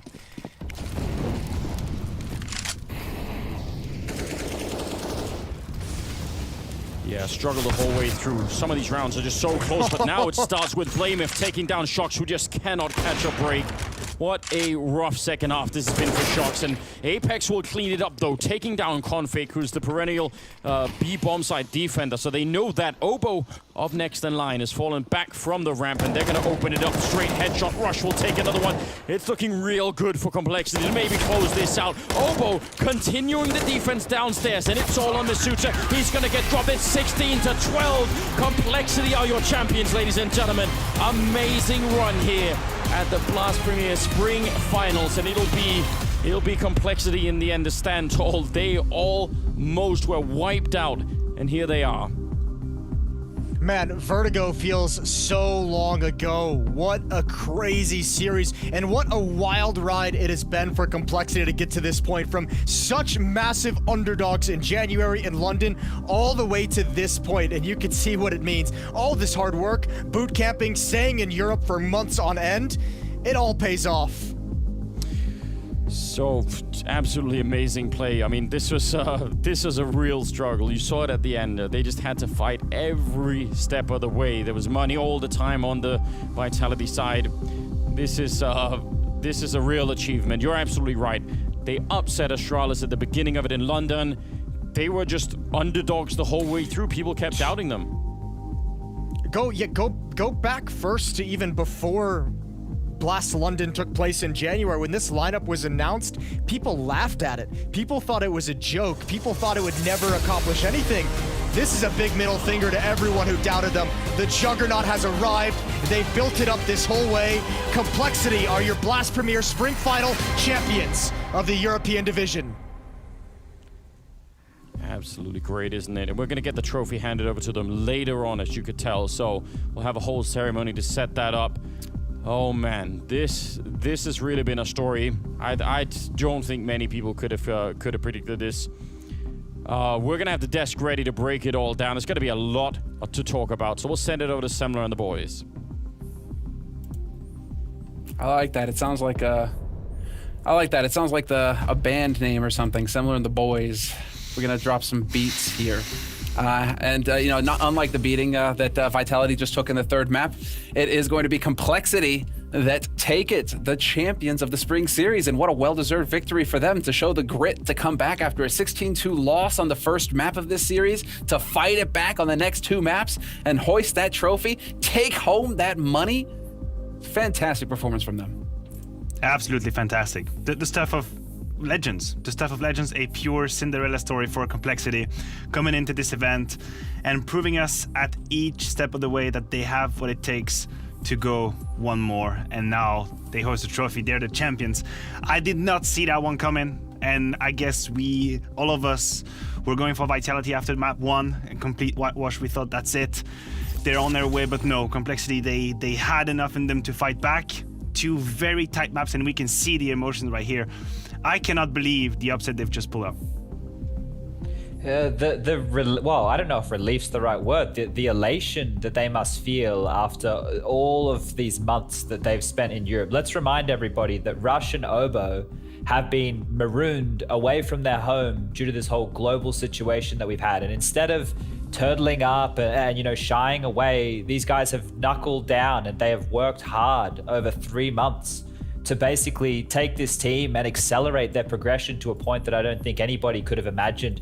Right here in this game, they had to battle back from man disadvantages, from last seconds, unable to defuse bombs. There were so many rounds in this game just here where I thought this would mentally crush them, and it didn't. They didn't stop fighting, and I think for Complexity, this has to be, you know, a coming of age of this team, because look, they're still a new squad, let's be honest, and they've already lifted a trophy of this caliber, so you can only put your hands together for these guys. What an amazing journey. What a fantastic performance from all of them, especially, well, I mean, Blamef leading from the front, the guy is unreal, but the other man who really showed up here is Config, and we got a chance to catch up with him post-match. Config, you came in as underdogs once again. London, it was the same, and here in the finals, and you showed the world an amazing final after a 16-2 demolishing. You guys couldn't handle it. You then win in overtime on Mirage, and you close it out in a close game on Nuke. Let me take a chance for you to say something to everyone who doubted you right now. If you doubt Team Complexity, then it's because you have a problem with us as a players or as a team, because if you doubt us, and now you've seen we can do everything. We can win shit tournaments, we can win the best tournaments. We are a team. We are not for fun. We are not here to make jokes. We're actually here to fucking win. A true juggernaut. That's what I think this comes down to, man. Now, game-wise, though, let's talk about Vertigo real quick, because it seems like you guys were not even really warmed up. Like, I've seen you guys on Vertigo before. It definitely wasn't the Complexity we know.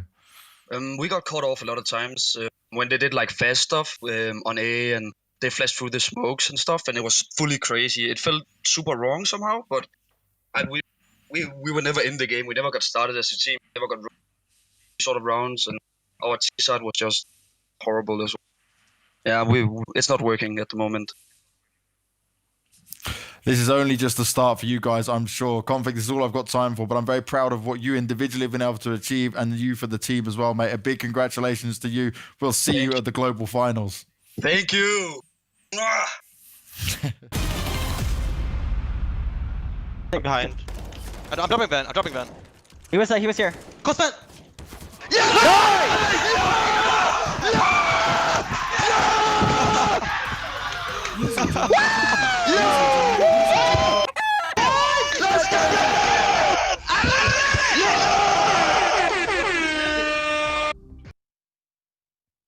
Power of the Juggernaut, baby!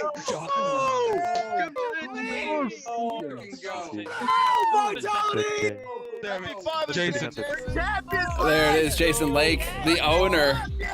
Man with the vision to put this team together, to make it happen here. He was the one who got roasted when he made the claims that he wasn't here to play. He was here to win and create a juggernaut team that could compete on the world stage. He put it all on the line.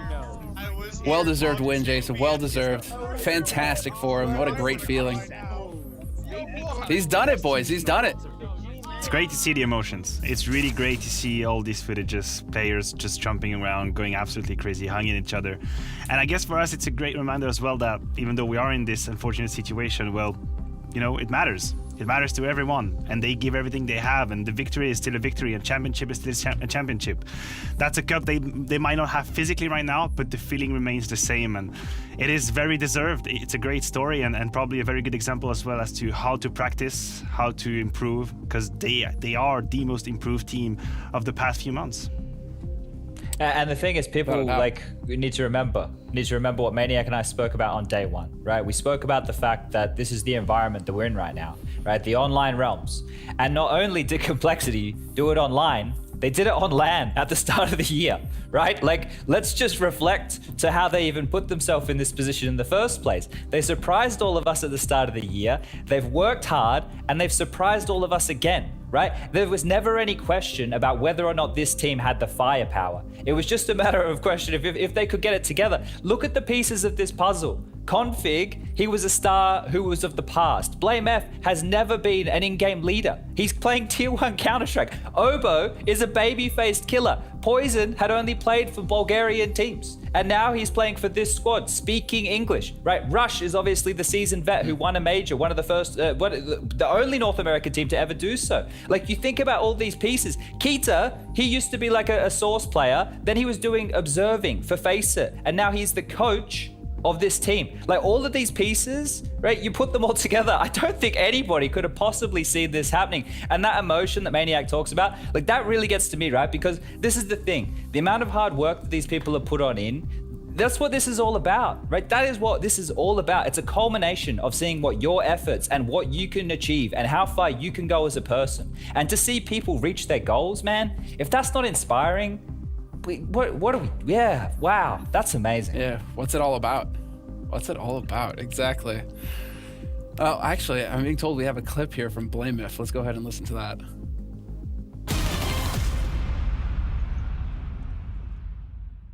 I think he's gonna go ramp, man. Oh, you're flashing away. Nice. That's Yes to the big tournament, guys! Wow! Nice. I mean, that's the important thing here, is that you got to be having fun as well. When all the pressure is on, if you're just getting too screwed down, you're getting too tight, too nervous, you're not going to be feeling it, and you're going to struggle. if you're getting some levity in there, you're having a good time while you're at it. I mean, what's crazy to me as well is just the fact that BlameF keeps leading from the 4. 28 frags on the last map of this grand finals when all the pressure is on. He's calling the shots and he's kicking in heads. And you talk about pressure and you talk about risks and the amount of time that he had a first engagement in the first few seconds of the round and he completely caught off guard his opponents was amazing. Like, he was taking risks outside. This pair, he's not scared. He's absolutely not scared. So maybe it's all the screaming around and having fun and the levity you're talking about that helps him do so. But he took all the risks. He took all the responsibility. And once more, he led by example.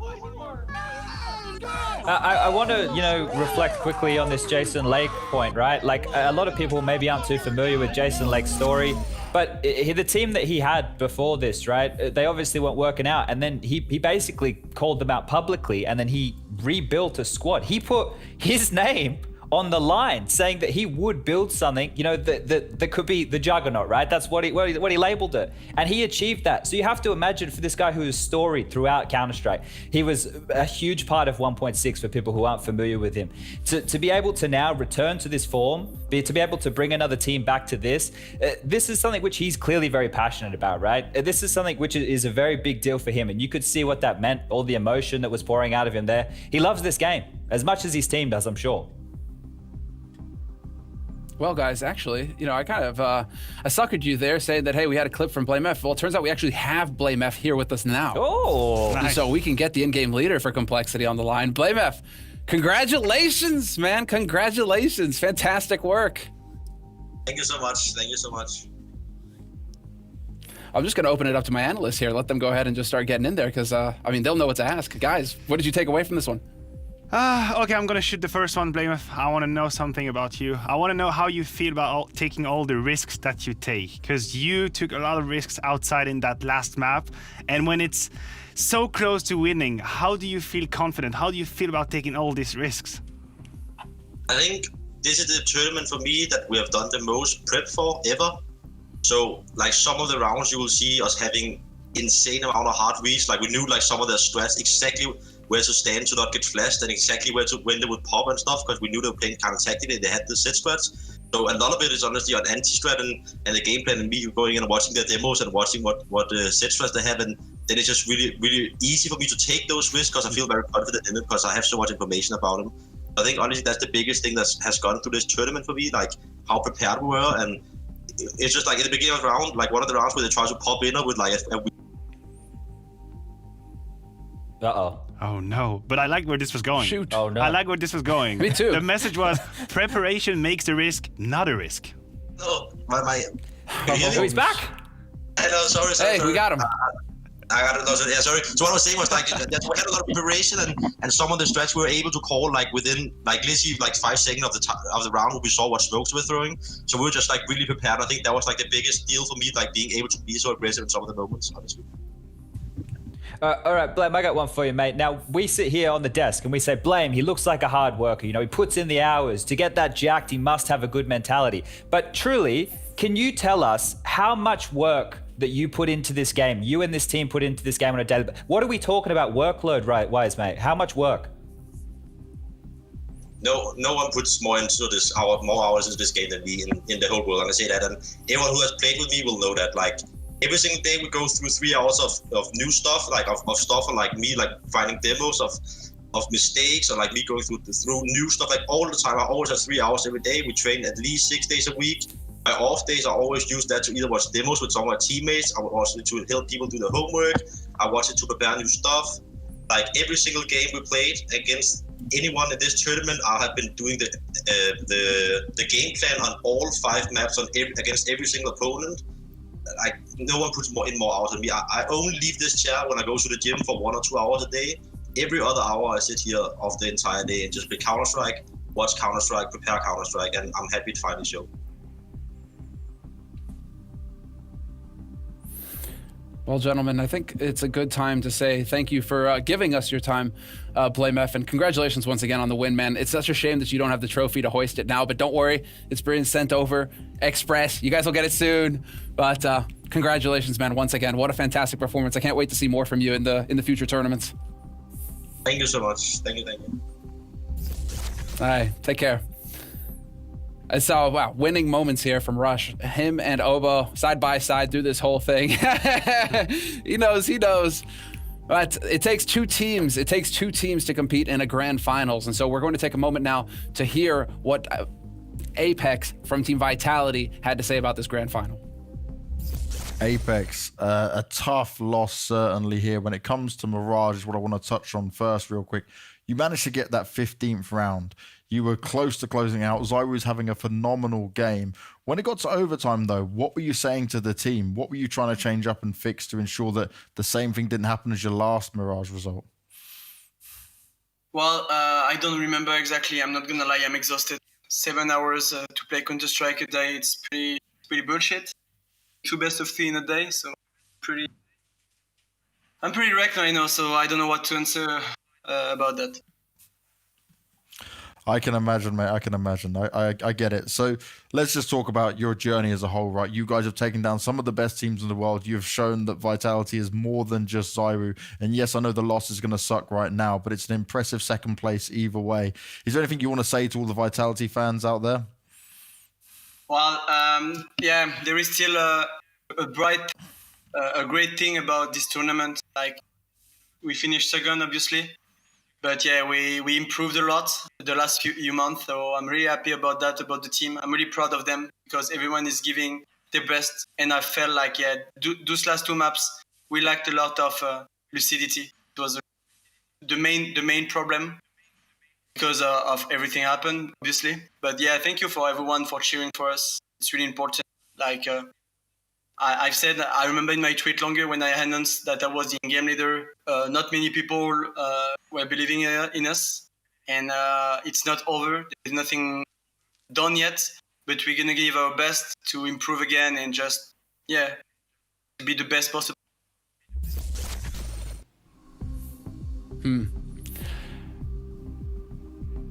What do we take away from that? Well, listen, I just want to say we've been praising Blamer for all the hard work he puts in, and rightfully so.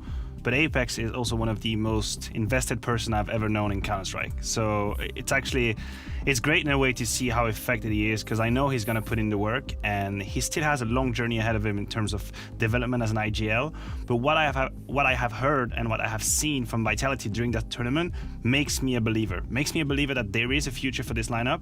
They can improve. If they can sort this lucidity mistake at the end, they are going to be contenders for titles, that is for sure. So they're on a great way.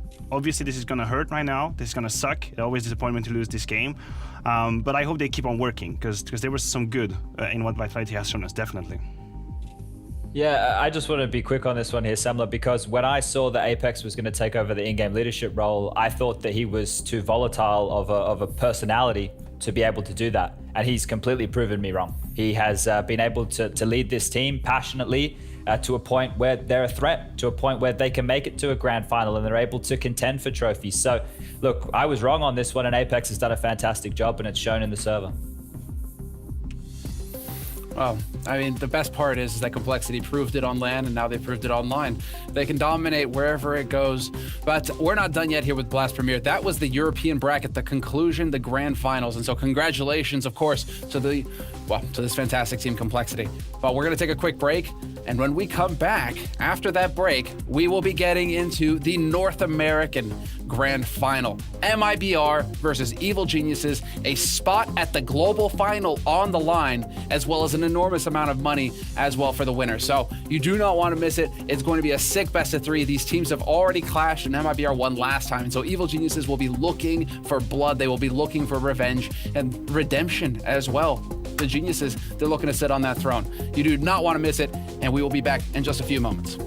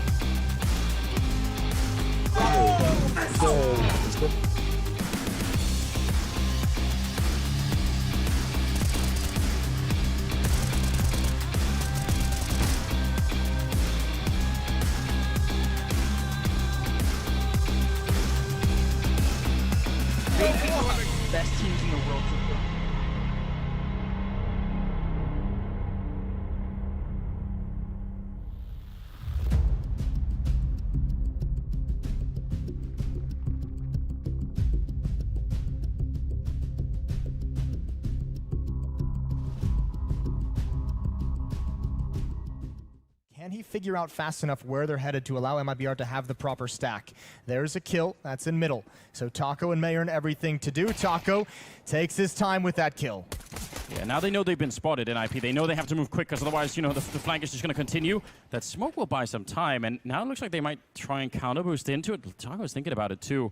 Oh, this is a wild round. He's going to jump up and try and catch one. Twist very low. Yeah, that is the bomb. And oh, the cone almost landed on his face. I don't know whether that would have been enough. 55 seconds, but now they're running back. And they're basically running on top of each other. They know exactly where this is going. Lecro's already got the angle. What a shot from Taco. Turns that corner with the quickness. He can add another. Plopsky, narrow angle, another headshot. And Taco's pulled MIBR right back into this. He's got just one more kill to find, and it's 15 HP on Twist. See, he's running quickly as well. Twist, this is going to be a close corner. He's just going to run right into it. And Taco, he just needs one bullet to connect, and he will have done it. And Twist is very nervous. You can absolutely tell. Oh, he somehow gets it at the end. That's what he needed. And right now he's scared enough that he can't even flank. So he's a very far rotate from B. You touched on it, gets basically bored enough to play back on site, and that's the one time they go all in on this, but keep your eyes on Nitro. He decides to peek. Doesn't want to fancy them pushing past him. Elige continues the spray. Okay. He does grab that second, but Nico, 1v3, has a player in the open, jumping, hoping, was an fly, and there's the head on display! He takes it! FaZe Clan winning a round! Sketchy. This is still sketchy. It bewilders me that Team Liquid didn't even look like B was a possibility in that moment, but they're not going to put anybody on tons. They flash through, they sprint in, and Rain, well, he has low health, but he does still have the AK cold with everything to do, just popping noggins! He's cleared 3 bodies and the 4th! Mayern's still alive, but on the other side of the map. And seeing as he doesn't want to give away info, he's just going to wait. KNG, a bait, and a difficult position. He's stuck to the fight. Fur down, and now it's all on Mayern. But they still don't know. And they're going to tap that bomb. Solely focused over on ramp. He gets them both! Mayern picking up a clutch! Okay. He still comes in just in the nick of time to win the round. Point being, we've moved into another crucial round, but Twist blasts Mayern away. Hold on. Where'd he come from? I don't know. That's a very big question. I think that may have been a boost. That may have been a run boost from T-Spawn, the top of T-Spawn. They just threw him onto the stairs, but it doesn't matter because Taco throws them back up that A site.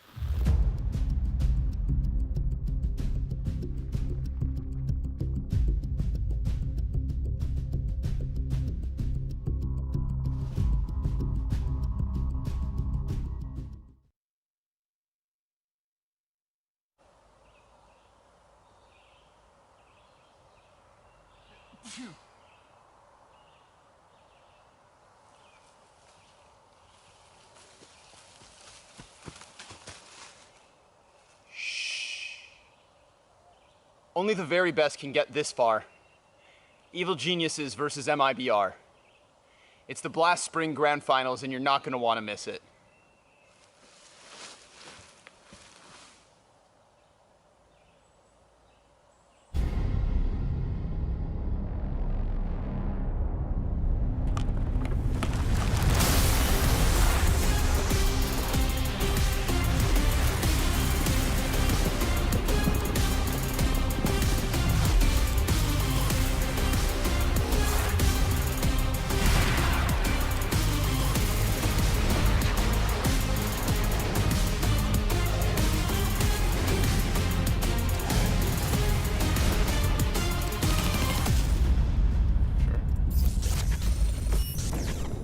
All right, well, welcome back. Like I said, it was a short break, but we're about to get into it. It is the North American Grand Final now for the Blast Premier Spring Series. And, well, joining me on the desk, Maniac and Sponge. Gentlemen, we just got finished with a sick European match, and I've got a feeling that the North American match is going to live up to the hype because these teams have been clashing. It's not the first time that they've clashed, and it's always a close match. And here is the Grand Final where it's all on the line.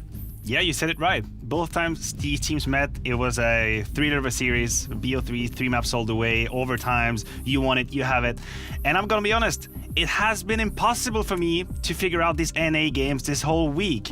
Absolutely impossible for me to know what was gonna happen. So I'm going in with my eyes open, my mind open, I'm ready for Counter-Strike, surprise me. I didn't realize that North American teams could win both divisions, but that's what's on the cards here this evening, guys. Isn't this wild?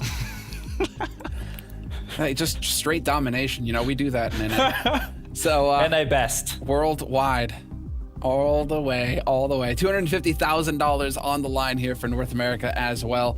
Fewer teams in the bracket, so a little bit less on the prize money, but no less prestige. Also, a spot at the global finals. Not two, not both finalists, just one, the winner. And so not only is there an enormous amount of money on the line, there's also a spot at a bigger tournament with even more prize money. 1.5 million on the line at the global finals.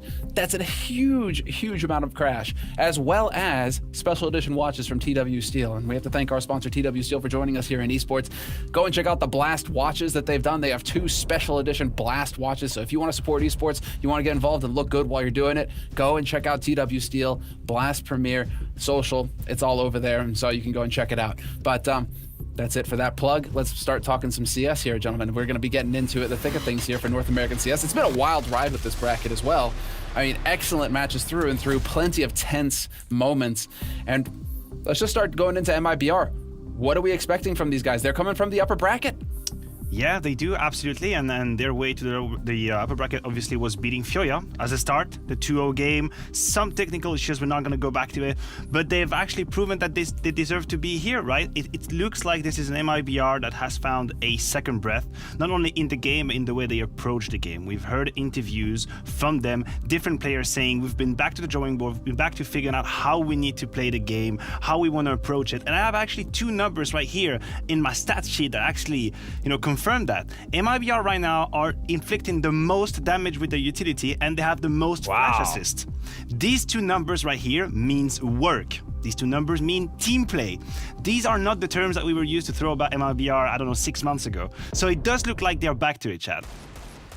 Yeah, and I think that some of the quirks in their gameplay that we've been seeing coming through is a testament to that. When they did play against Furio in that first, they had a few aggressive moves that I hadn't seen come out of this team before. But the standout for me has to be the addition of TRK. He has already brought more to this team than what Mayan did in his entire stay. And that's not saying anything bad about Mayan as a player. That's just saying that TRK is fitting on in here. And look, if he's able to continue that level of workload, we've been talking about rookies, it feels like all week. This is another one. Even though he's a little bit older, right? This is when I say rookies, I'm talking about to tier 1 Counter-Strike. And the fact that I'm talking about MIBR and tier 1 Counter-Strike, it feels like it's been some time since that's happened. But check this out. Check out the poise here in Fur to go for the boost over the smoke and a retake. Just before that, he'd actually thrown a mid-long smoke. They were doing a lot of good plays, and they're making the double AWP setup of Fallen and KNG work. And KNG is also entry fragging on their T side with an AK-47. So that versatility of the fiery KNG, it's finally coming to fruition, because that wasn't the case within the early stages of him joining this team last year. It actually has taken some time for them to come together.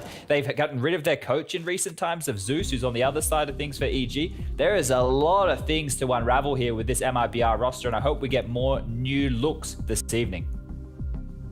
Oh, I think we will, because they're going to have to fight uphill. Looking at the map stats, it feels like this one is EG favored, however the band goes. But we'll have more time to talk about that later. Let's actually hear from Fallen and Fur now. Going into the match, we were able to get an interview. An important game today. It's the rematch versus EG. Not only is the prize pool bigger, though, it's also the global finals spot for 2020. What have you guys been working on today ahead of this game? We made the preparation yesterday. As soon as we stopped watching the last game, I think they played Furia on the lower bracket finals. So we start figuring out which maps we probably gonna play and how we're gonna approach those games. But overall, same preparation as we always do for the games. Now, when it comes to a rematch, what does it come down to for you? How does it change things? It's going to be a very tough match. Lately, we have been playing Evil Geniuses a lot. Even though I think we won the last 2 series, they have always been very interesting games that could have gone their way. So it's going to be a very interesting matchup. It's going to be a very difficult game. It's a finals. A lot can come to mind for both teams, so it's going to be very interesting. Fur, you're up against EG again, this time with the grand finals pressure. Now, for you, I guess pressure doesn't really matter at this stage. But for TRK, this is a new thing at a big tier 1 event. How do you think he's handling it, and what have you guys done with him ahead of this game?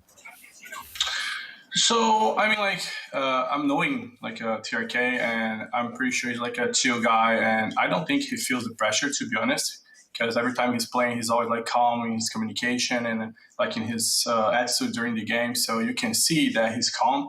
So I mean, like for us, there is no pressure. We are used to go to the finals and like to go a lot of finals in the big stage and stuff. So for us, it's just like one more finals, and of course we want to win. But it's like a normal day in the office for us. But we are excited for this match, and I hope we can win this match, and lift the trophy. Now, when it comes to a rematch, how much does it become about the mental game and the mind games when you kind of start to know each other so well and you can already kind of guess the map pool that's going to be shown?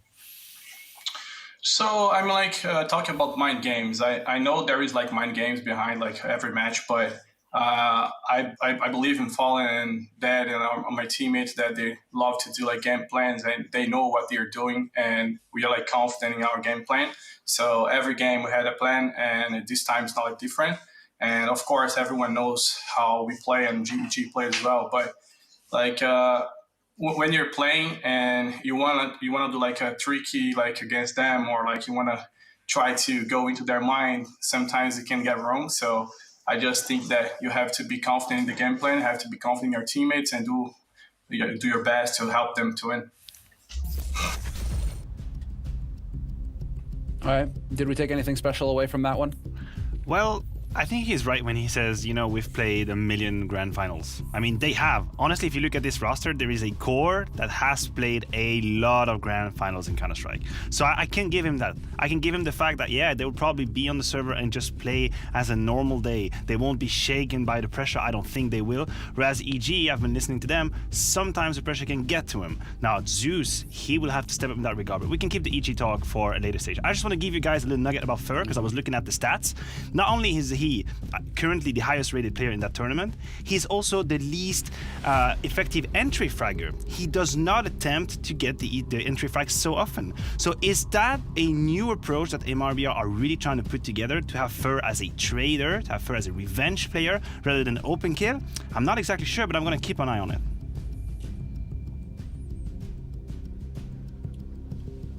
And so, well, that's the timing of things. Sometimes it just doesn't work out, but hey, you got to roll with the punches. And well, you know, who's going to be rolling with these punches? They're going to get pummeled perhaps by MIBR in this finals. If we listen to the interviews from Fur and Fallen, it sounds like they're going to be pretty confident that it's just another day in the office for them.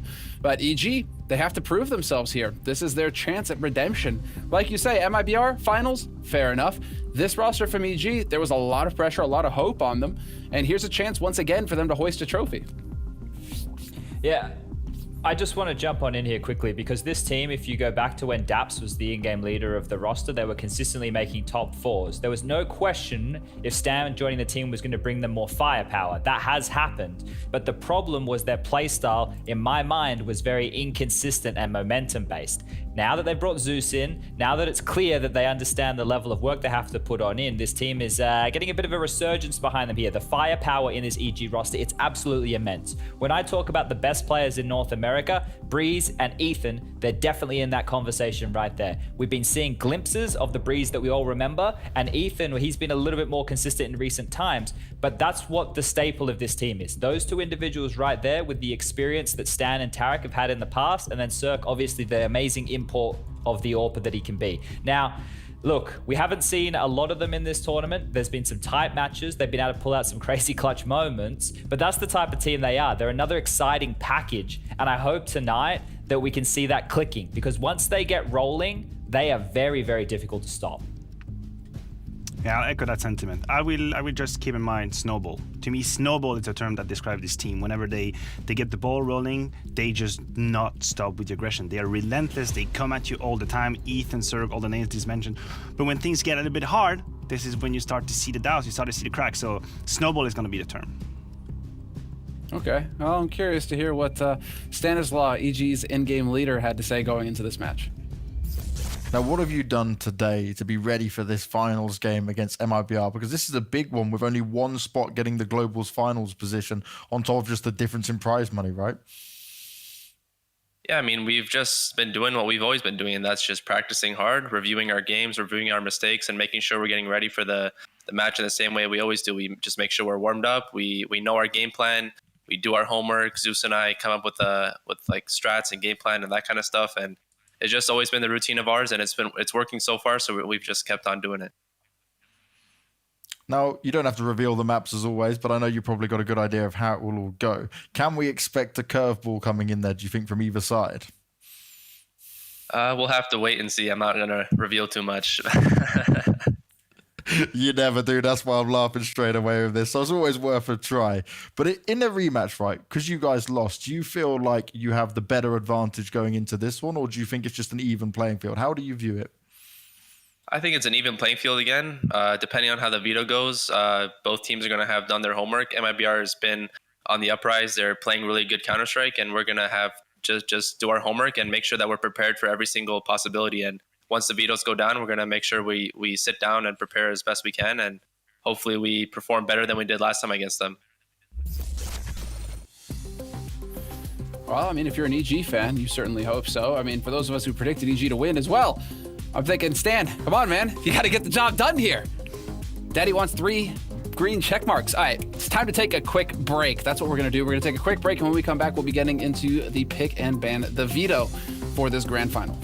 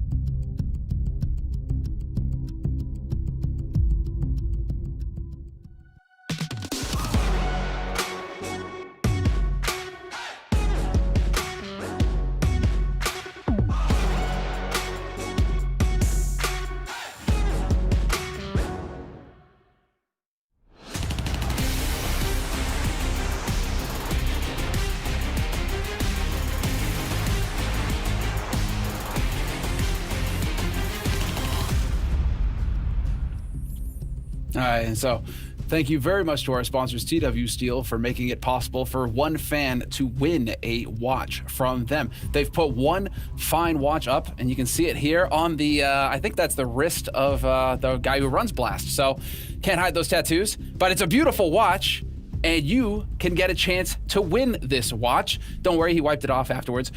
Follow on Twitter, check out the Blast social, and you can get a chance to win it. And check it out. And well, just gotta say, big thank you to TW Steel for sponsoring this event and for getting involved with Blast in esports. I hope that it's awesome and that they're happy because they've created 2 special edition watches that you can go and pre-order now on their website. I just checked, front page, twsteel.com. Go and check it out. They have 2 Blast watches, different price ranges, but they both look snaz. If you're looking for a new watch, support esports, support Blast, support TW Steel. It's a win-win-win.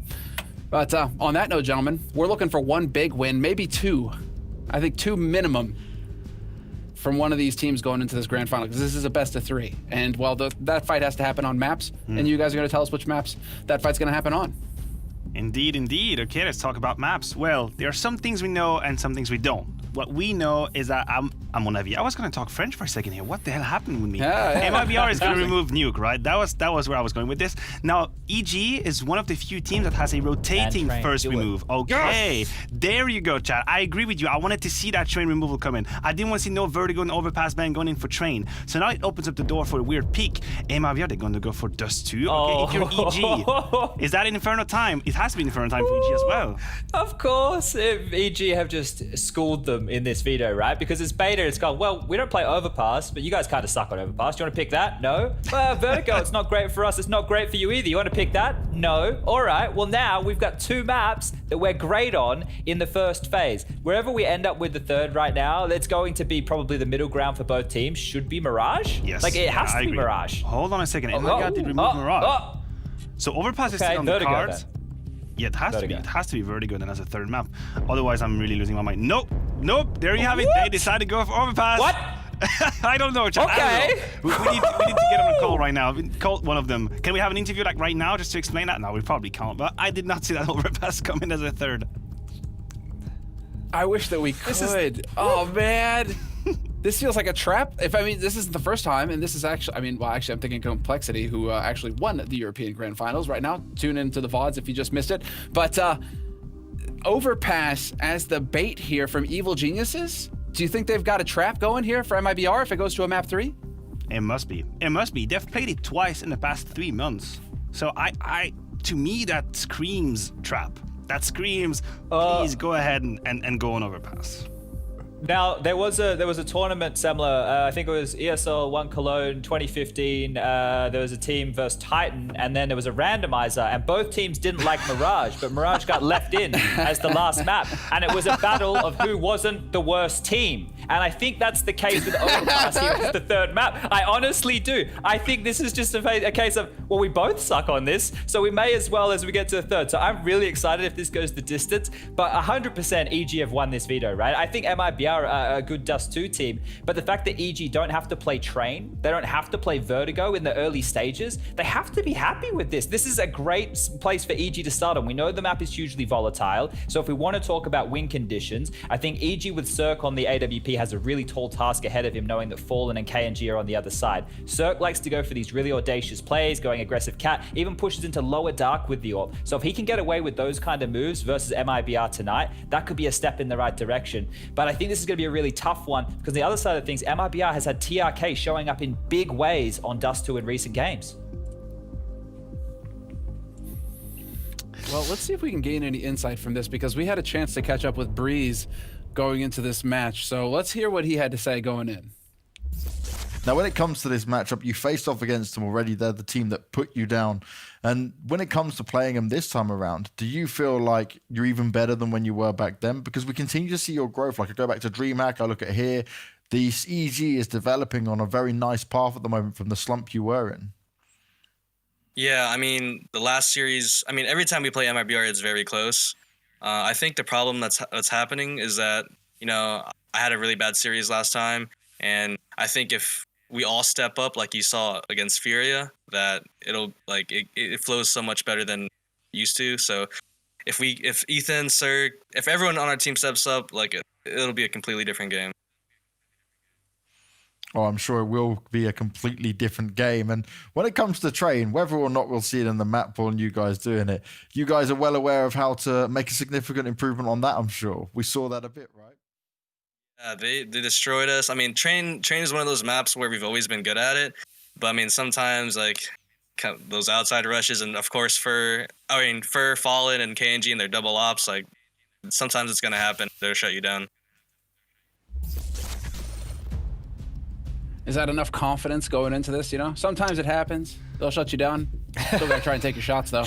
I don't know if it is. I just want to say this about Breeze.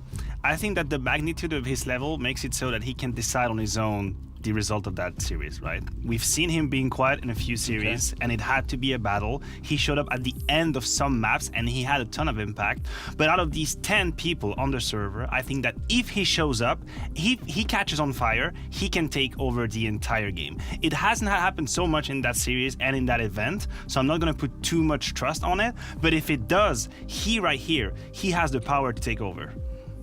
You know what's really odd about Breeze on a map like Dust 2? They have him as the long anchor, right? And normally with the long anchor, you want a turret of a player, sure, but you don't want somebody who can have as much influence in a round as Breeze there. Now, what that does allow for his team is that position on the map is locked down, right? I would be very scared of going long against Breeze.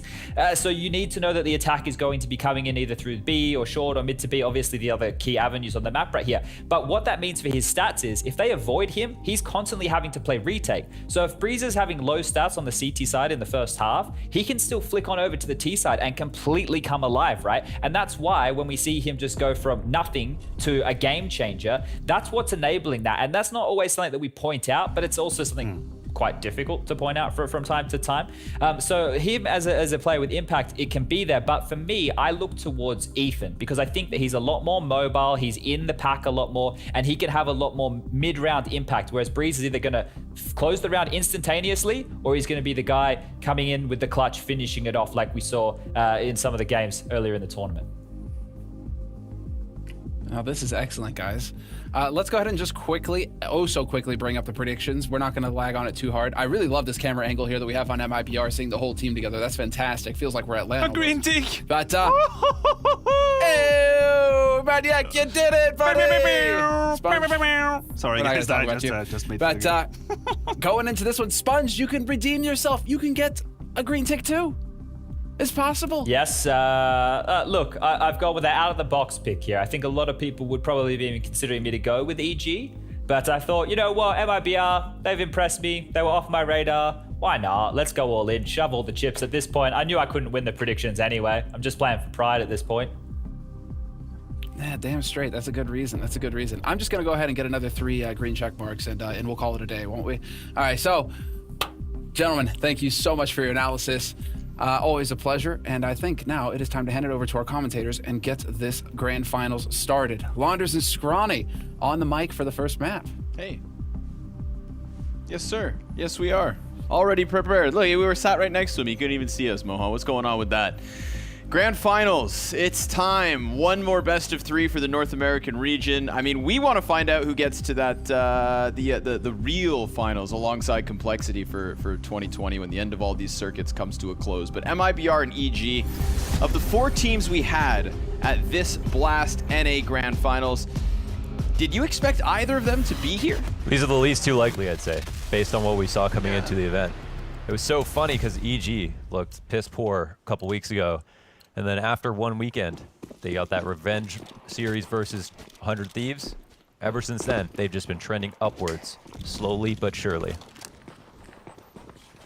We're into Dust 2 to start it all off. And MIBR, they're going to take to that T side. Cirque, he's looking brave here on Cat because of the smoke grenade to his side.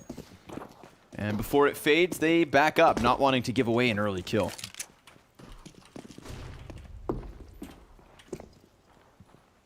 And there's so much head-to-head for both of these teams. MIBR know a lot of their CT setups, not going to be a surprise. The thing is with EG, they don't really do things on gimmicks. Their setups can be quite passive. They just have good retakes.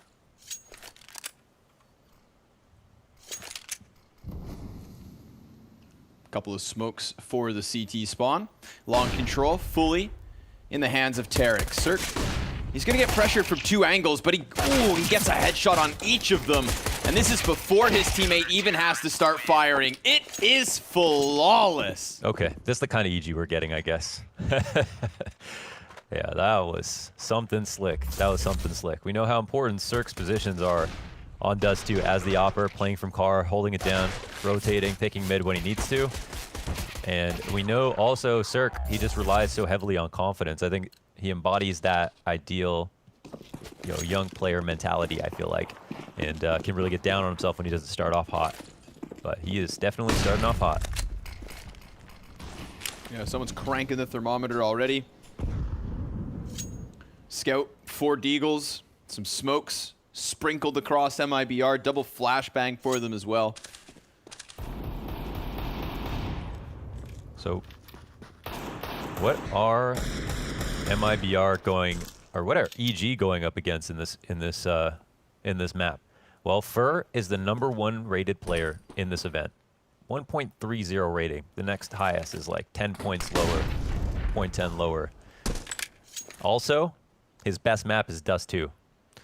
Put those two things together, and we got a really scary scene here for EG. Also, MIBR beat them last time they played on Dust 2.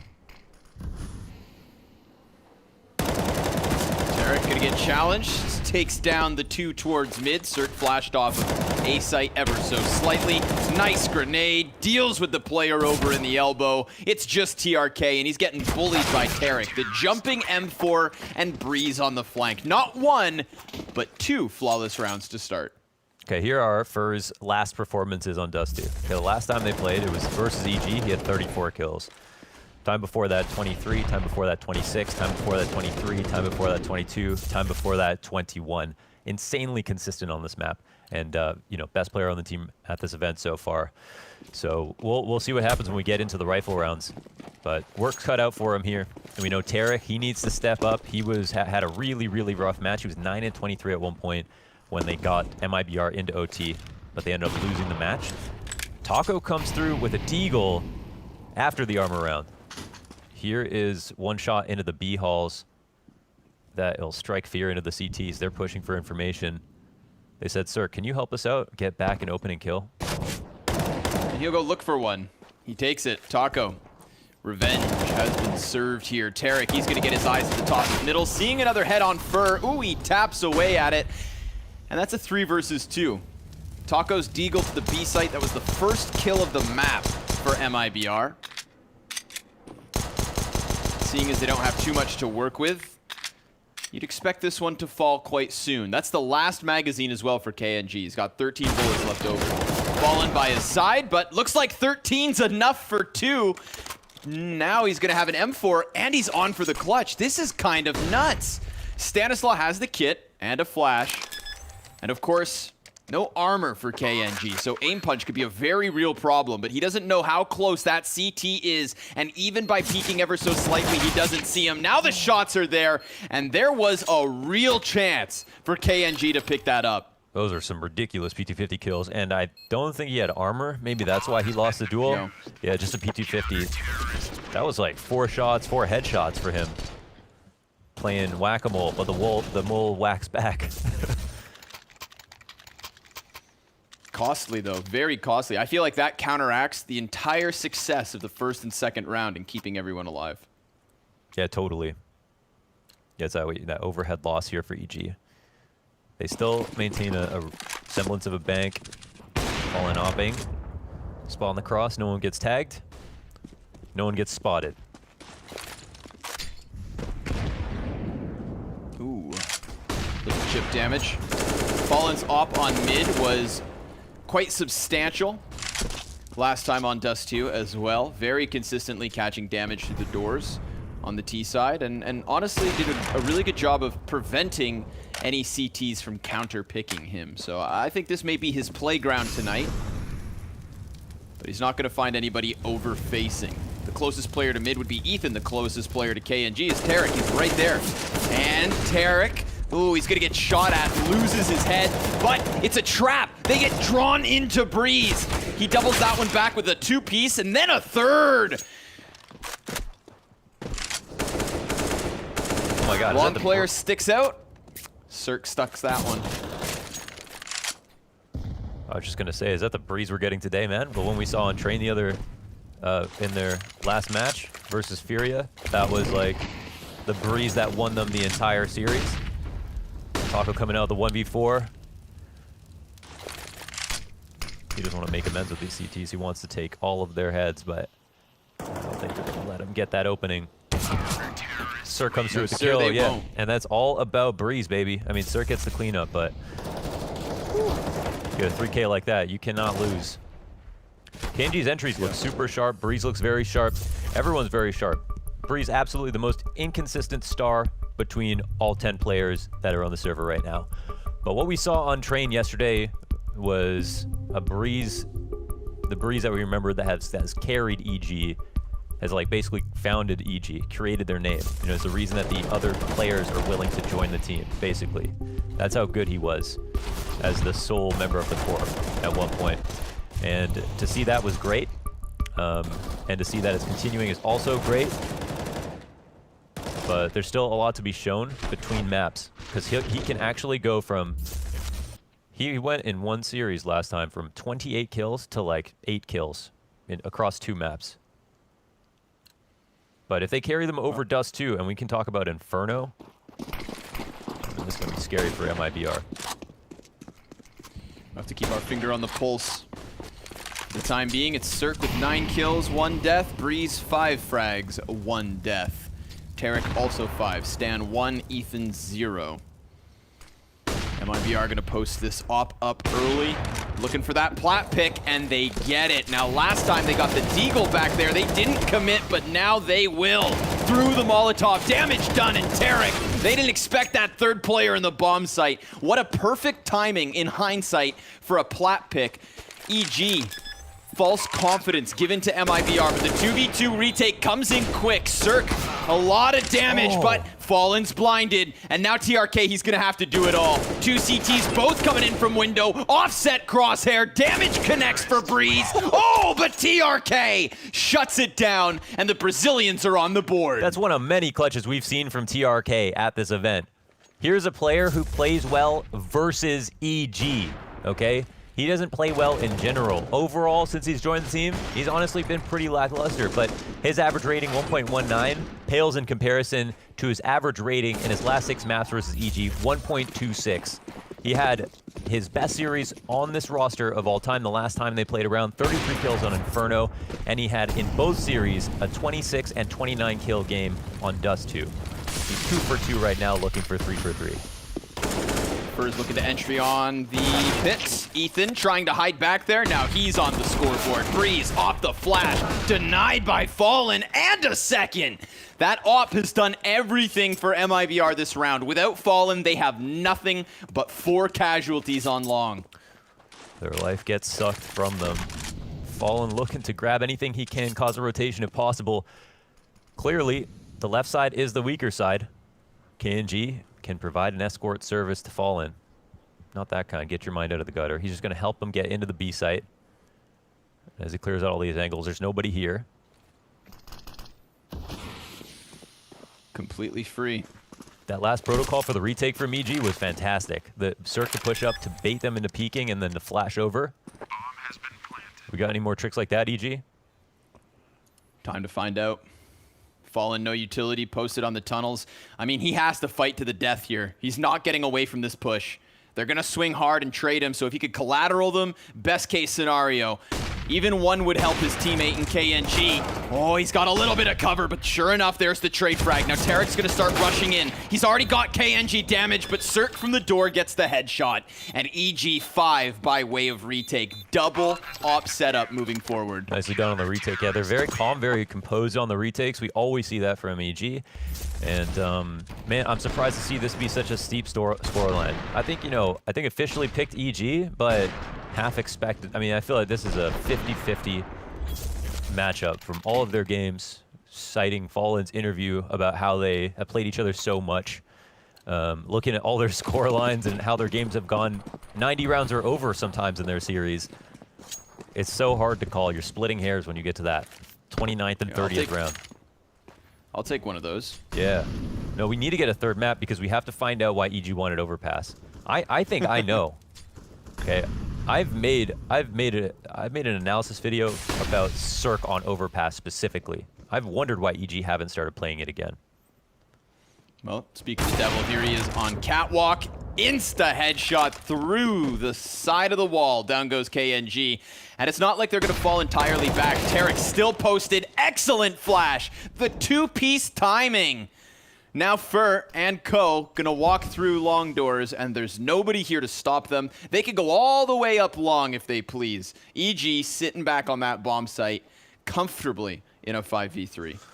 Oh, well, they're getting totally destroyed right now. No trade in sight.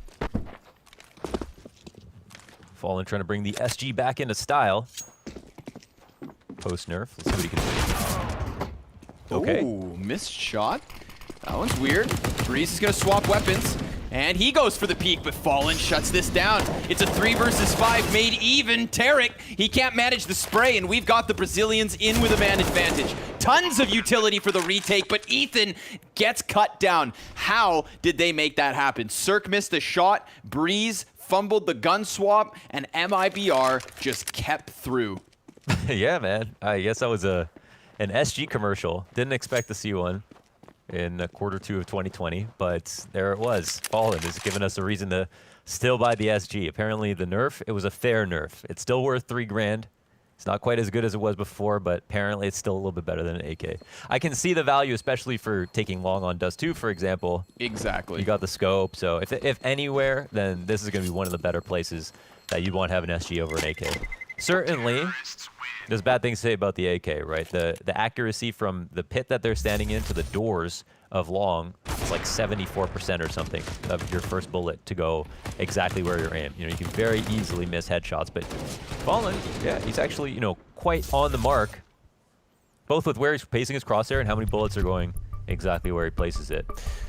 Still a strange round, of course, 3v5. It's a nice one for MIBR to win to get back into it. Cirque is up to 12-3 and missed the weirdest shot of the whole half. I would love to get that in a replay if we may. Yeah, you know, you might have. I think what we see sometimes. Jumping in accuracy? Yeah, we see constantly just landed. that. Yeah, we see constantly that like players run boost with ops and then they get the kill all the time. But there still is this box around your aim that shows you some inaccuracy right when you land, even if it's not for that long, and you can just be on the mark and totally miss. Or he whiffed. He could have whiffed. Could have whiffed, yep. Could have whiffed. And again, I think a whiff there versus an AK gives him a better chance of maybe just ducking off of the box, but we already had Fallen scoped in on the Krieg. Shut him down. Welcome back, round 8. Off of the pause, we get the CTs going into the tunnels. This is exactly what Sponge was talking about. Cirque gets aggressive with the op on Dust 2. More often than not around that catwalk position, but occasionally down into dark. And that is how EG established 5v4 early here in round number 8. He's a very versatile opera in that sense, isn't he? It feels like he puts a leash on himself. He takes aggressive plays when he wants to. But doesn't he doesn't oversalt the stake.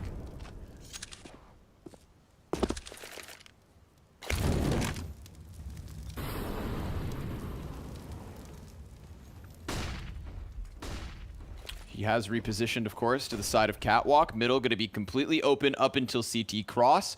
Stanislaw behind the right box. Calls Tarek down to help him, and this is one of the two pistol players, so technically, yeah, it's an affordable life to lose. Maybe Tarek keeps his head over the box while Stan gets ready to swing.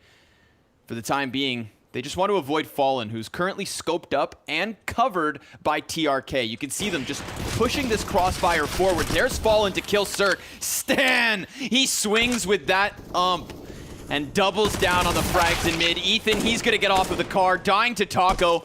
However, this is still great for EG. It is only Taco left over. The Molotov could have bought him time to plant, but Stan flies through the skies as Taco dies, the ump between the eyes. It's a 6th for EG. Stanislaw or Batman came swooping in. That's him and his favorite gun, by the way, the UMP. He loves this gun. Wow. Okay, you know what? The setup was cool, but if MIBR had thrown mid smokes, it would have just been Tarek with vision over the boost with a P250. And they could have split if they wanted to. So maybe those smokes needed to come down faster, but credit to EG for not giving them any clues. They just sat there and waited. Now it's all on Fallen.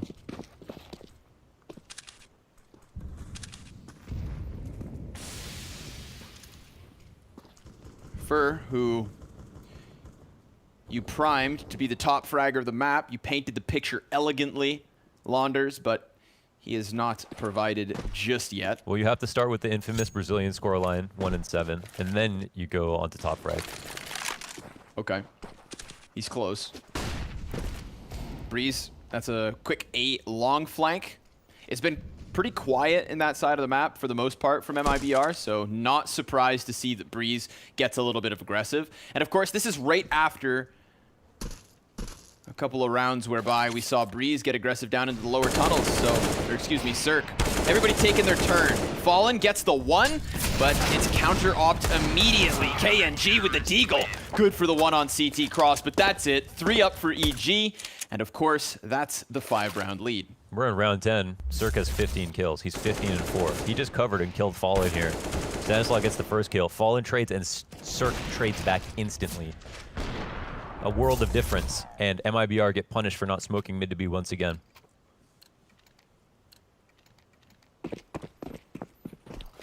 Obviously limited economically last round. Now they've got all the smokes they could ever ask for, but they no longer have that op. And again, it's aggression coming out of Tarek this time. He's gonna die. Just the MP9 down. Double op setup still up for EG, one of which here on the double doors. It's a bait jump over spawn, a wall bang attempt, a third missed shot from Cirque. Now he's trying to get back into the cover, and TRK doesn't want to extend too far. There's a second sniper up on window B bomb site in the form of Stanislaw. He's not gonna get anything. Fallen, he's trying to hold it back on Cat, but bomb's been dropped on long. Ooh, nice headshot. KNG, they've got the pinch! They've got the pinch! Fallen comes in off of Catwalk, and all the while, Breeze, he still has control of the bomb. He could be on it, but instead he peeks, and he sees them both. He taps, back shots connect, and Breeze with a health disadvantage. He's just looking for cover. He's looking to hide. Fallen! Oh, he's dropped! 12 health makes the difference. That's the Breeze we're getting today. 4 frags, he cleans up. That's after an amazing flank from Fallen, jumping into CT spawn. That round was lost when Breeze picked up the bomb. Fallen brought it back from the grave. Yeah, he casted an ultimate with no special skills. Just made a great positional move here and tried his damnedest, but still, man, his EG are good on 3 fronts right now. Breeze, Cirque, and Tarek. Here he is. Tarek on long. You know what's wild as well is I feel like they're all interchanging positions so often. It's Tarek. It's Tarek. Is it? Yeah. He's We've also playing had Ethan flex. and Pit sometimes. It's crazy. They're all over the place. And versus just the pistols, they will prevail, it seems. 3Ts stuck in no man's land, trying their damnedest to move feet forward, but Breeze, he's got it covered off from Carr. 2 kills for him. Taco naded out of his cubbyhole. It's EG 9 rounds to 2. Tarek dies a lot, but it's because he selflessly plays flex in a lot of these positions. He was the guy who picked up the slack over on B on another round. He's the guy famously we know who plays cat pushed up by himself. He was at mid on a previous round getting boosted by Stanislaw. He's the guy who's just going to do the position that nobody else wants to do in the round. And he's going to die a lot for it. But when he gets kills, he has phenomenal impact on Dust 2 specifically. Ethan is probably their best Dust 2 player, most consistent. He's also the best player on the team at the tournament right now. Moved down a little bit to number 3, but also has a map or 2 more played than everybody else from MIBR that's in the top 10 as well. He hasn't even had to come into the fold. He's normally this outstanding B-side anchor. He's like the floppy of NA. We saw the poor guy get deagled. We saw him get op-picked. So they've been able to remove Ethan at times, but it's that other 3-man core that you alluded to that keeps EG moving. Tarek aggressive off Catwalk again. Evil Genius is playing with a level of confidence that MIBR are struggling to handle, but they get that pick versus Stan, the solo B-man. Yo, flip those Molly doors. and a Let's get this smoke. retake going. Yeah, soon enough, man. Soon enough. I hope today's the final day. I think unfortunately we don't get to see what EG want to do here on this retake. But fortunately, we get a little bit of solace for MIBR in this half. They get the third round up. They might get a couple of frags. Well, they're actually going in for this. Hold on. Ooh. Yeah. Hold your horses. Flashbangs up and over. A single tunnel player 2. No utility for the T's. All 3 tucking back in cover. Again, it's the flying SMG. Damage done to the player on car. He's low. There's barely any time. Everybody here is gonna die. But what's important is MIBR take that third round. Damn, Fallen, watch him whip. He dies. That's actually a huge win for EG. Okay, this is a overhead win for EG. They had more money. Actually, I thought they had some more money saved up. They're not going to be able to put together the best buy at all. I thought because they were looking like they were going to save, they won 4 rounds in a row. They saved 3 alive on 2 of those rounds and 4 alive on another one. And yet, they can only buy a scout for poor Cirque over here. How did they spend so much damn money? Huge implications on this round then. Number 13 could be the way MIBR get a couple easy pickings to close out this T side.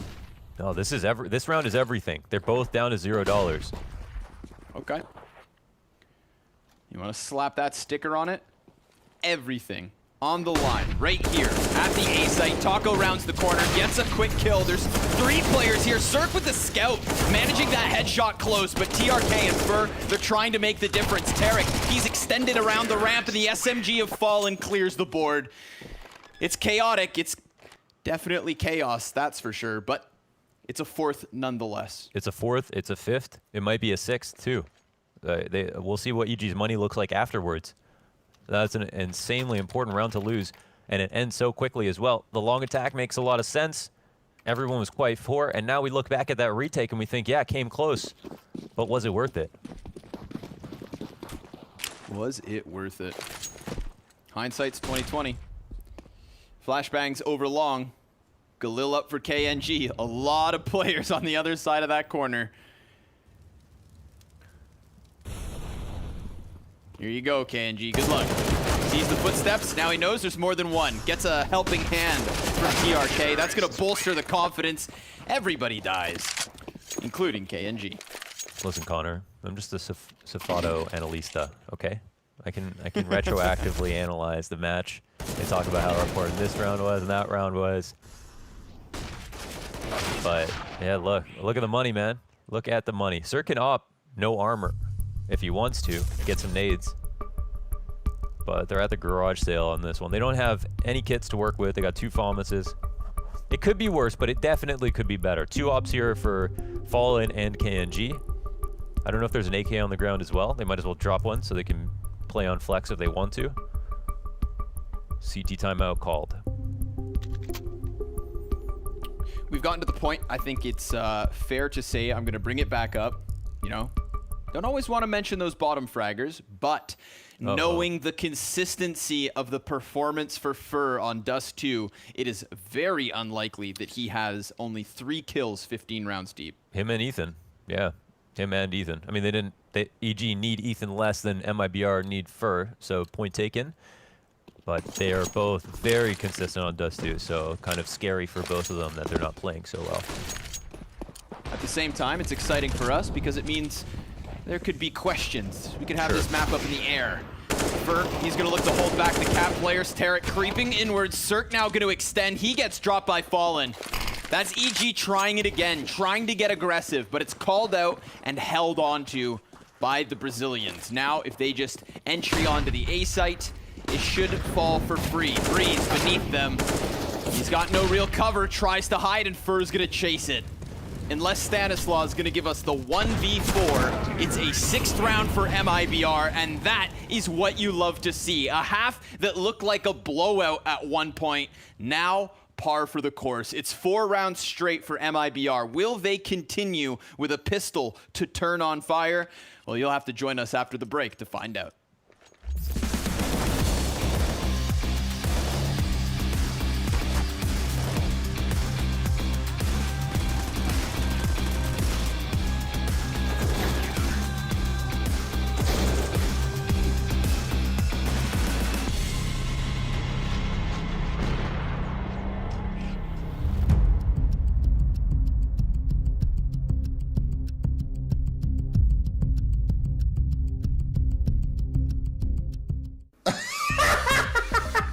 Please knife him. Hey, how's it going, everybody at home? I've got 2 more victims this week, and I can't wait to introduce them to you. Yeah, he called me a noob. He called me a noob in 2016. Maybe it was just a joke. And then after that, I liked him again. Jonas Gunderson is joining me today on the Hot Seat, the show where I'm going to ask very tough questions about NIP. I'm a bit frightened by your intro there, but it's alright. There's an internet cafe owner that paid me in Snickers bars to help fix people's PCs. I usually have 20 to 25 minutes just stretching out the body. Alige, it's good to see you, man. You're looking happy, you're looking healthy. Are you as happy and healthy as you look? Yeah, I'm feeling pretty good. I'm going to take some questions from the chat. So there's a lot of guys out there asking you some specific questions. What would you say Rocker have brought to the table as a coach? If Isa was in my chair right now, he would say, nothing. So is everyone happy the Creed got taken down? Of course. This volcano has yet to have been explored on any episode. Living life on the edge, brother. Oh! Does Issa go to the gym with you guys? I'm gonna leave Isa out to dry here. Like, he's terrible at joining me and Alexia and Manto at the gym. He's been lazy as f***. Sorry. And then he walks past me and the entire back of his shirt is unironed. The whole back of his shirt. If I keep it up, I might become the captain of the Valorant team, you know, so holding my fingers crossed. Mindset. I think for us it's a huge psychological thing. And then you feet in the middle every single time. Let's go. First time at Lobby, I actually insulted him in game. I'm sorry, Nico. Did you call him a noob? I actually did. Right, so Actually, I go first. Okay, you can do it. I'm right behind you, man. I'm right behind you. Oh dear. I just need a sip of my chocolate milk. Maniac and Scorning. Hello, boys. You're back. Yeah. What's happened to Lourdes? Oh, he's back. He's back. He's absolutely fine. No, no. Scorning. I'm so sorry. I have forgiven you already. Oh my god, it's beautiful. That's all you needed, man. Good night. All right, see you, dude.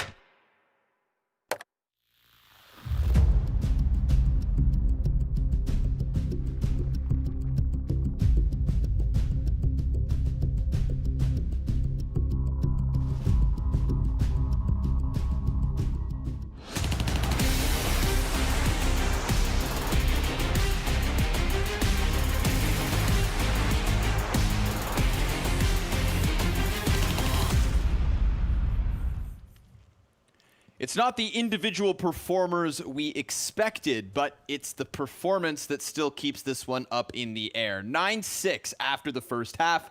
MIBR taking to the CT side, but they are lucky to be here with this many rounds. 4 in a row to close the first 15.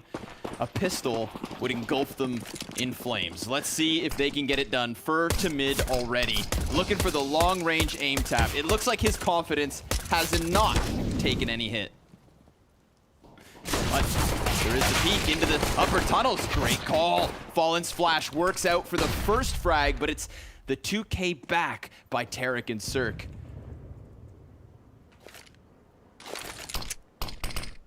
Oh boy. Good smoke. Yeah, Oh, he's gonna play in front. They're leaving. I mean, he can get some information, but because MIBR have less material, ultimately he'll have to join the fight sooner rather than later. So we'll see how much this is worth. Oh man, this is a long area to be caught out in. Getting closer. No place to fall back. Nope, they're gonna have to get some headshots. Fur with just the 1-3 players for EG just parading past the CT spawn. Fallen. Oh. He's got the first clap, but Cirque brings it back. Double digits to Evil Geniuses first. Okay, I wanted to get you excited about MIBR for this half. So the last two times they played Dust 2, the last time it was 8-7, dead even halves. But the time before that, it was MIBR to win 10 rounds on their CT side. You put 10 on 6, Connor, that's a map win. That's 16. That's 16. So I think there's still room for here. Even though EG won the pistol, that makes it a bit harder, of course. But I think there's still room here for a very fantastic CT side from MIBR. Okay. We shall see. Time will tell. KNG gets tagged up, does not land a scout shot as of yet. It's him and Fallen. With the scouts, of course. Flashbang through mid, gonna challenge KNG. Galil bests him. Tarek keeping up tonight. Yeah, Smoking a Molotov. He's been He's gonna terrific. try to pinch into the B site. Deagle. He's gonna drop empty-handed. Now the CZ with a bit more damage into TRK. It looked doable, but at the end of the day, it's gonna be that bomb called into the tunnels. Everything is good for EG. This is a 5-round lead to their favor. Maybe the scouts get saved and they can use them again next round since nothing else will be bought. We're gonna have to wait for the gun rounds if MIBR are gonna start collecting some CT rounds to the board. MIBR, piece for piece, are the most consistent team. Them and Fury are the most consistent teams out of the 4 that we've seen at this event so far. They just like all their players, relatively good on most maps. No one's really kind of been piss poor. EG, it's been a mixed bag. Ultra lights out performance, terrible map, next map. So yeah, for EG, it looks like we've already got a couple of new people coming into it. For once, it seems like they all deathmatched at the same time. When some of these previous maps, it feels like some guys took a day off, some guys came back. It's not what you want to see, but we've got a match now for 160 grand. Okay, second in place gets 65K. This is an insanely expensive match for a best of 3 with this much history. Let alone that as well. Global finals. That's it. You took the words right out of my mouth. Ugh. Yeah, use my hand. Fingers taste bad. Wait, no. First map has to be entirely serious because this is the grand finals, all right? Yeah. So let's keep the tone on point. Oh, it'll be serious. Yeah. I want it to be. KNG. He wants it too. He wants a little action. He lands that first shot versus Cert, falls back.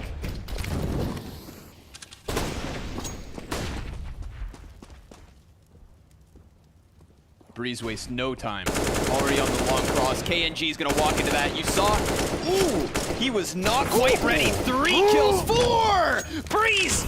Taco hits the floor to the nastiest little tap we have seen in some time. And now he's gonna chase down the ace. It is his. It may be an anti-eco, but it is still easy, breezy, beautiful. Cover boy. 22 and 10. Eat your heart out, bud. That one got me hand on chest. Bop. Oh, absolutely shocking 4th shot. It was a little bit of MIBR to come up long that way. And it is just a bit of an aim map showcase Breeze's aim at the moment. But hey, they have no players die because of him. This is what I wanted. Full-fledged guns. They're at half the round count, MIBR to EG. 6 to 12. They've got 2 snipers, however, so this is what they were waiting for. This should be the turning point. This is what Bree cited as a huge problem for them on train. You know, we're great on train, but sometimes you're going to lose because of that double op KNG Fallen. That's what he said. That narrative doesn't really change much here on Dust 2. Still scary. Fallen finds the first one. TRK spotted. He's just going to call for help here. Tucks in. And there's Fallen with a second already. And not just any second frag, but the bomb carrier down. However, Fallen, oh, they get in up from Catwalk, and that compromises everything. MIBR, they still had a player in pit. They had Fallen, who thought he would have a teammate on each side, but then suddenly Fallen was the last guy up, and he got sandwiched. Cirque, oh so prepared for Taco's wraparound. KNG, 1v3, 35 seconds left over. Oh man, he just wants to save. I feel so bad for Fallen. He comes through, he does the 2 kills, he maintains the crossfire with Pit, and then Tarek, thorn in their side, decides to run up Cat, kill the guy in spawn, force Fallen's position to turn around. Fallen looks for the shot, and of course TRK has a very 50-50 duel without Fallen by his side to maintain that crossfire. And you'd think those kills meant the world, right? That was such a great start, great position for him to be in. But EG still find a way through. Gonna say, all because of Tarek. All because of Tarek. Get that 1 kill and turned Fallen's attention around. And it's this EG at 13. This is like the biggest lead they've had on Dust 2 versus MIBR. One of the strongest starts they've had on any of the maps so far they played. I really want MIBR to win this map, I'll be honest, because I want to know what happens on Overpass. Agreed. But yeah, I mean, at least it's Inferno up next too.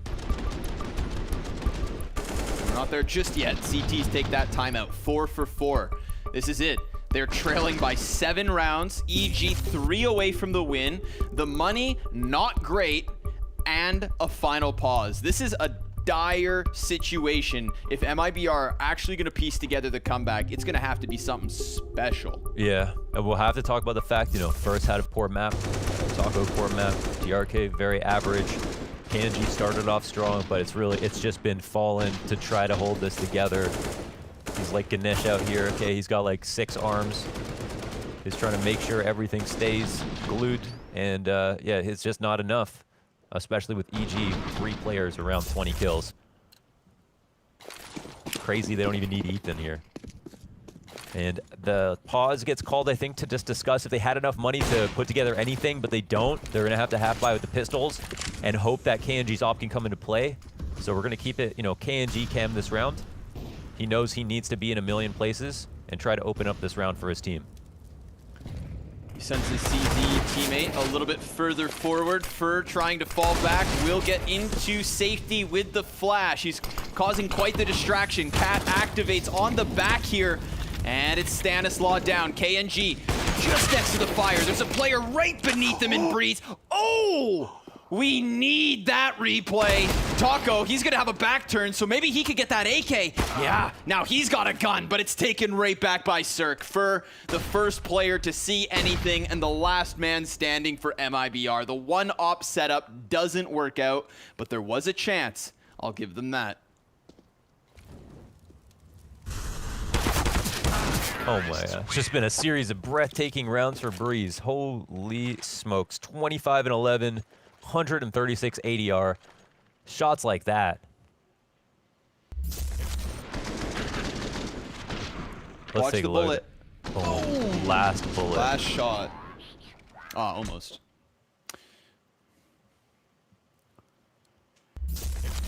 Damn, dude. All right, man. This is, yeah, now we're back into the 2 ops. I think it's a good adjustment for MIBR. They got to try something. They had enough out of Fallen. They need KNG to get involved. They need riflers to protect him. TRK's got his work cut out for him, but KNG takes the edge off a little bit. So they lose ball control, but they get their frag. MIBR happy to be in this position, especially with the ops versus long. It's not a bad spot to be in. We'll have Stanislaw creep his way back towards mid, try to cause some kind of distraction, plant a seed of doubt here that it is going to be A, hold off on the rotates, allow for his teammate to attempt the cross, but they're obviously still disfavored. You can see that uncertainty sinking in as KNG flicks back towards mid, but it is the full-fledged cross here. He could maybe put some desperate shots through smoke. Nothing connects as of yet. And there's one. KNG besting Stan. Breeze, he's gonna plant on the front of the bomb site. Any of those Cat players, well, they could have tried to challenge, but they opt not to. He dodges the flashbang, then eats the second. Ethan able to connect the AK spray. 3 players for MIBR on that catwalk retake. Breeze on the bomb site. He has been lights out, and now Ethan starting to come alive as he connects the headshot through the smoke. Damage being done by Ethan. Breeze, he's the only man that's been taken off of the bomb site as Ethan is on for the ace. Cirque seals the deal. EG 15, and we've got 9 more rounds to go. I've got to hear that for 9 more rounds in a row. If they want to try to even bring it to OT, man, this is insane. Come on, MIBR. Come on, let's get some life. They can try to buy again. Yeah, they don't have the ops to get off a round like that again. But they had enough chances on the ops, man. Maybe it's not the guns that are the problem.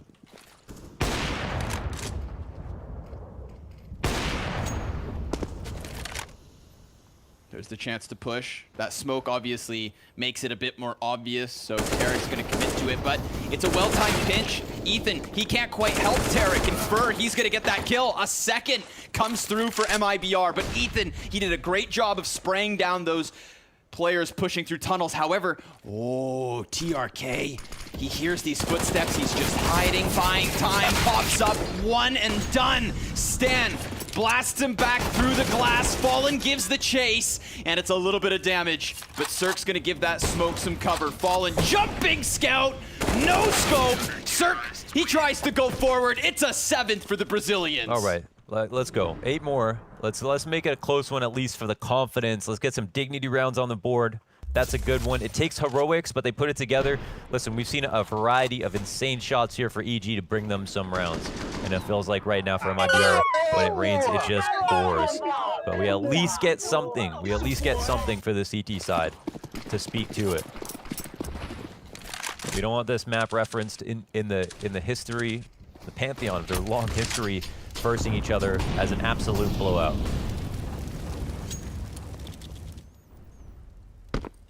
Breeze takes a quick glance for a peek.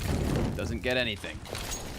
Now it's tunnels in question. KNG closed doors. Tarek right on the other side, covered by Cirque, and then 2 more. This would not be the round for KNG to go exploring in through middle.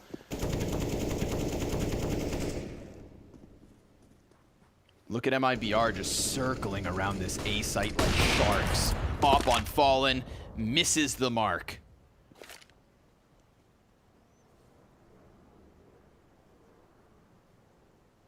Little readjustment here from EG. Everybody priming utility. Fallen, he wants in on the action already. He sees the head on the stairs, decides not to drop down. He is inside their smoke. Awesome play by Fallen. Let's see if it comes back to help, because at the time being, oh, it's a collateral and a 3rd one. Fallen inside of the smoke. That is glorious. How many plays of the game have we seen so far? Breeze with that 4K versus the eco round. Fallen with back against the wall and match point. I was just literally talking about positions like this. Pushing up versus Cat. Playing in smokes. These are angles that don't exist forever. He can push through, wait there. It has to be a spot where they execute around him. And if he reads the situation correctly, he can be gifted the opportunity to shoot them in the back like that, to not be cleared. Awesome. That's some beautiful stuff, man. That's some beautiful stuff. That's the kind of round that just gets you real excited. And again, it's not like he's the only player performing to this pedigree. We look at his 23 kills. It's mirrored by Cirque, and then Breeze goes 2 better at 25. But who else for MIBR? I mean, if Fallen can keep this game going long enough, then surely somebody will bust through. But who? And when? If ever.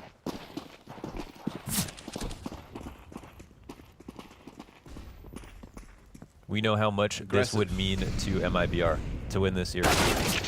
And Ethan gonna try to take that hope away nice and early. Fur works hard for that 1 kill, but Fallen joins in after he gets it, and the Labor Spray turns into a much more fluid one. Fur, that's 2 frags, leaving Stanislaw alone now. Has the bomb, full kit of utility, but he knows he's going up. A very healthy Fallen. It's so early in the round, the CTs have lots of grenade. And if you want to take a guess at it, yeah, they still got all of their HP as well. Stan the man, on for the clutch. Flashbang for the cross. Ooh, he gets the peek out of TRK, and he's got the incendiary to get him out of there. TRK puts it out. Now he can challenge somebody else, but Fallen's had enough.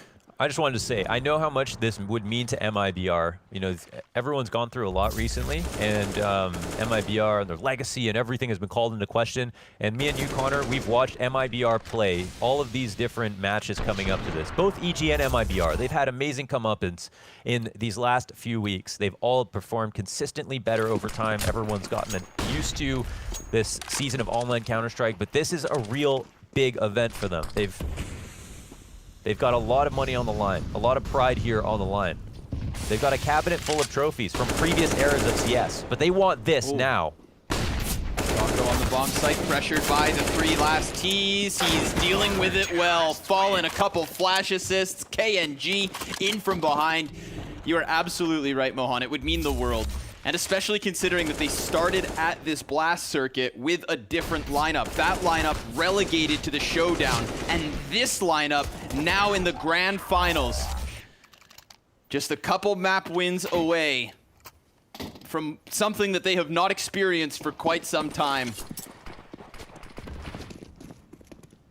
Let's see. 5 more rounds to go. It's EG back in with the bye. Double op setup for the Brazilians. You can never take the trophies away from MIBR. But if you ask Fallen why he's still competing, it's to win now.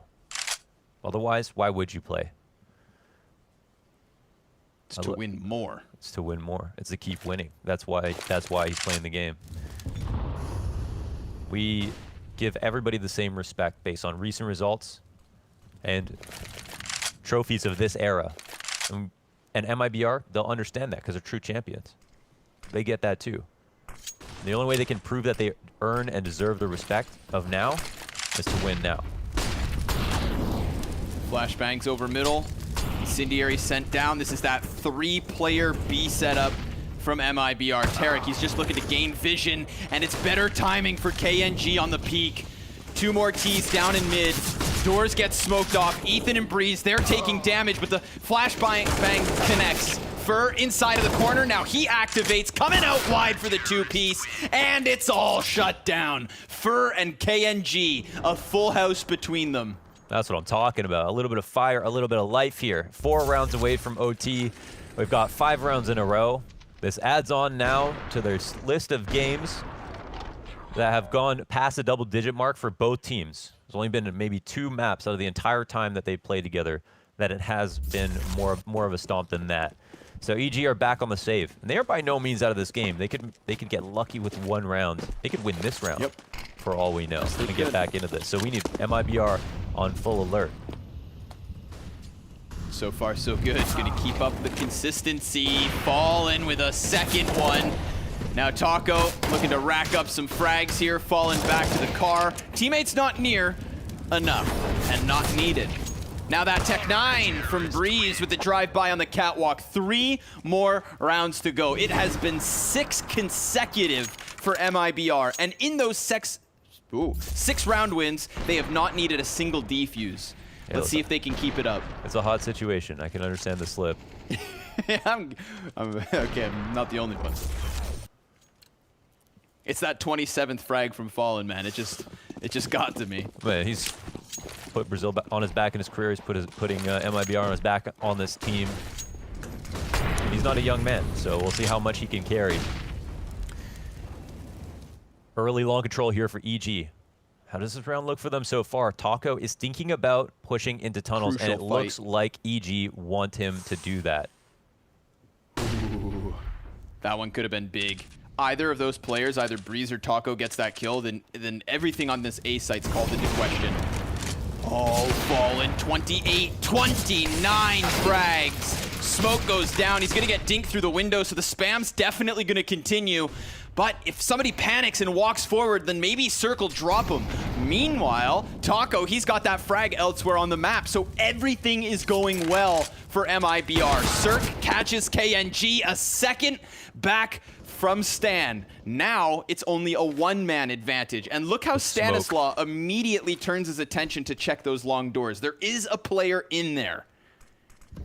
He smokes the cross. They seem half scared of it. 45 seconds up. They ought to think about getting the bomb down. Second smoke. Boosted is for... Oh, the flank. Are they gonna... way. No. Yeah. Flank hits. TRK, a second. He buys his time and plays it perfectly. 2 frags for TRK this round, but they are the most important. They shut down what could have been EG tripping over the finish line. Hell yeah, man. Well, look, we got friggin' SK Fallen playing here, okay? He's had a .20 jump this year in personal individual performance. He has done extraordinarily well for himself. This is not a randomly good performance by any means. He's been flying under the radar because we know how good he can be, but how consistent he has been. But that is no longer the story. So now we're within to an EG. This will be more of a mental defeat than anything else. They had 6 rounds in a row to start this half. They had an absolutely phenomenal CT side to start. They allowed MIBR to win those 4 rounds at the end of the half because they were broke on 1 round and now have given up 7 on the tail end of this one. This could so easily, it's going to round 30. It could so easily go to OT. Yeah, but we also saw Evil Geniuses eliminate Furia yesterday on Train with a buy similar to this.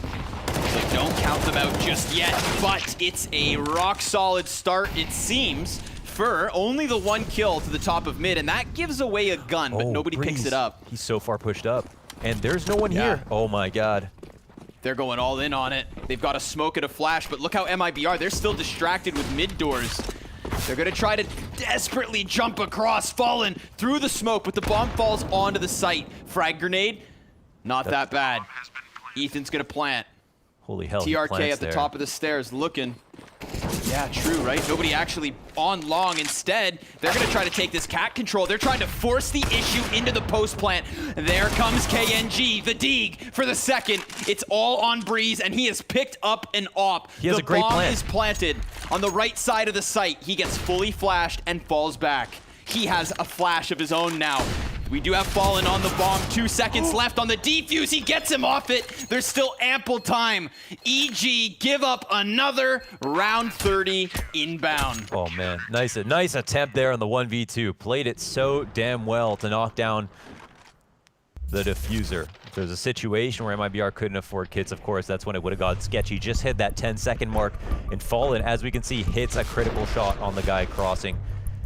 Bomb gets alley-ooped right onto the bomb plant zone, and Ethan goes for that very prudent plant. I actually love that play on the eco. So EG still showing signs of life. Breeze looking for his 30th of the game. Fallen already there. After how we started, you would think there's no way anyone could take the crown from Breeze. This is what the hell I'm talking about. We've been very fortunate with some of these maps. And we're going back going to another 30-rounder here. Back to the double ops. This is where MIBR wanted to be. I think this is the right idea.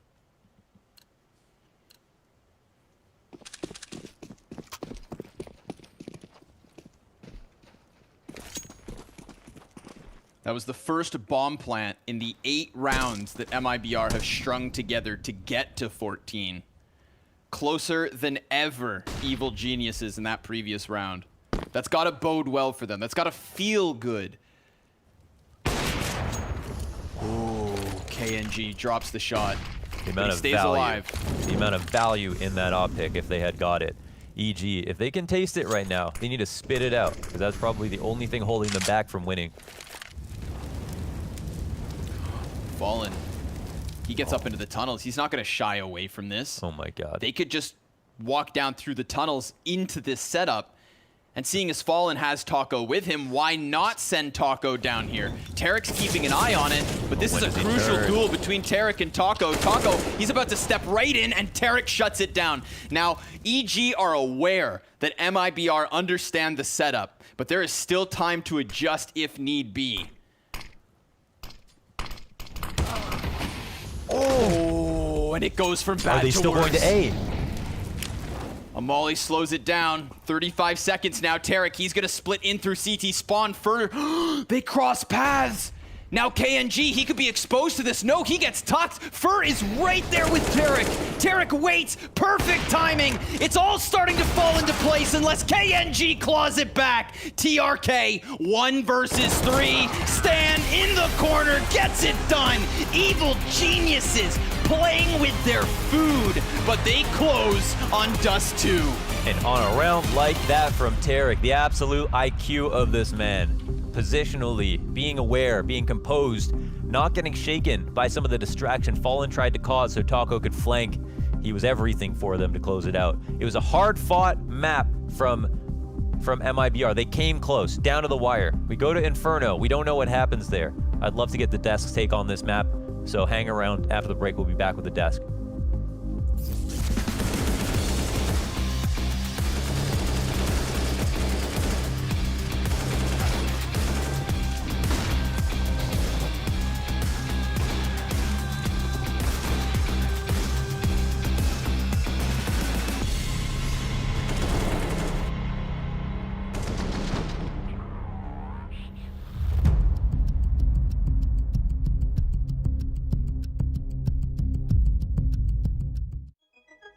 Could be a whole new direction for this team. We don't know where they're going. We don't know what maps they're prioritizing. We're about to learn with the rest of the world here. So I think that's fair enough. People probably underestimate how dominant they were. I'm sure statistically they probably have all the records. I don't think they'll ever be beaten, quite frankly. NIP were just an amazingly fun team to watch. It's going to be really interesting in the beginning. It's a new lineup. A lot of the younger players, less experienced players than I'm used to working with in the past. Well, now we have to see what this new NIP roster without any of the legends on it, what they're going to be capable of. Impossibly good. I mean, it legitimately is the case that when they would win those 87 maps in a row, and what people forget is that was just like the first, I think, 6 months or something. Because on every level, NIP could dominate, and they're similar to some of the teams that we have today, where there's just so much raw talent on the team. It's kind of like Astralis when they were in their prime. Yes, someone could beat them, but that was actually the unlikely scenario. And in fact, you knew if they played that team in the next tournament, they'd just go and get revenge immediately and be right back on top. And they had a bit of that hive mind Swedish element, the way that Fnatic had it in 2015, somewhere around there, right? It wasn't like there was a fixed strategy to it. It was just, oh, look, Get Right got 3 kills because he somehow managed to sneak all the way onto the opposite B site and then backstabbed everybody. And you could expect that every game. It was the meme where, oh, where's Get Right? Look behind you, because that's where he is. And 9 times out of 10, he was shooting you in the back. Forrest is Forrest. He could just do it all. He was a god. Freiburg, fearless. He had the trust of his teammates, the king of banana, coming up with the big plays, opening up bomb sites, taking over entire sections of the map. But what was great about that team was that you could always tell that it was like a brotherhood in that team. In terms of how important NIP's era was, so I actually thought it really established CSGO as a game, because at the time it was considered an inferior game to CS Source and CS 1.6, and most people thought it was a joke. So I think actually to have some big legends from 1.6 come in, dominate the game immediately, therefore showing there's something to this game. There's a reason it's not just a different team winning every event. I think it actually legitimized the game, and then even though they were very, very dominant, they were only dominant for the first couple of years. So then finally, once the game had built its way up, then other people got their chance and we got to have more of an open scene. They were such a special team, and they had that magic around them. You almost can't overstate how dominant they were.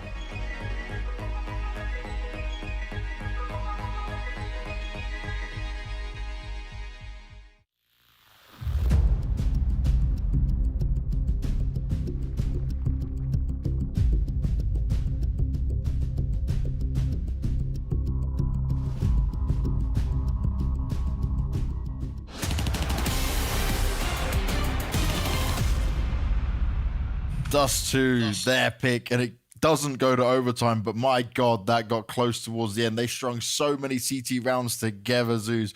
What was the comms like? What was the frustration like? Because we could see the cameras, right, of Stan there, and he was almost like he was just running out of ideas, but you still managed to seal the deal. I think, honestly, I don't know how the cameras were. At least in ThinkSpeak, the vibe we got, everyone was composed. And MIBR played some sick rounds. They aggressed the hell out of us, cat, mid, B, everything like that. They started getting really well into the game, but we maintained our composure.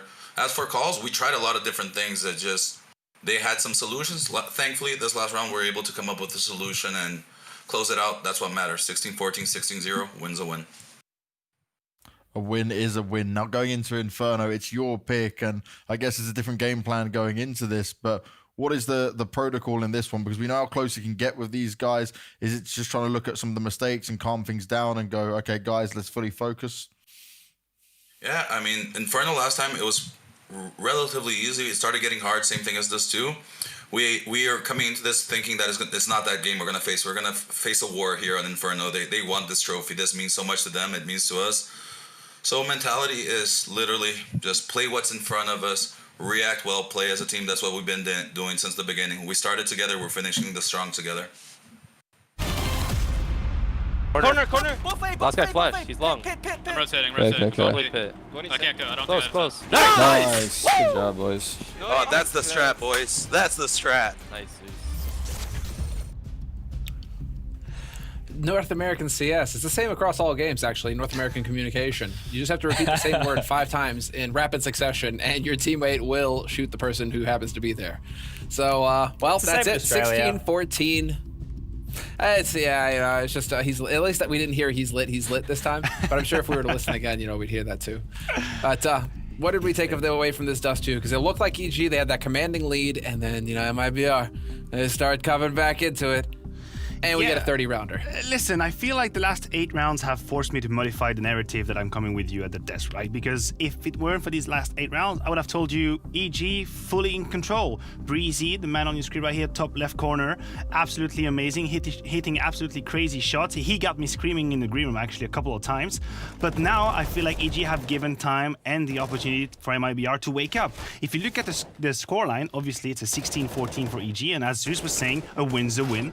But they won both pistol rounds and they converted both of these pistol rounds. So actually, when you go deep into the game, MIBR was in on the money. They were here to fight. Zeus is right. It's not going to be easy on Inferno, and they might have just allowed for MIBR to wake up. I guess the solace here for Evil Geniuses is it is Inferno. We know that MIBR are putting an awful lot of work into it recently, and it's a map that they have been struggling with the longest period of time. And yes, it does get close between these two teams. But looking at just the way that this one unfolded, that snowball was exactly how EG put themselves in a position. Look at this round. Oh my bloody God. Look at the score, 14-6, right? They were able to put themselves in such a huge commanding lead. That snowball only started to slow down when the Brazilian sun came out, melted it a little bit, Fallen warming on up to things. Look, the plays that we're seeing here are ridiculous, but they're unraveling my point.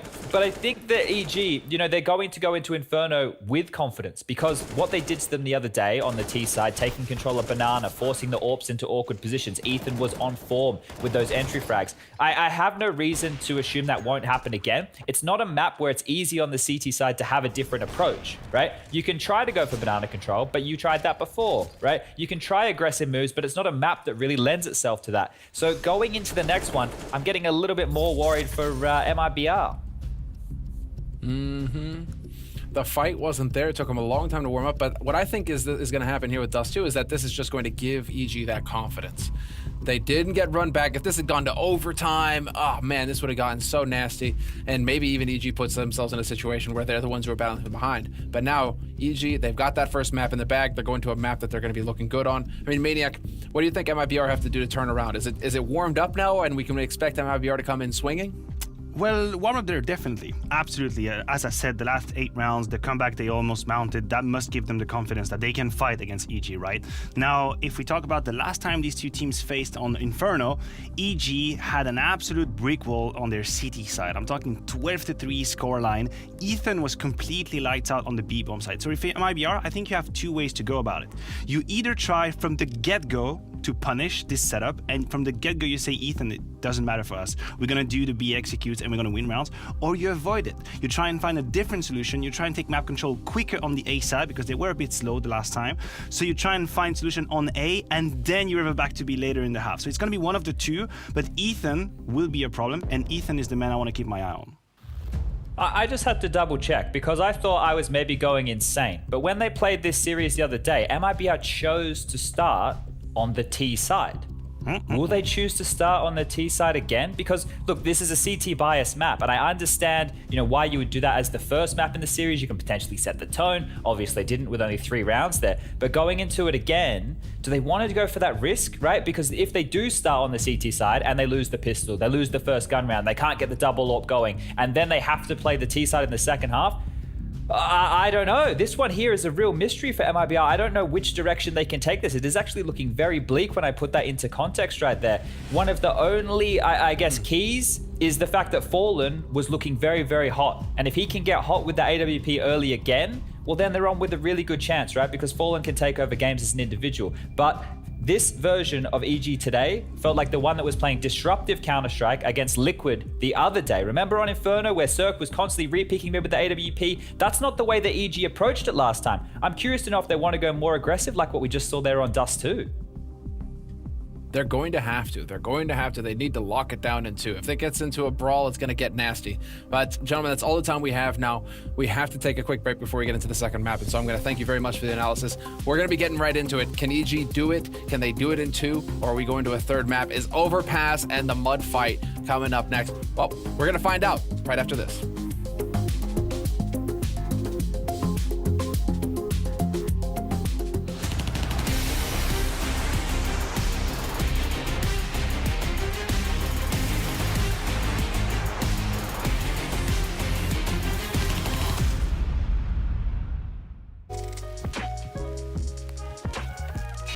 CS Money Shot Style returns with one of, I want to say, the best operas in all of North America. We've got the Bulgarian beast, Cirque. You've got a hell of an inventory. Just a little bit, just a little bit. Just a little bit, just a little bit. You know, what's going on here? What are your favorites of all of these knives and gloves you've got? Well, my favorite has always been M9 Sapphire. I've dreamed for that knife ever since it came out. I remember I watched, I think Device had it, and when I saw that while watching a tournament, I was like, damn, I like that knife a lot. Before I could afford it, I was going with a budget combo, which was the M9 regular Doppler, just phase 4, and then the Sunny and Leo up. And I was like pretending that they're the skins that I dream for, so yeah. Yeah, well, you've got there, man. You've got that second Doppler too, right? You've got the Ruby one? Honestly, that knife, I just asked my friend to give it to me just so I can test run it, and he hasn't asked for it back for like 2-3 months. I'm just keeping it right now. Obviously, you're an opper. You're one of the best, my man. I want you to tell me which ones are your favorites. I want you to tell me which ones, you know, you're gonna let slide. They're gonna collect dust in your inventory, basically, okay? Medusa, Dragon Lore, Gungnir. Well, it's gonna be Medusa, Gungnir, then Dragon Lore. I have a Dragon Lore as well. I remember back in the day, I got a very good deal for it. Like, I was stealing a Bulgarian team, and I got it while we were at the Bulgarian LAN. And I played for it for a little bit, but I really didn't like it. But I just kept it because it was like a really good float and stuff like that. Back then I was like trading a lot. So I was like, I'm just gonna keep it, but I don't really use it anymore. I maybe use it sometimes when I put the red gloves and then maybe some other knife than M9 Sapphire, just so it doesn't keep this in my inventory, but I'll probably get rid of it at some point. Okay. Now, you just said that the Gungnir came in second, but you've also got the other Shattered Web op in the Prince. So if I put those two up, if we had the head-to-head based on Cirque's approval, op Gungnir, op Prince. It's obviously the op Gungnir, dude. It's so much better. yeah, it kind of is. So why do you have the Prince? Well, it's actually funny because I remember the Prince and the Gungnir came out, and I was like, well, I want the Gungnir, but I couldn't find it, so I was like, all right, I'm just gonna get the Prince because I was like tired of the other ops. So I was like, I'm just gonna get the Prince. That's my only option right now. So I took it, and I think I played one pug with it. And I was like, damn, it's like, even the Dragon Lore is way better than this. So I was like, I don't even know why I got it. So, yeah. But now I'm just keeping it. Like, I might change my mind, you know? Yeah, well, listen, man. I appreciate you stopping by the CS Money Shot Style. Cirque, everybody. A guy who went from dreaming of the Sapphire to owning more ops than he could ever need. Thanks for tuning into the show, man. Thanks for joining us.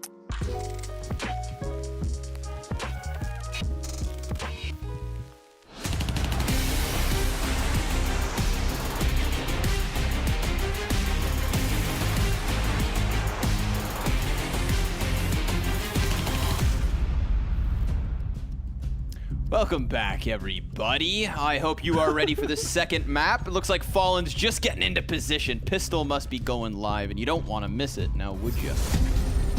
Okay, yeah, no, you wouldn't want to. Here we are, folks. It's Inferno. The last time that they played this map, it was 16-12, a loss in favor of EG. A 12-3 half on CT side, as Maniac pointed out, for EG, and it was because Ethan put up a brick wall.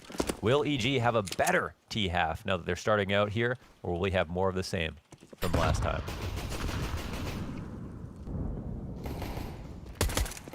I see some... Excuse me. I see some players setting up outside of Banana Fur with a headshot. That's a nice one. Taco looking for some more. Fallen in from the corner. It looks like a hold could scare EG back. Yeah, they're looking to disengage ever so slightly. Yeah, trust in the smoke here. They'll leave Fur to tail back over towards Arch. Breeze trying to figure out if there's an opening, and Tarek, all the while, he actually kills Fallen, the solo man inside of B, so now they have open lines on this part of the map. They might push through, and Fur slightly slinks by, but the run boost comes on over. Plant for generator is possible, and they have Breeze in the back of the site, but Fur, he finds a cool way to get a kill. Yeah, gets that tap into Tarek. Bomb planter now down. Flank slowly getting into position. TRK as well. I mean, this is like that three-pronged hit from MIBR. They're going to try to stuff him with the trident. Breeze, he gets one kill. KNG, gun goes dry, but it's all on Breeze. Reloads in. Fur's low. 20 seconds to go, and KNG's gonna stuff it. Yeah, we'll call that one a wrap. Yeah, that's the round done. Very nice kill from Fur. Sometimes you have CTs will rotate around to construction and play it in a more typical way, but Fur kind of smartly waits around in CT while it's not smoked to find that opening first. And it's a small advantages, of course, that will ultimately change the course of game. So MIBR, better start than we had on Dust 2. Opening round pistol here. And Evil Geniuses do not buy anything. They're going to head and keep the Glocks, try to get a plant on this round. We'll see if they can get this half started early. No straight up rush. Looking to maybe squeeze this one ever so slightly. Frag grenade goes deep and they dodge it. So good job of keeping their health bars full. But for how long?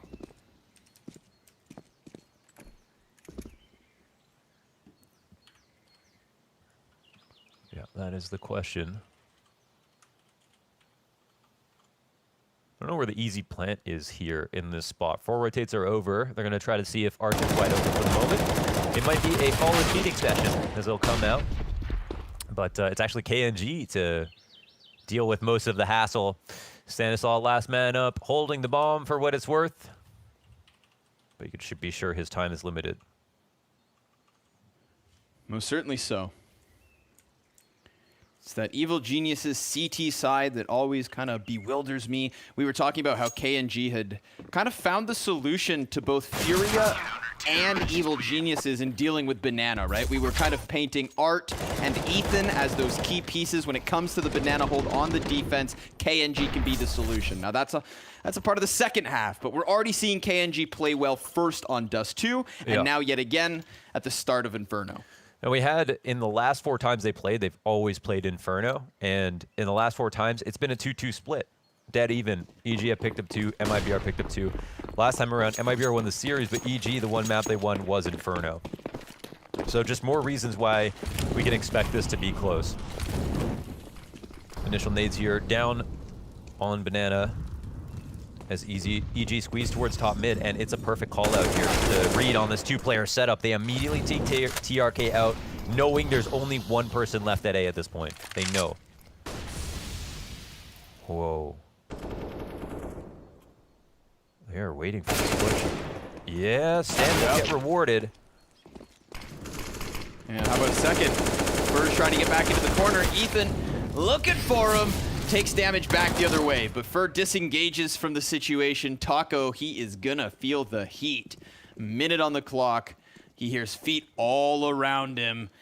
And so far, so good. But they clear pit.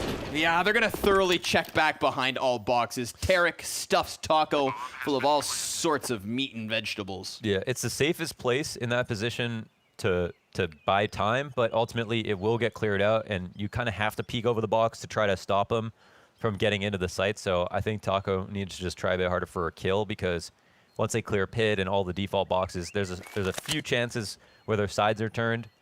A few of them are 50-50 if they're clearing you or not, but once you let them jump over the box, I think, that's a wrap. So Fur is going to be the last one, and we'll have to save. And this was kind of a weird round, in my opinion, from EG, because when teams go to top mid like this and they anticipate the 3 setup on B, nice extra kill. When they anticipate the 3 setup on B, they squeeze the top bracket, and they even kill TRK running back to site. So they knew for the most part, as a passive setup, there's probably only 2. They already got 1. If you think there's only 1 other person on A, you just go ahead and hit lane. But they went ahead and tried to make sure that they had no chance of retaking, I suppose, by killing the big flank. And I just want to know if they themselves were actually sure that it was a setup like that, or if they weren't exactly convinced. But it felt like there was a way back into the round there. Stan didn't get his kill. But either way, MIBR don't have much to work with. 2 M4s, bargain basic spy here, MP9, 2 Deagles. EG will shoot for halls. Oh, hyper aggressive. And Taco's gonna answer. Ooh, double deadly deagle. Taco falls back from short. He just turned back that EG hit. Yeah. No. Get out. He's done his job, yeah, and he can clock out already. Now, they didn't actually recover the gun, so Taco, he takes the deagle kills, but seems worried that there might be 3 in halls. This round gets drawn out. Of course, MIBR, we're going to be thinking about trying to recover those. I think that would be at their top of their priorities list at the moment. But EG have decided to move quite decisively over towards B. Fallen's going to try to get his Deagle singing, but he's going to miss the mark. Fur, he's going to take a boost with that M4, catching Stanislaw and falling right back. They're priming themselves for a retake while also thinning the herd. Well played, Cirque. On the top of oranges, just missed Taco. There is nobody coming from Banana, but he's a little bit concerned that could be the case. Now it's Ethan. Good first headshot, followed up by Cirque, who extends outward, dying to Fallen's Deagle. Cirque, 1v2, cakes down the AK, and gets back around the corner. Fallen, he's gonna tap that bomb, but not stick it just yet, and Cirque, yeah, he's gonna call that bluff. Fallen getting all the closer, doing more damage, but not doing it in time. Evil geniuses tying this map at 2. Yo, that was a 2v4 situation, and Cirque does most of the heavy lifting.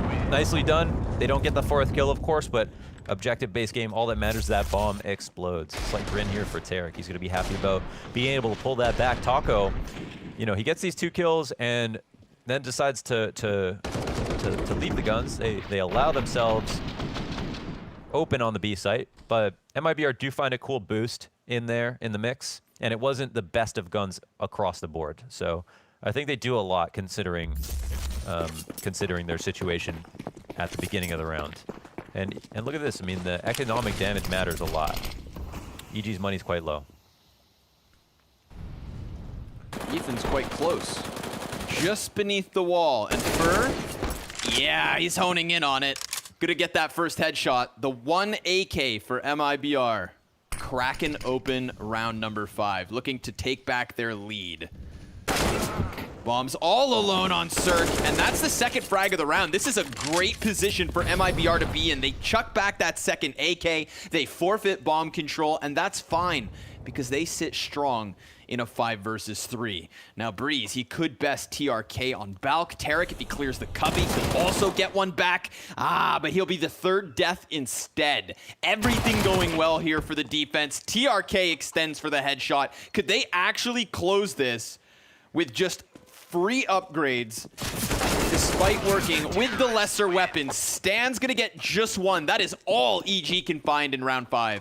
And we see how much this just leaves a crater in the economy of EG. They only have money to buy up pistols if they want to. They can try to score back the round, but they've won that. MIBR won that with so many alive. We can see they have 3 AKs and a Galil with 4 alive there. It might not be worth it. But it seems like this is the battle that a lot of teams want to take right now. Even with just pistols, they see the opportunity to just steal back the economy completely. So they're going to go for it. We know what the plan is, but we know MIBR are probably going to treat this like an anti-eco until they find out it's a full-on force. And I'm sure Tarek will never half-ass clear an angle like that ever again. He completely committed to it. He like turned his full attention into cubby and then completely swung around. That means he was going through the motions, but he was asleep at the wheel. You know, he wasn't in the moment. He was just like, I'm supposed to do this, but didn't actually commit properly. I mean, I do it all the time. That's the reason I'm such an authority on it. But he's getting paid more than me to play this game, so I'd throw it out there. We'll see if it happens again. If it does happen again, maybe he'll have to take the same salary as you. 0? We'll find out if he really loves this game. Feel like he's really willing to play for free. Good first 4-man stack up on the A site for MIBR. They've got 1 inside of the bomb site, 1 in pit, 2 on arch side, 40 seconds left over. They really did not force the issue here versus the buy-in of EG. Yeah, it does a great job of pushing Taco back. KNG only able to get that 1, but Taco, he's got the bomb on his feet. Ethan, the next player knocked down. Everybody turned back at that A site. Cirque, he can desperately sprint into the B site if he'd choose to. He's got a Deagle and armor to lose, which he will. 1 HP, not gonna make a difference. 4 rounds to 2 for MIBR. I think Chad brought up that MIBR actually picked into T side last time around when they got 9 rounds on the CT side to come back into the half. So yeah, this is a good confident start here for MIBR after dropping the first 2. Well, not the first 2, but just 2 in the middle there. 4 rounds plus this eco to clean up. They're going to be sitting way more comfortable. And I think, you know, Ethan is a two-way player on this map. He does good on T side. It's just he doesn't hold his T side on Banana does not hold a candle to his CT side on Banana. He's so much better on the CT side that obviously a lot of us after the past few days are waiting to see what that second half is going to look like. But if EG go ahead and only get 4 rounds and have to go up against a 4-11, and we saw how big of a lead that they let go on that last map, you wouldn't expect them to pull this out. But they've already got a 1-map buffer with that win on Dust 2. So hopefully that takes the edge off.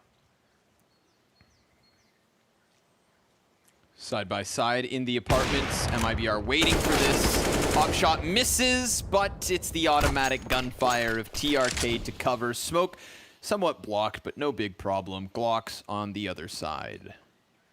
Singular, in fact, just block on the other side of the smoke. It's the other 2 Ts trying to peek out Boiler, and that goes about just as well. TRK, as many kills as he has letters in his name, a 5th round for MIBR. Yeah, and we talked about TRK. He always plays well versus EG. This will be his 3rd kind of chance to show us kind of how good he is versus EG overall. And even though his kills weren't actually that high last game, he was one of the 3 highest ADRs on Dust 2 as well. So I think even when he had 14 frags around halftime or so, he was something at like 80 or 90 ADR. So quietly putting up a pretty strong showing. Ethan looks to apply some pressure up towards Banana. There's no nades in response, so it looks like MIBR are laying the honeypot here. And oh my god. Wow, that's a shot that'll bring you to life. Yeah. We're gonna cue that one to the highlight reel. Oh, smoke grenade. Cue it up. Get it ready. Immediately as well, moving a player over to the A site because he did his damn job, and he did it so well that he has been rewarded with holding Arch instead. Fallen spamming the smoke, gets softened by the nade. That's actually good damage. Smoke on the steps of the site, a la Furia. And Stanislaw maybe going to try to wrap around here. Tarek, he's pressuring Arch side as Stan does manage the frag. Ooh. KNG doesn't pull the trigger, he holds. And EG, options open. This is interesting because KNG saw him. So 3 CTs do not move. That means B would have been a nice site to take. Our bike player here, TRK, let's see if he's best in pit again. Molly goes past the front runner. TRK gets him. Taco empty-handed is Breeze. He's just looking to push past the pit player, not having to deal with him as of yet. TRK ready for it, but Breeze bests him. Man advantage up for EG. It looked like at first a B hit, then maybe Arch was in question, but they ended up going down the A lane. Oh, and over the top of the wall goes KNG. Fur, last man up. Everybody's got that money on the side of MIBR. I'm sure Breeze. He doesn't fancy the chances, but what about Breeze, buddy? He hits like a truck, man. Every time we spectate a player, Breeze shows up on their screen, they have about 10 milliseconds before their head gets blown off every single time. Even we're watching that from TRK's perspective here, the bike peak, instantly headshot. He's the truth. We bow to Breeze. Let's see if he can put together 2 good maps in a row. That's honestly not something that he's done very often in recent memory. So EG earned back that one. And even though I guess they go A or B in that spot, they made sure that they had good options where they cleared out Arch. So, and that's a 5v4 win, actually, just to remember that off that KNG kill. Oh, there's KNG's answer. That one's inside of the apartments because MIBR, they went 3 heavy on A. Whoa, they're going to move fast. He's going to play close smoke. They could very well go by him. If they don't check this, Fur could come up big. Yeah, he's going to get the 2-piece. Looking for Stanislaw. Can't get that 3rd kill. So man advantage still up for MIBR. A worthwhile attempt from Fur. You've got to respect it. But Cirque, deep position on construction. A smoke for TRK to try and peer over Stan. He's going to get aggressive. Oh, they all line up. Stan just spams him down. EG with a 4th. Stan the doorman slams it in their faces. That's it. Coming through a smoke. It's like, it feels like that's supposed to happen every time you hold a smoke, but that's just not how it always goes. Holy. I love the play that Fur makes here. So this is another hashtag CS glossary that I added today. temporary angles or provisional angles. Angles that only exist when there's utility. So if there's a smoke up there, he can play around it. It's a really strong burst to execute because they're not clearing it. There's a nice shot to go ahead and skeet shoot Taco out of the sky, crossing into Boiler. But yeah, if you're going to have a team come through the smoke, Fur is in kind of the best spot where he's unexpected and even goes ahead and gets the 2 kills. And now into this. Where's Fur playing with the Mag 7? He's, I'm guessing, over on B. Yeah. Chill behind a half wall. Oh, and KNG continues to have impact despite bad guns. Yeah, good for him. Gets that AK in his hands. Gonna hang on to it. They could go for a boost. Boost would be perfect right now. Onto the roof of the porch to look over this smoke, but instead, it's gonna be TRK committed to the pit. KNG could wait this out. Wow. But there's nobody to really push them back from Arch. You know, you've got Fur deep in spawn, Fallen. P2K, if this goes unchecked, then maybe... Oh, they both go by, but he... Oh, he 4-3. He didn't even see him. Oh, no. Unfortunate for Fallen. That could have been huge. This round's still live, of course. KNG, 11-5 with the AK up and a teammate behind him. You send in TRK. Get in there, kid. Let me trade frag. But looks like KNG's going to take the lead on this one. He's going to walk right into Cirque. Hey, an AK. Yeah, maybe take the winnings and go home. I don't think you can cash these out for any type of tokens. Oh, boy. Yeah, he'll finally take heat and go. Now, to be fair to Fallen, he definitely did get 4-3'd in that spot.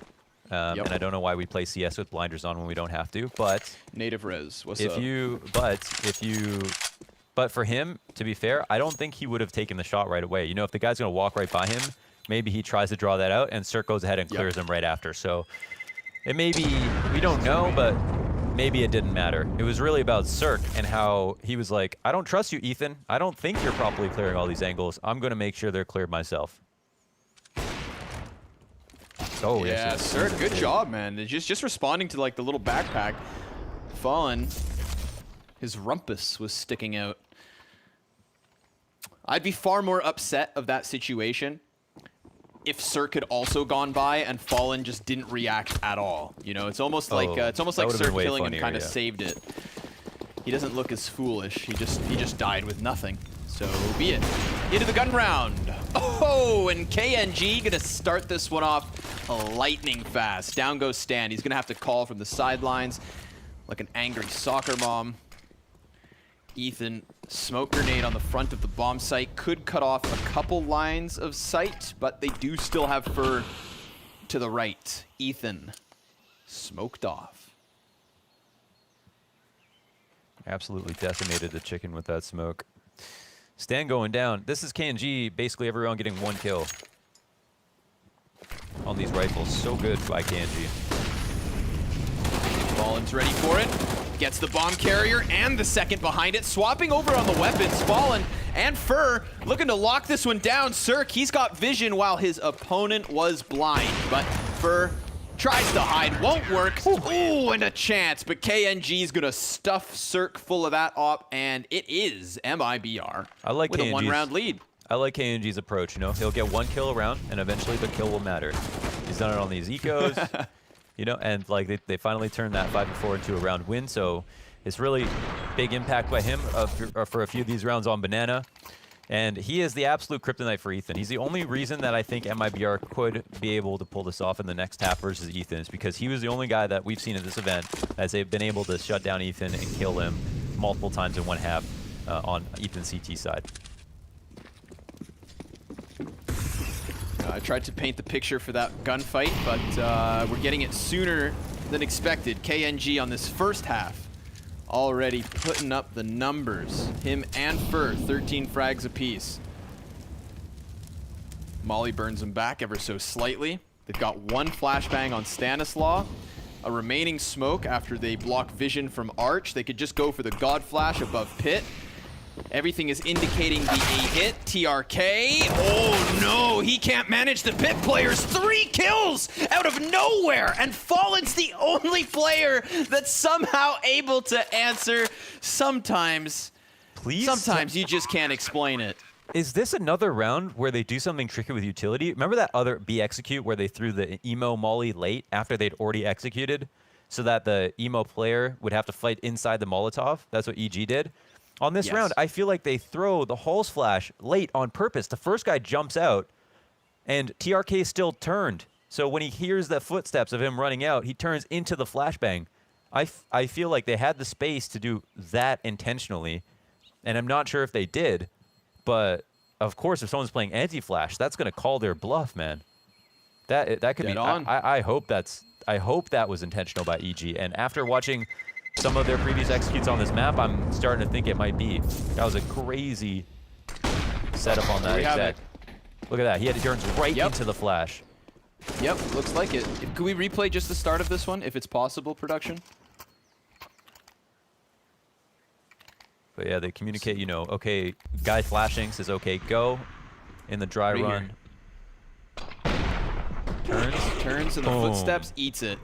Oh, he eats the flash and then eats the Tech 9. And the guy on Halls running out is not even sent to go kill him. It's the second guy. Yes. Thank you, production.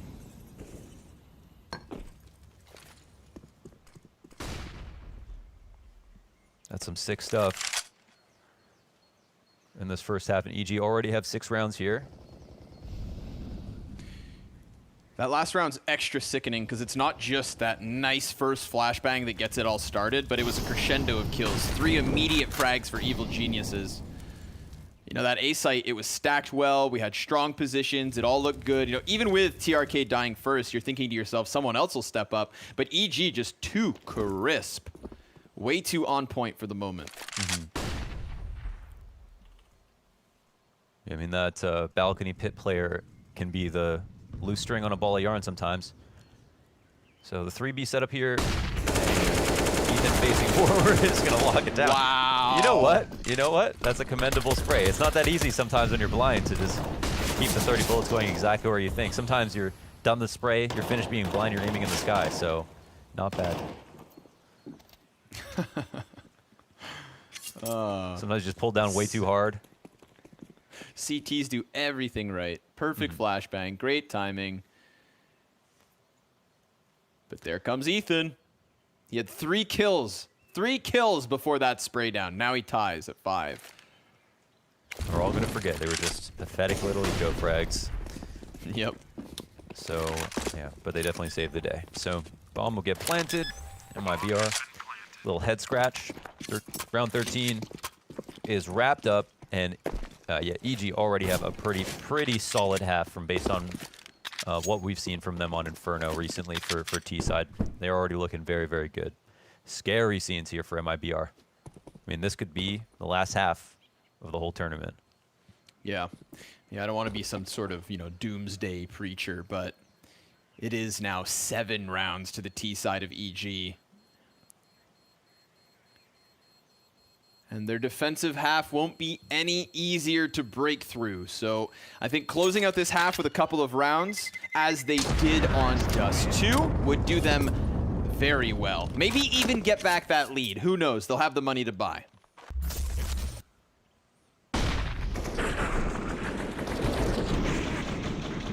I love in this replay too, you can see Fur like giving enough time for him to keep spraying, knowing how good that flash was. He's like, okay, wait, and 2, and 1, and 2, and 3, and no.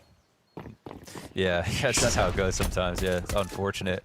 But yeah, so we'll see. We'll see now if MIBR can actually at least win this half numerically if possible. They know how important it is. Again, they had such a good CT side last time around, and this time they're barely scraping by. Nade somehow doesn't do any damage. I guess they had, literally left behind the half wall already after coming to top banana. Stan's been calling a lot of these like cleanups on top B, rocking it all the way back towards A. Sometimes the rotations haven't been there, but they've still been able to win. But yeah, patient hall setup, yeah. Both man, this is scary. This is one of those situations where one guy dies and like everybody just dies, that no one's got cover to fall back to, and they're maintaining their own crossfire. Let's see. It's back-to-back in apps. Oh, he gets aggressive, and still he's able to flick onto Tarek. Will they anticipate a man with no vowels? TRK hears those footsteps, goes right into it, and Stan's gonna trade frag back. 3v3. KNG on site, waits. EG have some of the best trade frag statistics in the world. We can see why there. Nicely done from MIBR to get those 2 kills, but in the 3v3, they've attracted the talent of the CTs to come to the site. KNG, can he put up one again? No, Stanislaw. That's it. He hopefully wrote his will, because he's dead. For Fallen get taken out too.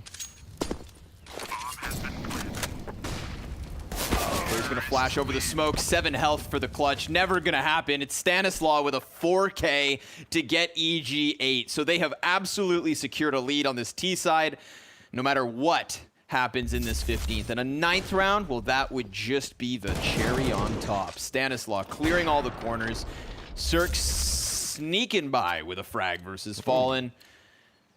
Yeah, he put a little whipped cream on that one. And it was cool to see how carefully EG approached Halls.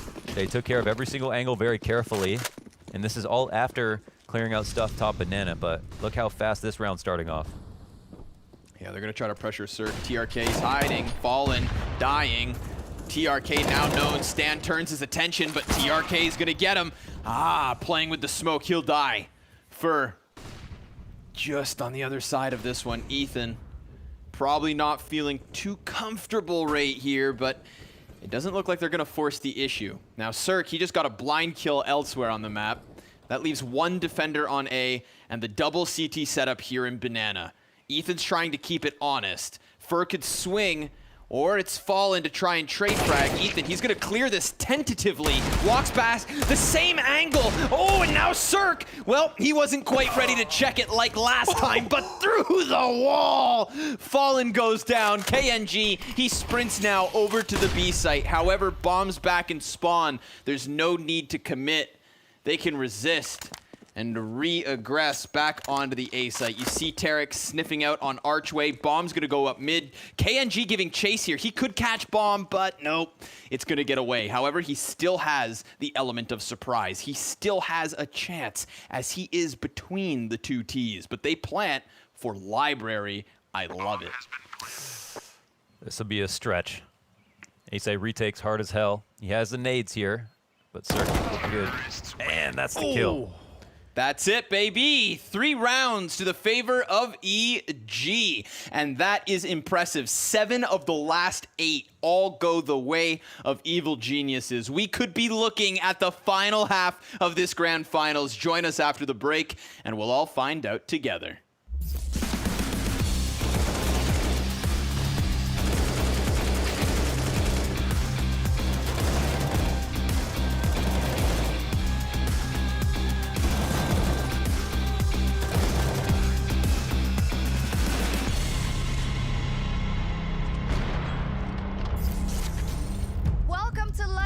Week 3 of Blast Premier. We've got some top tier Counter-Strike coming your way. The 100 Thieves and G2! Down now, 2 quick kills. They should not lose this game right now. This is not a team that yet has the pedigree to beat an EG. It is Valentine's Day, guys, but what happens under the desk stays under the desk. Dad and Dad, we're back together. So what we have to do, we will win this game. Deal? But they're coming in from long as well. Beezer's gonna be there. What an upset. It took all 3 maps. And this is gonna be a spicy one. 100 Thieves versus EG! They take them down in overtime and win the whole series 2-0. A banger of a match between G2 and OG. Chance for this, and it gets down to 1v2 to close it out.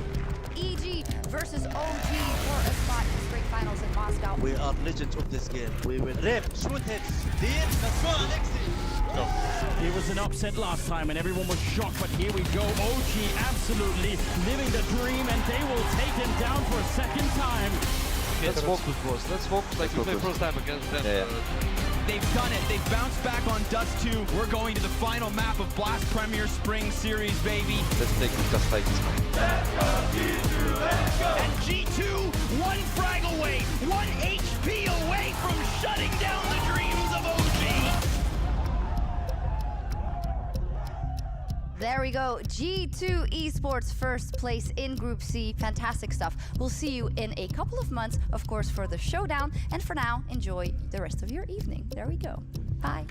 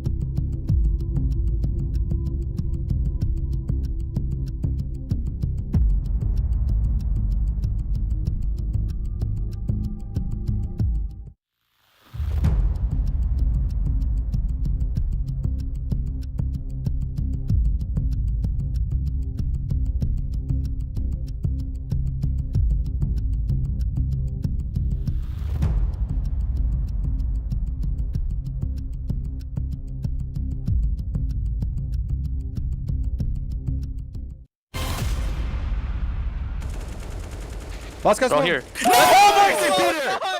Yes! Peter, you're a god. Let's go. From retake. They're Why, lost. that's why you play retakes. They're lost. They're lost. That's called the god smoke. That's what we call it in retakes. That was great.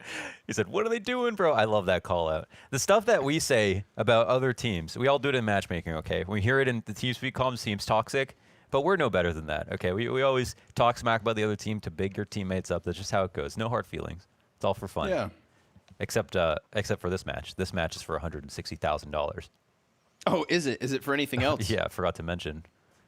And a spot at the Blast Global Finals. Ooh, There's a lot of money on imagine the line that. this year at Blast, the circuit, the amount of money here. But yeah, I mean, just think, okay, if you won nothing today, if all they won was a spot at that next tournament, that is Oh, a yeah. chance at the Oh my God. $1.5 million prize pool. So that's if they weren't winning anything already. But as you said, huge chunk of change on the line. MIBR already starting to die, but they start clearing corners, and Taco could make a difference here. Can they claw it back? Cirque, he's trying to exit. Now comes Ethan out of the smoke. Cirque's gonna burn, but takes one with him. And Taco, when he got those first 2 kills, well, he was dropped all the way to 5 HP. And as the bomb carrier, he could not afford to die right now. But we do have Fallen over on the A site, wasting no time, calling out the bluff of EG. He's reeling that bomb on over. Let's go, Taco. Plant that bomb. Yeah, and they're hoping that it's going to be the B site, but Taco, man, he's got all the ingredients. All right, he's got the chipotle mayo, he's got the diced tomatoes, he's got a little cilantro. But Taco, he's nothing without the flour tortilla that is Fallen. Okay, he's the one that's bringing this all together. Said, hey, come over to the A site. We got a free round. Taco says, all right, and jumps in his flour tortilla pit. Man, if you ever had to compare somebody to a food, I feel like a tortilla is like the lamest thing ever. It's just, I mean, it's a flat piece of bread. Tarek, he's gonna go sprinting into the bomb site. Taco takes another one. He's just trying to figure out where the hell he's at. And by the time he finds out, he pieces it together. 4 kills in this second pistol. That is the kind of performance. That's the kind of individual play that's gonna get MIBR right back on Yo, track. we forgot the most important part, you know, that's the carne asada on top, baby. That's the 2 extra frags to close it out. EG, they got a lead, but it's smaller now. This is what we want, all right? We're cheering for close maps. We're hoping for an overpass. And if we get to overpass, I don't care how much EG wanted it in the pool. That would say a lot about MIBR to bring out this win. Nice nades and a spray. Tarek doing the damage. Taco turns it back. Ethan's Deagle's deadly. And he's already got 1 headshot, not to mention damage onto Fur. TRK holds his ground, stands in the open, challenges him mano a mano, and MIBR only trail by 1. Yeah, they do the dance of death there. Very dangerous game to play, of course. Good HE grenades. Just really put a pin in it. Yeah, Cirque doesn't even get to see it. That movie was rated R. He gets kicked out of the theater. Yeah, R for wrecked. Wrecked, yeah. 3 HEs bought by EG. know we love, Stan loves his triple nade setups. It's going to be a rundown mid once again. Stanislaw looking down deep. Taco and Fur gonna shut down that one. Also, if you spell wrecked with a W, you're just wrong. Ethan, he shaves one off with the USP. And then, Fur spinning around so fast his mouse can't keep up.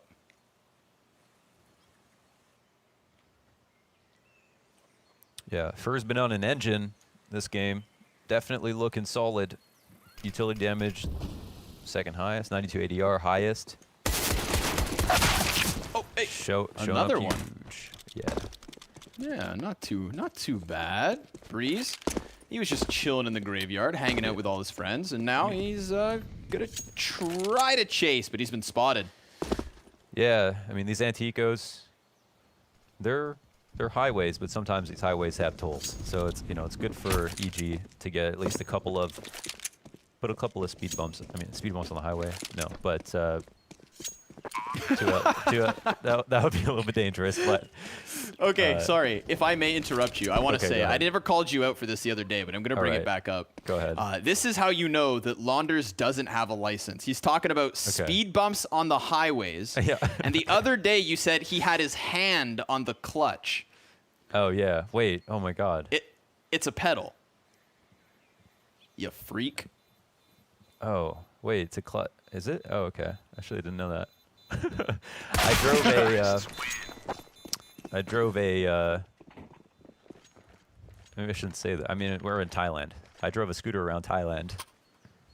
Yeah. When I probably shouldn't have been able to be allowed to do that.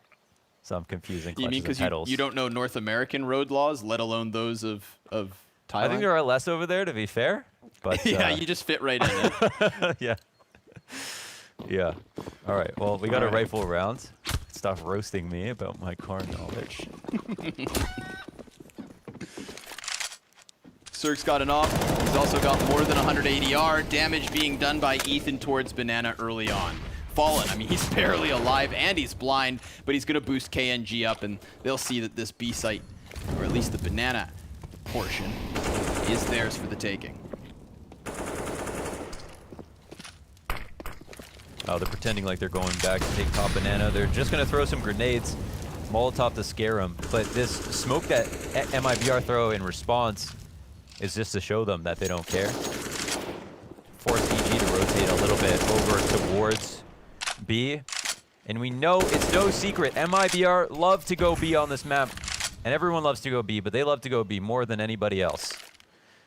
So, if they go B here, I don't think it'll be a surprise to EG. But EG, it just comes down to, do they have the material and utility to hold this off? They've got HP, they've got 5 alive, and they have 2 incendiaries. CT's throw one down. Cirque doesn't put out the shot. Oh my God, they can't find safety. Tarek finds the one spot, just pushes Ethan into the fountain.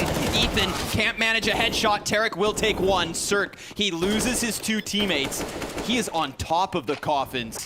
And they're shooting shots around him now. That smoke fades. He's seen and slain. Fallen makes the difference. 4 versus 2, and EG call it quits. We've got MIBR in the lead. Well, I guess that's why they call it Inferno. The floor was lava on the B site. And they didn't know where to stand, man. They had three players they tried to play within smokes. Cirque moves off his angle before he takes a shot. And I actually feel like, you know how we had Fur playing that provisional angle in front of in the lane that they try to entry in. Something like that would have been good in this spot. A boost in CT spawn would have been good, but the overlap on each other inside the site, I mean, they looked very scared and confused. And we have seen a couple of times where EG, when they do play inside the site, have had some very weird reactions to full executes. That one time that Ethan got caught in the fountain, do you remember that? Inside a smoke? Yeah. Yeah, and here, just the carpet fire. You know what's funny is that MIBR's executes not that scary in some sense. The Molotovs go down, but they don't even really get into the site until they throw a flash afterwards, and then they start running up. The Molotovs, most of their value came from, well, I mean, they displaced the defense, which is important, but mostly they just did some damage, because when Tarek reset on the fountain, he had the opportunity to get a kill. His teammate in the back had the opportunity to get more than one. So I think that was just not an amazing round from both sides. honestly.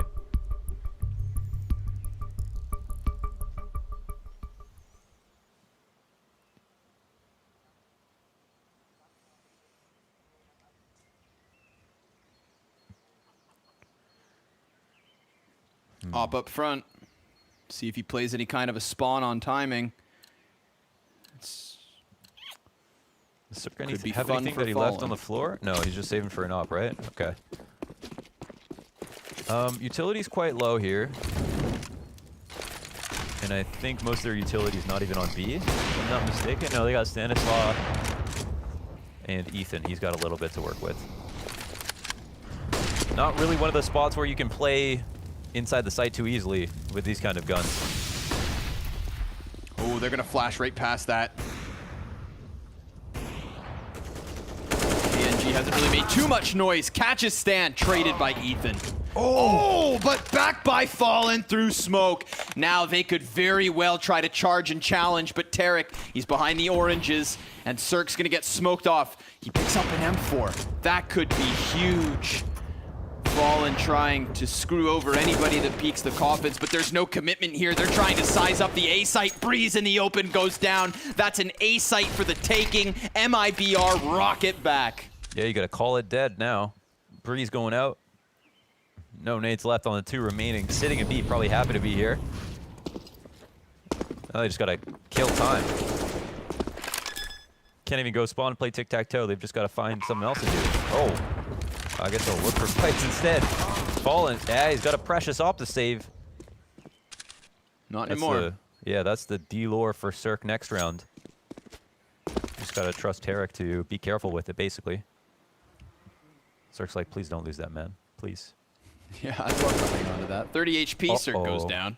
Tarek. Ooh, also shut out. 2 headshots for Taco, and MIBR leading 11 rounds to 9. One hell of a job from Taco so far, 17 to 10. Just about 90 ADR. Damn, Fallen.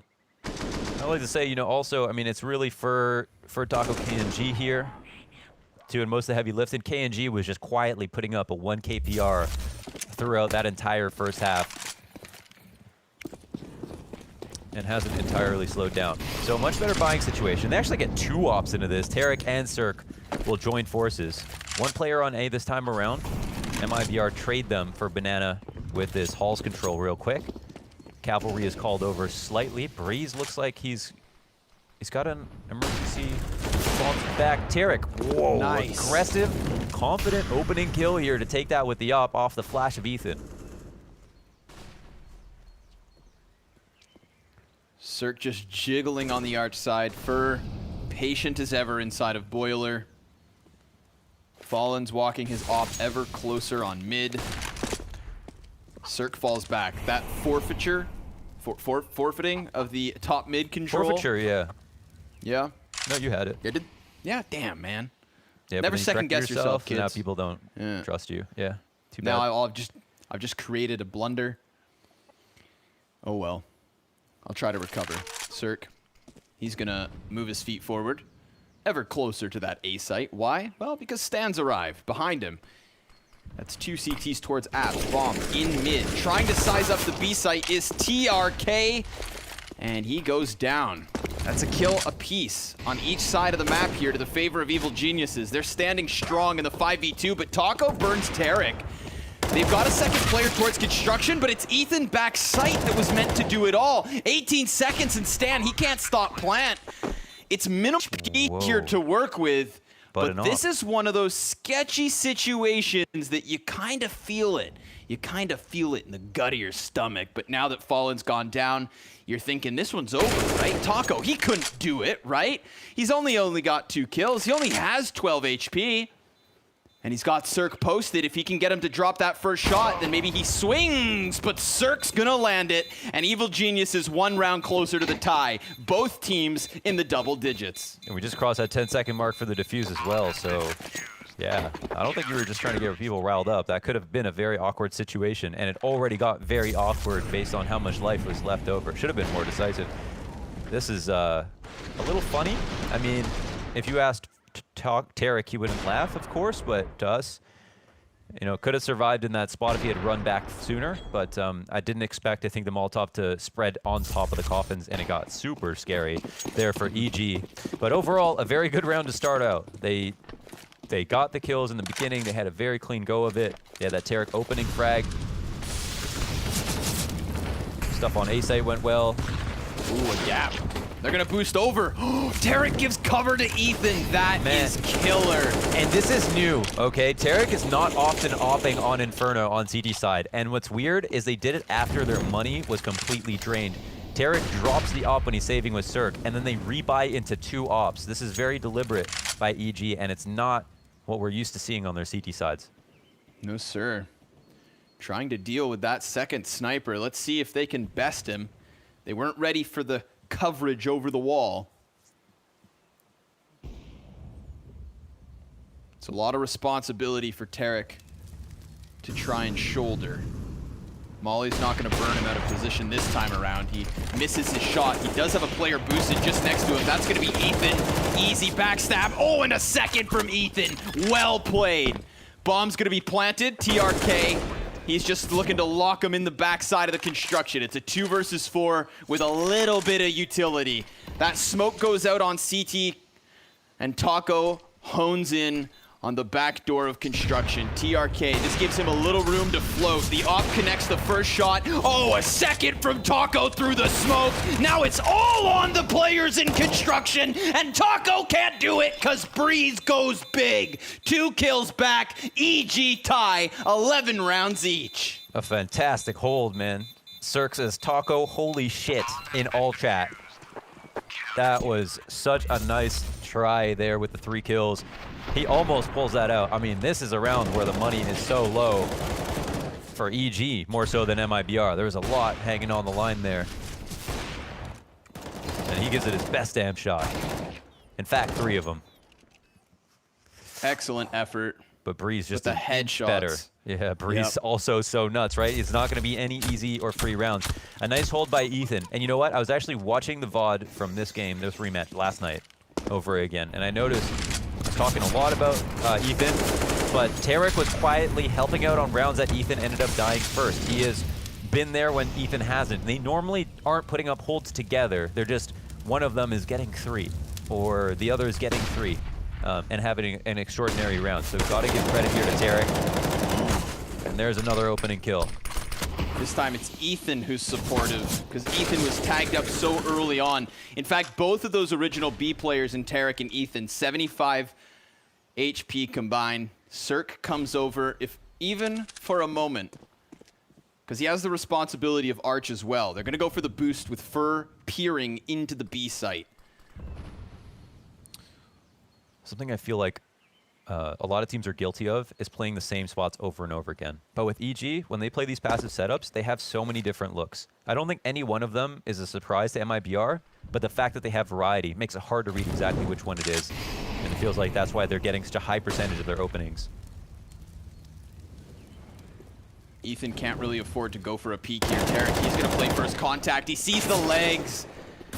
Shoots Fur in the back. There goes the bomb. Ethan activates in the end, even though it could have been tumultuous towards that B site. Early on, with all the damage that stacked up, they managed to survive it. Cirque, he wasn't even needed. So all of that room that was given over by Arch, so what? 15 seconds left over. They hold off the bomb. There is no flank coming in. And even if it was, you see how prepared Cirque is. Stan, he's going to cut off the save, or attempt to.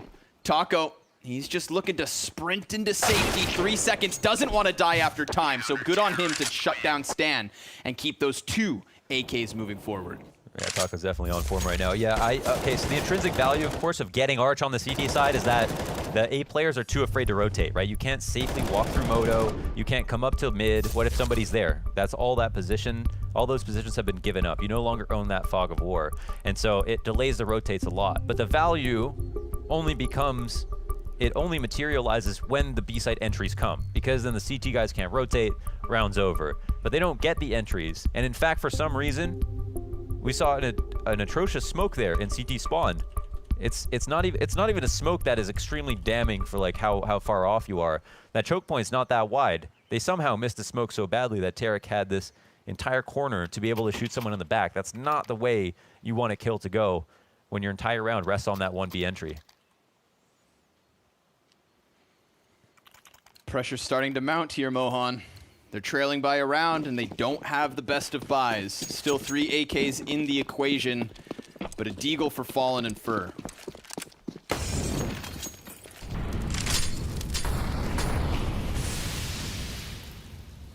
Looks like it's the banana challenge again. Tarek and Ethan have been the champs of this side of the map. The peak from KNG. They exchange HP near even, but they are both still standing.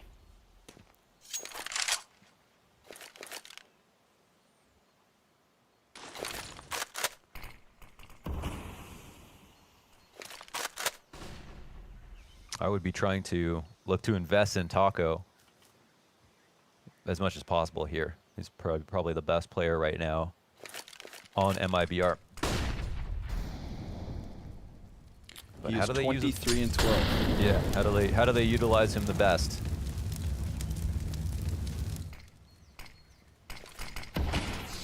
Looks like he's going to challenge the apps. Stan inside of the smoke. Oh, Taco, he actually jumps down onto the short side. Oh my god. Wait, this is a fake, right? They do this to go back towards, are they trying to make it seem like they're rotating back, right? I'm not quite sure, man. They're kind of losing me in the sauce. But a Molotov on spot. Oh, Breeze, he burns! But as he's turned to a crisp, he takes 2 with him. Cirque honed in on the cross. There's still time to leave, but they opt not to. A little bit of utility left over. Fallen, he's going to get chipped down to 16, and Stan, the man, standing on Valk all the while. Tarek extends for the final 2 frags, and EG with a double round lead. That's all Breeze all day, standing inside their fire. They're thinking they're going to get some respect there. They can run up, clear the crossfire between site and pit.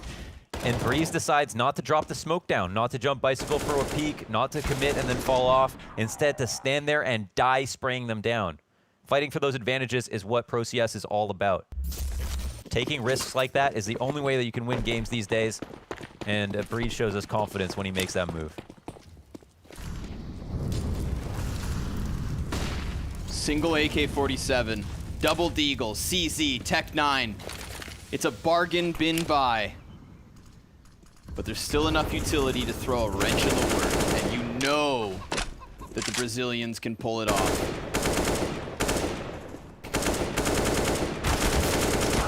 Dangerously close to the spam. It's actually KNG who gets bested, so that single AK down in the dirt, that's going to slow down MIBR if they wanted to pull the trigger. It's Fur up next on the gun. Crazy how hard the economy is working against MIBR here. They half buy invest. Get the gun to the next best up. KNG was a key to victory on T side, getting those banana kills. This time around, he's been getting shut down a little bit. Oh, big pickup from the Tech 9. 50 seconds. They don't need to commit if they don't feel comfortable enough. There's an AK and an M4. They're going to split up those rifles. Tarek, oh, he goes face to face with Fallen. Now suddenly it's the CTs on the site getting split. Still stands. And Fur, he's going to slow this one down. Ethan, it's a ring around the rosy inside of CT spawn. He calls it right, but falls. And Fallen, he's going to get this bomb moving to the B site. They get it by the defense, looking to close this lead to a single round difference. Stanislaw, yeah, he could smell Taco, but he's popped up the other side, and now he's between the last 2 CTs who maybe just want to try and save. Taco's not going to find either. It's their round to play. Wow, they'll call it quits. Yeah, they'll take it back. They'll let the bomb go down, and they break out through Ethan. That was the huge kill, of course. Ethan does any damage there, slows everything down as he can run back. So they win the all-important duel. And yeah, they do it with this half-buy situation. Listen, best case scenario for the best game possible here. EG, they had a bit of a run of it, 4 rounds in a row after giving up the first 5. MIBR finally answer back and might be able to tie up, but I think we actually can go right into the double op setup again if they want to. Tarek is the man as well who has the 6200. Yep, he'll rebuy into that op. and try to pose that giant problem towards MIBR. I think the huge value here is that since they don't play it a lot, it's one thing, MIBR aren't used to it. Number two, they're specifically weaponizing Tarek to get these opening frags. And we know EG are closing out 80% of the time when they win that opening duel. Well, he tries for it. Oh, they're He nearly boosted. dies for it. Oh, called out. Taco, he's waiting for that smidgen of an angle. Stanislaw, he goes ahead and picks up that op, so they're going to move the second sniper forward regardless of Cirque going down. Now they play into the apps. Oh, man. I like the adjustment from the CTs, but Breeze is getting very close. Yep. He's going to rely heavily. Cirque misses the shot. This whole round is lost. Stan scoped in on it. Breeze's life is on the line. Breeze goes down. Taco, he's gotten everything so far this round. That's 3 frags for Taco, 27 kills, 2 CTs already on the site. He is gunning for the ace. It's Tarek up close versus Taco, and he takes all 5. A Taco like we've never seen. I can't remember the last time he's looked this good. Screw the kills. Screw the scoreline. Okay, Taco 29 and 14. Screw all that. Just the contents of each of these kills that he's grabbing is astronomical in terms of what we can expect from him with the players that are on this roster, how pivotal he's making these rounds, and how much economic damage he's done to EG on even rounds that they've lost. Check out EG in this one. Economy in the dumps. Oh, sorry. Quick little tech pause. It's just a mic issue. Everything's going to be fine. Yeah, it is in the dumps. They're, yeah, just on the USPs now because of that. And that's with the opening kill going the way of Cirque, and then Cirque trying to grab the second after Breeze fails on Taco. But he ends up just being collateral damage. The opening and closing kill and everything in the middle. Listen, I respect it. You've got nothing to play with. It's an old classic. The back B bomb site stack. But MIBR, they will not fall victim to this. Not if they continue sussing out the A site.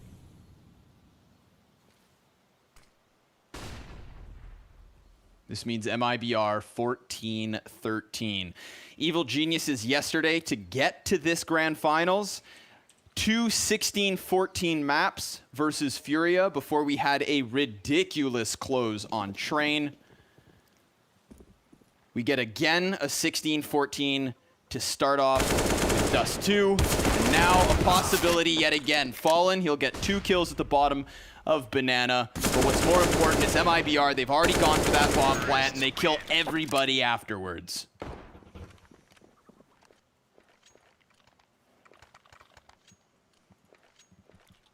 He hasn't had a map with this many kills since May versus Furia.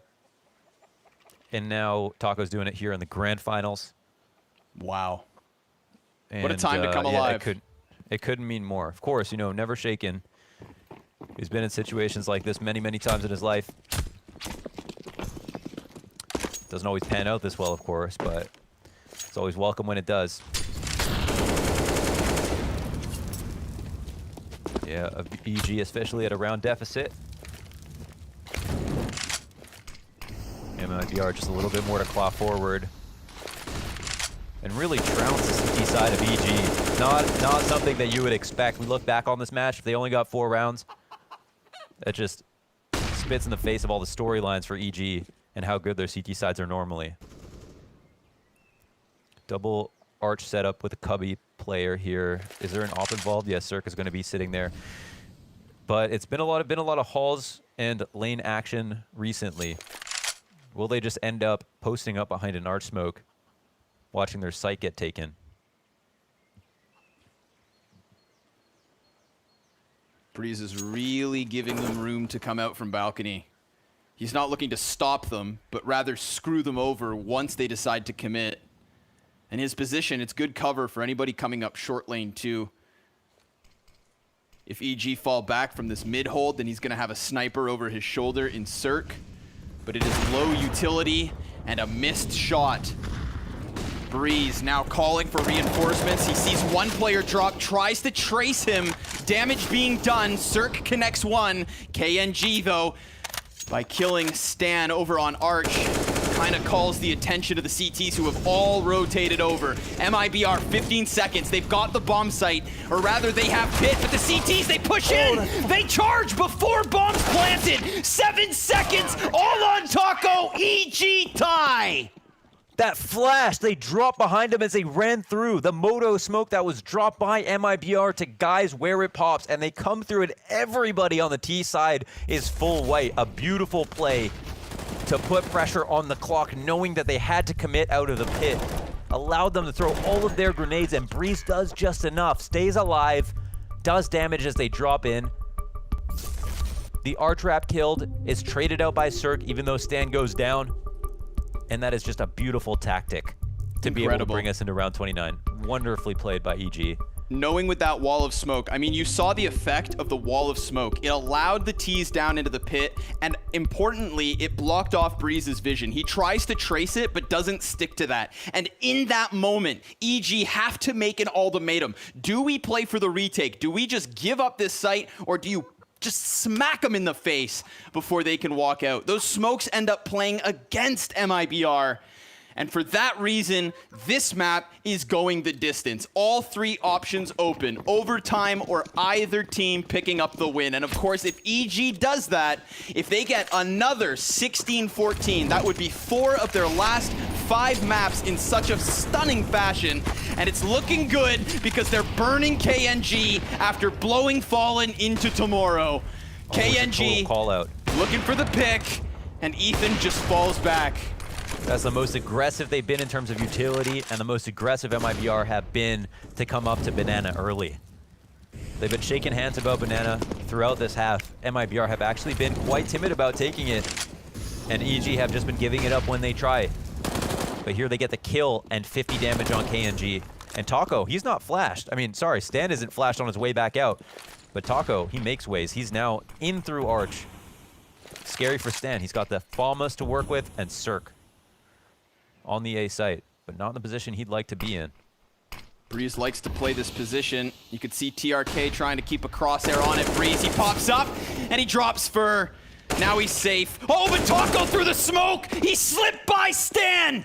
How has he managed that? 32 kills for Taco, and those last frags are so important. It puts them in the post plant.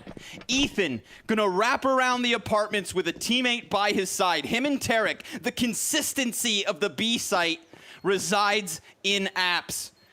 And Ethan looks to bring this back as Taco takes the place of Breeze. He hones in on the doorway, looking for another. He's got his third, but he loses a teammate in the process. Taco looking for another ace. That's what he's gonna need. Oh, but he goes down, and EG, 15 rounds secured. How much do you have to do if you're Taco to win a round? He gets 3 kills, he gets into the post plant. He gets the 3rd one while he's there. The only reason they even got the bomb down, his team cannot get a kill to save their lives. We switched cameras and saw this. Damn. Taco behind enemy lines, making everything happen. As far as anyone's concerned, MIBR gets smoked without him right now. How much more can you ask of him? 33 kills. Listen, we all understand that this is a rarity for Taco, but it's extraordinary how much impact we're seeing in back-to-back rounds here on the T side. And now they'll need him to do it again straight up. If he's the only person who can even get a kill, what I mean, they can create all the space they want to. They've just got to grab those frags. EG didn't even have any utility in that post-plant situation. EG on championship point here. They could win 2-0 in the final. Revenge versus MIBR. 165K in their pocket. Last global finals. Fur is going to disengage from the B site immediately. Taco into the apps. Or not, he holds. They are so clumped. They are so kerneled. This is a kill squad for MIBR, but they are getting killed. First, it's Cirque to connect the op shot. TRK is gonna trade, and oh, Breeze goes down. Cirque through smoke, and MIBR 4 versus 2 in the post plant. They force the issue. The dynamic duo of Ethan and Tarek already finding a bit of success as Ethan kills one through smoke, but now it is all on him. And he goes down. This match, it's not over yet. There would be no justice on Inferno if we didn't get the overtime. Yes. Clasp your hands, okay? Thank the CS gods. We get to see this in OT. Let's fix the mistakes here, MIBR. Let's clean it up. Let's help Taco out a little bit. EG, let's keep doing what you're doing. That's that, and then we'll be at even strength, and then we'll see who's the victor. But let's not end after a series of tragedies like that. Let's go back into it. EG, they got the 2 ops, Cirque and Tarek, once again.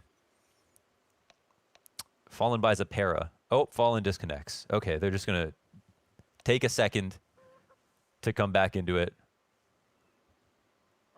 and then we'll get it started. This, it's no secret. The playbooks are out. Okay, we both teams know what each other are gonna do. Anything that was prepared for this match, like Tarek opping more consistently on CT side, these things are no longer a secret, and they've talked about them. In OT, it's gonna be more about timings than anything else. More about those huge individual plays. The tactics, the strategies, the fakes, those are not going to catch you off guard as much anymore. This is when it gets the most raw. They've been playing punch for 30 minutes. Okay, any one last punch could be the one to end them all.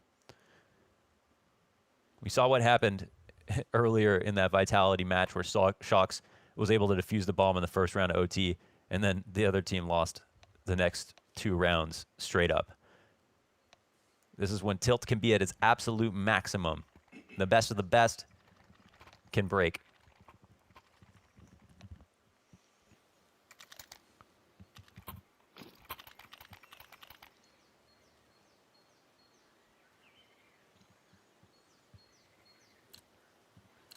$18 rounds for double OT, 19 rounds for the win. 2 snipers between Cirque and Tarek. We've seen this consistently. Taco to lead the charge up Banana. Gonna go ahead and put out the fire. Mac 10 in hand, charging into Tarek. Oh, he goes down early. And Ethan, he's gonna put that smoke up. Flashbang as well to buy time for the rotate in Cirque. So even with the first sniper dropping, the second's in position quick enough. They cross through the smoke. Ethan, he's gonna watch oranges. There's the bomb confirmed, and a second headshot for him. Fallen's able to trade this, but Cirque's still in position. We've got 2 separate chances at 1v1s here. Both teams split up across the map. Both teams disengaging for the time being. There is so much time left on the clock. This is the T-side playground, but it could come down to timing, of course, for searching things out. And Stanislav knows they rock it back sometimes. Who will overextend? Oh, they're in your footsteps. Stanislav back turned, and he knows the second guy was there as well. I think it was Fallen's footsteps that gave Fur away. Oh, and a missed shot for Fallen means Stan will take the first. First round of overtime belongs to EG, and you're absolutely right. He heard those footsteps. He calls it out with the grenade, softens him up, and then ships him out with that second peek off the M4. Cirque and Tarek gonna have their double ops yet again. Ooh, this is for wild. what it's worth, they get the 5v4. Yeah, for what it's worth, they get the 5v4, but it gets answered back so quickly. And then, of course, Ethan continues to squeeze water from Stone, from Quad, with a rifle versus a full exec.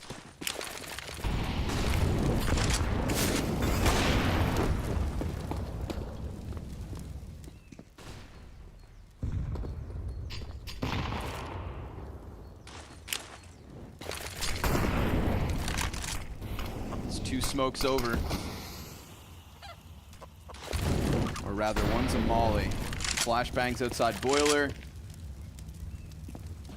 EG just trying to brace themselves for what could be the all-in commit. Second volley of utility.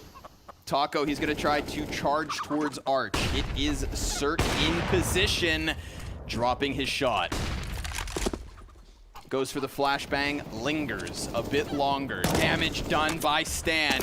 And now he's gotten back into the bomb site. So there's a crossfire between him and Breeze. And there's also still Cirque trying to lock off Arch. Now that fourth player in Tarek has also come over. This could be a deadly commitment if MIBR decide to move in, but they will. Tarek, he's gonna land his op shot. Then Breeze off of balcony gets into the mix. He drops towards Pit, stands up next. He's got one and the second, all on Taco, empty-handed. MIBR giving up at least two on the CT side of EG.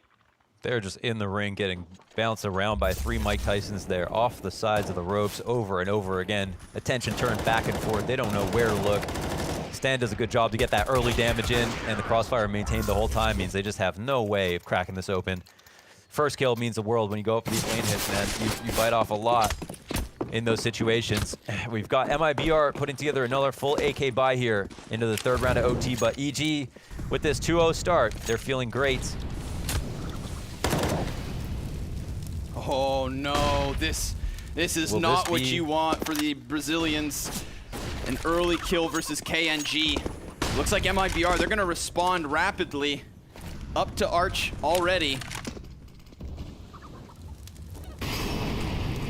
And it's a similar situation to the last. 4 players on the defense, already primed to hold. Fur, he's managed to wrap this one around, but they've lost the bomb. It's a total blowout again. EG looking for the clean sweep of a CT side. They'll take it. 1 more to go. EG have failed in these moments. When things get tense, they get ugly for EG. We've seen them blow leads constantly. We saw them struggle on the T side at the end of the half. MIBR know what's coming at them. I'm not writing off MIBR here. EG's flawless CT side is kind of what you expect based on what we know. But still, MIBR's CT side is the reason that they got into OT in the first place. 0 margin of error for MIBR from here on out. It's double overtime and a 3rd map comeback, or evil geniuses throwing their name into the hat of the online champions that we have crowned in recent months. But Fur, he's gonna give them the opening. Ethan, he's only got the 1, but Stan's gonna trade over top of him. Man advantage for evil geniuses. Map, match, championship point. Taco's up to bat. He's gonna recollect this information. Listen, it's a man advantage, but Taco is here to grab something back for MIBR. Confidence that'll be a hit. How will KNG respond? A wicked whip into the boiler, turns it to 2, and suddenly the tables have turned. Now he's just gonna stay honed in. The man advantage taken back. He hears the audio cue, but dies to Cirque. What a shot. Now what? Looks like they're gonna try to pinch onto the A site. TRK, the new kid, has looked so good. And he has prevailed in this position. Stanislaw already creeping onto the bomb site. He's, giving up his back, but TRK misses his chance. He's gonna call Taco into the action. Taco, who has been lights out on Inferno, is looking to keep this one going. Cirque moves from boiler back through apps. Stan getting dangerously close to the player in pit. He eats the flash. He's inside of the smoke. And he knows that TRK is close. He goes down. It is all on Taco. A player by the pit and 1 up in the apartments. Can he do it? He's got the first. He's looking for the second, and the smoke's gonna block him off. Taco, he's got the kit and almost the kill. It's only 12 HP. He's on top of the bomb. He's gonna have to stick this. The molly comes out. The shot's there for Cirque, and EG are your grand champions. They do it in OT. They pull it back. They win 2-0. They stand in the face of the head-to-head. They champion this bracket with MIBR, Furia, Liquid. Not an easy run whatsoever. Amazing. Stunning performance. I can't believe EG run this one back. Oh, from the lower bracket, besting Furia, who wanted so badly to get that Brazilian revenge, but that was not a part of the finals narrative. It was MIBR who surprisingly secured that first spot, challenged by EG, and they are your champions. $160,000, a coveted spot at the Global Final 2020. Evil geniuses, give it up.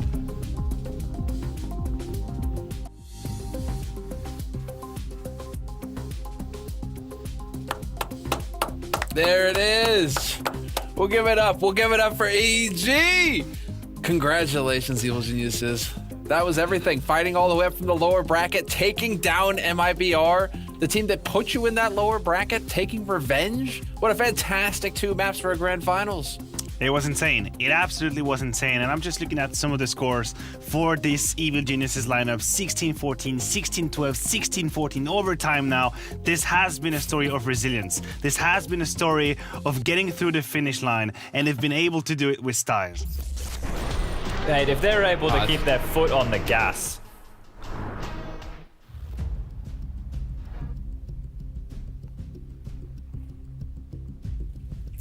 Did we lose Chad? I guess we lost Chad there. No, I'm still here. I thought that took over. I was like, what? All right, sorry, I'm with it.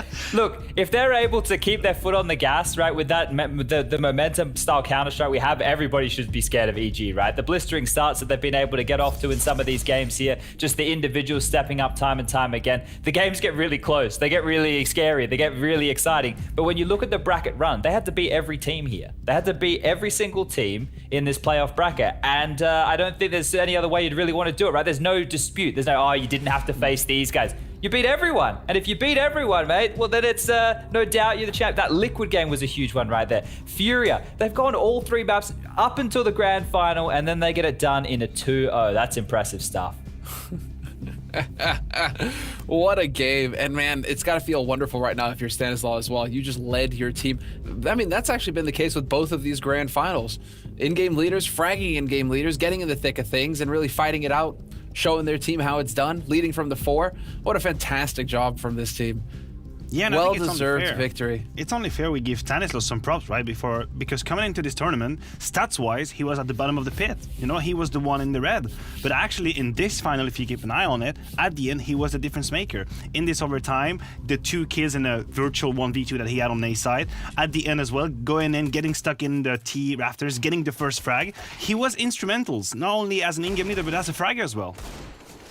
I think I was a little bit, well, not a little bit, I was critical of Stan and obviously what he's brought to this team in recent times and here today. Those impact plays that you were talking about, that helped them in that first half tremendously. And I think here, you know, one other thing, this is the first North American team, well, other than Complexity, I suppose, qualified for the global finals, right? So that's going to feel really good because where we had EG coming into this year was one of the best teams in the world. So it's good to get them locked on in early. And if this type of Counter-Strike with Zeus, this extra push in terms of tenacity, I think what Zeus is going to bring them at least consistently is that, I want to say excitement, right? The passion, because we know that the Brazilians have it and he lives with it. And I think that's going to be good for these boys because we know there's some quiet members, a bit more reserved guys like Breeze and Ethan. If he can bring them out of their shells and fire them up in the way that he is, or if he can just at least do that for them, this team is going to be extremely scary. And this has been a hard fought win, but good stuff from EG. Well, fantastic. I mean, we actually have Tarek who's ready for a winner interview now, so we're going to hear what he had to say. A 2-0 here versus MIBR. A stylish way to end it as well. And the first thing I want to come to is not only do you take the win, it's a revenge win here, one that means a lot for you against your old teammates, but it is the first big tournament win for you guys since back at Star Series in October 2019. What is the feeling right now? Yeah, it's been a long time, and it obviously isn't the same feeling as being at an event on a stage, but it still is a big win for us. We've been working really hard, and I think all of us are extremely happy with the way we played throughout this event. Obviously, the fact that we won against MIBR was really big as well, just because they had beat us the last 3 times in a row. So for us to come back and win in the finals means a lot to us. And yeah, I think we're just really happy and looking forward to the future. Now, I want to come to this 14-14 moment, right? Because they were starting to claw some rounds back together. It was looking like they might potentially take the map and you guys maybe running out of answers. But then we saw you guys aggress towards B, some utility down, like the Molotovs are going down. You got the pick onto Fallen. Whose call was that? Because that's the one that really stopped them in their tracks. The 14-14 mouse, I think we did the aggro down B. I'm not sure whose call it is off the top of my head, but I think we wanted to get the map control and keep adding the pressure. And yeah, it was important for that round. I think it ended up in a 3v2 post plant in our favor. But yeah, I don't know whose call it was exactly, but yeah, it was definitely an important one. And now this EG, right, is the EG we've been waiting to see all year. Obviously, you guys have been working hard. Zeus has come in, things are changing around. But what clicked today to make this such a good win for you guys?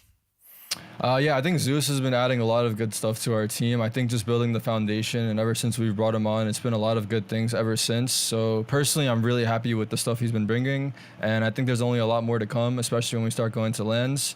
Yeah, I think all of us are also starting to play a lot better individually, and our chemistry is starting to get back to where it was before.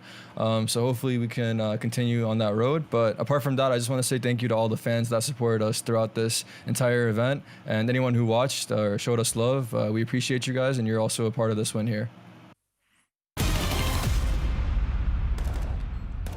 No smoke on him. Oh, no smoke on him. To left, right, closer. Yeah. No! Nice! Champions, boys! Nice! Let's go! Nice! Boys, congratulations! Boys. Thank you so much for this one. Thank you. Yeah, exactly. I bet you Zeus is pumped. Taking down MIBR in the grand finals. Yeah, you can say thank you. Man, he deserves it, though.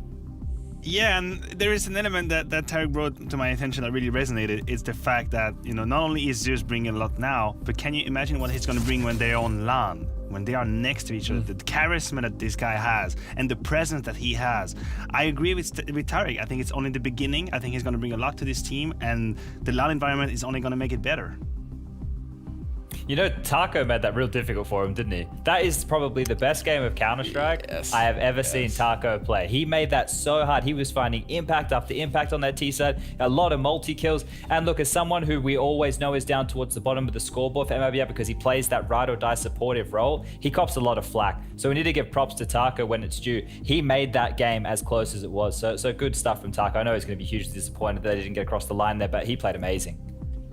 107 ADR, 36 frags in regular, crazy, going in through overtime. Not bad. That's bonkers. So what a performance from Taco. You're right. I was actually just making fun of you guys in the chats as well. You know, just like Taco coming in again, getting those kills. But you know, that's the way it goes, boys. That's the way it goes. Taco. Glad to see that he performed so well, and the rest of the team as well. I mean, it was one hell of a fight from MIBR. We won't be getting a loser interview, so just so in case you were wondering, we will not be hearing from them. But we can go ahead and say, I think it's time. I think it's time. Is it time, August? Are you sure? Is it time? But I don't want to leave you guys. I don't want to leave you guys. No, bring up the predictions. Leave us. Bring up the predictions. Oh, that time. Oh, okay. All right, never mind. I'm being told that we need to look at the prize pool first, and then we can look at the predictions. So this is not what I'm going to be winning for winning the predictions, but this is what the EG are going to be winning. $160,000 to first place for EG, $65,000 for MIBR, second place for MIBR, but also a spot at the global finals for Evil Geniuses. A fantastic performance, and what an achievement. Now, that means that going forward, these guys, huge pressure off their shoulders in terms of qualifying for that event, because that's $1.5 million prize money going down at the global final. So huge event that they've managed to get that spot at, and you can see they'll be going alongside Complexity and Vitality, our finalists from the European bracket earlier. And so yeah, you can see $1 million to first place, as well as I'm told it's 6 unique watches will be made for the champions from TW Steel. I know that. So that's a really nice touch. Breeze has a very fancy watch as it is right now, so let's see if they can out bling his, maybe whack a couple of diamonds on the TW Steel one if EG can pick that one up. Hey, I'm told that they're supposed to be like, you know, Super Bowl rings, you know, that sort of thing. So that was usually some diamonds. All right. You know, I'm Get sure some that talent. TWC will figure something out. It's gonna be sick. Also, it's we gotta say, you know, obviously we're all spread out around the world right now. This is all online because of COVID. But we in the fall, when hopefully things open up again, we will be holding the prize ceremony at the fall event for this event. And so those guys will be getting their trophies. Those guys will be getting their medals. Those blast medals are chunky. And so pretty sure those guys are gonna be looking forward to getting those. And that's going to be sick. But yes, there is one last thing that we must get to before we close the night, gentlemen. And that is to acknowledge that 3 green check marks have been obtained on the final day. And Heavy is the head that wears the crown. Congratulations, Samla. I was feeling a little pressure there. I was feeling a little pressure towards the end. But, you know, I'm happy to say that I got the job done. I got the job done. Thank you for your, thank you This for has been the I most want to say successful day for me. I want to say at least I didn't come last, but you know, we heard from Zeus today, 16-14 or 16-0. It only matters if you get the W. And Samla got the W, so props. Congratulations. It's good to be home. It's good to be home. All right, guys. I gotta give you guys a fantastically big thanks, you know, for taking part in all this and enjoy putting up with my shenanigans and, you know, bringing your analysis for this event. It's been excellent. I mean, big thanks to our observers, Prius the lead observer, and to, of course, the production. You know, been putting in massive hours to make this event happen. So big thanks to Blast and everybody making it all happen there. And of course, big thanks to all the fans tuning in for some sick CS. So guys, that's it from us here at Blast. We'll see you all in the fall.